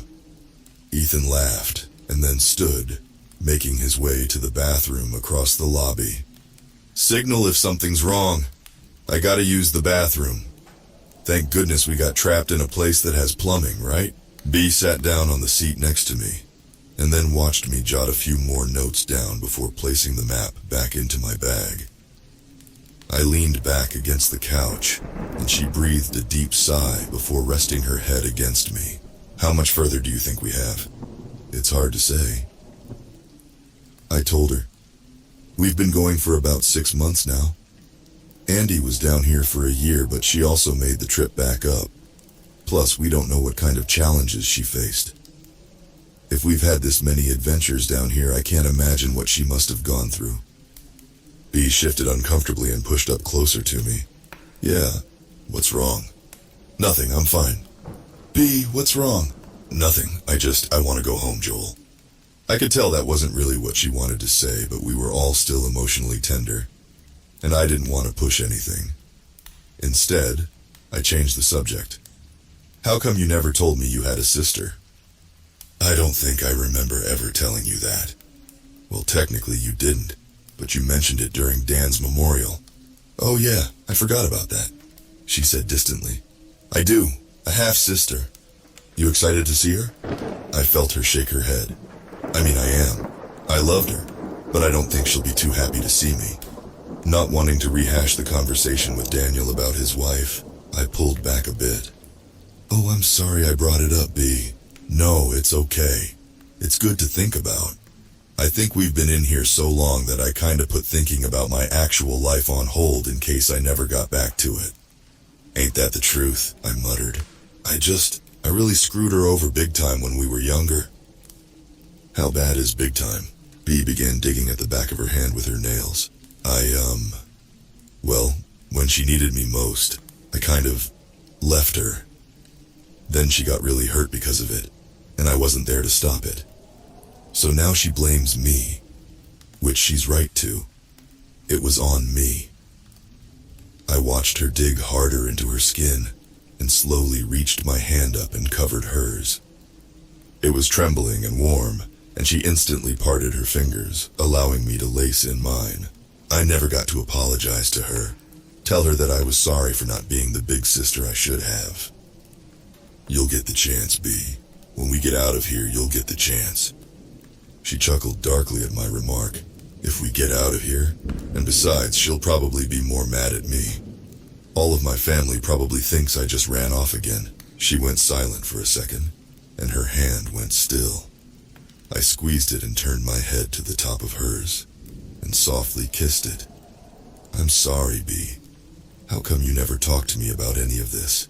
She shrugged. I was afraid to. I don't know why, I just was. She lifted her head and looked at me. But I'm glad I did now. I like talking to you, Joel, even when it's about shitty things. It makes me feel better. I'm glad you did too. I always love talking with you. I feel like it's been a while since we've actually gotten to. B chuckled. Yeah, that's true. Pretty much since we left. Oh man, that is true. Gosh, once we get out of here, I'm taking you out and we're going to have a long conversation. She raised her eyebrows. Are you asking me out, Joel? Because that sounds like a date. My face must have turned bright red. What?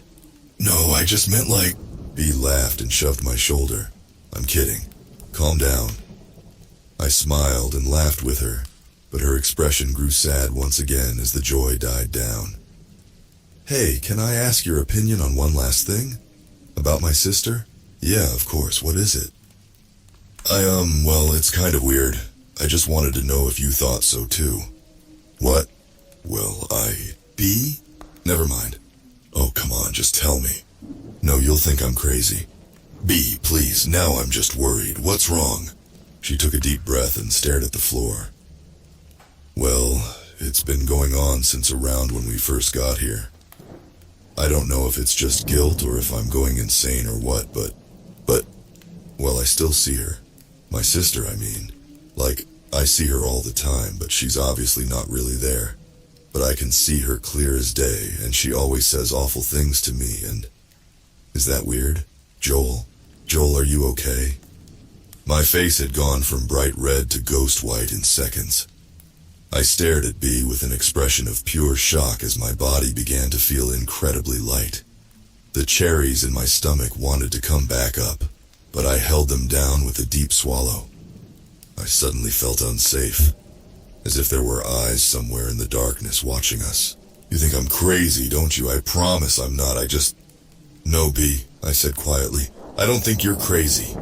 Are you sure? You look really freaked out. Suddenly, behind her, I caught movement from the corner of my eye. From a balcony up above where we stood, he looked down on us from the shadow, resting his hands on the railing and smiling with unnerving calmness. Bea noticed that I was looking behind her and turned to see why, but as she did, he too turned around and walked off into a hallway. "Joel, what's going on?"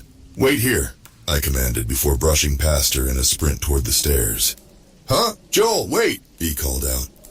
It was too late. I had already thrown open the door and was halfway up the steps. It was stupid. I knew it was. It was incredibly dangerous to pursue something that I knew was a threat. But I had to know.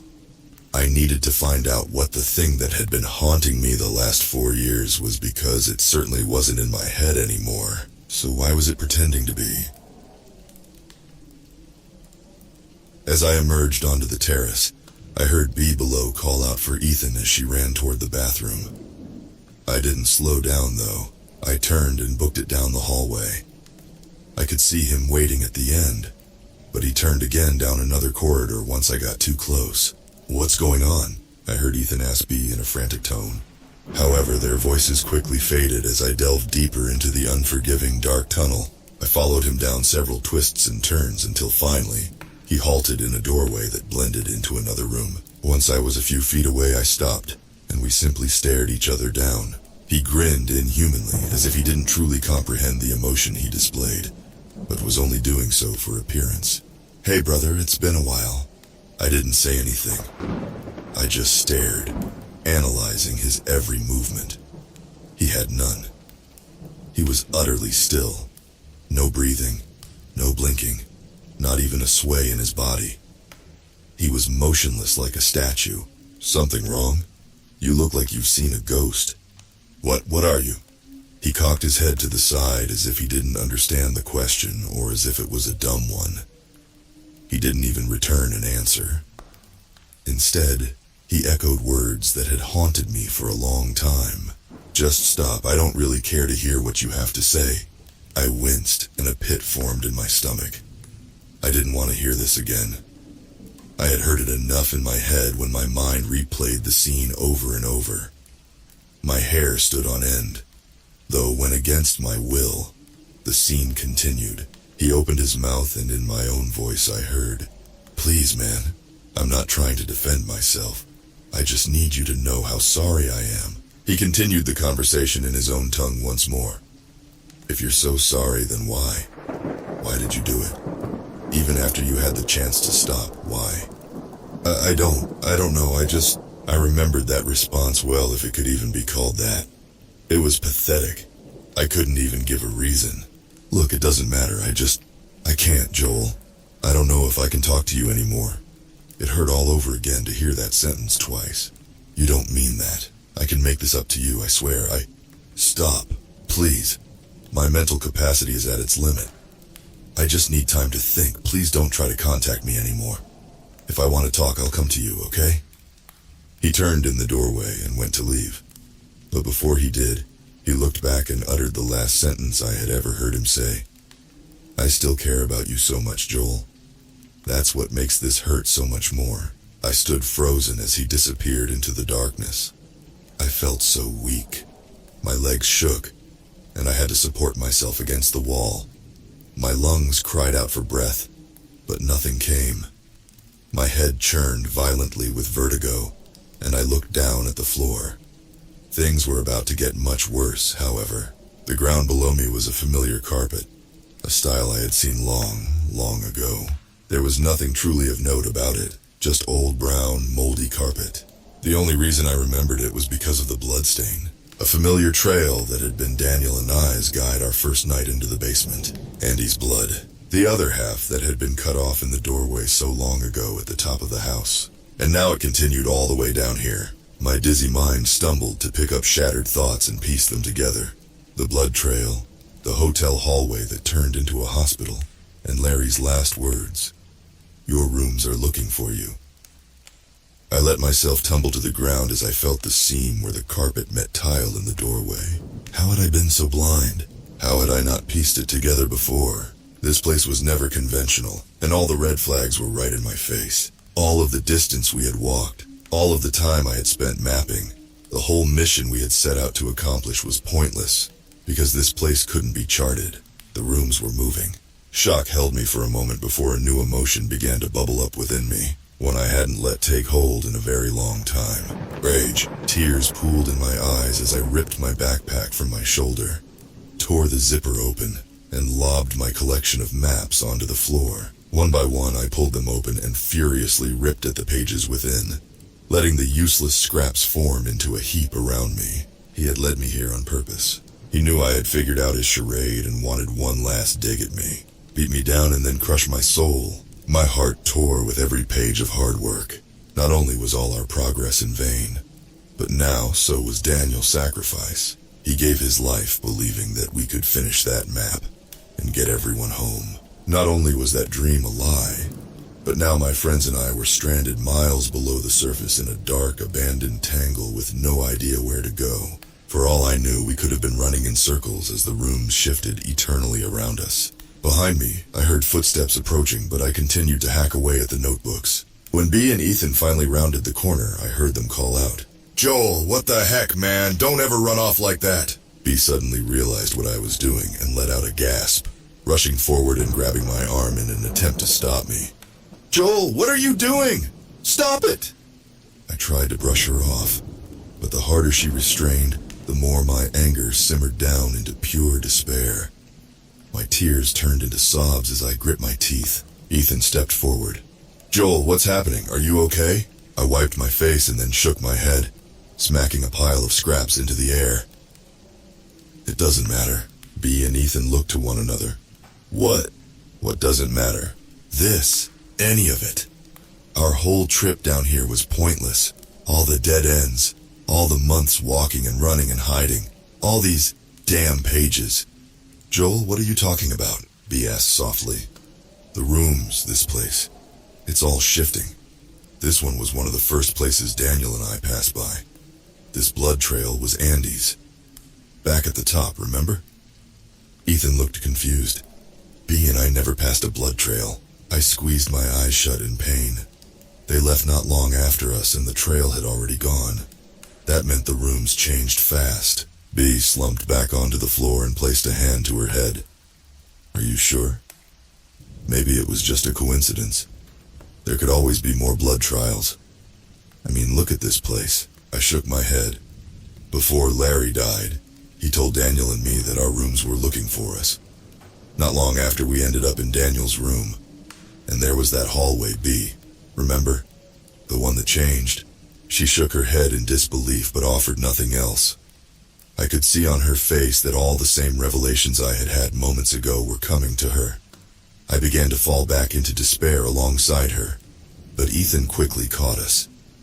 "So what?" I raised my head to him and looked at him critically.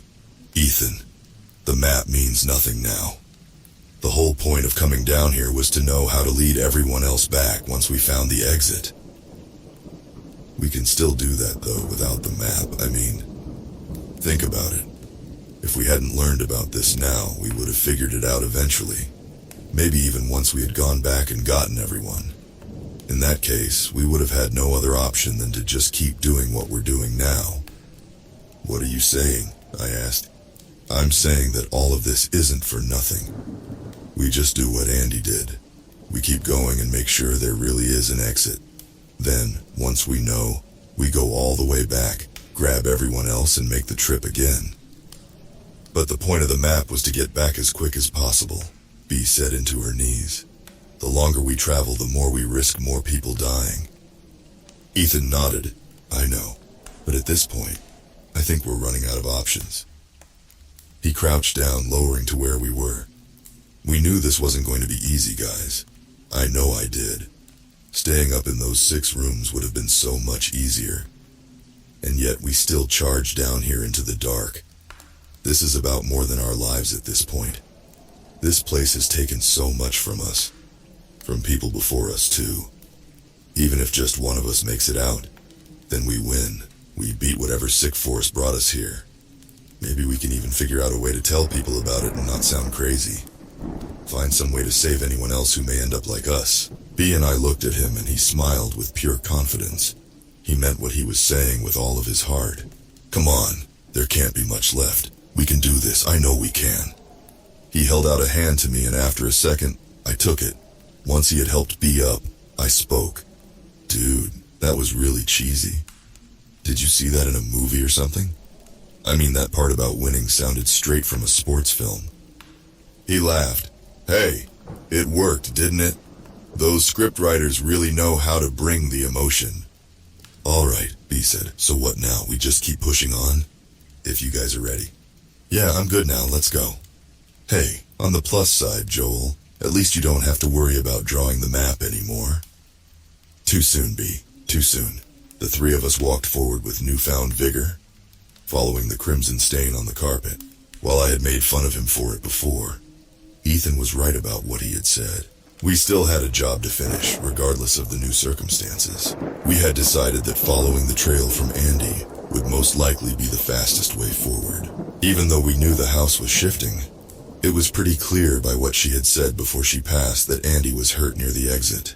That meant if we followed her trail, whether it led us there or not, it still might get us close. This stain lasted much longer than the first, winding through halls, across large rooms, and trailing down steps. I cringed at the thought of Andy slowly bleeding out as she desperately climbed for the surface. The trail slowly got thicker and more severe the further we went, most likely due to her slowly running out of blood. That thought also made me sick. There was another admittedly selfish reason that I wanted to follow the trail. Deep down, part of me really needed to know what had caused her injuries in the first place. I had so many cherished memories of Andy, and yet for all of the good ones, the one that surfaced the most in my mind was the image of her dying in my arms. Her pale, tired face relieved to see us as she lay lacerated and bleeding out. My mind went to so many dark places trying to imagine what could have possibly cut her up so bad. After seeing what the ballerinas were capable of, I didn't know if I wanted to find out. But on the other hand, I knew that I needed the closure, for better or for worse. Not having to stop and map helped the journey greatly, as now it really didn't matter if I remembered which way we went or not. It would all change later, eventually. Each day we had lost nearly 2 hours of combined time just stopping to record. But now we were cruising. We delved down flight after flight, sometimes even running periodically. There were points, however, that we had to slow down and cover our mouths though. Mold had always been a prevalent problem in all layers of the house, but in these deeper sections, it seemed to be clumped on almost any surface it could gather. Carpet, drywall, ceiling panels. For the most part, it wasn't overly offensive, but some patches were so bad that we were afraid breathing too much might have severe repercussions. When we passed down another flight of steps, we ended up at a hall where a dark doorway sat waiting for us at the end. Next to it, another corridor went off to the right. We began making our way down, still following Andy's former path. When I started to think more about the circumstances before us, it's funny how some things that seem obvious in hindsight can be overlooked under such stressful circumstances. Wait up, I told the others as we stopped before the doorway. The crimson trail led straight into its dark maw. We should go this way, I said, pointing down the other open corridor. I thought we wanted to follow the blood, Ethan asked. I know, but something seems off about it. What do you mean, you don't think it's Andy's? B questioned. No, I do, but that's the problem. It took us months to get down here, and it would take months to get back up, right? Yeah. Andy made it sound like she got hurt by the exit, and she was obviously bleeding out a lot. If that's the case, then there's no way she could have survived the trip back up before giving out. You're right, Ethan noted. So what do you think happened then? How did she get back up? I thought about him, and how he had led me to the trail again when I had followed. Something about whatever he was, knew more about the house than anything we had encountered so far. Besides maybe the curator. I think the house let her get back up. I think it knew we would follow in her steps. Bia made a face of concern and confusion. Whoa, hang on. Is there something you're not telling us? My eyes darted to the floor, and she immediately picked up on the cue. The blood trail. You ran off and immediately knew where it was. How did you know, Joel? I took a deep breath, then spoke. You know how you said you see your sister sometimes? You said she shows up and talks to you? B looked taken back. and her eyes nervously shifted to Ethan, as if self-conscious her secret had been told. Well, I mean, yes, I see her, but I don't know if... It's okay, B. I jumped in, realizing my insensitivity. I see someone too. She looked at me quizzically, and Ethan looked between us, trying to catch up. Since we got here, I've seen an old friend of mine a lot. He comes to me and does the same thing. At first I thought they were hallucinations, but it's been different ever since we came down here. He's told me things that my mind wouldn't have known on its own. And there was one time that I think I even physically touched him. Oh my gosh, I know. And when you told me about how you see it too, he was there smiling at me from the balcony, like he knew I had figured it out, that he's more real than I thought. When I went to follow him, he led me to the trail. Ethan shook the shock of what he was hearing and spoke up. So, what does all of that mean then? Well, I started. I think it means there's something down here messing with us, and I don't know how. But I think it's somehow related to the house. There's a room for everyone, right? What if it's trying to lure as many of us out as it can to trap us? If it wanted to do that, then letting Andy come back and confirm there's a way out would be the best way to do so. If that's the case, then isn't it possible there's no exit at all? B said nervously. My heart faltered at the question. Maybe. But I don't know if she would have told us, had she not been certain somehow. I looked back to the stain in the carpet at our feet. The point is, I think whatever it is, led me to the trail again to lure us somewhere. That's why I think we should go the other way. B and Ethan looked at each other, silently considering the options. After a moment, they looked back at me. Yeah, I agree. Me too. You guys sure? I really don't want to be wrong about this. Of course, B said with a smile. And even if you are wrong, you've always got us to clean up the mess after. That's good, I chuckled softly. I'm pretty good at making messes. The bedroom was still and quiet that night. Even Mark's breathing was more steady and silent than usual. I was worried that it might make it harder to leave the room, but it more than likely meant that everyone was just sleeping better than normal. After the long night of conversation we had all just had, everyone was probably exhausted. It wasn't strenuous activity by any means, but the mental stimulation after so long of not interacting certainly took a toll on us. Well, almost all of us. I still lay awake as usual, looking up at the ceiling of 6,248 dots. I considered counting them one last time, just to be sure, but I didn't bother. The rules were rules. 3 times in a row meant it had to be correct. There was nothing left to do. It was over. I sat up in place and looked over everyone. B curled onto her side a spot away from me, leaving a gap where Andy once slept. And Ethan lay to my other side on his back, facing straight up at the ceiling. I loved them so much. I hoped they would be okay without me. I surveyed the rest of the room at all the peaceful sleeping faces. Jan next to Mark, Claire, Ben, Grace. Even Daniel seemed to be resting well, something that had been difficult for him ever since Larry. It was a great way to see them all before I left. With a quiet breath, I slowly stood and stepped over to the door. Goodbye, everyone, I whispered almost inaudibly. I stepped into the hall and swallowed the nerves growing in my gut. There was nothing behind me now, just a room with 6,048 dots on the ceiling. I looked down toward the kitchen, where the familiar turn into the area set my heart into a rhythmic beat. Slowly, I walked heel over toe past the living room door and dark bathroom. I was about to pass by the dining room entrance when a very minor detail caught my attention. Dark bathroom. We always left the light on. It wasn't anything too out of the ordinary. Probably just an accident. It wouldn't have been the first time someone accidentally turned it off. A remnant of our old lives. For no good reason, I took a few steps back and reached through the door, flicking it back on. It was the very least I could do for the others. Once light glowed into the corridor once again, I continued my journey. However, once I passed the dining room doorway, that's when the minor detail became a major red flag. The front door in the sunroom was open. My heart froze in my chest as I stared at the cheap white slab, swaying gently on its hinges. Opposite of it, I could barely see a figure standing in the sunroom and staring up at something on the wall. There was a body in the house.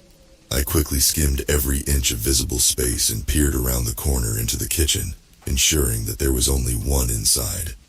It appeared that that was the case. What idiot left the door unlocked? I panicked in my head. I jumped violently as I looked back to the entryway to see the figure now standing in the dining room, looking at me. I held my breath, waiting for whatever they were about to do.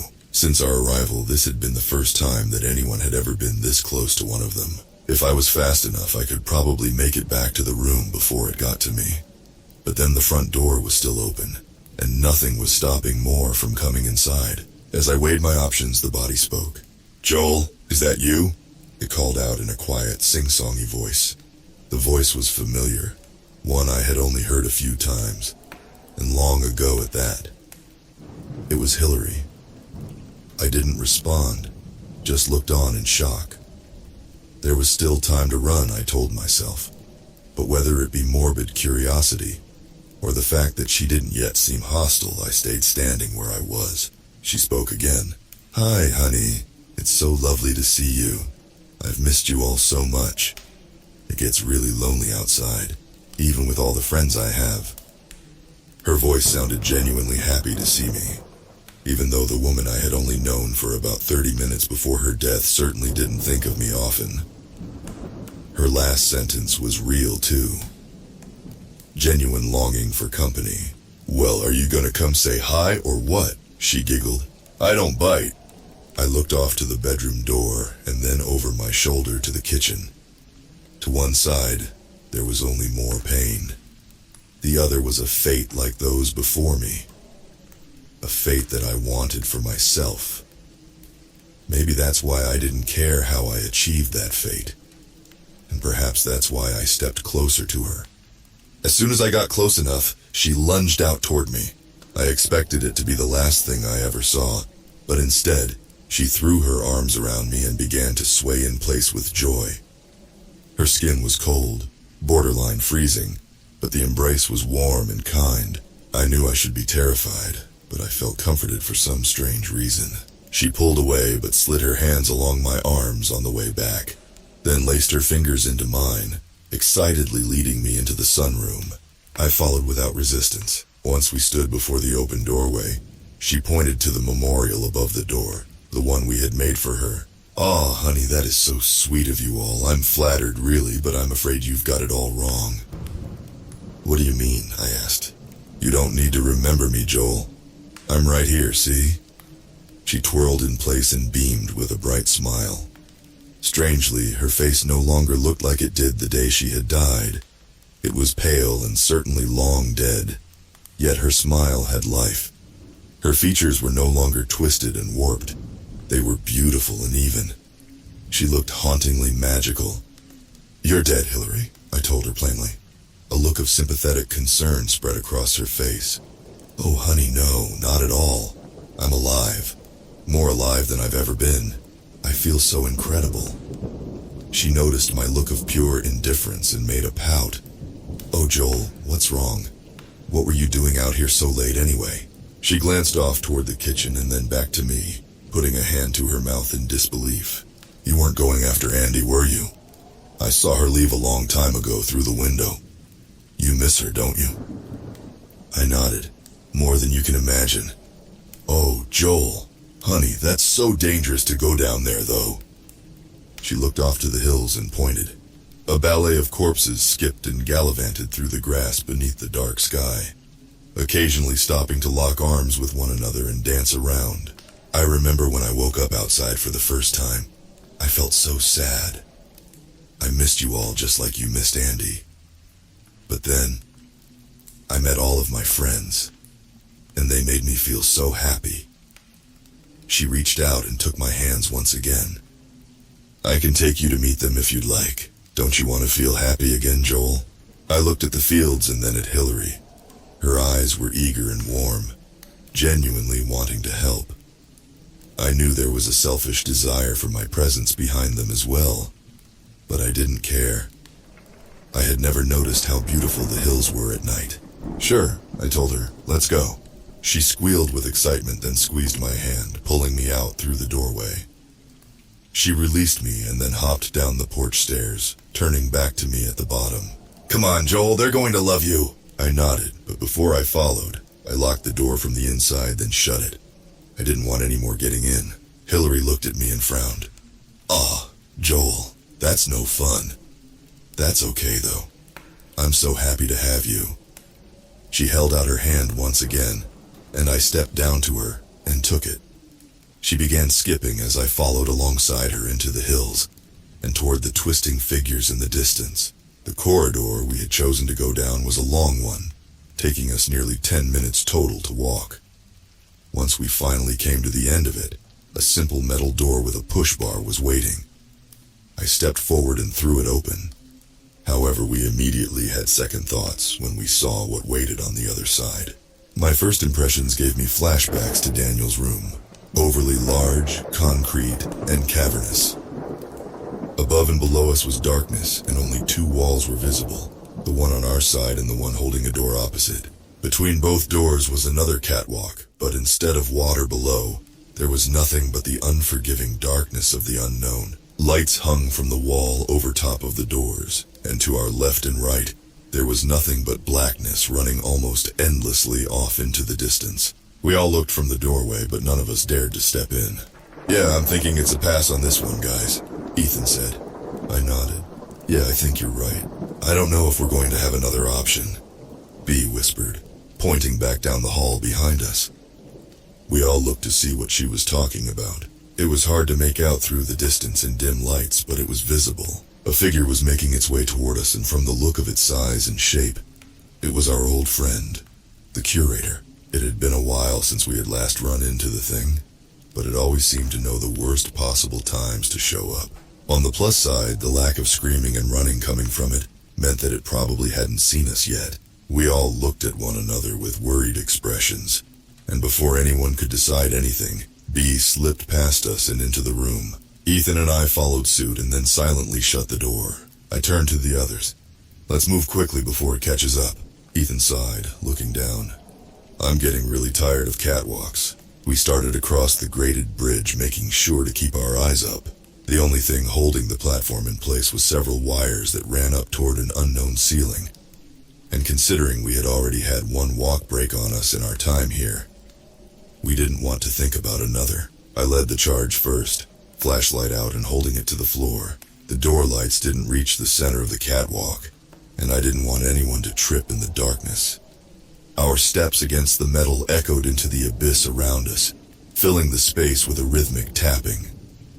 I tried to focus on that instead of the thought of falling, or the thing from downstairs barging through the door behind us. It was that focus, however, that alerted me to a noise up ahead. Creak. My heart jumped into my throat, and the three of us instantly grabbed onto the railings tightly, preparing for the worst. After a moment, however, nothing happened, and I let out the breath I was holding captive in my lungs. It was a sigh, relieved much too early. "Oh, come now. There's no need to panic, you three. This house is indestructible, remember?" My hand shot up, aiming the flashlight at the voice ahead of us. It was him. The thing that haunted us. It stood there looking like someone I had once known and loved, but whose image had become a sight of torment. "Well, almost always indestructible, isn't that right, Ethan?" He looked past me and toward Ethan with a blank smile. Behind the poor facade of happiness was a sense of strange anger and malice. I quickly glanced over my shoulder to my friends, hoping they would ask me what was wrong and why I had stopped. But unfortunately, this was no longer in my head. This was real. B and Ethan's looks of concern made that clear. Do I know you?" Ethan cautiously asked, as if afraid of the answer. No, you don't know me. But Joel and B sure do. Isn't that right, you two?" He snickered. "Oh, I'm sorry, Beatrice. You may not recognize me. Maybe this will help." Before our eyes, the thing before us quickly jerked its body, twisting its limbs in impossible ways. The movement should have undoubtedly made noise, bones snapping and flesh shifting, yet it was completely silent. In an instant, its skin rotted off, turning white and lifeless before dissolving into a carpet of mold. In reverse, flesh re-emerged, although this time, it looked different. Its joints settled back into place, and now before us stood a girl. She had tired, broken eyes and a pale face. Nothing about her features looked familiar except for her wavy hair. It looked just like Bee's. The whole transformation took only a few seconds, yet having to see every horrific detail made it feel like a lifetime. "Bee?" the girl said with a soul-crushing look of despair. "You aren't going to leave me again, are you?" I heard Bee's breathing become heavy behind me. The creature dropped the act and began to cackle wildly at its sick joke. I had had enough. "What do you want?" I snapped, stepping forward. "There's no need for hostility, Joel. In fact, I just wanted to come congratulate you." I didn't respond. I knew it would continue regardless. It just wanted a reaction. "You figured it out, Joel. You solved the mystery. I'm not just in your pathetic mind. It certainly took you long enough. But hey, better late than never." The thing taking the form of Bee's sister clapped its hands rapidly and violently like it didn't understand the motion. It was genuinely unnerving how well it could act human when it came to tormenting us. But talking off script seemed hard for it. And that's not the only thing. You also dodged the trap I had worked so hard to set. I suppose that's a good thing for you, though. That trail led straight into your room, Joel. It grinned sinisterly. Widely, far too wide. "Sorry to disappoint," I said through a clenched jaw. Rage was building inside of me. I felt no more fear toward this creature, knowing what I now did. Everything it had ever done to me was counting off in my head. And as the list grew, so did my desire to strike the smug look from its face. I didn't care if it was a monster. I was to the point where I could probably take on the curator with how fed up I was. However, all of that confidence crashed to the floor in an instant at its following words. "That's all right. I thought you might figure it out. That's why I put Bee's room at the end of the other hall, the one you just came down." Everything froze while we processed what was just said. I turned to Bee, who just looked straight ahead at her sister, glassy-eyed and shocked. Behind her, Ethan looked at me with desperation. I spun back at the shapeshifter whose gleeful expression hadn't changed. "At least it's not yours, though." That was what made me snap. I ran forward like a feral animal, swinging my flashlight hard at its skull. It connected with a loud crack that echoed through the darkness. However, instead of shattering its head, the blow shattered the object itself into several metallic pieces that exploded into the air around us. Shock held me in place for a moment as I stared at the unflinching figure. It smiled somehow even wider, and its face began to sag and wrinkle as it blinked its eyes and revealed new ones underneath. Yellow eyeballs with small black pupils. I suddenly felt very foolish for thinking I had any control. In a flash, it shot its hand out and grabbed my arm, and with its other, it wrapped its fingers around my shoulder. I watched the digits grow and extend like tree branches, coiling under my armpit and rejoining into its own wrist. I grabbed at its limb and struggled to resist, but it just cocked its head to the side innocently before the ropey tendrils tightened with impossible strength. My arm made a sickening pop as radiating agony vibrated through every nerve of my body. "Joel!" Bee cried behind me, rushing forward and catching me as I slumped onto the railing with my good arm. I looked up to the creature and prepared to duck away from whatever came next, but I only saw its form fall straight through the catwalk and into the darkness. At least that's what I thought at first. It had been so quick that I barely saw its feet twist into the catwalk and decompose into mold, sucking the rest of its figure along with it out of sight. Bee and I frantically looked around us, but there was no trace of the thing. Ethan went to run to us, but the railings on either side of the walk quickly jutted inward on both sides of him, locking him in place. He looked down and began to struggle, hopelessly prying at the bars holding his hips. It was no use. Bee stood and went to help him next, but the creature reappeared once again, wrenching itself from the metal frame of the platform, still looking like her sister. "Don't worry about them, Beatrice. They'll be okay, at least for now. As for you, your room is waiting." Bee took a few steps back toward me, then turned around with an expression of panic. The adrenaline forced me back onto my feet as I clutched my dangling arm. I staggered forward to help, but I was too late. I watched as another part of the railing broke loose and snapped inward, impaling B straight through the stomach. The combination of pain and the sight before me brought me back to the floor. I looked on in horror as B's panic turned into shock. She looked down and very gently brushed her fingers against the bloody metal rod sticking through her. I wanted to cry out for her, but no air would come to me. My heart ached at the sheer pain in her eyes as she desperately looked to me for help. I heard Ethan screaming behind us, but it was blurred and distant. I crawled forward and forced myself onto my knees, grabbing hold of her waist. I didn't know how, but I was going to fix this. I had to fix this. I tried yanking on the rod, but to no avail. Please, please, please, I muttered over and over. Time was sluggish and felt like tar, encasing everything and suffocating us alive.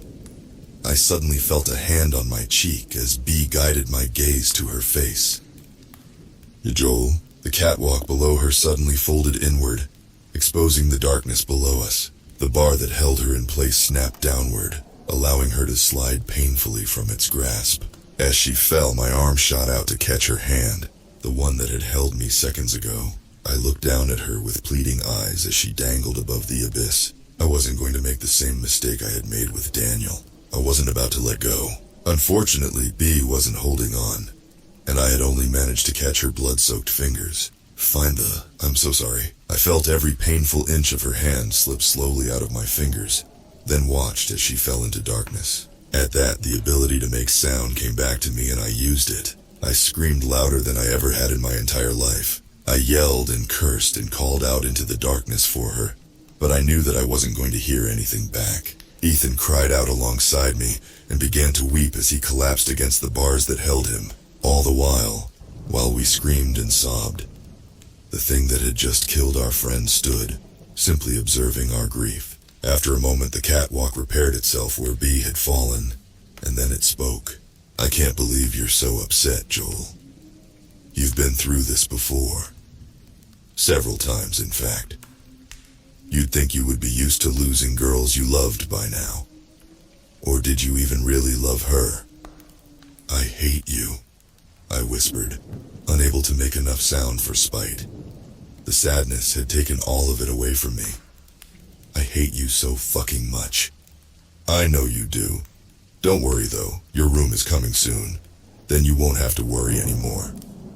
I felt a chill run down my spine. And with that, the thing that haunted us disappeared into the ground, leaving us alone with our pain and agony. In my shallow state of sleep, I could tell that I was starting to wake up.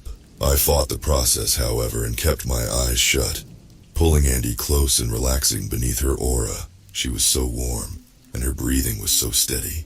Her usual rhythmic heart was beating quite fast, though, and as I breathed softly against her, I noticed her scent was also different. My half-asleep brain wrestled with the concept when, like waking up from a dream, I came crashing back to reality. Andy was dead, so who was lying on top of me? My eyes shot open and I jolted up. The room was filled with faint blue light from the early morning hours, and everyone was still asleep. Everyone except for B, who had just been rudely woken up by my outburst of movement. We both looked at one another with different expressions. Mine was of confusion and guilt. The combination of exhaustion and suppressed emotions had made last night's events a blur in my mind. However, I certainly remembered enough to understand the expressions that she chose. Anger, sadness, relief, and betrayal. The hurt in her eyes made me feel like the biggest fool on the planet.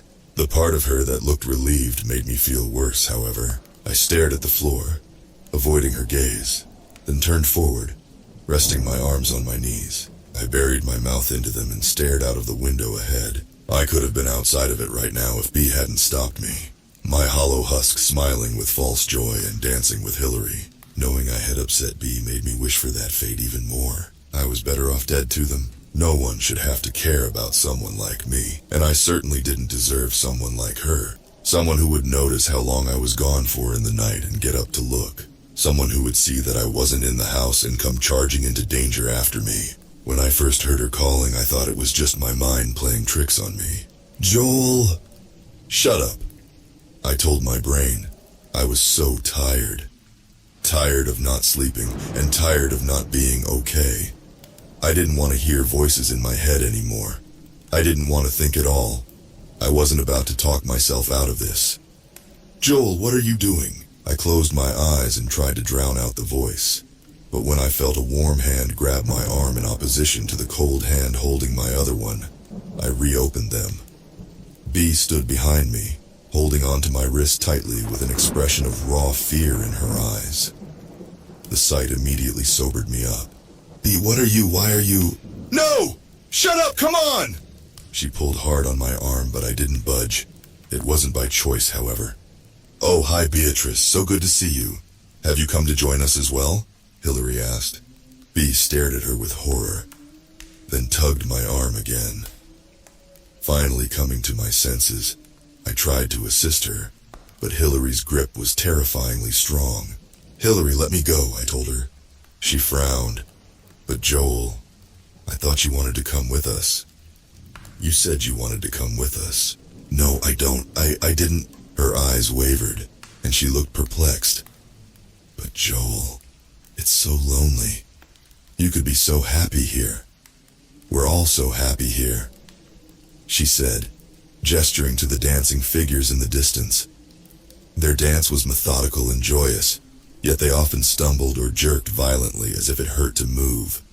"Please don't leave me. Please, Joel." I wrenched my arm harder, trying to escape, but Hillary grabbed me with both hands, clutching me tightly. I struggled more, this time fully shoving her with my free hand. B followed suit, and together, I finally broke from her vice. However, once she staggered back onto the grass, her expression changed back to a smile. You're confused, Joel. You too, B. We'll show you, though. We'll show you the hills." I backed up to B, who once again grabbed a hold of my arm tightly, and together we began stepping backward closer to the house. However, before we could get far, Hillary jerked herself back to her feet, legs standing fully upright before her torso could even catch up. Something we learned very quickly in the house was to know when to run. We turned to do so, and as we did, we could see all of the bodies on the horizon turn in our direction. All at once, they began to sprint toward us alarmingly fast. "Come on!" B yelled, as together we took off back toward the house. Behind us, we could hear Hillary dangerously close. Her strides were rapid and uneven, as if each step wasn't calculated the same as the rest. Yet, despite this, she remained on our heels the whole way back to the porch. We flew up onto the platform without even touching any steps, and luckily B had left the door open when she had run out after me. I lunged inside, attempting to pull her in with me, but my body jerked back as she was stopped. Hillary had pounced forward, and was currently gripping her ankle tightly. B fell to the floor, her hand slipping out of mine as the crazed corpse began trying to drag her back out. Behind Hillary, all of her friends were almost on the porch. B let out a yelp of fear before using her other foot to deliver a heavy kick to the woman's face. It was enough to loosen her grip, and I quickly reached for B and pulled her into safety, slamming the door and locking it before Hillary could get back up. The other bodies piled up onto the porch like a pack of feral dogs, plowing over top of one another and trampling the woman beneath. They cocked their heads and knocked on the glass, flashing artificial smiles as if to convince us they meant no harm. Eventually, Hillary managed to worm her way out from underneath them and stood, squeezing through the group to the front. She too smiled at us, her lip entirely split in half on the bottom.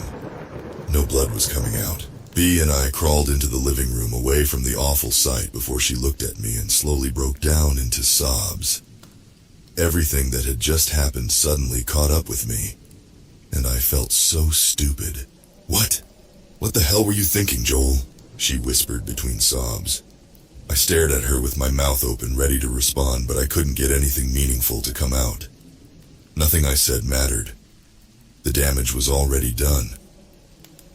B, I don't know what I'm so sorry. She didn't respond. Watching her cry and hold herself in a desperate attempt for comfort made me feel sick, and I felt tears begin to well in my eyes. What had I done? I scooted closer to her and gently brushed my fingers to her ankle. where she had been grabbed. On her other foot, I could see that blood ran out of her heel. It seemed that one of Hillary's teeth had been a point of impact. I left B crying on the floor as I stood and shuffled to the bathroom. I grabbed one of the few Band-Aids we had and poured some alcohol from a bottle onto some toilet paper. As I went to exit, I caught a glimpse of myself in the mirror. My fingers flicked the light switch off, dispelling the awful sight. B winced as I dabbed the cloth to the cut and then carefully placed the Band-Aid on her. She was still crying, and I just sat nearby, letting silent tears fall from my own eyes. "I'm so sorry," I repeated softly over and over, hoping and praying that she would say something. I needed her to say something. Anything to stop her from crying. "Are you okay?" I said sheepishly. I couldn't believe I dared to even ask such a question. She just shook her head and looked down at the floor as she tried to muffle her crying. "No, Joel, I'm not. I mean, I am, but you... Why? Joel, why would you do that to yourself? To us? To me? I don't know. I didn't think..." "What? That we would miss you? That we wouldn't eventually see your corpse at that window and be devastated? That I wouldn't blame myself if you had actually..." She didn't finish the sentence before another wave of cries overtook her, each one breaking my heart a little more. I slowly reached out my hand and placed it on her shoulder, but she surprised me by fully lunging at me and locking me into a tight hug. "Please, Joel," she bawled into my neck. "Please don't leave me, please. I need you so much." I squeezed her back tightly. "I won't, okay?" I cooed into her ear. "I was being stupid is all. I'm right here now, and I'm so sorry. I'm so sorry." As I continued staring out the bedroom window and sorting my memory, I felt B's hand grab my arm and pull me back against the sheets. I didn't resist, and once I was lying down, she nestled herself against me, half laying on my chest. I leaned into her. "I'm so sorry, B," I whispered. She shook her head. "Shh, just go back to sleep. We can talk later." I nodded and closed my eyes, relaxing beneath her aura. Her breathing and warmth were soothing, but I knew that she wasn't sleeping this close out of affection. She was just making sure I didn't try to leave again. The catwalk grates below me were hurting my chest as I lay against them, staring down into the dark abyss. I hardly noticed the pain, though. Tears streaked through the grime on my face and slipped from my skin to join in the descent downward. Down the catwalk from me, Ethan leaned against the rails that locked him in place and wept softly to himself, entirely given up on attempting to pry himself loose. I remembered that the curator had been down the hall next to us before the encounter, and it had almost certainly heard all of the commotions, but I didn't even care at this point. Despite my indifference, however, it never came. We grieved for several minutes and all was still. I didn't even regain the ability to think coherently until I looked up to Ethan, who was no longer crying. Instead, he looked down into the chasm with a puzzled expression, then, after a moment of thought, began trying to pry himself loose once again. I listened to his sounds of struggles before it dawned on me that I should help. I scraped myself up from the catwalk like gum from the street and shuffled over to him. My right arm was completely useless and wouldn't move. I didn't even bother to try. Instead, I wedged myself between the bars and pushed with my back and good hand. It took a lot of effort, but eventually, the metal groaned slightly, and the bars parted just enough for Ethan to slip out. He cautiously climbed over the twisted metal and I held onto him tightly as he did so. I wasn't risking him slipping as well. Once he landed on the catwalk, he looked up with urgency. "You all right, man? We need to move." I looked at him with a look of pained confusion. "Ethan, B, I know. She just fell. That's why we need to move. If we hurry, we might be able to find her." Now I was very confused. I figured that he must be in denial. "Ethan, she's not. We aren't going to find her. Didn't you hear what that thing said? He told B that her room was waiting for her. And I don't know what you're getting at, Ethan. B's gone." "No, Joel, she's not. I was thinking about what you said. About what it said. If we're getting lured into our rooms to be trapped there, Why would it kill her before she even got there? That hasn't been like the last ones we've been through. I was slowly beginning to realize that he was making a point, but I hadn't quite figured out what it was yet. She was, though. It said it put her room at the end of the hall. It did, but it was also taunting us. It slipped up after, though. It said her room was waiting for her. That means this wasn't it. And if this isn't it, then that means the real one is down there, he said, pointing. I now understood his point, but I still didn't know how that changed things. Ethan, we didn't hear her. My stomach churned at the thought. We didn't hear anything hit the ground. That means that fall had to be at least 100 stores. There's no way that she could have survived, room or not. But Joel, this place has never followed any sort of logical rules. Think about all the rooms we've been through. The ballerinas, the puppets, Daniel's room. They're all meant to trap and torment, not kill. If B's room is down there, then that means she's trapped, and we have to go help her. How do you know that, though? The ballerina was the only one we've seen so far who couldn't die. I watched Larry get eaten alive, and we both saw what happened to Daniel. People have died in their rooms, Ethan. We don't know that Larry didn't come back like the ballerina, though, and we never fully saw what happened to Daniel. So you're saying that they could still be alive? Yes, but that's all speculation. That's what all of this is. We don't even know for sure if there really is an exit. Yet here we are at the bottom of a death maze still looking. I never asked you to come with me. I wasn't going to just let you go alone. You're my best friend, Joel. I mean, yeah, I came with you because we all heard Andy. But more so, it was because you believed that what she said was true with all your heart. And because you're my friend, of course, I was going to trust that you knew what you were doing. So please, Ethan said, dropping into a softer tone. Trust me, Joel. Please. I suddenly felt very small. This whole time Ethan was down here chasing something he didn't even fully believe just because I did. I couldn't help but remember what the thing masquerading as my friend had said about Ethan so long ago. Some people are just too loyal. He had been right. Ethan was too loyal to me. He was constantly looking after me and sacrificing for me, yet I hardly did anything in return. Okay, yeah, of course, I trust you, brother. Ethan nodded. Thank you. My doubts now aside, it finally dawned on me what Ethan had just suggested, and to be fair, it didn't seem impossible. Wait, so if B is still alive, then Dan? Maybe. Like you said, it's all speculation, but right now it's the only thing keeping me going. So what do we do then now? Jump down after her? I asked. Ethan looked over the railing and down into the endless pit. I don't know. That may not be the best idea. We don't know how this all works still. We have to be getting close to the bottom of this place, right? Right. Good. Then we go deep down and comb every floor for her room until we find it. Not to be a downer, but Ethan, she was impaled before she fell. Even if you're right about the rooms but wrong about the immortal thing, then we better move fast. I nodded, and together we turned and began walking toward the door. I grabbed the handle and pushed it open, but the area I saw on the other side gave me an overwhelming sense of déjà vu. It appeared to be a hotel lobby. It was large and vacant, with old pop art rotting on its walls and damp, moldy patterned carpet beneath us. White fluorescent bulbs hummed with life, yet the scene before us was completely dead. No sound, no movement. In front of us was a desk with papers scattered about, and behind it, we could see a dark room that's door was ajar.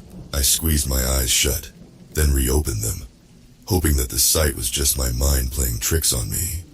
After all, a lot of the rooms looked similar in the house. This was just a coincidence. However, my heart sank when I saw the words written next to the open door ahead. Safe room. No, I declared under my breath. No, this isn't. No. Ethan looked at me and furrowed his brow. What? What is it? I stepped into the lobby and looked around. There was no doubt. This was it. I quickly turned, then marched back past Ethan and into the catwalk room. I reached the tangled rails and began climbing over them, but winced as I attempted to move my broken arm. I tried again, more carefully this time. "Joel, is everything okay? You aren't going crazy on me, are you?" I dropped to the metal platform, then shoved open the rusted metal door. There was no longer the long hallway we had come down before. It was the entrance to a staircase I had seen an awfully long time ago. They looked to be a fire escape from some sort of skyscraper. "Joel?" Ethan called, more aggressive this time. "What's going on?"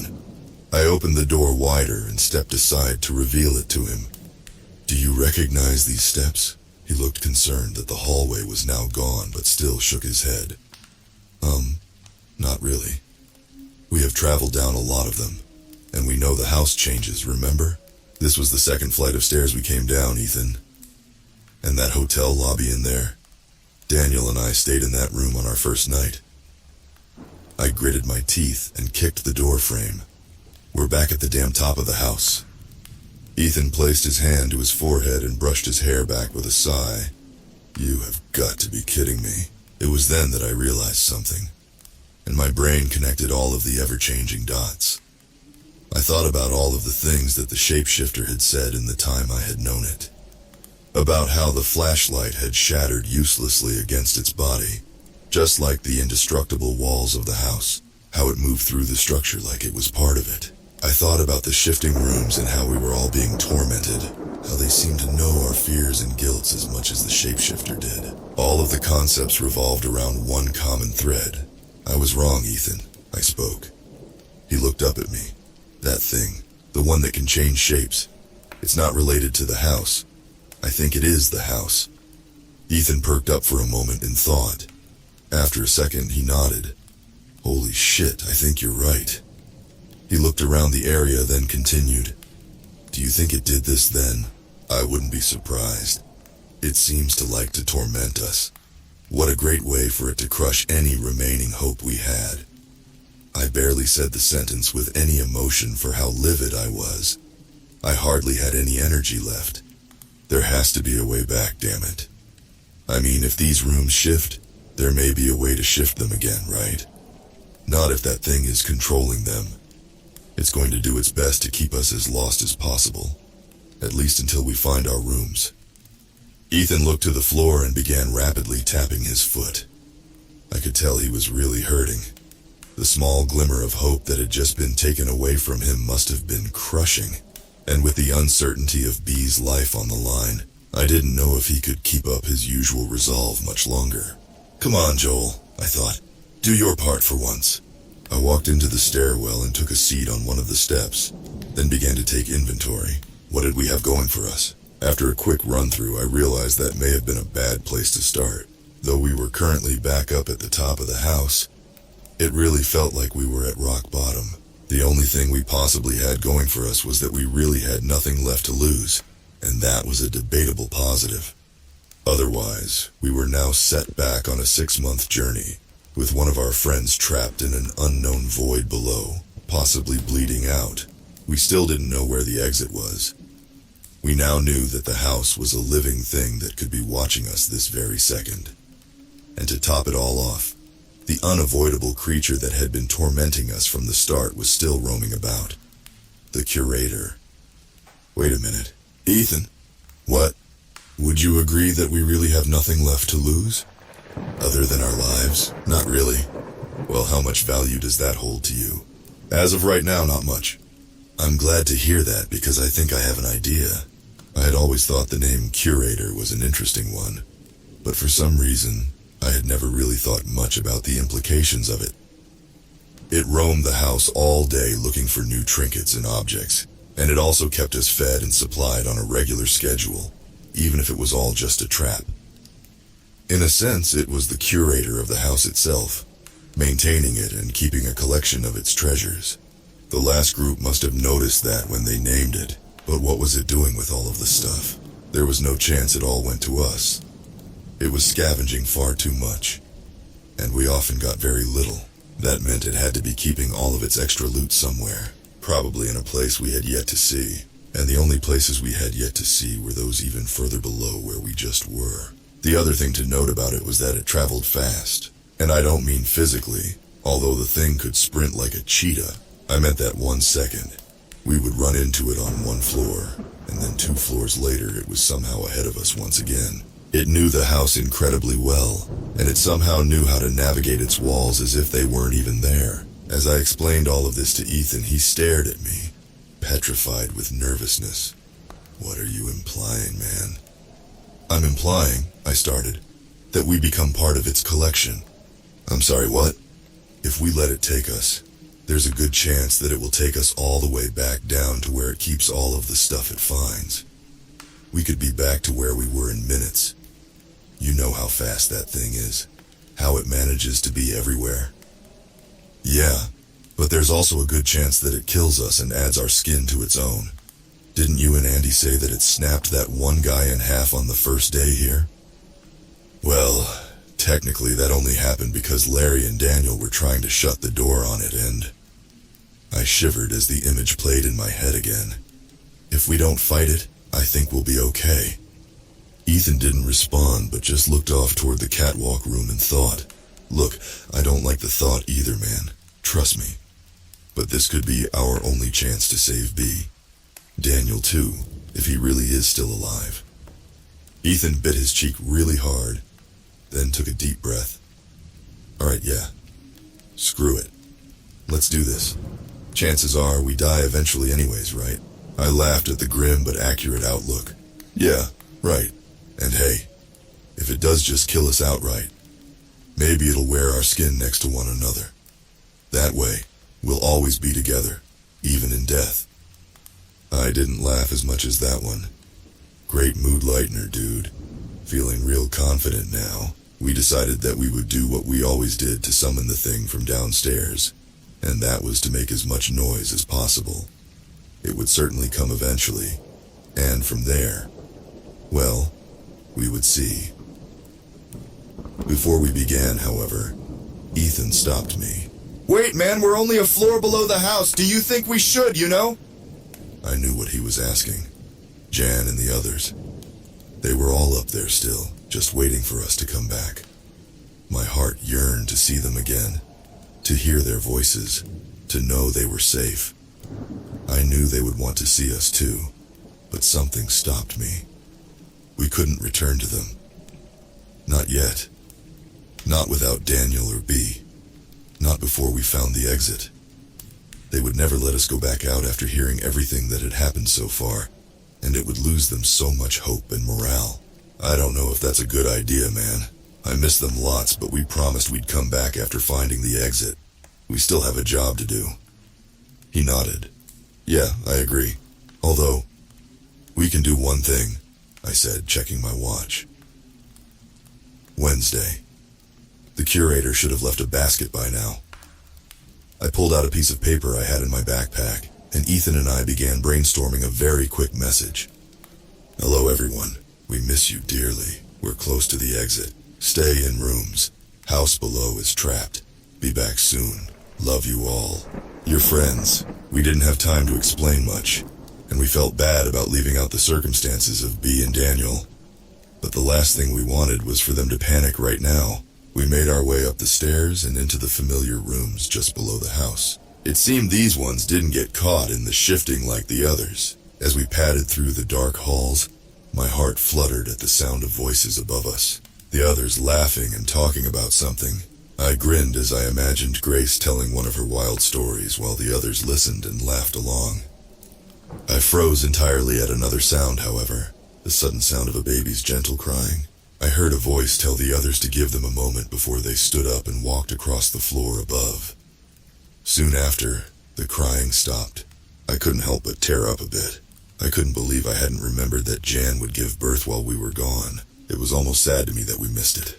We were all family, and it felt like we had missed the birth of a new member. I couldn't imagine how scared she must have been to deliver a child in such a dark place with no medical help.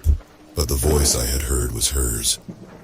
And to hear that she was okay alongside her baby brought me some much-needed joy. I almost reconsidered going back in just to see them for only a moment. But now, we had even more of a reason to push forward. That baby needed a future outside of this house. Ethan slapped me on the back and beamed a smile at me. I did the same to him back and laughed quietly with glee. I couldn't wait for when I got to meet them. But for now, we carried on. Ethan and I rounded the corner of the steps in the lounge room and greeted the dim glow of natural light from above. It was a sight I hadn't seen in 6 months. We pushed open the cracked door to the yellow room, and it was hard to believe that the haunting place that I had always feared brought me so much nostalgia to see. Andy's blood trail still left its crimson burn in the carpet, and in the middle of the floor, a damp cardboard box had been repurposed for this week's basket. We tucked the note inside and then stepped back down into the darkness, giving one last look to the door that separated us from the others. Ethan and I didn't say anything to one another the whole way back down the steps, but I knew we were both having second thoughts. We were terrified, and I knew that both of us were just praying that the other come up with an alternative. However, we knew that if we did, someone would have spoken up, and by the time we stepped off the bottom step, no sounds had been made. We opened the door and found that the catwalk room beyond had already changed. There goes the plan of trying to jump into the pit instead, I thought. The room was now an old arcade, where a few machines still flickered and buzzed with strange off-brand games I had never heard of before. Hallways led off to the sides of the large area, and after a long pause and sweep of the room, making sure nothing else was here with us, I turned to Ethan. He nodded, and we began. "Hey, Ethan!" I shouted. It felt wrong, and instantly the sound of my own volume jolted me to my core. I could see my friend wince too. "You see that thing around lately?" "What thing?" he screamed back. "That horrific nightmare from hell?" "Yeah, that's the one. The thing with all the skin patches." "Nah, haven't seen it. I wish it would come out, though. I'd love to play with it." "Me too. Look at all the fun we could have in this room." "Yeah, so much fun. Like this." Ethan picked up a stool, then smashed it into a nearby arcade cabinet screen. The shattering glass may as well have been a gunshot. "Yeah, or even this," I yelled, using the fear-fueled adrenaline within me to shove a nearby cabinet over. It toppled to the ground with a mighty thud. "Gah!" Ethan screamed, chucking the stool across the room at the wall. It slammed into the surface, leaving a hole in the sheetrock where one of the legs struck. I went to kick a 25-cent machine over when my brain registered what had just happened. Hole. Tink, tink, tong, tink, plink! Our heads snapped toward the hallway where we had heard the sound. Down a corridor lined with stickers of stars and planets, the skeletal head of the curator peeked around the corner, clutching the wall with a bony, skin-patched hand. It had already been close. "Okay," Ethan muttered with a shaky breath. "Here we go." The creature crept slowly into the hall and began cautiously making its way toward us, tapping on the instrument beneath its skin as it went. After it reached the entrance to the room, it stopped and cocked its head, staring at us with curiosity. "Friends?" it squeaked out excitedly. By this point, I had been close to the curator more times than I had ever wished to be. However, at least in the time so far, there had always been a filter over my view of it, whether it be darkness, distance, or part of its body being obscured behind a wall. Now there was nothing. Black lights from the arcade ceiling highlighted the massive beast in a ghastly aura. Its bleached patches of skin, skeletal teeth, and eager white orbs glowed sinisterly as it stared us down. Every part of my body urged me to run away, to hide, to do anything other than stand there helplessly. Nevertheless, I held my ground. This was our only shot at finding B. It reared up onto its legs, towering over us, then inspected the rest of the room with caution. "Don't worry, big guy," I told it with a knot in my throat. "No tricks this time. We're all yours." It stared at us for a moment, analyzing our every action, before it chomped its perfect teeth together twice. In an instant, it lunged forward, wrapping a grotesque hand around the two of us. Ethan let out a cry of surprise and fear, and I let out a yell of pain as it crushed my disjointed arm into my side. It giggled and squealed with glee as it began barreling down through the hallways of the house. I could barely breathe with how tight it was holding me, and the panic combined with the radiating pain from my arm was making my heart beat 1,000,000 miles an hour. The curator zigzagged down corridor after corridor, clearly on a mission to get somewhere specific. It stopped before a set of rusted steel doors, then reached forward and pried them open with a single finger. An elevator shaft. How had we never seen one in the house before? The curator adjusted us in its hands, sliding us both into one palm, then began squeezing even tighter than before. I watched my vision blur as my lungs were crushed up against Ethan's back. From the sound of his breathing, he was experiencing the same pain. The curator reached into the elevator's black chute, grabbed a hold of one of the cords, then pulled itself inside. Rapidly, it began to slide down it like a fire pole at alarming speeds. A scream rose to my lips from the sensation, but with no air to fuel it. My vision turned red instead. Soon the darkness of the shaft blurred with the darkness of unconsciousness, and it didn't take long for the latter to win out. I stayed in that darkness for what felt like an eternity, but when I finally woke up, it wasn't in a location that I was expecting. My eyes shot open, and I looked up at the ceiling with a sigh. I checked my watch, 2:46 a.m. Nearly 2 hours of sleep. That was a new record. Still, I knew that there wasn't going to be much more than that tonight. I slowly sat up and began to make my way to the door, then ducked into the hall without a sound. The bodies were already at the window looking at me, Hillary front and center, beckoning eagerly. They had been a lot more active since the stunt I had pulled. The more I watched them, the sicker I felt. So I crept toward the end of the hall and slouched into the corner facing the kitchen. Not a moment after I sat, I heard the door to the bedroom open, and Bee stepped out. She walked over and stood before me. "What are you doing?" she asked plainly. I couldn't sleep and I was getting really sick of looking at that ceiling. She nodded, then took a seat next to me. I shook my head. "Bee, you should go back to sleep. It's been 2 weeks. I'm fine now, I promise. You shouldn't have to stay up every night and babysit me." "I don't have to, I want to." "Bee, you know, I thought you were doing this same exact thing the night you went out there. Just trying to be alone or something. I wasn't even going to come out and check because I knew you wouldn't want me bothering you." I looked to the floor in guilt. But for some reason I felt like I really needed to check. I just had this feeling that something wasn't right. "I'm sorry, Bee. You have no idea how much I regret even thinking about it." She began to pick at frayed bits of the indestructible carpet, fully aware she wouldn't be able to tear them out. "It's okay. I'm not mad, Joel. I mean, I was a little at first. I was upset that you were just going to leave us like that, but I know you were hurting a lot. I know what it feels like to think that's the only way out." I looked at her with concern, and she shrugged. "There comes a point so low that it really does seem like an escape. But what gets to me is that you weren't alone, Joel. You have us. You know that, right? I know we aren't as close to you as Andy, but..." "Whoa, Bee," I said, placing a hand over her fidgeting fingers. "You don't really think that, do you? Of course I loved Andy, but that doesn't mean I love you all any less." She didn't say anything or make eye contact, just curled her fingers into her palm. I didn't feel like I lost everything when she left. I know that I still have you all. That's not why I did it. I don't know, I guess. I guess I was just tired of losing people in general. "What do you mean, like in the house?" I shook my head. "No, what happened to Hillary and Matt and the nameless man was awful, but I never really knew them. I just mean in my life. Before all of this, I had a tendency to lose people. Some people died and some just left, but they were all gone somehow in the end. The worst part was that it was usually my own fault somehow. After a while, I started to think that I was just cursed. I guess I still do. Cursed to lose the people around me. You don't really think that Andy was your fault, do you?" "I don't think. I know," I said plainly, staring at the door behind the pantry. "I told her we would go, Bee. Together. I told her that we would sneak away and find it, but then I changed my mind.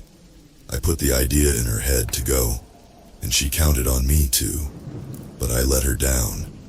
She had to go alone because I wouldn't have let her otherwise. I was so scared that I would lose her down there, but I guess I lost her anyways. B looked at me intensely, several emotions swirling within her. When she left, that was the last straw. I debated it for a while. That's all I did while I lay in the bedroom the past few months. Ultimately, I decided that the only way to stop losing people was to eliminate the main problem altogether. I thought you guys would be better off without me. That in the long run, I was making the right decision for everyone. After a long beat of silence, B spoke again in a gentle tone. Joel, that's really dumb. I laughed softly at her bluntness. I know, but it didn't seem like it at the time. I'm poison, B. I hurt people just by being around them. That's not true. We all hurt each other, Joel. That's just how humans are. Andy leaving wasn't on you. You may have given her the idea, but it was ultimately her choice to go. People always told me a similar thing about Rose. I mutter. Who's Rose? Just another person I lost. B sensed the grim nature of my comment and resumed her game of picking at the floor. I realized that I was being a jerk right now. She was scared and just trying to help me. Thank you, by the way. She looked up at me quizzically. For saving me. I never thanked you. I'm really glad you stopped me. And I'm sorry that I haven't been there for you lately. I know you're hurting just as much as I am. She shook her head. You're here now. That's all I care about. And I'm here to stay, I promise. I leaned over and wrapped my arms around her, and she did the same in return. After a moment locked in embrace, she stood up, attempting to lift me with her. Come back to bed. B, please, Joel. I sighed and stood, and together we crept back into the bedroom. We lay back into our piles of sheets, where I began staring up at my favorite sight, old 70s ceiling tiles. However, after a moment, I heard B shift next to me and felt her warmth press up against me. I leaned in close to her. It's all right, B. I told you I'm not going anywhere. I whispered. I know. She muttered back. But you seemed to sleep better those nights I was laying with you. My heart began to thump fast at her words, but eventually, I started to relax. She must have been right because, after a few minutes, I felt myself drift off to the sounds of her gentle breathing. Joel, a soft voice muttered next to me. My body ached, and pain still rippled from the socket that my arm once rested in. I didn't want to open my eyes. If I kept them closed, I thought I wouldn't have to face whatever fate I now found myself in. Joel, wake up. It was Ethan. He was whispering, though, and his voice wavered with the familiar tone of fear. Around me, a sound echoed that I hadn't heard in a while. Music. In a little cafe just the other side of the border, I opened my eyes and propped myself up on my one good arm, inspecting the room that we now found ourselves in. I was perplexed to see natural, organic boulders surrounding us, beneath us as well. The entire floor was made out of cold, rugged stone that stretched around the area in the kind of formation one might see in the wild. In the distance, I could see the rock blended into a grassy plain that stretched off far into the horizon, where it met a perfect blue sky. Wait, what? That couldn't be right. She was just sitting there giving me looks that made my mouth water. I blinked my eyes and tried again. It turned out that my vision hadn't entirely failed me. That was indeed what I was looking at. However, it wasn't an actual field, just an image painted onto a flat surface. I circled the area again, trying to make sense of what I was looking at when the large glass wall behind me tied it all together. We were in some sort of zoo exhibit, although it appeared that we were currently on the wrong side of the glass. So I started walking her way. She belonged to Bad Man Jose. I felt Ethan's hand rest gently on my shoulder, so I turned to look up at him. His expression was that of pure fear as he slowly turned and pointed up to the edge of the exhibit. Up at the top of the wall where several heat lamps radiated down onto us, the curator sat hunched, watching intently. I climbed to my feet and clutched my arm, preparing for the worst. It had worked. It had taken us down into the house.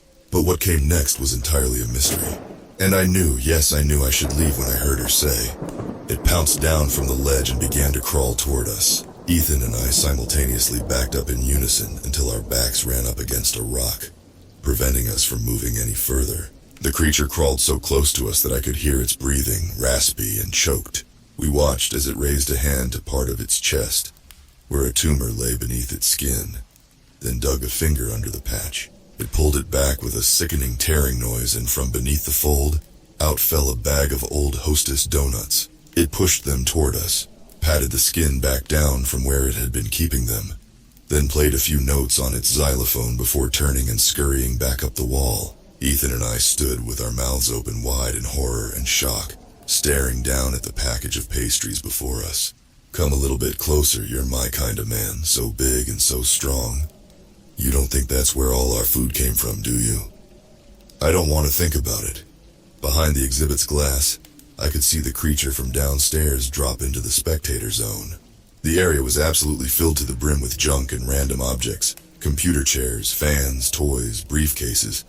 On top of a nearby pile, I noticed that the creature had stripped our backpacks from us and added them to the heap, opposite from our window and across the way. Ethan and I could see two other displays looking into more exhibits. I stepped closer in an attempt to get a better look. One of them just had more garbage crammed into it, while the other one was deeply upsetting. Its windows were covered by blankets and tarps and smeared on the glass in sloppy handwriting. Written in a cracked burgundy substance were the words, "Bad Pets." Above the wall, I could see swarms of flies hovering above the exhibit. Come a little bit closer, I'm all alone and the night is so long. The curator shambled through its mess toward a boombox that was currently blaring the music and gently traced a bony finger over the surface, struggling with the machine. After a moment, however, the volume raised up and it seemed content. It then crossed over to a nearby pile and began to tear back more patches of its skin, shaking loose items that it had stuffed underneath and adding them to its hoard. Ethan and I watched, transfixed by the grotesque sight, when we heard the scuff of a footstep behind us. We turned around just in time to see a figure duck behind one of the rocks. My heart instantly doubled its pace from what it was already at. So we started to dance. In my arms, she felt so inviting. "Hello?" I called out in a hushed tone. I wanted to make it known to whatever was hiding that we knew it was there, but I didn't want to draw any attention from the curator. "Is someone there?" I heard the figure adjust their footing behind the stone, but they didn't answer. Concerned, I looked to Ethan. He pointed to me, then to the rock, then made the motion of two people sneaking to either side. I wasn't in any shape to fight. Neither of us were. But I figured that if this thing was hiding, then it probably wasn't looking for trouble to begin with. The best we could do was get the jump on it. Slowly, we started moving forward, using the music to cover our steps. And I just couldn't resist just one little kiss, so exciting. We reached the face of the boulder, then nodded to one another. At the same time, we leapt around the rock and stood poised, ready for retaliation. To our surprise, though, the creature before us cowered down in shock. It was a woman, maybe in her 30s, with frazzled hair and tired eyes. She looked at Ethan and me in fear and raised her hands to guard her face. Once Ethan and I registered what we were looking at, the both of us eased out of our stances.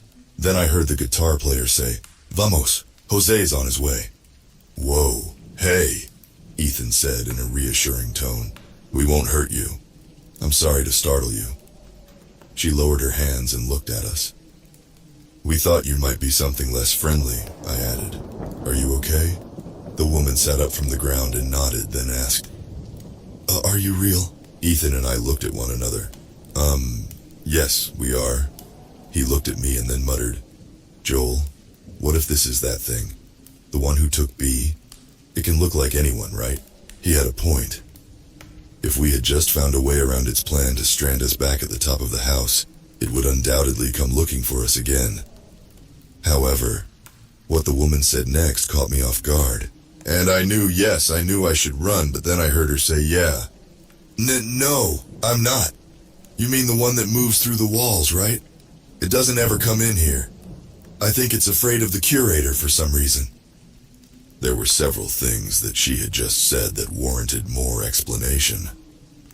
But there was one thing in particular that caught my attention. "The curator? You call it that too, huh?" I thought it was a little too suspicious she knew the exact same name we did, and hoped to catch her on the detail. Even if we did, though, I really had no plan of action to follow. We didn't stand a chance either way if it really was the house in corporeal form. She looked puzzled as she spoke. Yes I do. I'm one of the people who named it that.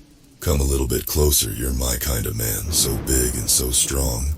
I turned the sentence over in my head a few times before the revelation hit me like a ton of bricks. Wait, named it? Does that mean you were part of the group that left the notes behind in the house? The woman looked shyly to the floor, as if the recognition bothered her. Yes. Me and my friends, yes. Oh my goodness, Ethan said. How long have you been down here then? She grabbed a lock of her hair and gently tugged on it as she thought. Oh, no, I'm not sure. It's hard to remember without a clock. Time just kind of blends together down here. I got here and we left around, maybe 12, 13 years. Holy crap, Ethan muttered. Come a little bit closer, I'm all alone and the night is so long. And you've been with the curator the whole time? I asked. No, just the house. My time here has been about half that. That's still so much, I'm so sorry. The woman nodded but didn't respond. Knowing her situation now, it was clear why she seemed so distant and socially inept. Who knew when the last time she had even seen another person was? As the song's bridge filled the area with an overwhelming swell of instruments, we all shifted glances in silence. I could tell that she was very uncomfortable. So I stuck my hand out to her to help her off the floor. She looked at it for a moment, hesitant, before finally taking it. As I pulled her to her feet, I smiled at her. I'm Joel, by the way. This is my friend Ethan. She made an attempt to smile back. My name is Alice. It's very nice to meet you both. Then the music stopped. When I looked, the cafe was empty. As she brushed herself off and began tidying up her clothes as if trying to look less disheveled, she continued, Joel, something about that name sounds familiar. Maybe there was someone in my group that had the same name. She looked suddenly saddened at the thought of people she once knew. You know, I said, hoping to cheer her up. All of the notes and supplies that you guys left helped us out more than you know. We wouldn't be here if it weren't for you. Even the name you gave that thing helped us get down here. I said, pointing to the creature who was still rummaging through its treasures. Alice seemed to be slightly uplifted by the comment, but she looked more taken back than anything. Helped you get down here? Did you purposely get caught? Ethan nodded. It's a long story, but we have a friend. She's somewhere down here. That thing in the walls moved us back to the top and we needed a way down quickly. She's hurt and we need to get to her fast. Then I heard Jose say, Man, you know you're in trouble plenty. Alice gave us a concerned look. Oh no. I'm terribly sorry, but that may not have been the best idea. There isn't really. You can't very easily. You belong to him now, she said, pointing to the curator. And he keeps a very close eye on us. Even if there was a way out of this place, he'd certainly catch you before you could escape. My heart sank a bit at my stupidity. How had I not thought ahead more? What did I think would happen once it took us back to its home? What happens if someone tries to leave and it catches them? Wouldn't it just put us back in here? I asked, fairly sure I already knew the answer was no. Alice shook her head, then pointed through the glass and across to the other window. Bad pets. So I dropped my drink from my hand and out through the window I ran. The woman could clearly tell that we were upset by the new revelation, and I could sense when she tried to change the subject. Oh my, your arm, it's hurt. Huh? I said, the numbness of another defeat almost making me forget about the pain in my shoulder. Oh, it's nothing. I'll be okay. No, it's dislocated, Alice said, gently brushing her hand against it. It tingled with needles of pain at her touch. Sit down, I can fix it. I looked at her skeptically. She was very kind so far, and I felt horrible for her situation, but I had hardly even known her for 2 minutes, and I wasn't too keen on a stranger trying to pry my arm back into place. Alice, for real, it's okay, I promise. It's only going to get worse the longer it's out. I was a med student before I got here. I don't know much, but I may be able to pop it back in. And as I rode away, I could hear her say to Jose, yeah. I stared at her, then to Ethan, then back to her, while all the while she looked directly at me with complete determination. She really did want to help. Okay, I said, lowering myself to the ground slowly, my joints aching with every movement. Go ahead. Alice nodded, then crouched down behind me and began tracing my shoulder blade with her fingers. Meanwhile, Ethan knelt in front of me and pulled off his belt. I raised my eyebrow at him. What are you doing, buddy? Here, he said, handing it to me. I can't imagine it's going to feel good. Might want to bite down on something. I know I would have liked to when I hurt my arm. He jabbed with a smirk. Oh, boo-hoo. I chuckled back, taking the strap. Thanks. I placed it into my mouth and sank my teeth into the leather. I felt Alice begin to put pressure on my back as well as grab the disjointed shoulder. The pain from the slight touch alone was already a lot. I didn't want to imagine what I was about to feel when it went back in. Come a little bit closer, you're my kind of man, so big and so strong. Are you ready? Alice asked from behind. I nodded. All right then, here we go, 1, 2. As she counted down and the dread mounted in my chest, I looked over to the curator to see that it was intensely staring with its head cocked. It never had expressions, but I could somehow sense that it didn't like what was happening. I went to call out and stop Alice, but before I could... Crack! It's so nice to see you out and interacting again, Joel, Grace told me with a warm smile. I know, Claire added. We were really worried about you. Draw 2, Grace. You two don't have to worry about me, ladies. I just needed a lot of time to think about everything. I reassured as I placed down a blue 4. It really is nice to be back out, though. Are you feeling better now, dear? Yeah, a lot better. Well, good. We're always here for you if you need to talk, you know. All of us are. I know, thank you. Sorry I wasn't really there for you all the past few months. Don't worry, sweetie. We know how much Andy meant to you. It's understandable that you needed time to yourself. The new color is red. It's still going to be pretty rough going forward. This house just isn't the same without her. It never is when you lose someone you love, unfortunately. It just takes time. That's why it's so important that we all be there for one another. We have to make sure all that healing is as painless as possible. Do you know what I mean, dear? Yeah, I said, peering past Grace and into the sunroom to be. She was reading a book while leaning against the wall, and as she turned the page, she caught my eye and gave me a warm smile. I know exactly what you mean. Come a little bit closer, I'm all alone and the night is so long. In a flash, the curator was over the exhibit's wall and rushing toward us. That was all I took in before collapsing to the floor as I cried out through gritted teeth. Shivering through every bone was aching pain that seized my muscles and held me immobile. It only lasted a moment, however, and soon the agony melted down into a gentle vibration as my arm was once again reunited with its socket. As soon as I regained the function of my muscles, I looked up to assess the danger.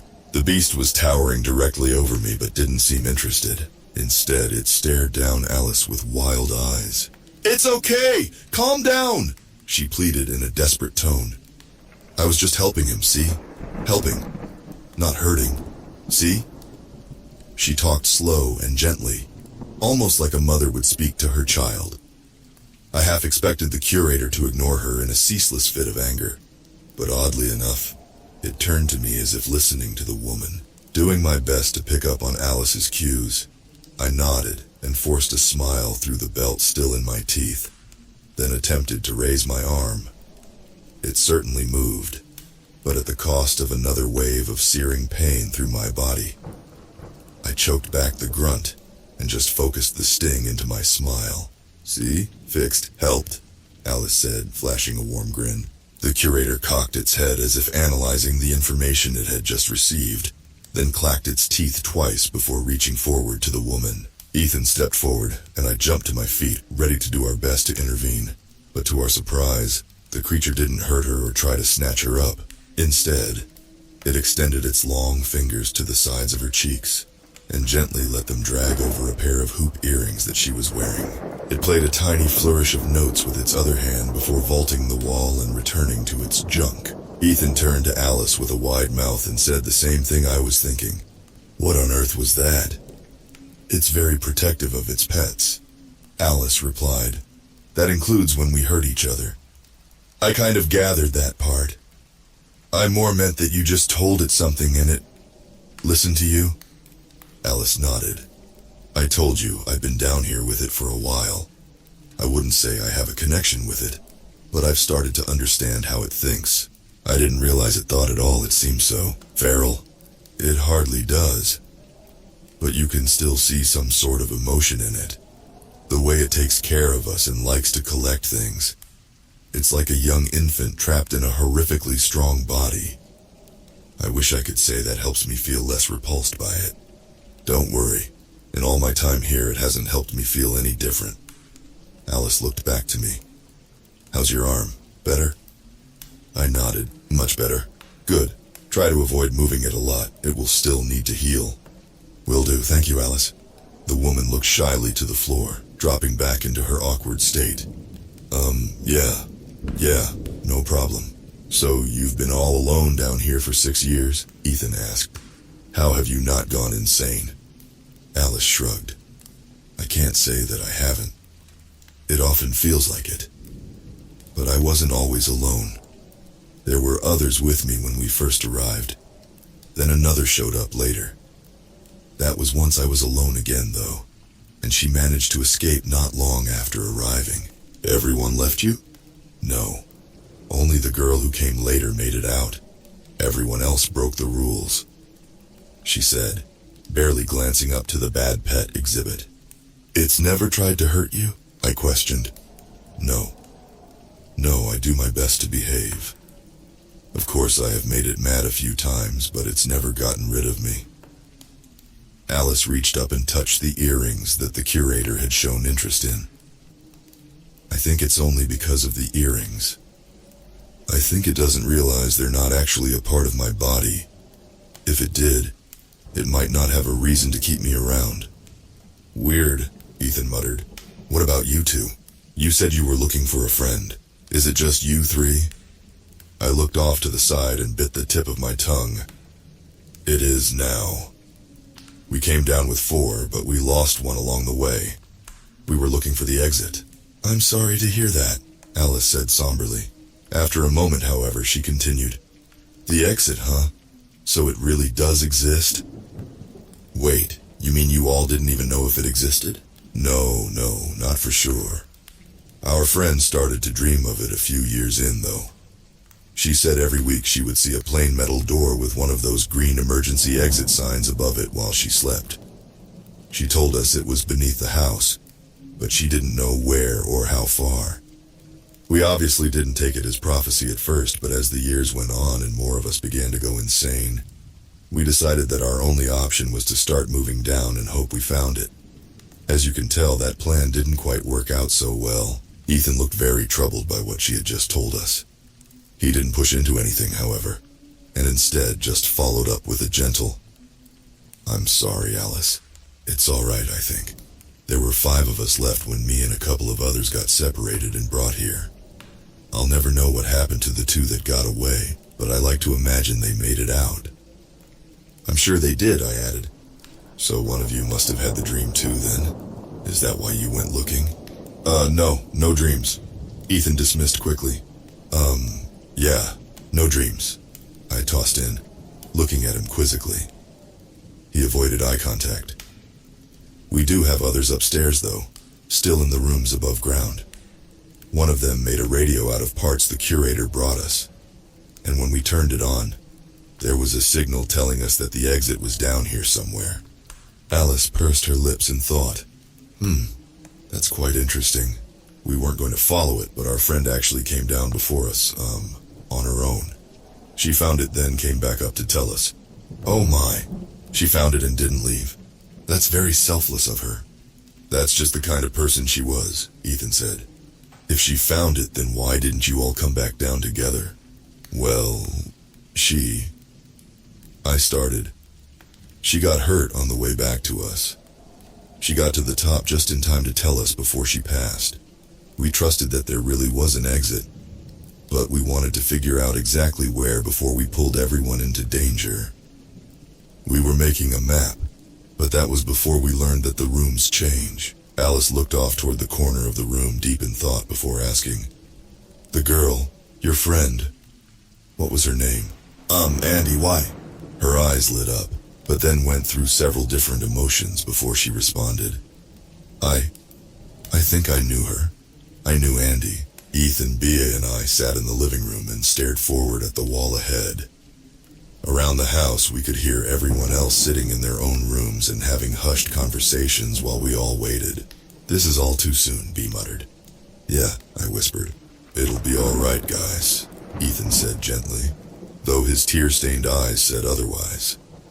His turn had just gotten done, and now Grace was currently in the bedroom.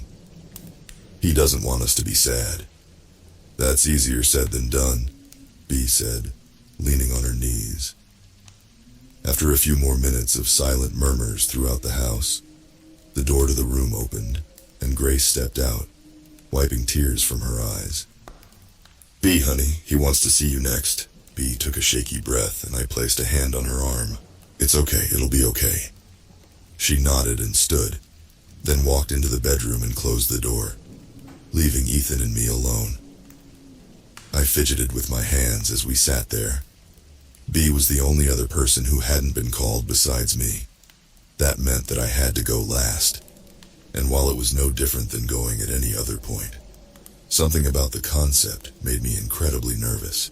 "How are you feeling?" Ethan asked from my side. I shrugged, defeated. I mean, I guess we all kind of knew, right? He wasn't getting any better, but it doesn't make it hurt any less.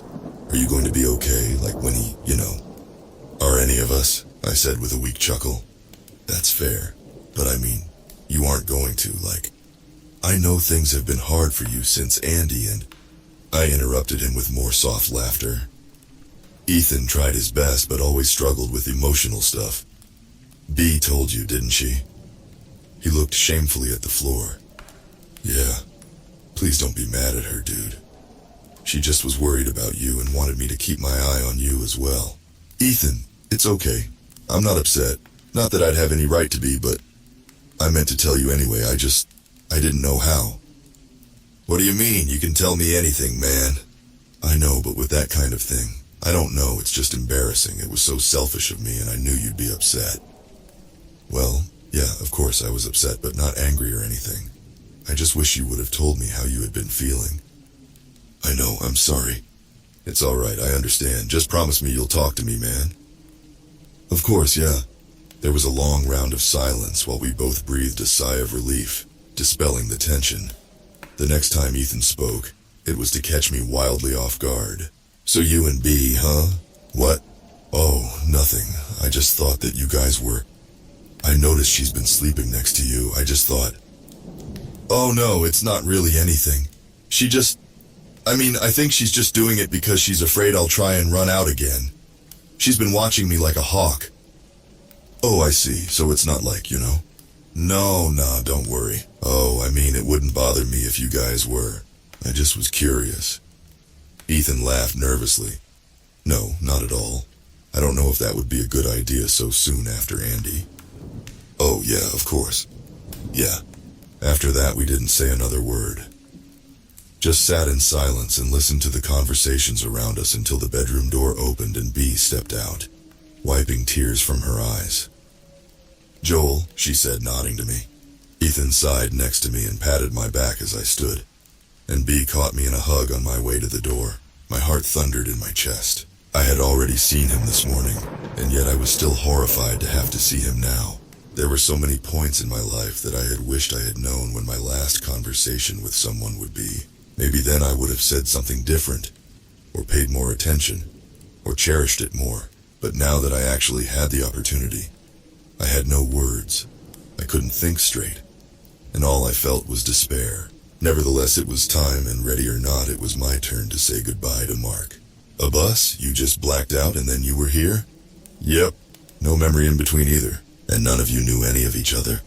No, not until that first day. We were complete strangers. Alice listened intently and nodded along, analyzing the data in her head. What about your group? Ethan asked. How'd you guys end up here? Oh well, it was similar, I think. Although we knew one another. We had just finished an exam, and my class had gone out to celebrate at this bar. We were all really close. Eventually it got so late that everyone else in the place left except for us and the bartender. After another hour or so, we all remember blacking out, and then we woke up here, same as you. Strange, Ethan pondered. At first, we thought we had been drugged, but when we saw the bartender was with us, we knew something was wrong. Imagine being hungover and waking up in a moldy, damp, abandoned house in the middle of nowhere. Then that thing starts pounding on the door. Alice said, gesturing to the curator. Worst morning of my life. It's weird, I started. I've never seen it sleep before. I didn't know it even did. Behind the glass, we could see the curator in a mangled heap on the ground, unmoving and eyes still wide open, although I suppose there wasn't much it could do about that without eyelids. It rarely does, but every now and then it just collapses and is out for a while. I can only assume that's what it's doing. I turned back to Alice and swallowed. I hate to keep asking you so many questions, but you said you knew Andy? Alice nodded. She was the last person I ever saw since you two. One day the curator dragged her down here with me, and that was that for a couple of months. She was very kind and talked about you all an awful lot, especially you, Joel. I felt the familiar hollow feeling of guilt enter my stomach. It never stopped hurting to think about how much Andy endured while, meanwhile, I thought she was dead. It was nice to have company again. I really missed her when she left. Speaking of which, Ethan started, how did she escape? You said that it's nearly impossible to get out of here before the curator notices. Alice looked down at the floor with sorrow-filled eyes. I helped her. We waited until the creature was gone one day, and then I vaulted her over the exhibit wall from that rock over there. Ethan and I looked to a spot at the edge of the exhibit where part of the stone raised up higher than the rest. It looked like a covered area for the animals. It would be easy to vault over the wall from so high up, if not for the massive amounts of junk barricading the space in between. Once she was up, she hauled me up too, and then we ran. The problem was that neither of us had been on this floor before being taken here. It's large, so much bigger than the rest of the house, and all of the rooms don't make sense anymore. They're just repetitive stretches of dead ends or nonsensical spaces. It was like one big maze to us.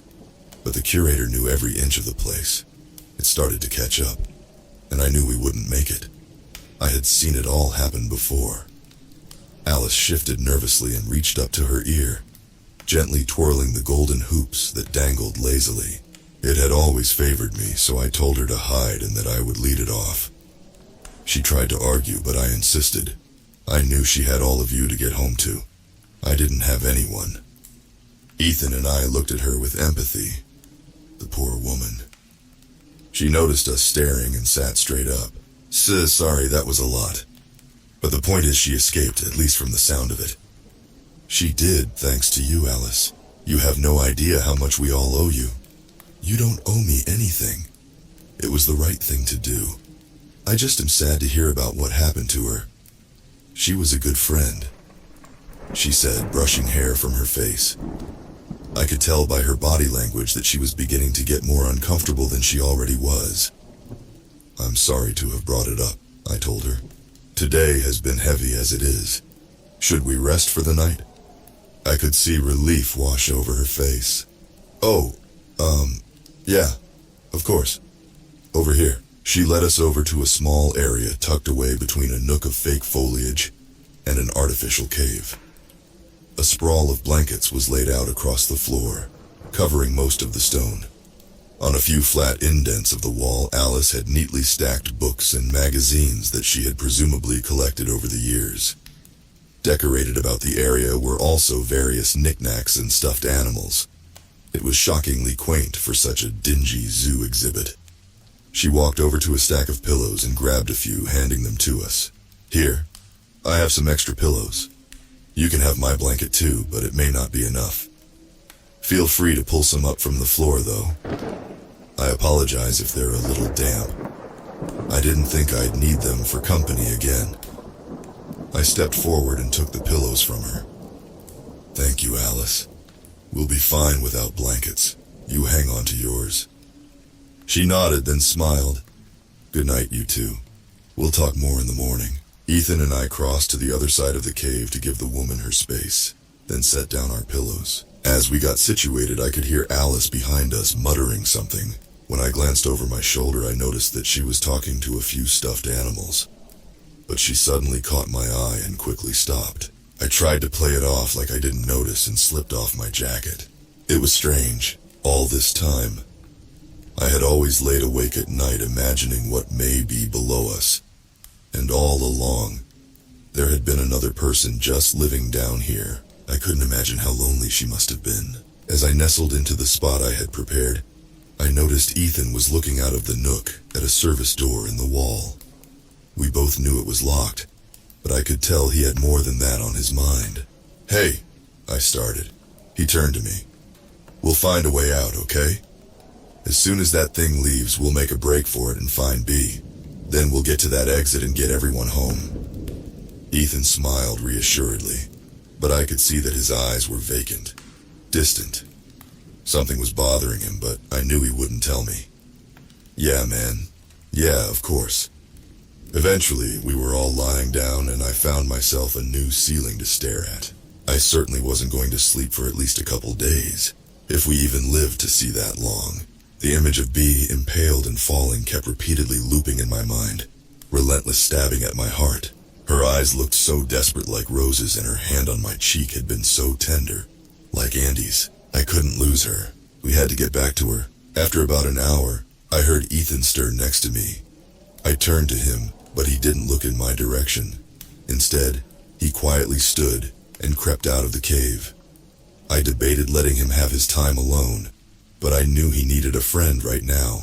You want to talk about it? I said softly, pushing past the fake mold-covered plants and sitting next to him on the stone ledge. He shrugged. There's not much to talk about. You know the score just as well as I do. I laughed. Yeah, I guess so. But there's more on your mind, isn't there? He looked down at his shoes and lightly kicked his heel against the stone. Is it about Alice? He shook his head. Are you having dreams again? This time he looked at me like I had just read his mind. When Alice told us about her friend dreaming of the exit, you seemed upset. Ethan sighed deeply, then spoke. It's the same dream that's got me all over. The one I was having a while back. I have it almost every other night. You never did tell me what it was about. He shifted nervously and then, after a long pause, began speaking. Way back before Daniel's room, I had a dream that he died. I mean, it was vague. There was a lot to the whole dream, but in part of it, I was drifting through this black murk with him. And then he looked at me with these sad, soul-crushing eyes before slowly fading into the darkness. Holy crap, I muttered. Yeah. And you know, that could mean anything. But I could tell, I could just feel it, that it meant he wasn't going to make it somehow. I told him about it one night, but he told me not to worry, that he would be fine. Then we got to his room and everything started unfolding. And it wasn't until I was looking through that sheet of ice that I realized the dream wasn't a dream. It was a premonition. I sat silently and looked at him, unable to process a response. After a moment, I came up with, "Why did you not tell me all this? I thought they were just nightmares at first. But after Daniel, I knew." At that point, though, I was afraid. I started having different ones. There was one where we gave up. We tried to go back to the surface and got torn apart by a creature made entirely out of arms. That's why I didn't want us to turn back after the maps. And do you remember those cans of fruit we found with those cherries? And I insisted that we don't eat anything other than those. Yeah, why? I had a dream we ate a feast together. This big beautiful table just loaded with food. It was delicious. And for dessert, there was fresh fruit. One kind for each can we found. I had the cherries, and you and B had the peaches and pears. In your first bites you began bleeding from your mouths and died on the spot. I thought I would too, but I was fine. I shuddered at his description. While all of this information would have been very nice to know ourselves, I could see why he didn't want to tell us. It was deeply disturbing. That's the main reason I know B isn't dead. A lot of the dreams blur together, and I'll have multiple a night, but they always end the same. He hesitated before continuing. She makes it to the exit. I see us standing before a shining door, and the light is so bright I can't see the other side. But it's warm and welcoming and real, and B is the first one to go forward and step through it. Ethan looked me dead in the eyes with complete certainty. I know it's real, Joel. It hasn't come to pass yet, which means there's still a chance. I took a long while to process everything he had just said, but I soon smiled. I believe you, man. I do. He smiled back, then looked off through the window at the unconscious curator.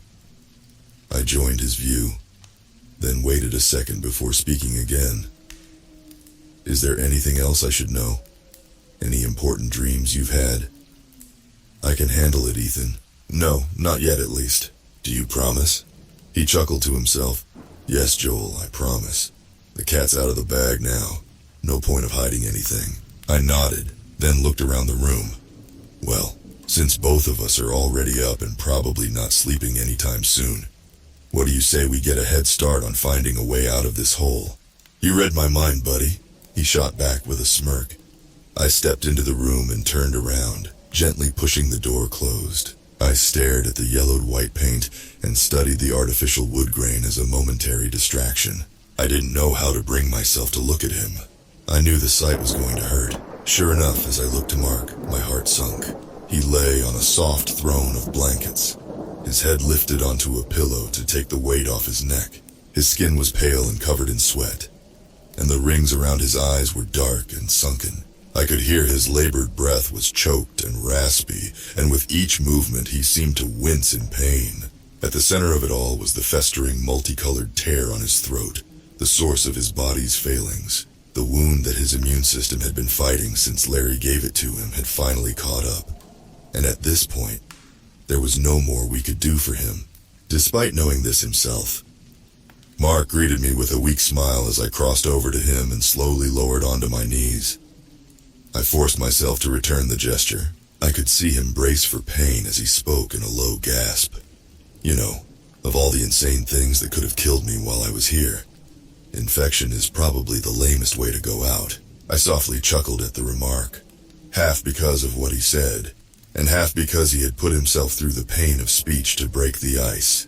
I'm glad you laughed, he continued. B didn't think it was as funny. Not even a sympathy laugh, huh? Tough crowd, he joked. A beat of silence passed as Mark swallowed. I could see his brow furrow as he decided how to ease into the next words. I couldn't imagine how hard it would be to know what to say when they would be your last. However, I was taken aback by what he chose. Do you dream, Joel? What do you mean? Do you have dreams, like when you sleep? I thought for a moment. Yeah. I nodded. I used to all the time.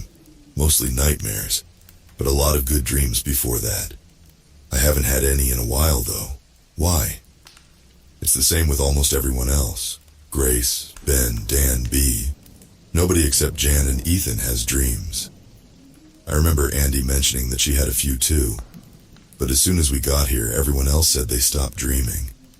Isn't that strange? I didn't necessarily understand his point, but clearly this was important if he chose to tell me in his final goodbye. Yeah, I replied. That is weird. I had one last night, though. After 3.5 years, I finally had a dream again, Joel. What was it about? It was about Andy. Oh, and green light. I tilted my head. Green light? Mark nodded. I was sitting with Andy and we were in the house, but it was different. There was furniture and decorations on the wall, and the clouds were gone outside. We were in the sunroom looking out the window at the horizon, and it was early morning, still dim out. Andy smiled and told me we were waiting to see if the sun would come up, and as we waited, I got up to look around. Mark licked his lips, then continued. The house was so inviting, so cozy and comforting. I wished you could have seen it, Joel. It was beautiful. Even the hills, too. I went to look at the bedroom, and that's when I noticed a green glow coming from that door. He pointed to the mysterious metal door at the back of the room, ever shut as always. It wasn't sinister, though. It was gentle and soft like a candle flame. I tried the knob expecting it to be locked, but it actually turned, Joel. My heart was pounding, even in the dream, and from the other room, I heard Andy call out. She told me I could open it if I wanted, that there was plenty of time left. I didn't know what that meant, but I did it, and the light enveloped me. Mark burst into a fit of coughs from so much talking and had to take a second to swallow them back down. And then I woke up. I stared at him blankly, unsure of what to say next. I was absolutely stunned. Mark, I don't... He began to softly chuckle. I know, crazy, right? I laughed with him. I mean, that's certainly something. Once the laughter died down, I bit my cheek. Why are you telling me all this? I just thought it was nice to see Andy again. Even if it was just a dream. I thought you'd want to know that she was happy. Mark clearly meant his words, but there was a false demeanor behind what he said. There was clearly more to it. I could tell by his forlorn expression. Are you sure that's the only reason? He looked at me, caught off guard, then looked straight up at the ceiling. Whatever was weighing on him was weighing heavy. There's always more to what's said, but it's not always important. I don't want to leave you on a negative note, Joel. My heart began to slowly pick up its thump. What do you mean? Is there something else? If it's bad, you can tell me, Mark. I can handle it. Mark shook his head. You've been through enough. Plus, things will be harder for everyone once I'm gone. I don't want to add more to that. I won't tell anyone then, I swear. Mark, please. If that dream was important, then I need to know why. Mark attempted a sigh that was violently grated by his throat. It's not necessarily about the dream, it's... He paused before asking, What's the worst thing you've ever done, Joel? The question hit me like a ton of bricks. My teeth immediately clenched together, and my hands began to shake. Of course, I knew the answer. I thought about it every day of my life. But why was Mark asking? What do you mean? I laughed nervously. That's a pretty heavy question. Mark didn't laugh with me, however. His expression was stone and solemn. He turned to me and looked into my eyes. Joel, it's okay. Do you want to know or not? My smile faded, and I shrank into myself, pondering for a moment. I had never told anyone. Not Ethan or B. Not even Andy. Mark and I were close, but I could never admit something so shameful to him.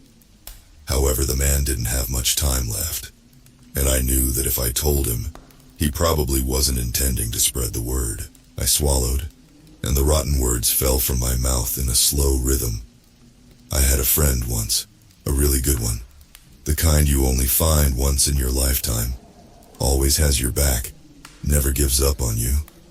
Maybe that was his problem because I was just... Gosh, I was awful to him.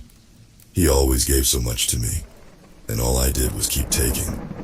I got drunk a lot, and he would always be there watching me and making sure I didn't do anything stupid. There was one night, though, that he wasn't. I don't know where he was. Maybe he left the party early or something. I don't know. At the time, I had just... Someone really close to me had left, and I was heartbroken about it. That's a whole other story, but the point is, I was all over the place. I didn't know what I wanted or what I was doing half the time. And my friend, he was dating this girl named Sarah, and for some reason she was still at the party. She saw that I was alone and came over to talk, and I was lonely and liked the attention, so I let her. Mark said nothing, just stared at me and slowly nodded along with my story. I'm sure you can guess what happened next.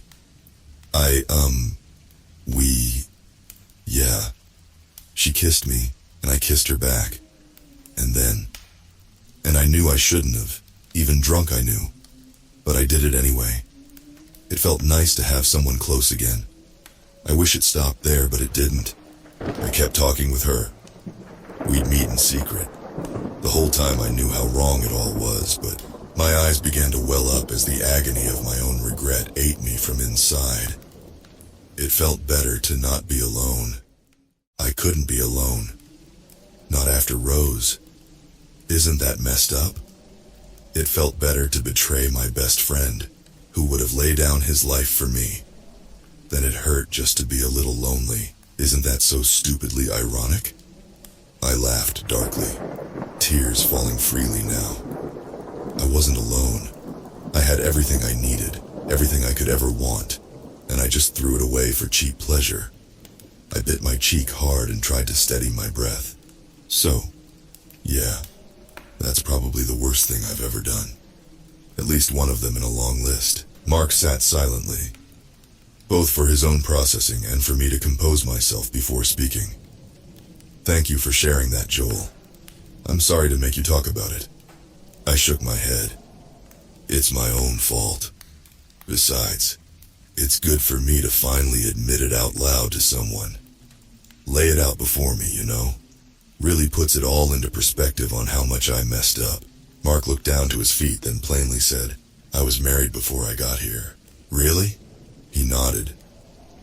13 years with a woman who did nothing but treat me right. Went through everything together. Started a family together. Gained and lost everything together. You go through all these things with the person you love, and you think to yourself that you could never be that kind of person, the kind to betray them like that.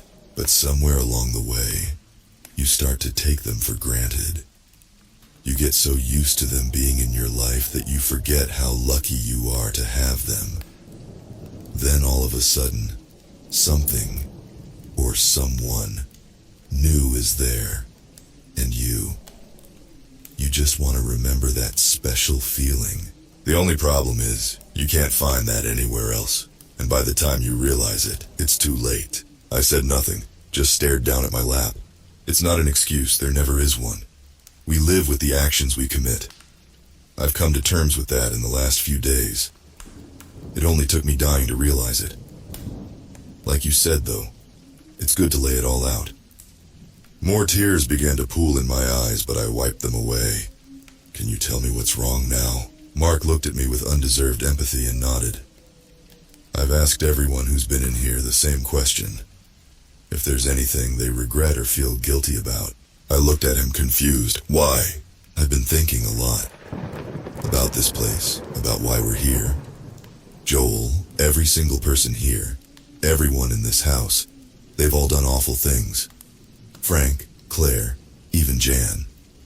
They all told me that they've majorly messed up at some point in their lives. Ethan is the only one who didn't tell me anything, but he didn't have to. The signs are all there, Joel. My heart beat slowly in my chest. What are you saying, Mark? The broken man's eyes filled with tears as he swallowed down more pain than spoke. We're here because we're bad people, Joel. This is our punishment for the things we've done. I think deep down we've all known it too. We just didn't want to accept it. Dread welled up inside me and my body shivered with stress. He was right in more ways than one. We had all known. We rarely talked about our past, but none of us were stupid. We picked up on the mannerisms, the subtle hints and the clues. Our hands were dirty. And while none of us wanted to admit it, Mark was doing what truly scared us the most out of everything at the house. He was putting it all out into the open. I think you're right, I said, defeated. Then after a short break, I added, we aren't getting out of here, are we? I asked the question expecting that I already knew the answer. But Mark surprised me with a warm smile. No, Joel. That's why the dream is important. I thought that for a while. I thought pain and death was all that was in store for us. That Andy left for nothing.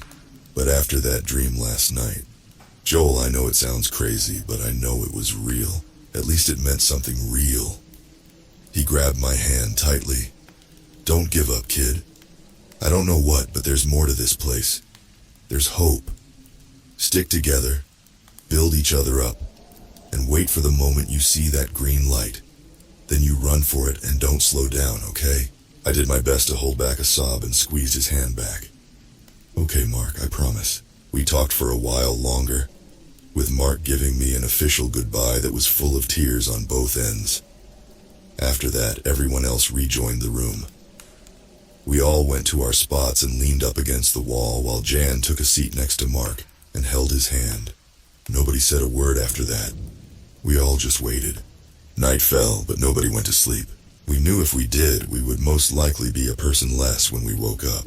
Ethan sat close next to me, and to my other side, Bea leaned her head on my shoulder. Time felt agonizingly long moment by moment, yet by the time the window across from me had turned from dark blue to black and back to dark blue, it had all gone so fast. Much too fast. An hour later, we heard Mark take a struggled breath in that never came back out. Jan took a sharp inhale and held it as Benjamin slowly crept over to his body.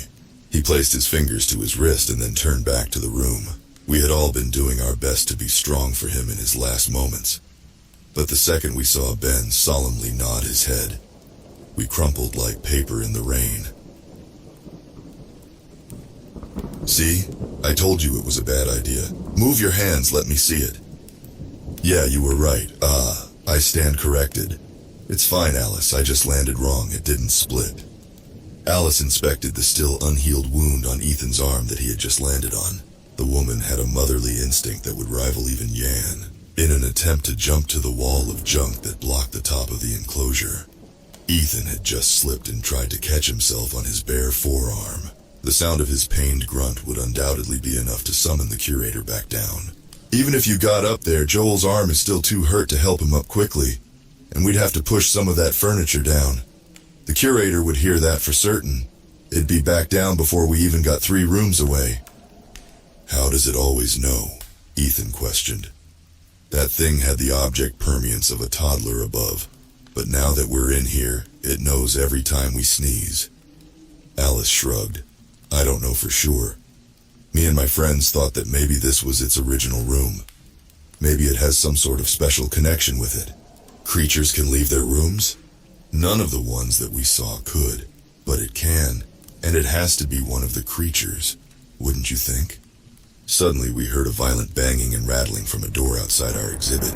Right on cue, the curator slinked into the room and scurried over to the glass, cocking its head and investigating us. Ethan and Alice were already to their feet before it had even entered, and were acting completely inconspicuous. After a moment, the beast played a few notes on its throat, and then exited back out of the room and up the chute it had come down.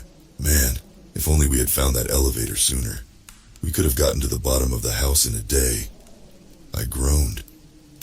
Come on, let's keep thinking, Ethan said, scanning the scaffolding of the ceiling. He was right. We desperately needed to develop a solution to get out of here. Since our first night, we had already been trapped here for another full day. If Bea was immortal in her room, she had most likely spent that time in horrible agony. If not, well then, time was running out. The longest I had ever heard of someone who had been impaled living was a couple of days. And that was only if it hit the right places.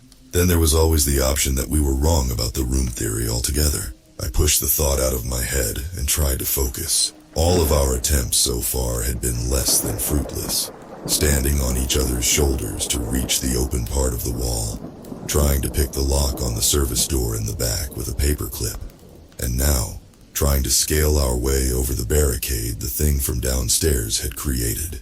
It must have been on high alert now that it had new pets, because the thing barely left the room. When it did, it was only for a couple hours at a time. And if we ever made a noise too loud or concerning, it somehow knew to come back. That meant whatever we did had to be quick and quiet to give us enough of a head start. Maybe we can tear up some of this fake foliage and make a rope. We could find a way to hook it onto that bar up there and climb over. Yeah, Alice muttered with false confidence. That could work. We could both tell that the harder we tried to escape, the more discouraged she got. Ethan sighed and dropped his head. I'm sorry, Alice. I know we just crashed into your world and that there's a lot at risk with us doing this, but we really need to get out of here. Our friend needs us. No, I understand. And I'm so happy to see actual human faces again. But it's just, Andy was the only one I've seen make it out of here, and even that was a close call. Everyone else, and I just can't see that happen to more people. I've been alone with the memories for so long, and if any more are added to that pile, I don't know if I can handle it. She stepped over to the glass and looked at the bad pet's cage. I've seen 2 people I cared about disappear into that room, and that was the last time I ever saw them. I could hear them, though, and I wish I couldn't have. Alice slowly reached up and brushed her fingers over her earrings. I thought for a moment before speaking, this poor woman had suffered so much more than us, and our suffering alone had felt like hell. This time we'll get it. She turned to me. We will, Alice. I can't imagine how much you've lost. We've lost people too, and all of them believed that we could find a way out of this place. And I believe them. We're going to get out of here, and we're getting you out with us, Alice. You don't deserve to be alone in here with your memories anymore. She looked at me with uncertainty, but part of her seemed to find at least some comfort in what I said. Okay, she replied quietly. Just please, we need to be careful. Absolutely. Is there any other way you can think of to get out of here? Ethan asked. In all of your time here, you had to have come up with at least a few ideas. Alice shook her head. The more people I lost, the harder it became to think of a way out. Once I was alone, I eventually gave up. I haven't really thought about it in a long time. Ethan looked down. Dang it. We've come so far. This can't be it. He muttered under his breath as he kicked a loose stone on the ground. It skittered across the floor until it came to an abrupt halt against the Savannah-painted wall with a thump. Suddenly, like a gunshot in my head, the scene sparked a significant detail I had glossed over in all of the panic. When we were upstairs making noise to draw in the creature, Ethan had thrown a stool across the room. A stool that put a hole in the wall of the indestructible house. Alice and Ethan continued to discuss possible escape routes while I took a few steps away from them to think. How had that been possible? Like most things with the house, I wanted to either pin it as a strange anomaly or assume that I had simply imagined the hole. But this time I knew with certainty that wasn't the case. I knew what I had seen, and the stool leg had gone straight through the drywall. I began to review all of the times I had ever seen a part of the house break, and the list was quickly finished. The only other instance had been when the catwalk had collapsed back at the playhouse, which with the knowledge I had now, was most likely attributed to the house itself. The way it had bent the other catwalk to trap Ethan and stab B meant that it could have easily tried that in a discreet attempt to kill us. However, the more I thought about that theory, the more plot holes I found in it. The house wanted us to end up in our rooms, not completely die, and if it had been the one that trapped us with the birds, it was playing an awfully risky game. That meant it had to have been an accident that the walk broke. On top of that, the catwalk had actually shattered, seemingly organically, not just shifted into a new shape. Whatever had happened seemed way different from the void catwalk. When Ethan had been trapped by the railing and had to bend it to get out, it had seemed like, oh my gosh, I thought, my pacing coming to a dead halt. Ethan bent the bars. Instantly, my mind was ablaze with a million realizations, a cascade of loose ends twisting together to form a rope that I grabbed tightly and followed. Ethan had thrown the stool and bent the bars. He was standing on the first catwalk with us when it fell, and suddenly the thing that the house had said suddenly made eerie sense. Well, almost always indestructible. Isn't that right, Ethan? It could have directed that question at any one of us, even all of us, but it had explicitly chosen Ethan, the one person who had never even seen it before. Why? And why had Ethan never seen the creature that had been tormenting all of us? I thought back to what Daniel had said about his wife being the one who let the fetuses into his house, so it seemed like he too had been having visits from the creature. So why was Ethan not? What was different about him than the rest of us? A shiver ran down my spine as the last piece of the puzzle slid into place. A fact that had been insignificant to me in all of the emotion and pain of seeing Mark's final moments. It was what he had said when he was explaining his theory of the house to me. According to him, everyone had admitted doing something terrible in their life. Everyone except for Ethan. Ethan didn't withhold his confession because he was embarrassed. He wasn't that kind of person. He withheld it because he didn't have anything to confess at all. "Oh my gosh!" I exclaimed out loud. Alice and the subject in question both turned to me. "What? What is it? Is everything all right, Joel?" Alice asked. "Ethan," I started, "I think you can break the house." Alice glanced to him, expecting to glean understanding from his expression, but he looked just as confused as she did. "I'm sorry?" he questioned. "I said that I think that you can break the house." I turned to the service door in the back. It had a cheap nickel handle, one that could easily be detached. And if that theory is correct, then I think we've got our way out of here. Grace sat alone in the sunroom. In front of her, a long piece of paper was sprawled out. It was one of the finer pieces we had. Next to her, she had broken into our paint supplies as well. I approached from behind and knelt down next to her. "What you up to, old lady?" I asked, looking down at the canvas before her. She smirked. "Just painting, you little brat. Figured we could use some new decoration around here." "Wow, that's really good so far. I didn't realize you were a painter." She laughed to herself. "I'm not. I dreamed of being one when I was a kid, but it became more of a hobby as I grew up." "Well, once we get out of here, you should give that dream another go," I said, admiring her handiwork. I stared down at the masterful illustration of 4 scarlet birds perched on a branch. "What kind of bird is that?" "They're cardinals. You've never seen them before?" "I'm sure I probably have. I just forgot. Though that seems like it would be hard to do." The bright red plumes of the animal stuck out like a beacon against the white parchment. "Oh, you should always keep an eye out for them, my dear. It's a blessing when one visits." "How so?" "Well, they're known for often visiting windows and tapping on them. When I was young, my mother always told me that when you see a cardinal on your sill or perched nearby, it's a loved one you've lost coming to visit from heaven. For me, they were my father." I smiled. "That's really nice." She pointed to one on the far right of the branch. "That one's Andy." I sat with Grace in silence for a bit before a question burned its way to the tip of my tongue. "What do you think it feels like to die?" She didn't look up from the sheet, just pursed her lips and tilted her head in my direction. "Well, that's a heavy question, Joel. Sorry. I guess it's just something that's been on my mind lately." "I suppose I can't blame you for that," she said solemnly. "I can't say it's something I've thought about too much. The after-death part, that's the one that comes up most often. But what it would be like going through it. Let me think about that one, Joel." Grace dipped her brush in a cup, letting a bit of black paint murk up the water, then replastered it in crimson and began to dash a 5th bird.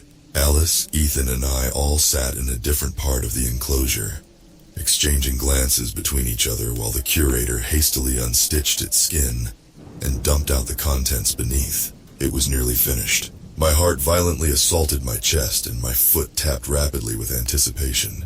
We were so close. This was going to be the one, and we all knew it. The monster loosed an old metal desk fan that crashed down into the pile, then flicked off the radio. It turned back to us, played a few notes, then darted off into the darkness of the doorway. 1, 2, 3.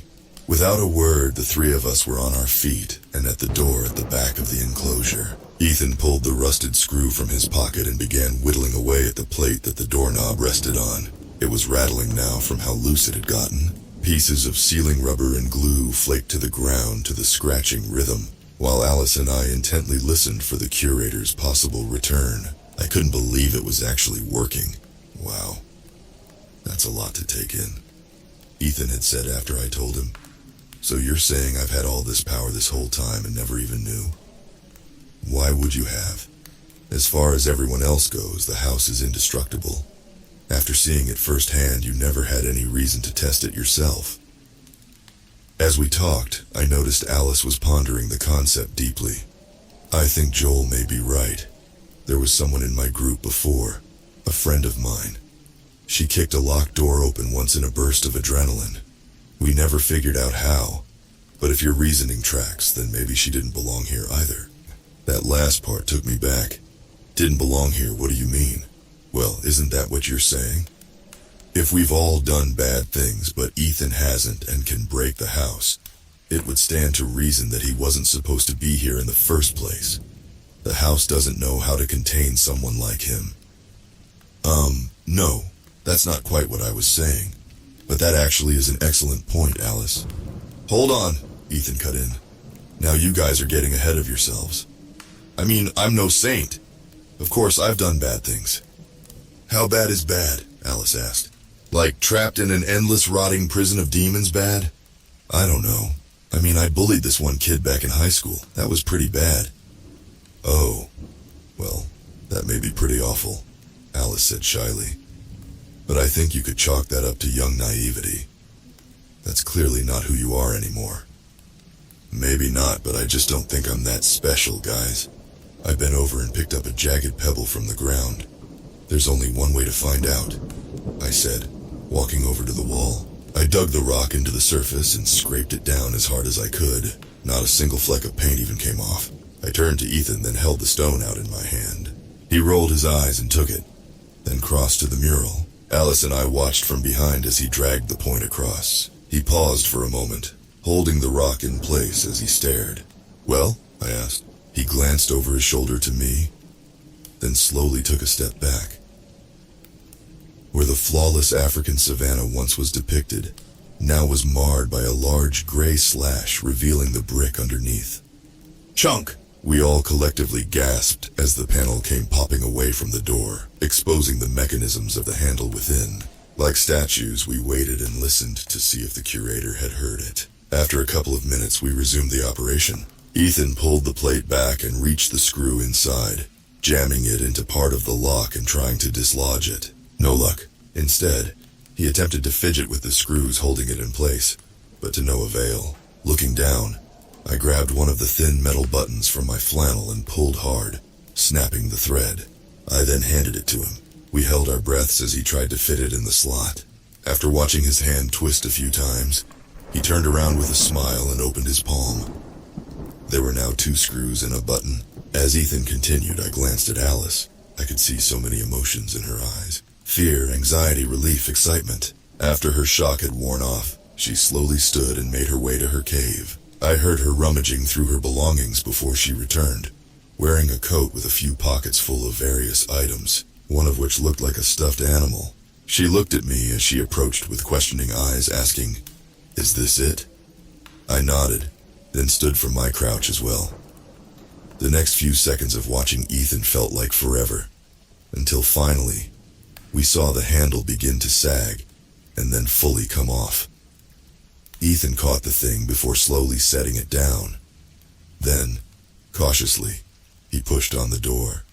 It swung open with a slight creak, revealing a dark hallway behind. We all allowed ourselves one last second of, "Oh my gosh, this actually worked," before confirming glances and quickly stepping into the hall.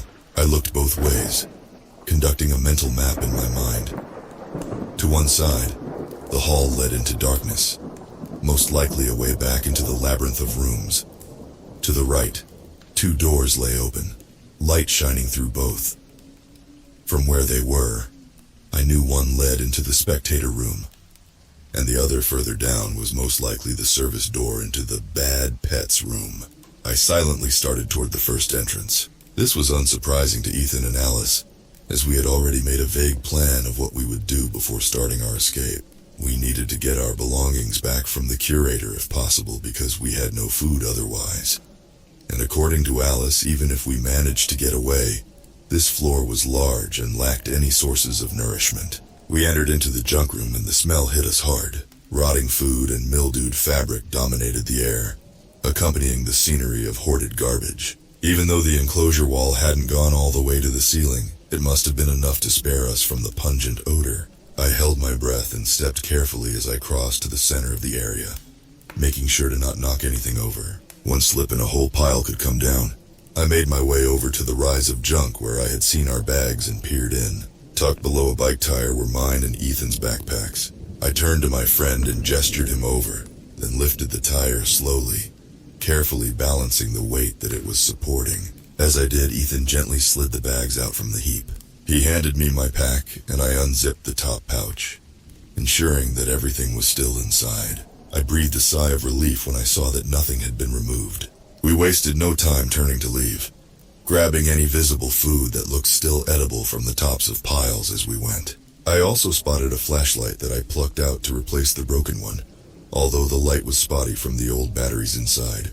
I had been trying to avoid breathing as much as possible to avoid the putrid scent, but when I finally couldn't deal with the minimal amount of air any longer, I took a gasp in.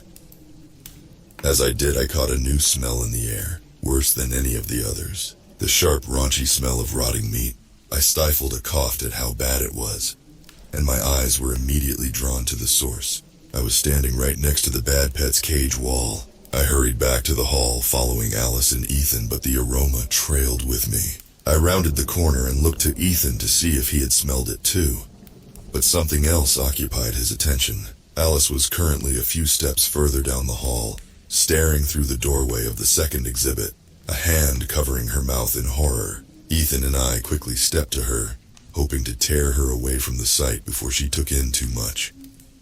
We didn't know exactly what was in that cage, but we didn't have to.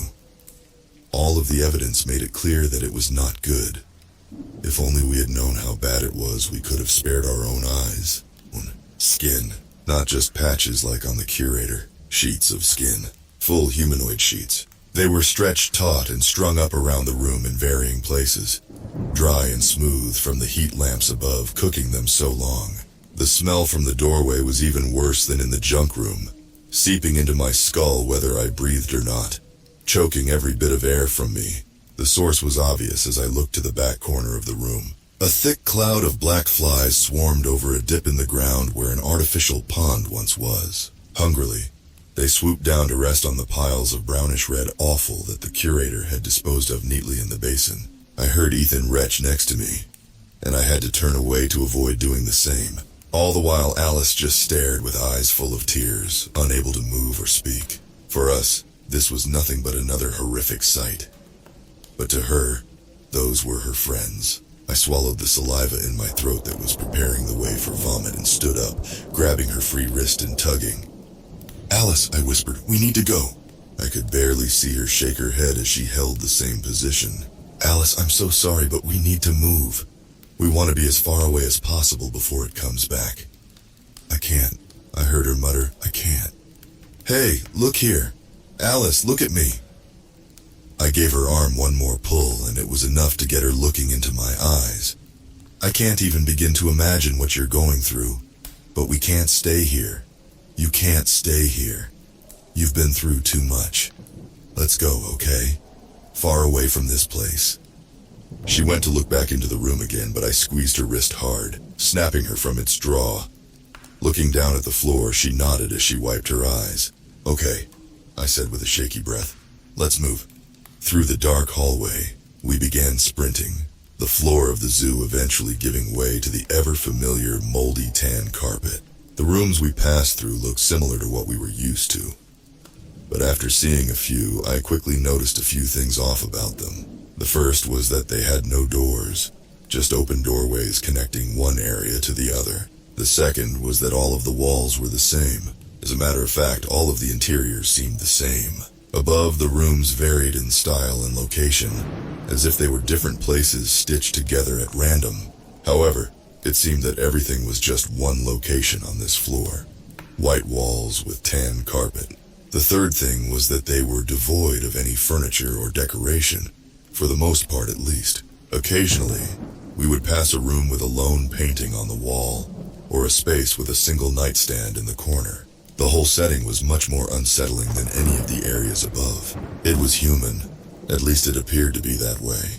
Man-made, yet it didn't make logical sense for a place like this to exist, and it clearly couldn't be inhabited by any living person. "It's like this part isn't finished yet," Ethan muttered next to me at one point. As we moved through the rooms, Alice did her best to guide us based on the patterns of the space she remembered from before. We still occasionally hit dead ends like she had mentioned. However, according to her, she was doing better than last time. Meanwhile, Ethan would sometimes use a pen from his bag to mark the doorways as we passed through them, just in case we got turned around. Once the pen ran out of ink, he used the tip to etch a mark into the frame. Seeing him smile at his newfound power brought me temporary joy every time. Wanting to contribute, I kept track of our direction the best I could to ensure that we weren't heading back toward the enclosures. I had gained a lot of experience logging movements in my head from when I was making the maps above. Part of me was worried that the rooms might still be shifting on this floor. But like I said, it seemed different from the rest, and the matter didn't seem of high priority, at least at the moment. We moved through the floor for hours, maybe even a whole day in complete silence. Although I had become numb to this routine this far down into the house, our bodies, however, still hadn't. This rang especially true for Alice, who hadn't been able to freely move beyond a single room for over 6 years. At least basket runs at the house allowed us brief physical activity. We tried to put it off for as long as possible, but eventually, we all knew that if we pushed any further without rest, we would be caught with our guard down when danger inevitably came. There had to be enough distance between the curator for a head start by now. We found a room that seemed to offer decent escape routes should the need arise to run, then slumped up against the wall. We opened a package of crackers and split them among the three of us, then began eating with our ears on alert. "Do you think anyone has ever actually made it out of this place?" Alice whispered softly. Ethan and I turned to her. She looked shaken and tired, and it dawned on me that we hadn't truly given her any time to grieve over the fate of her friends. "I'm sure somebody has. Neither of our groups were the first here, clearly." "Your two friends? You said you thought they could have made it, right?" I replied. She smiled. "I just like to imagine that they did." "I'm sure they did." Ethan jumped in. "Your group seemed way better at this than us, and look how far we've come. They had to have made it." "Thanks, Ethan." Alice chuckled, amused. I could tell she was still troubled, however. I tried to spin things more positively. "So, what are you guys going to do? You know, when we get out of here and things have settled down?" "Oh man," Ethan started. "I don't even know where to begin. Probably see my parents. I'm sure they're worried sick about me. That is, if they don't think I'm already dead. After that, I'm not sure. Maybe be a celebrity? I'll bet kid who escaped nightmare dimension will have some marketability." I laughed. "A good idea. Although you know the plan for when people ask where we were." "Fair enough. It would make for a good screenplay, though. Maybe even a book. I always did want to be a writer." "Really? I never knew that about you." Ethan shrugged. "It never came up." "The plan?" Alice asked. "What's the plan?" "Well, we figured once we got out of here, people would have a lot of questions for us. And telling them we were trapped in another world would probably get us locked up in an insane asylum or quarantined in a government facility," Ethan explained.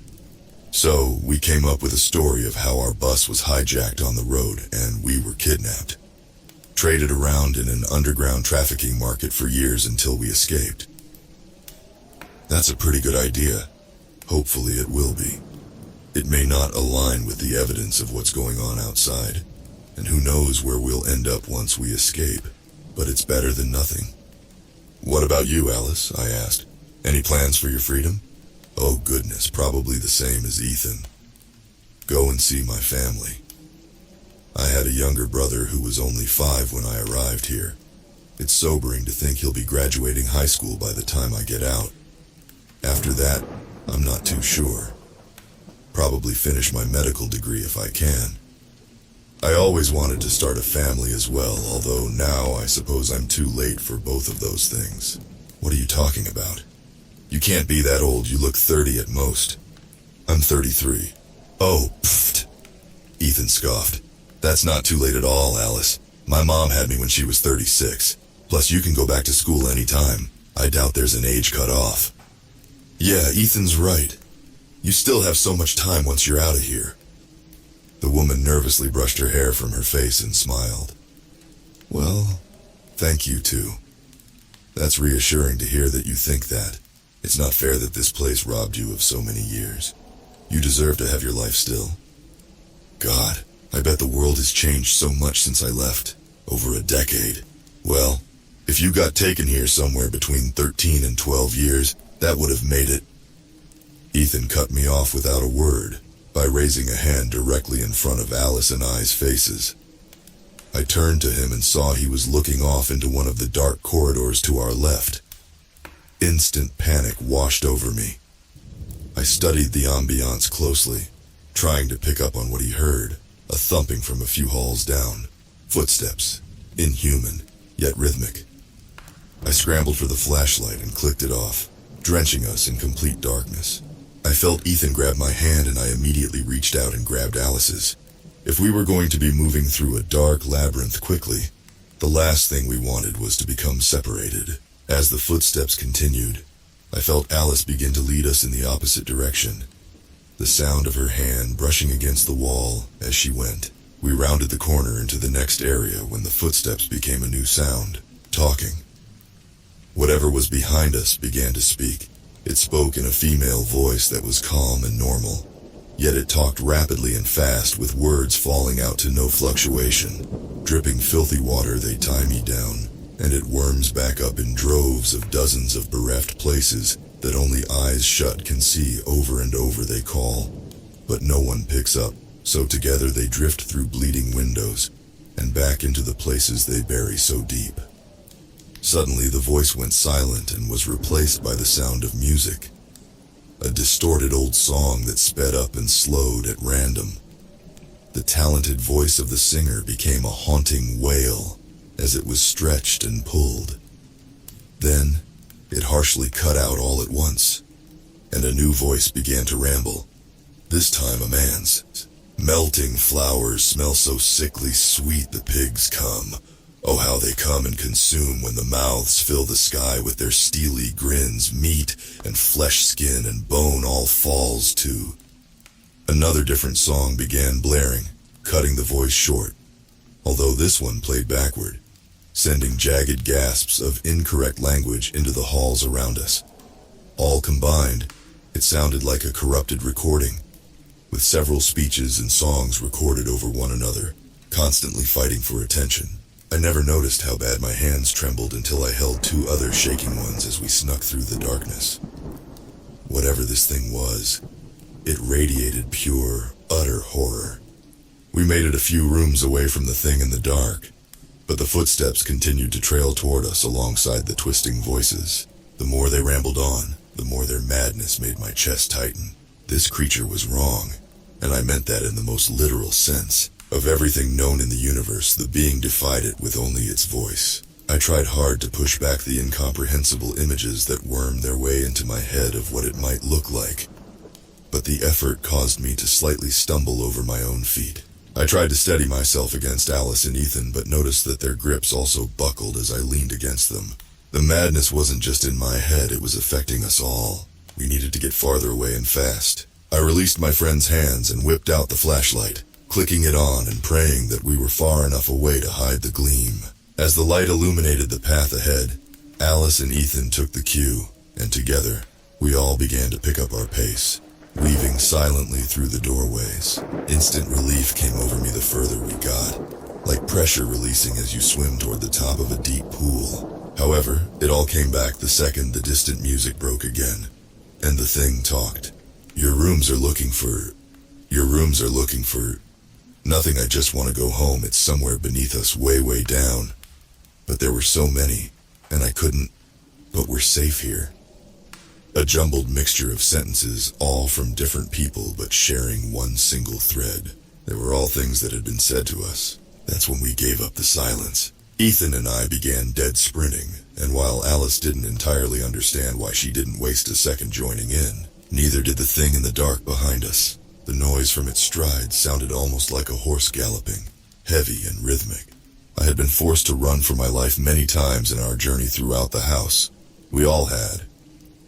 But at that moment, I had never pushed myself harder. The rooms became nothing but a white blur around us, as the flashlight strobed from my arms pumping. I felt my legs begin to go numb from the muscles within reaching their limit.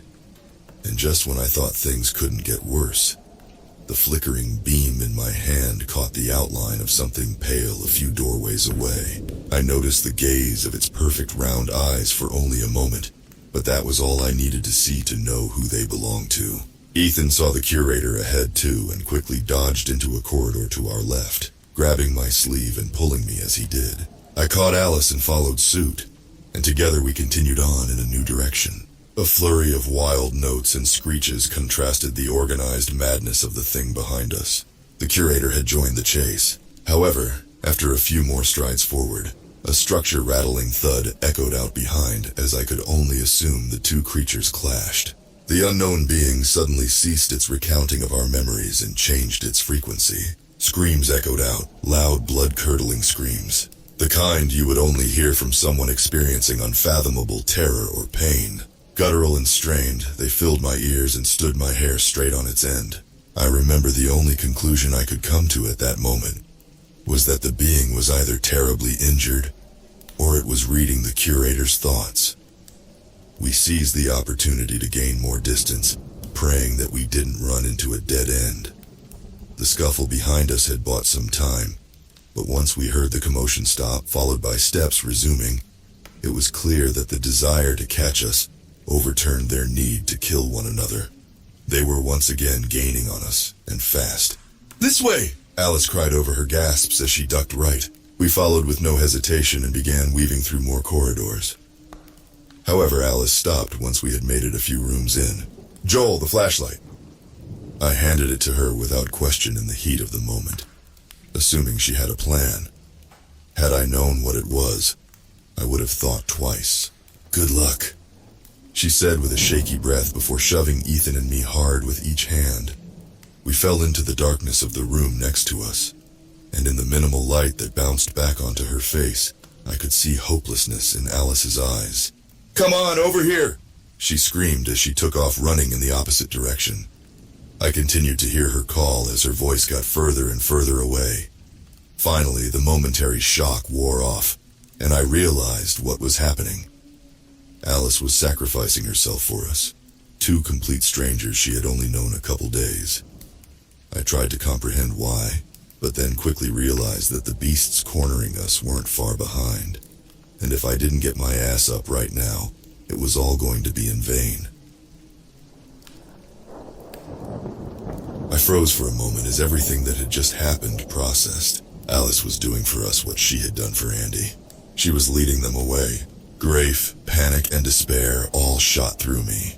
There was no way she would get away this time, not with the other creature chasing her as well. And who knew how much escaping the curator was willing to put up with, earrings or not. Images of the bad pet room flashed in my head, but they didn't stop there. Andy, bloody and on the floor. Daniel swimming backward toward the fetus creatures. Bee's eyes as she fell into the void. All of the emotions of those lost by this journey boiled in my blood, causing a new feeling to burn to the surface. Anger. I turned to Ethan in the dark. "Run!" I heard him grasp at his bag until he came back up with the old wind-up flashlight. He clicked it on and then took off running as I turned to the hall. "Behind you, idiots!" I screamed at the top of my lungs before I began to run after him. I heard the thudding stop a few rooms down, then frantic footsteps running back. At the very least, the new beast was on its way toward us. That hopefully gave Alice a chance. I wouldn't let her die for us. Not after everything she had already been through.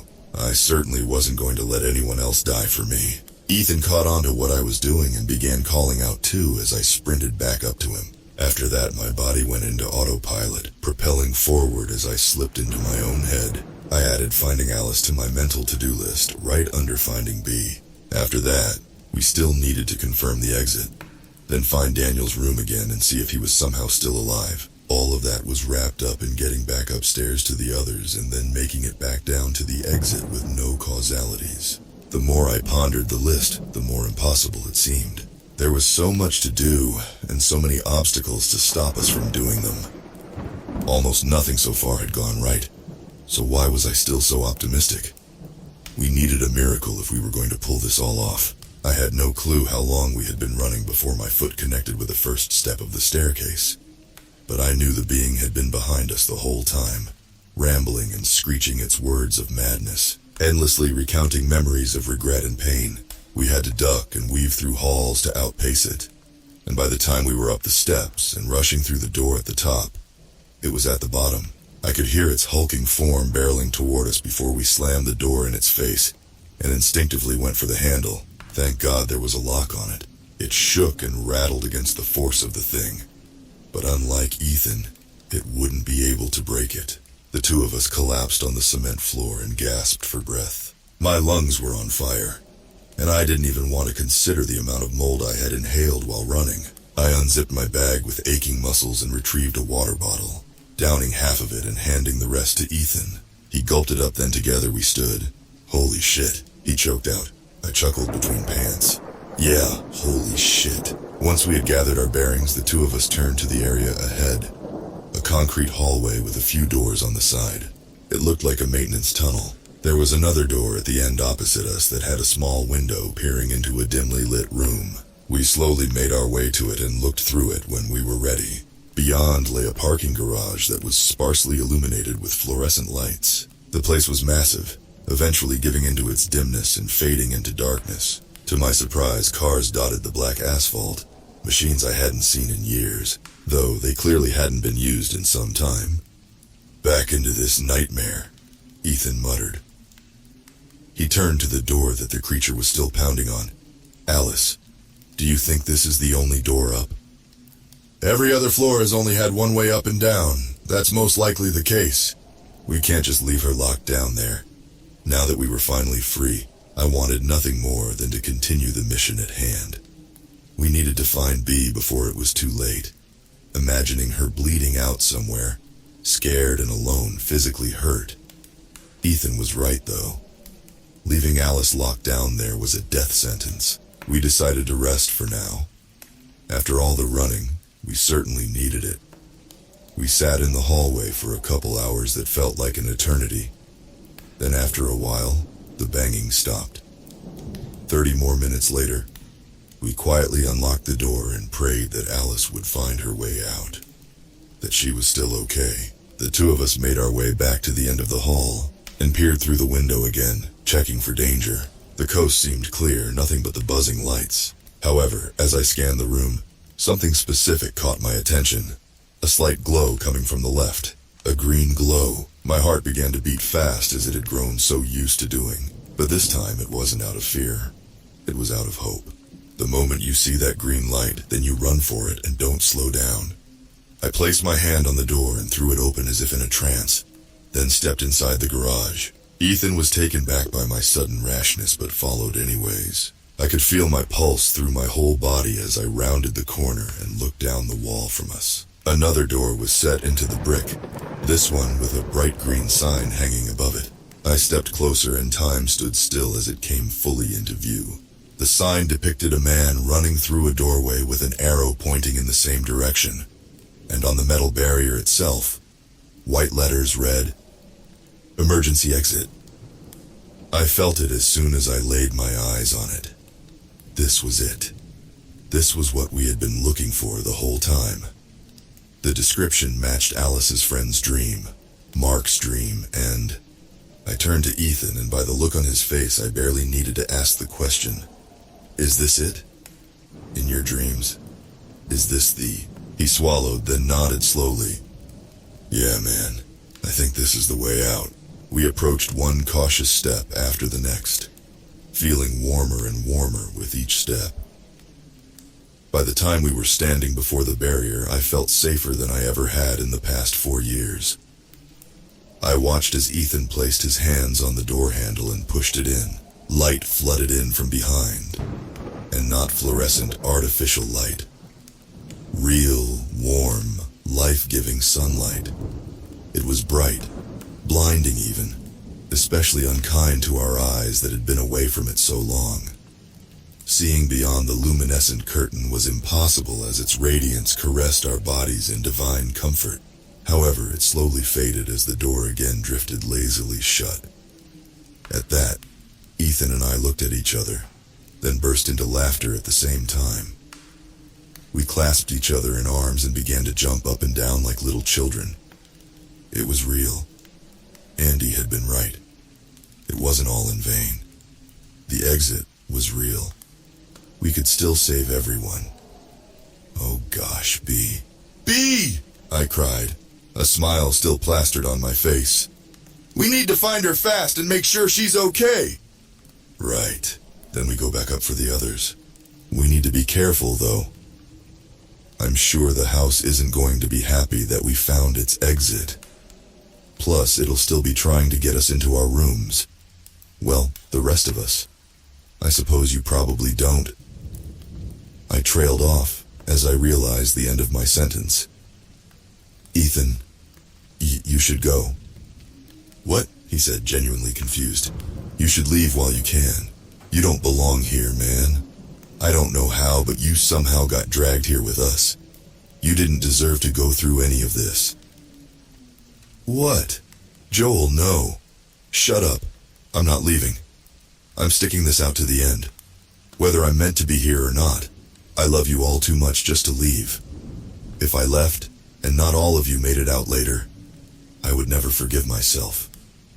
Ethan's expression suddenly turned somber at what he had said. Actually, Joel, you should go.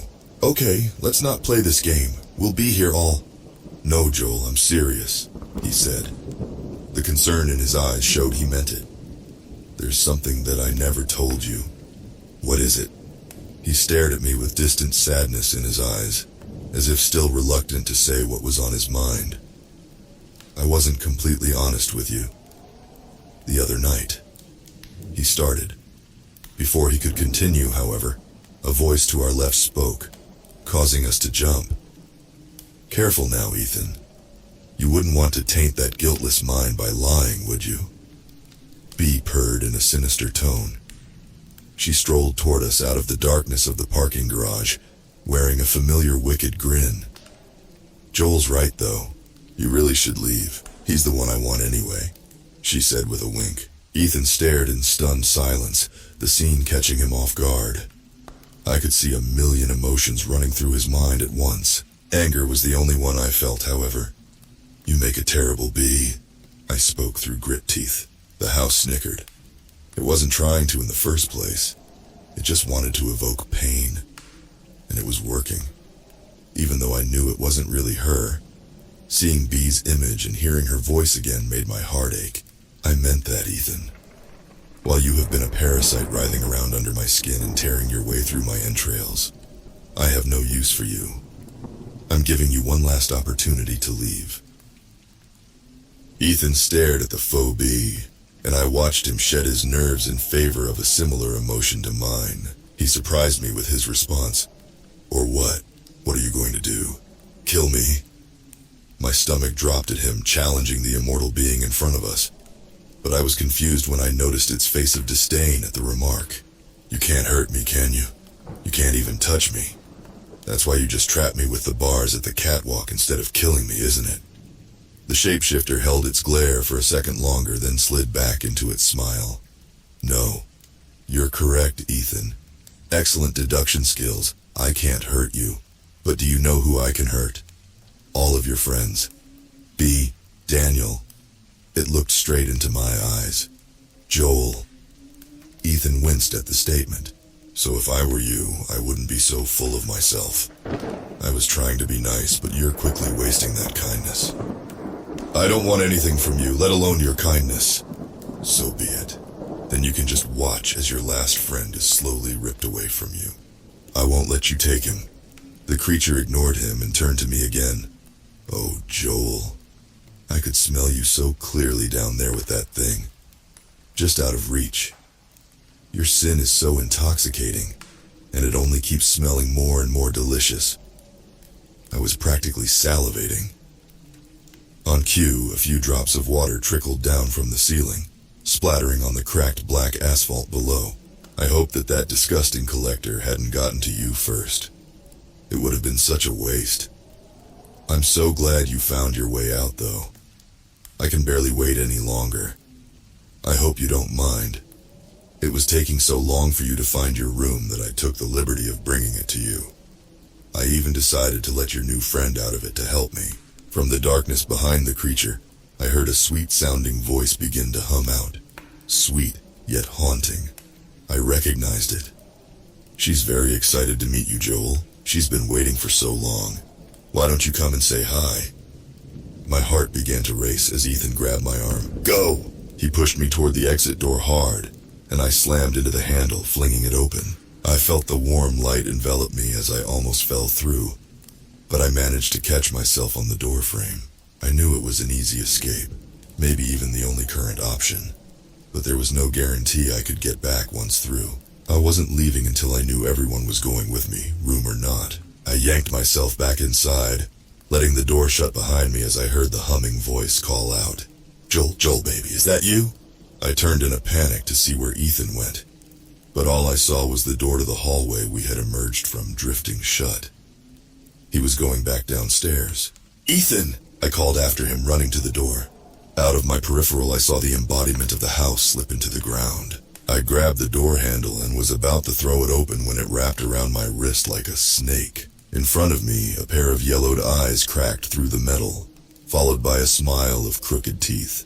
The face stretched its way out, composed of mold that morphed back into the shape of B as it exited. Its hand sprouted from the doorknob and forced me to the ground, then the creature pinned itself on top of me. Don't be shy, Joel. It leaned in close to my face. You've always been good with the ladies. I struggled, but it was no use. A statue may as well have been built on top of me. Oh, Joel. The sinisterly sweet voice sang out with glee. I wrenched my head back to see a silhouette far across the garage moving closer. I knew who it was going to be, and I didn't want to see them. You should thank me, Joel. Your room is really special. Everything you ever wanted. Just you and someone to hold. No distractions, no disturbances. You'll never be alone again.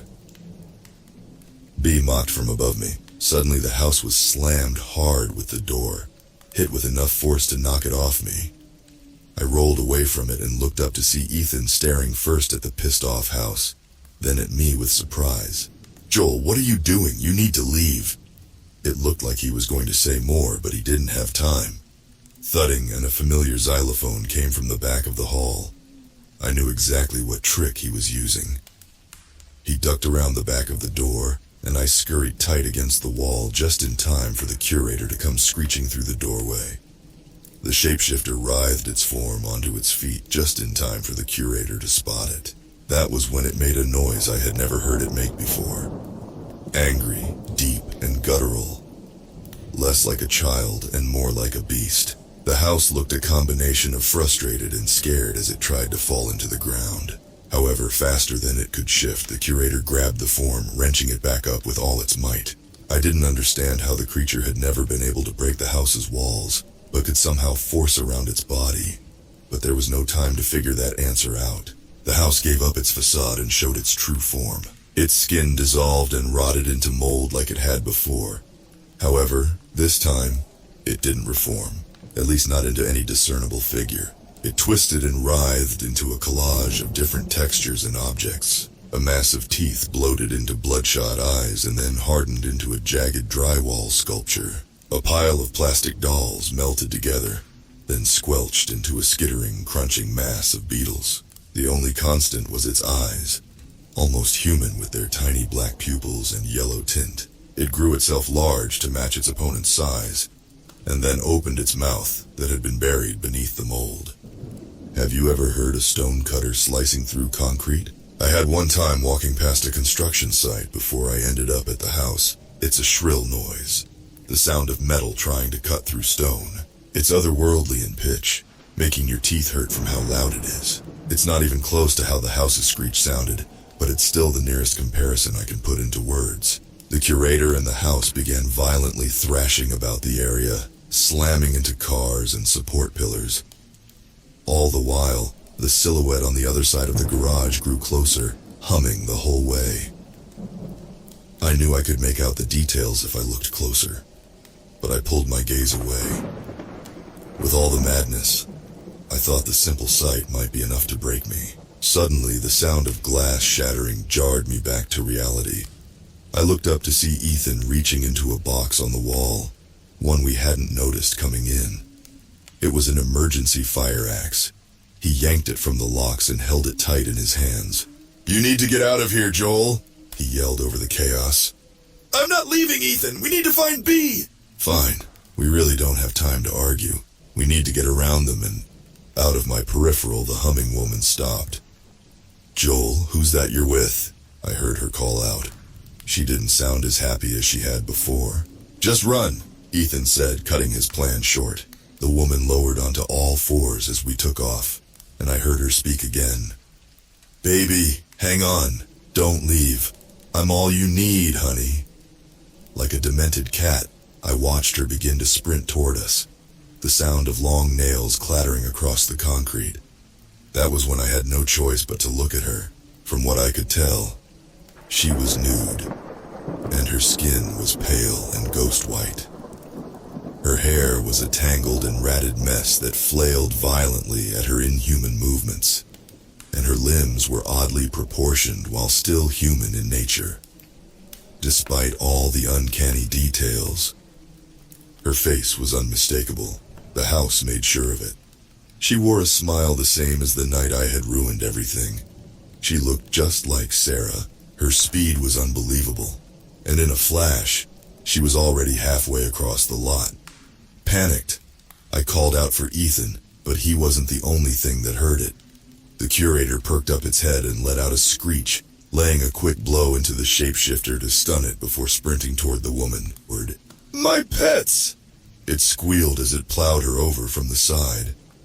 I didn't bother to keep watching to see what would happen next.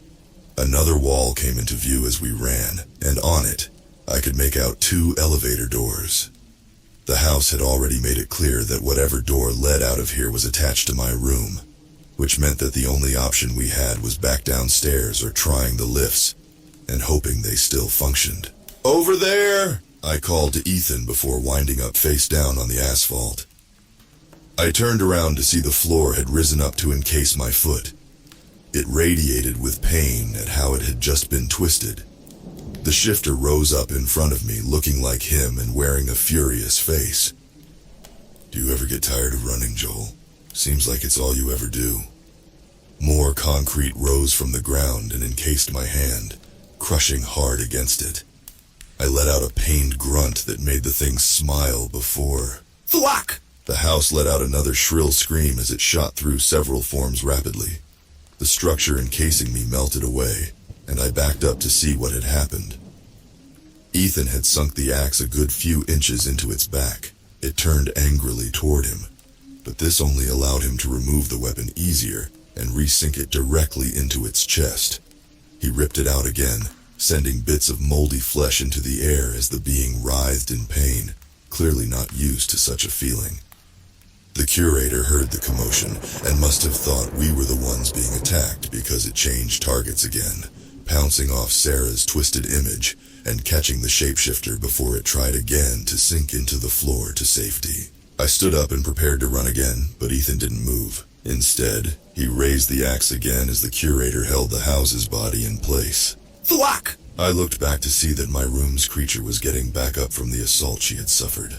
"Ethan, let's go!" I cried. "I can kill it," he shot back, tearing chunks of wood and meat from the ever-changing mass. He was so close to the curator that I expected it to grab him, but it didn't. Instead, it just held the screeching demon in place, like it understood what Ethan was doing. Thwack! This time, as debris from its body tore away, a gaping hole was left behind. Within, I didn't quite understand what I saw.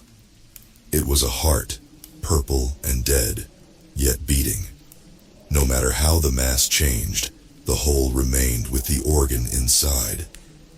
Ethan stared at it with as much disbelief as me, and after slight hesitation, raised the axe to deal the final blow. Crack! It took me a moment before my shocked brain could process what had just happened. When it finally did, my legs went weak, and I stumbled to the ground. Before Ethan could swing the axe down, the house let out one final loud screech. It bulked its form and grabbed the curator with all of its might, lifting it over its head and throwing it down in front itself. It landed right on Ethan with a sickening, "Ethan!" I screamed so loud it could have rivaled the monsters around me. The thing from downstairs scrambled to its feet, then looked down when it noticed Ethan. He lay on the concrete, breathing shakily, the axe he intended to swing lying somewhere beneath him. I saw blood pooling slowly around his form as I just stared in shock. The curator brushed him gently with a finger. Ethan?" It asked softly in its high-pitched voice. Ethan didn't react. He just stared up at the ceiling and continued his labored breathing. The curator's aura went from confused to blistering rage as it slowly raised its head to the body of the house that was slowly recovering from the assault of blows it had been dealt. It lunged forward with another angry cry, but the house was quick enough to evade this time. It reappeared behind the curator, slamming hard into its back and knocking it to the ground. The thing that looked like Sarah analyzed her priorities and decided to eliminate the threat first, running over to help the house. I didn't move though. I just continued to stare at my best friend bleeding out on the concrete. Slowly and painfully, I walked on my knees across the lot to him. Ethan, come on, get up, we need to go." "Joel," he gasped, turning his head to me. The air he was breathing sounded easier coming out than going in.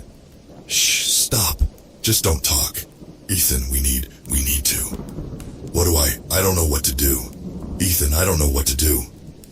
"Joel, I'm sorry, Joel. No, don't apologize. You didn't do anything wrong. You did so well. Come on, let's go get B. We need to find B." "No, Joel, I lied to you." "What? What are you talking about, man? Come on, get up. You just got the wind knocked out of you is all." Behind me, I heard the curator let out what I could only assume was a scream of pain, but I didn't bother to look. "I lied to you. Back at the enclosure. There was more to the dream, Joel. There was one more death." "No, stop it. You aren't going to die. Please, Ethan, please get up." "No, Joel, not me, the house. I thought I could stop it, but..." He let out a labored cough that brought up blood.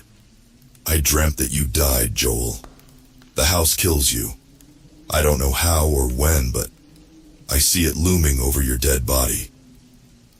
The sentence was enough to finally snap me out of my denial. What? "I'm so sorry. I thought I could protect you. I wanted to protect you." Silent tears began to fall from my eyes as I looked down at my friend. Behind me, I heard another scream from the curator, then heard steps galloping away. They sounded limp and injured. "No, Ethan, Ethan, I don't know what to do." "Find B. Get everyone home." "No, Ethan, please. I can't do this without you. Please don't leave me." He didn't respond. He just stared at me and continued trying to breathe. I grabbed his hand tightly and leaned close. Please, brother, don't leave me. Don't leave me all alone." I prayed that he would answer, but he never did. Unlike with B and Daniel, I had to watch as the life faded from Ethan's eyes. I folded in half and collapsed onto his chest as tears silently poured from my eyes. Please. "He's all yours," I heard the house say behind me in B's voice. I didn't turn around, however. I just held on to Ethan, feeling what little warmth his body still had. "Joel, baby," the woman said in her sickly sweet voice. I felt her hand rest on my shoulder, her nails like knives against the fabric of my jacket. "Oh, honey, don't cry. I know you're sad about your friend, but you didn't need him anymore." She leaned in close and let her cold breath brush against my ear. "I'm all you need now." She slid her hand down my arm and grabbed mine out of Ethan's. As she did, her nails sunk deep into my skin. I hardly winced, however. I didn't care. I didn't have any energy left to care. I didn't have any strength left to fight. I didn't have anything anymore. The woman who looked like Sarah began to lead me across the garage to an open doorway in the distance, the doorway to my room. As we walked, I took one last look back at Ethan. From so far away, he almost looked like he was sleeping. Maybe he was. Maybe he was just a little hurt. All he needed was some rest to heal up. Yeah, that was it. And then he could come to save me. He could come to save all of us. Grace and I removed the bits of gum from our mouths and squished them onto the back of the paper. She lifted the canvas to the wall and held it down for a few seconds until it stuck. Together, we stood back and stared up at the painting. Peaceful, she spoke. Huh? Peaceful. That's what I think it feels like. Yeah, just in general? Sure. If you think about it, a quick death would be just that. You die before you've even realized it. But I'd think that even with the most painful death, there'd come the point when your body shuts down. Close to the end, I mean. Only your brain is still functioning, and at that moment, there'd be nothing left to worry about. Just a last breath as you slip onto whatever comes next. Maybe that sounds scary to some, but I find that thought peaceful. I don't think that sounds scary. I think you're right, I said, staring up at the cardinals. I think that sounds nice. The nurse guided me down the hallway of sterile lights and stopped at a door near the end. She gave a half-hearted smile, clearly pitying me based on what she knew about the situation, then nodded to the room before turning to leave. Through the glass to the side of the door, I could see her lying in bed, fidgeting with the band on her wrist and looking out the window. I had been so upset and confused the past few days, but as soon as I saw her turn to look at me, it melted away. At the end of the day, the only thing that mattered was that she was safe. Slowly, I pushed open the door and slipped inside. She skirted her eyes to the bedsheets to avoid my gaze as I crossed the room and sat in a chair next to her bed.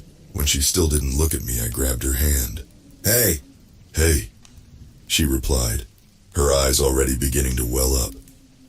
There was a very long silence before she spoke again. I'm sorry, she whispered almost inaudibly. I'm so sorry. Please don't be mad. Now it was my turn for tears. It's okay, I'm not mad. I was just so scared. I know, I'm so sorry, Joel. I pulled her hand up to my mouth and kissed it. You can't keep doing this, Rose. You're going to tear yourself apart. It kills me to see you do that. I know, I'm so stupid. It's so hard, Joel. I know it is. But please, I can't lose you, Rose. Even if it doesn't kill you. I don't want to see this kind of life for you. You won't. This was the last straw. No more, I promise. You promise? I promise. One more time. I promise, Joel. I stared into her piercing blue eyes. They were full of fear and tears. I had been through this conversation so many times before, and heard the words as if there were a song on repeat. The term promise meant nothing at this point. Yet I had convinced myself that if I could just get her to say it enough times, it might regain its importance. Okay, I told her. Okay. I crawled onto the edge of the bed and wrapped my arms around her as she nestled in close and held on tight. Her embrace was honest and full of love, and her skin was warm and reassuring. The world was wrong. So wrong. But holding Rose, that was the one thing I knew was right. Holding B, that was the one thing I knew was right. Holding Andy, that was the one thing I knew was right. Holding Sarah, that was the one thing. Her razor-sharp nails were wormed under my skin, dripping endless blood from where they burrowed. I thought surely I'd bleed out after a few days, but I didn't. Blood kept flowing and time kept winding, but I stopped counting. All the while, she whispered chills into my ears with her frigid breath. I'm so happy we're finally together, baby. I've waited so long, she cooed. With a free hand that wasn't skin deep in mine, she stroked my hair and caressed my cheeks. Occasionally, she would kiss me repeatedly with her dry, cracked lips or pull me into affection that would last for hours. But I never fought it. There was no point. I had nowhere to run. I had no strength to fight. Everything was a haze that blurred together, with only small thoughts drifting through my head from time to time. Ethan was dead. Daniel and B might be dead. Andy was dead. She was killed by lacerations, cuts that were fine and effortless, just like the ones that the nails were nested in. I stared at the bloodstains on the fake grass that led into darkness as she whispered in my ear. I had to kill her, baby. she told me, planting another icy kiss on my lips. I'm the only girl for you. As we walked down the mucky, leaf-covered driveway, the trees rustled in the autumn breeze around us. The gentle ambiance was quickly drowned out, though, by the sound of the ongoing party in the old plastic slatted house ahead. The bass from the music blaring rattled both my teeth and the exterior of the old rickety structure. The smell of cheap perfume and aerosol cologne leaked from its seams, and inside I could see dozens of people twisting their bodies to the music, clearly already drunk. I hated parties. I hated them, and this was the last place on earth I wanted to be. I could already feel a headache worming its way into my skull when Rose squeezed my hand. Hey, we don't have to go if you don't want to. We can go do something else, she said with a sympathetic smile. It's okay, I told her, mustering a smile back. I think we're a little too old for trick-or-treating. Besides, we already told everyone we were coming. I'm sure this'll be fun.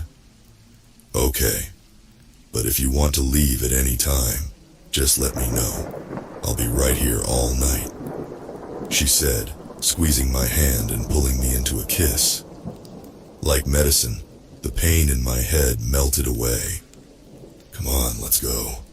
I'm sure Ethan and Sarah are wondering what's taking us so long. Ethan wasn't the name she had said. It was his name. Why did it feel like she had said Ethan? Joel? Maybe it didn't matter. They were similar in a lot of ways. Both were kind, selfless people. Both cared about me too much. I treated them both the same in the end, too. Joel? Hold your horses, I'm thinking, I said, furrowing my brow. Sorry, Joel. I think he's got you beat. Andy teased, leaning on my shoulder with a slight chuckle. Yeah, I sighed, flicking my game piece over. I think you're right. Say goodbye to your gummy worms, my friend. Ethan taunted. Yeah, enjoy them while you got 'em. I'm sure B will win them off you somehow anyway. He laughed. Hey, speaking of which, where'd she go? She told me she was going to go read in the bedroom for a bit, Andy told him. She flirtatiously raised an eyebrow. She's all alone in there. Now would be the time to make your move. Ethan's face changed to red in an instant at the sentence. What are you implying? Andy rolled her eyes. Oh my gosh, Ethan, are you ever going to tell her? Would you keep quiet? You know how small this house is. Well, when you talk that loud, the whole world's gonna hear you, kid, Daniel called from the living room. Ethan folded into himself and lowered his voice. She doesn't like me like that anyways. And even if she did, there's not much room to date in this place. I mean, look at how cramped we all are. Yeah, I guess that's true. What idiot would want to date in this place? I asked, looking at Andy. I'm not sure, she responded. Probably only crazy people. You guys are crazy, that's why you make it work. Jan and Mark aren't crazy and they make it work. Without a word, John leaned in from the dining room and glared at me, making a zip-it gesture with her hand. I snickered back. Look, can we just move on from this conversation? Ethan asked in a hushed tone. Now go get my gummy worms, peasant. I kissed Andy's head as I stood and smiled. As you wish, my lord. I walked into the kitchen and came back out holding 3 beers, as I made my way back to the circle of friends in the living room. As I moved, the sounds and smells of the party overwhelmed my pounding head, and the air felt thick and hot like magma. I stepped back into the ring and passed the cold bottles out to him, Sarah, and Rose. Aw, what? You didn't grab one for yourself, Joel? Another classmate of ours called out. I forced a smile. Nah, not tonight. I'm DDing. Boo! Sarah laughed. Everyone's just gonna crash here tonight anyway. Go grab one. Everyone joined in on the barrage of encouragement all at once, their voices echoing in my ear like a piercing ring. I looked down to Rose, who just looked back with a face of concern and an uneasy smile. Maybe later I will. It's still early after all. I laughed nervously. That seemed to quell the audience enough for me to sit back down. As I did, Rose immediately wrapped her arm around mine, warm and secure. He leaned over next to me and whispered, Don't worry, brother. I'll down this one fast and you can hang on to the bottle. Just pour some water in it or something. No one will ever know. I chuckled. I'd probably want to wash it out first or it'll just taste like piss water. That's just Bud Light at that point. Suddenly, a girl across the room called out over to Rose, beckoning for her to join them. "Oh shoot, it's Michaela. I haven't seen her since she moved. I'm gonna go say hi," she exclaimed, jumping to her feet and beginning to make her way over. However, as she did, I caught her wrist and looked at her with concern. She looked at me for a moment as if caught off guard, and her expression went more gentle. "It's okay, Joel. I'll be back quickly, I promise." I stared her down, holding my same expression, but I just couldn't resist her eyes. They were so gentle and pure, with a hint of hardship hidden behind them. I never wanted to be a reason she was upset or sad, so against my better judgment, I let her go. She turned up a smile at me before I watched her bounce happily over to the other group and embrace Michaela. "How have you guys been doing?" he asked next to me. "Have things been better since, you know?" I nodded, but my stomach began to twist itself into knots. Yeah, for the most part. Watching her go through withdrawals was really hard to see. She was like a different person. Lately, though, she's been acting like herself again, so that's good. I'm glad she's okay. Sarah cut in. When I heard she had OD'd, I was worried sick. I winced at her mention of the event. I had been at the party, and she was so faded when I saw her. I was scared that it might have been too much. "It almost was," I said, watching Rose interact with the partygoers and laughing. Even from so far away and over the blaring music and drunk screaming, it was the only sound I could hear. The sweetest sound on earth. "Sorry to bring it up," he said, trying to lighten the mood again. "I just wanted to make sure you two were doing okay." "Yeah, no, we're doing great. She's doing great," I told them with a smile that hid my anxieties. I turned back to the girl I loved just in time to see her friends gesture somewhere down the hall, beckoning for her to follow. She did so without looking back. As soon as she disappeared into the crowd, the party's ambiance began to drill into my skull. The bass from the overbearing music rattled my brain, and the laughter of everyone around me sounded like nails on a chalkboard. The smells and flashing lights made me feel nauseous. A friend next to me took a big swig from a bottle of vodka, and then passed it over to me.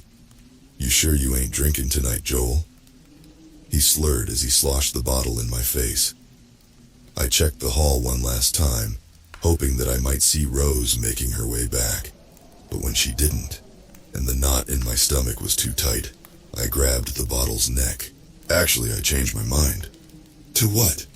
Potatoes. Potatoes? Why? Think about how many possibilities there are. French fries, mashed potatoes, just plain old baked potatoes. If you had to eat only one food for the rest of your life, it'd take a while for you to get sick of them. Rose chuckled. "That's fair." She rolled over on the blanket and nestled up close, banishing the chilly night air. "All right, your turn." I thought for a moment before I came up with a question. If you could live anywhere in the world, where would it be? Alaska. Wow, that was quick. I think about this one a lot. Why Alaska? I've always wanted to live there since I was a kid. In 3rd grade, my teacher had us do a project on a state, so I chose Alaska and instantly fell in love with it. It's just so pretty. The mountains, forests, and rivers. There's just so much nature up there and so little civilization. Maybe that's what appeals to me so much about it. What, the nature? Well, sort of. That's a big reason too, but I mean the civilization thing. Just small towns and cities hidden away behind miles and miles of forgotten land. A lot of days, I dream about going there when we're out of high school. Just leaving everything behind and starting over somewhere new. Being forgotten with everything else and living a quiet life. It's not like I've got much to stay here for. Her last remark stung a bit, and I silently said, "I would never forget you." "Well, of course not. You'd come with me." "Oh, yeah?" "Mm-hmm. If you think the stars here are pretty, I've heard that you can see the Milky Way over there, and the northern lights in certain places. We could go stargazing like this every night." "That does sound really nice," I said, smiling at the thought. How come you've never told me any of this before? I don't know. I guess I thought it sounded dumb, or that I was worried you wouldn't like the idea. Why would that be dumb? That's not even that impossible of a goal, Rose. If we started saving up now, we could easily move out there once we graduate, I told her with confidence. I felt her smile against my chest. Yeah, I guess you're right. After a pause, I continued. You weren't kidding about me coming with you? You would actually want to start over with me? She sat up and looked at me like I had just said something really stupid. Of course, Joel. You're literally the only thing that matters to me. I could lose everything in my life, but as long as I still have you, I don't care. I stared at her and smiled, butterflies filling my stomach. I love you, Rose. I love you more, she said, placing her lips to mine. Her kisses started off gentle, but slowly got more and more vicious. She rolled on top of me and pinned me to the ground, assaulting my mouth over and over with her own. Her hands grappled at me, and as they did, her nails tore at my flesh, reopening the past cuts that had barely time to heal and creating new ones. How long had I been here? Days? Weeks? Months? Years? I couldn't tell anymore. I could barely recall why I was there. I knew why I was there. In that room with the thing that looked like Sarah. But how did I reach that point? There was the house. I knew the house. I was in the house. I remembered hills and a yellow room, and I remembered leaving. Leaving for where? For what? To find something that was right. Others had come with me too, but they were all gone now. People who trusted and believed in me. People I let down. I left to find something. And I did. I did find it. But now, I couldn't reach it. Or maybe I could. I didn't remember. I knew it didn't matter though. Whatever it was, no longer held importance. This was my room. This was where I belonged. She continued to indulge herself with my body as I lay helpless in her grasp.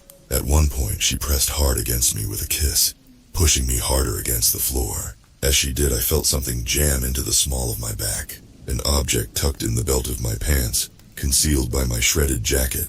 An object I had put there intentionally long ago. I needed it for something, I remembered. What was it for? Don't think about it. The house will hear you. There's still a chance. Think about something else. Anything else. Think about anything. Shh, it's okay, he won't know. This is still wrong, Sarah. I don't want. Before I could protest further, she pressed her lips to mine again. As much as I knew I should refuse, I was starting to warm up to the feeling. No, not this, anything but this. She stared intensely at me from next to him as he talked. I tried to avoid eye contact. I always got the feeling Sarah didn't like me. Dude, for real! Miss Bleacher was crazy! He laughed.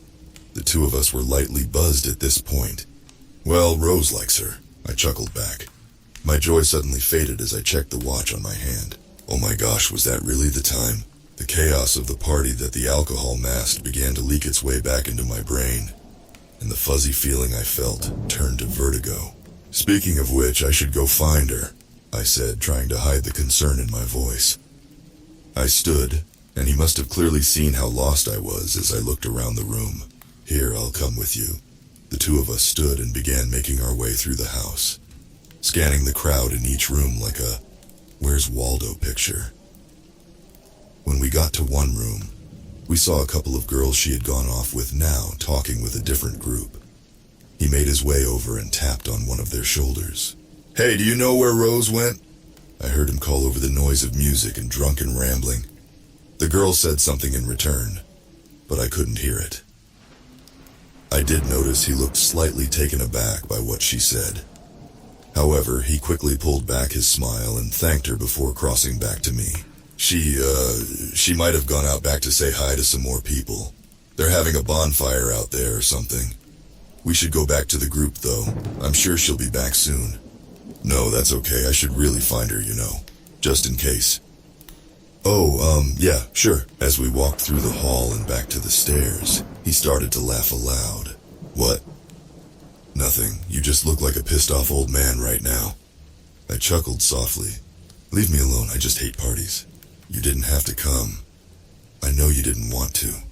Besides, we're still supposed to hang out Tuesday, right? Yeah, it's all good. I figured it'd still be nice to hang out tonight. Plus, Rose really wanted to come. I didn't want her going alone, His expression turned sour. Yeah, I know. After a pause, he spoke again. How long has it been now? Since she's been clean? I thought for a second. I think about 6 months. He nodded, but said nothing. What's wrong? What do you mean, nothing's wrong? Bullshit, something is bothering you. I prodded. He looked off through the kitchen into the back door. I just think we should go back to the group is all. Rose is probably just catching up with Michaela still. She did move like 2 years ago. There's probably a lot to talk about. My pounding and intoxicated brain finally picked up the undertones of his words. What did that girl upstairs tell you? He once again didn't speak. He just looked at me with an expression that he knew I would understand. My heart began to beat fast, and the pain in my head radiated stronger as I processed what to do next. Excuse me for a second, I said before marching past him toward the back door. Joel, wait, he called, trying to catch me. It was too late, though. I was already out the door and making my way toward the fire. I parted through the couples and groups drinking on the lawn and stepped into the light. There I saw her, dancing and gyrating to music that echoed into the woods around us. As she did, she wore a big smile, bigger than I ever saw when she was around me. That was because right now she wasn't just drunk. She was with her one true love. She bumped from person to person, laughing and spinning with them as she made her way in a circle around the burning spire. However, she went sober for a moment when she saw me standing there. Her smile faded, and she halted as people continued to sing and dance around her. Joel! Hey honey, I missed you, the drug said, urging her on. Wanna dance? I didn't respond. I simply looked at her and shook my aching head with a look of pure hurt before turning to walk away. That was when panic set in. Joel, stop! Wait, please! She yelled, catching my arm. Ahead I saw that he had followed me out and was now watching the event unfold. Joel, I'm sorry. I'm so sorry, honey. Please don't be mad. At that, I turned around and looked at her pleading eyes. They were so hard to resist. Still, my anger kept me grounded. It's just acid, I swear. It's not even addictive. This isn't... What else? I said, cutting off her excuses. What do you mean? What else, Rose? Ecstasy? Oxy? Benzos? You know that shit that put you in the hospital last year? Now it was her turn not to respond. She looked guiltily at the ground. Rose, I can't keep doing this. Do you know how scared I was? When someone called me and told me you had overdosed, do you realize how absolutely terrified I was? I didn't eat or sleep for days until I could see you and know you were okay. Do you know how hard it is to see you slowly give your life over to those stupid pills and tabs and whatever the hell else you pop into to body? Tears welled in her eyes, and people were staring now, but I didn't care. My brain had finally snapped, and I snapped with it. I care about you, Rose. More than any of the people who take that shit with you, and yet you always pick them over me. Why? Why, Rose? I don't... Then, in the morning, when the high has worn off, and everyone else who pretends to care has left, I'm always there to carry you home. Do you think I enjoy that, Rose? Having to see you hurting and falling apart? Joel, I'm so sorry. I promise after this I'm done. The word burned like a hot ember against my heart. Promise. No. I cut her off gently, no longer having the energy to yell. I've heard that too many times from you. Tears began to fall from my own eyes now as I realized how many I had caused in hers. But it was too late. The damage was done. I had already spoken my heart. I'm sorry, Rose, but I can't anymore. I can't keep being the one to take care of you. Not if you aren't going to take care of yourself." She stared at me, and I could see she was desperately trying to push past the fog she had let into her brain. She was trying so hard to think of something to say, something that would make me change my mind. I knew she would find it eventually. She always did. So this time, before she could, I turned and walked away. He greeted me as I made my way back to the house and put an arm on my shoulder. "It's gonna be okay, man. You guys will work it out tomorrow. You always do." I wanted to believe him, but I didn't know this time. My head still hurt and I was pissed.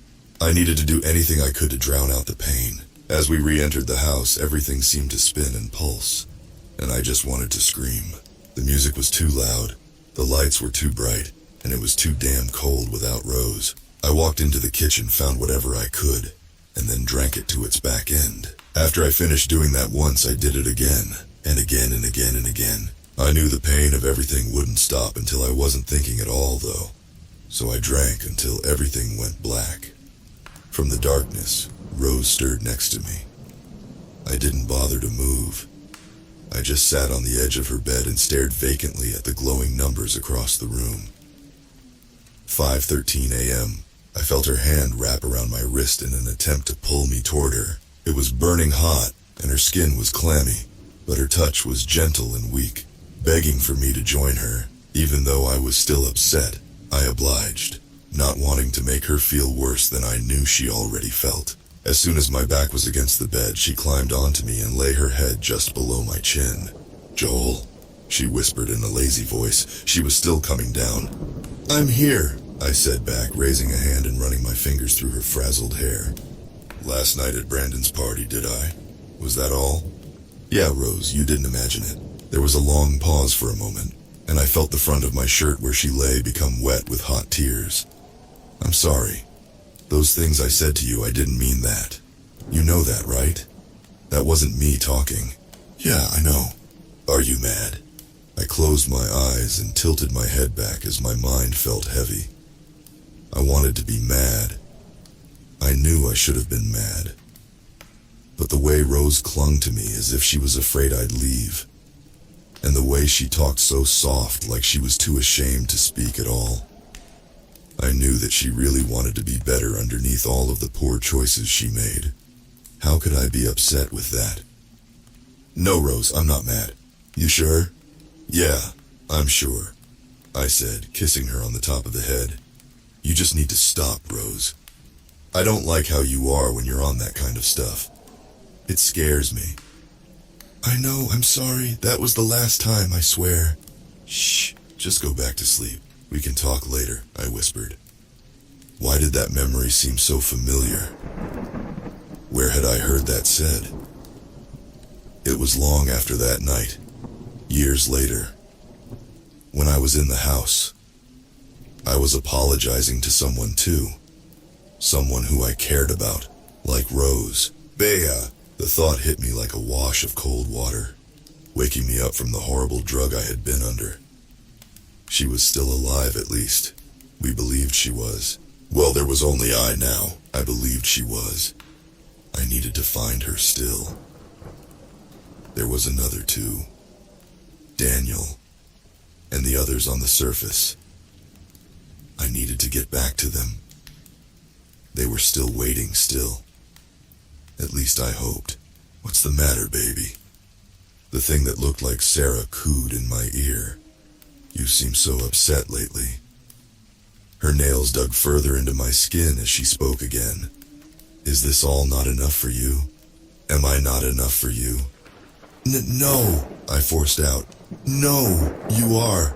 You're everything I need," I told her, faking a smile. It was so much harder to stay composed now that I was thinking straight. Nevertheless, I needed to butter her up as much as possible, so I forced myself forward into a kiss. It was like pressing my lips to a lamppost in the winter. Maybe Ethan was right.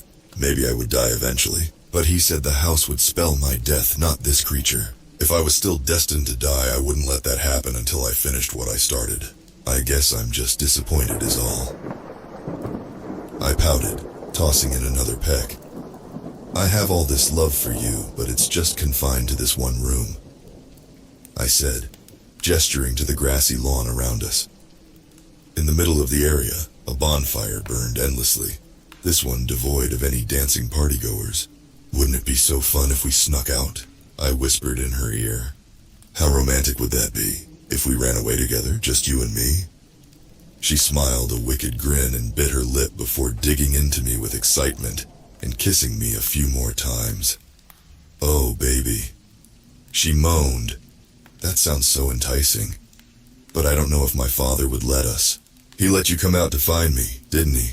I said, trying not to focus on the implications of her statement. Her father? Can you still leave? Could you? Could you take me out with you? I said between breaths of passionless affection. Once she had gotten her fill, she stopped and stared intensely as she thought, her inhuman eyes analyzing my own. My heart pounded as I hoped she wasn't catching on. After a second, she smiled flirtatiously. Let's find out, baby. We got up and walked through the darkness until a wall appeared with the door waiting. Please, I prayed, please let this work. She giggled excitedly as we walked, as if we really were young teens in love sneaking out at night. She made sure her claws stayed hooked into my arm, though, not wanting me to get away. I inspected myself to make sure most of my other wounds had healed, as once I left this room, they were most likely not going to bleed forever, as they had been. I couldn't afford to pass out right now. I didn't have much time. When we reached the door, Sarah's image stopped, then turned to me with a smile. How lucky, baby. The door's already open for us. I looked to see what she was talking about, and noticed a small stuffed bear jammed in the crack. Someone had propped it open, and it certainly wasn't the house. The creature leaned forward and threw the barrier open, exposing the familiar abandoned halls of the basement. With a little skip, she gingerly placed one foot through the door, smiled, then stepped fully through, still holding my hand on the other side. All right, baby, your turn. She pulled me forward, and I allowed her to. My torso passed through the portal, followed by my hips, but the grass on the floor suddenly twisted upward and wrapped itself around my feet like thick twine. The thing that looked like Sarah pouted. Oh, come on, baby, you can do it. She dug in tighter to my hand and gave another tug, and to my surprise, ripe. The green blades tore free and fell like confetti to the floor as I stumbled through the doorframe and into the creature's arms.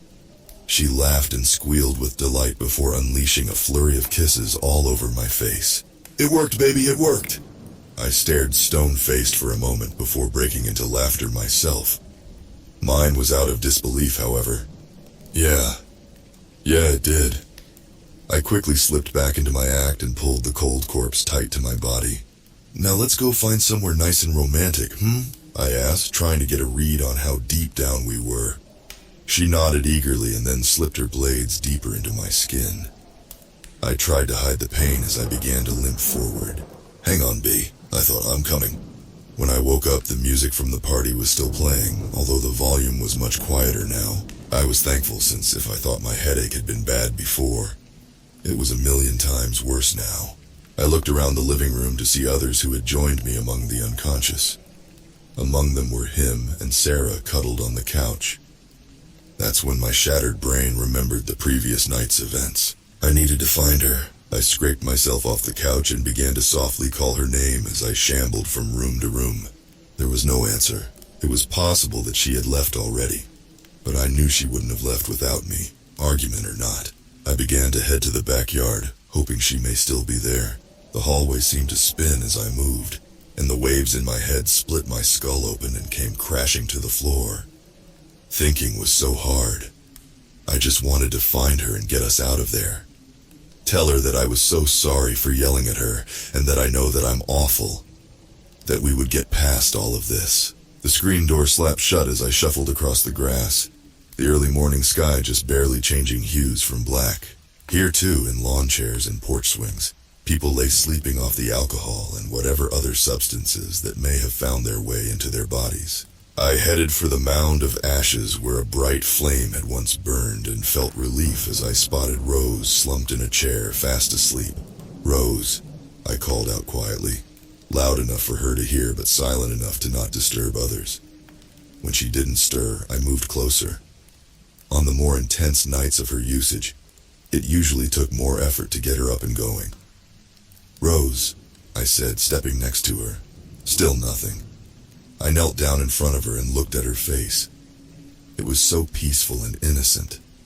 How could I have been so harsh to her? I reached out and shook her, but to no avail. "Wake up, baby," I said gently, taking her hand. "We gotta get going." My fingers laced into her palm, but felt shockingly foreign resting there. She was cold. My head cleared in an instant. "Rose," I said, firmer this time and with a more aggressive shake. She still didn't move. "Rose, wake up. It's time to wake up."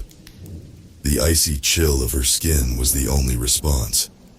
My breaths became short as the shock wore off and panic took its place.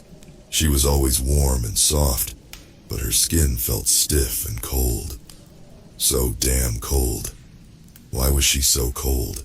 "Rose! Rose, wake up!" I pleaded loudly, causing a few people around us to exit their comas. Not Rose, though. She stayed sleeping. "What's going on? What's wrong with her?" somebody asked. I didn't answer. I just shouted at them to call 911 and continued my begging. Over and over I squeezed her cold skin and cried out her name, but she never opened her eyes. My hands were so tight around her wrists that I certainly would have felt a pulse had there been one. "I'm sorry," I told her. "I'm so sorry. Please come back, Rose. I didn't mean what I said." I lay my head against her freezing lap and sobbed relentlessly into it. "I'll never leave you, please. Just come back. I need you, Rose." I lay there for a long time, people gathered around and watching, unsure of what to do. I lay there until the sun eventually crested the horizon, but it offered no warmth against the absence of hers. I wanted to lay there forever until I joined her in the very spot. But a hand on my shoulder from the paramedics shattered that dream. I turned back and couldn't look away as I was escorted out. I left Rose's body lying in that chair, but the cold never left me. I ran through the halls with the Sarah creature for a while. Blood dripping from the holes in the hand she kept me held by. She giggled and laughed the whole time, eager to attack me once we stopped. I felt a strange pity for her, even though she was an abomination of my own creation. It wasn't her choice. The house made her like this. The house was to blame for all of it. I reached behind me to make sure the object was still tucked in my belt and held my breath when I felt it was. Everything was set. There was only one thing left to do. We came to a stop at the balcony of some sort of corporate building. To my surprise, it was one I had been in before. The high-rise where Bea and I had talked in the lounge below, where she told me about her sister. Some of the anxiety I felt melted away as I remembered the moment. I missed her greatly. "What's the matter, baby?" The thing that looked like Sarah asked. "Can't wait a second longer for me?" She wrapped a leg around me and pulled me close, and I returned the embrace, hoping it would cause her to release my hand. It worked exactly as expected. "No, it's just that I remembered something that I needed to tell you," I said with a fake smile, baiting her in close. "Oh yeah? What is it?" I leaned in close, then whispered, "This is for Andy." With all my strength, I spun her to my right and shoved her hard. I felt bad for her, but I felt worse for the girl I loved. The look of pure shock and anger told me she hadn't expected the move, as she went flipping over the railing and crashed far into the lobby below, not even taking a second to see the damage. I clutched my bleeding arm and took off running. I knew she wouldn't stay down long, and I needed to do my best to get away. The problem was, no matter how tight I pressed my hand into my shirt, I was still leaving a trail. "Joel!" I heard her shriek with anger from below. Her voice was hardly sweet anymore. Now it was wild and venomous. "Where are you going, baby? I know you didn't mean that. Come back and we can work it out." Adrenaline propelled me forward as I forced boot in front of boot, not daring to glance back. The sound of vicious clawing and rattling told me I didn't have to. She was climbing her way back up. Damn it, I had forgotten how fast she was. I rounded a corner and began weaving through the next area, an old welding shop with pipes strewn about. I began clambering over them as I heard her call out again, this time dangerously close. "Oh, there you are, baby. Why don't you come back?" Of course I'll have to punish you, but I could never stay mad, she purred. At that point I really had no choice. Looking back, I saw her in the doorway on all fours, one of her arms cocking outward at a wrong angle. She was still so fast, even at such a disadvantage. I tried to run forward, but tubes hoisted on jacks blocked my path. I dropped to my knees, scurrying under them the best I could, the gash on my wrist smearing blood all the way. Behind me I heard her threatening nails clacking across the concrete, growing ever so near. I burst through to the other side of the spools and began to dash for the door ahead when I was tackled from behind. Sarah's clone stabbed into my shoulders and pinned me to the ground face first. She leaned in close to my ear with a smile. "Hi, baby. You really hurt me, you know." She began dragging me backward under the pipes with alarming strength as I clawed helplessly at the floor beneath me. All my nails found was smooth concrete. "And since you hurt me, it's only fair I hurt you a bit, don't you think?" Back down the hall we went, and I kicked and thrashed the whole way. It served to do very little other than cause me more pain. When we reached the balcony again, she flipped me over and smiled. "Don't worry though. Once I'm done, we can get right back to it. If you don't want to give me your love," she said, leaning in close to me, "I'll just take it." Thwack! Before I got the chance to learn what fate had in store, blood splattered across my face, and the thing that looked like Sarah looked absolutely shocked as she could process at least. The axe lodged in her skull prevented anything past that. She tried to will her body to turn, but could only muster a groan as she slipped off of me. She flopped onto her back and looked up at the figure who raised the axe again, then brought it down hard in the same area. I didn't look, but I felt her cold crimson streak across my skin. After that, all was silent except for the breathing of my savior in the dark. Ethan?" I stammered, my mind dizzy from adrenaline and blood loss. They dropped down next to me, using one hand to inspect my wounds. "I'm afraid not. Can you move? We need to get you somewhere safe." I smiled weakly as I realized who the voice belonged to. "Alice, you're safe." She offered a smile back, but her expression was mostly concern. "Come on, Joel," she reassured, helping me to my feet. "Let's get you cleaned up."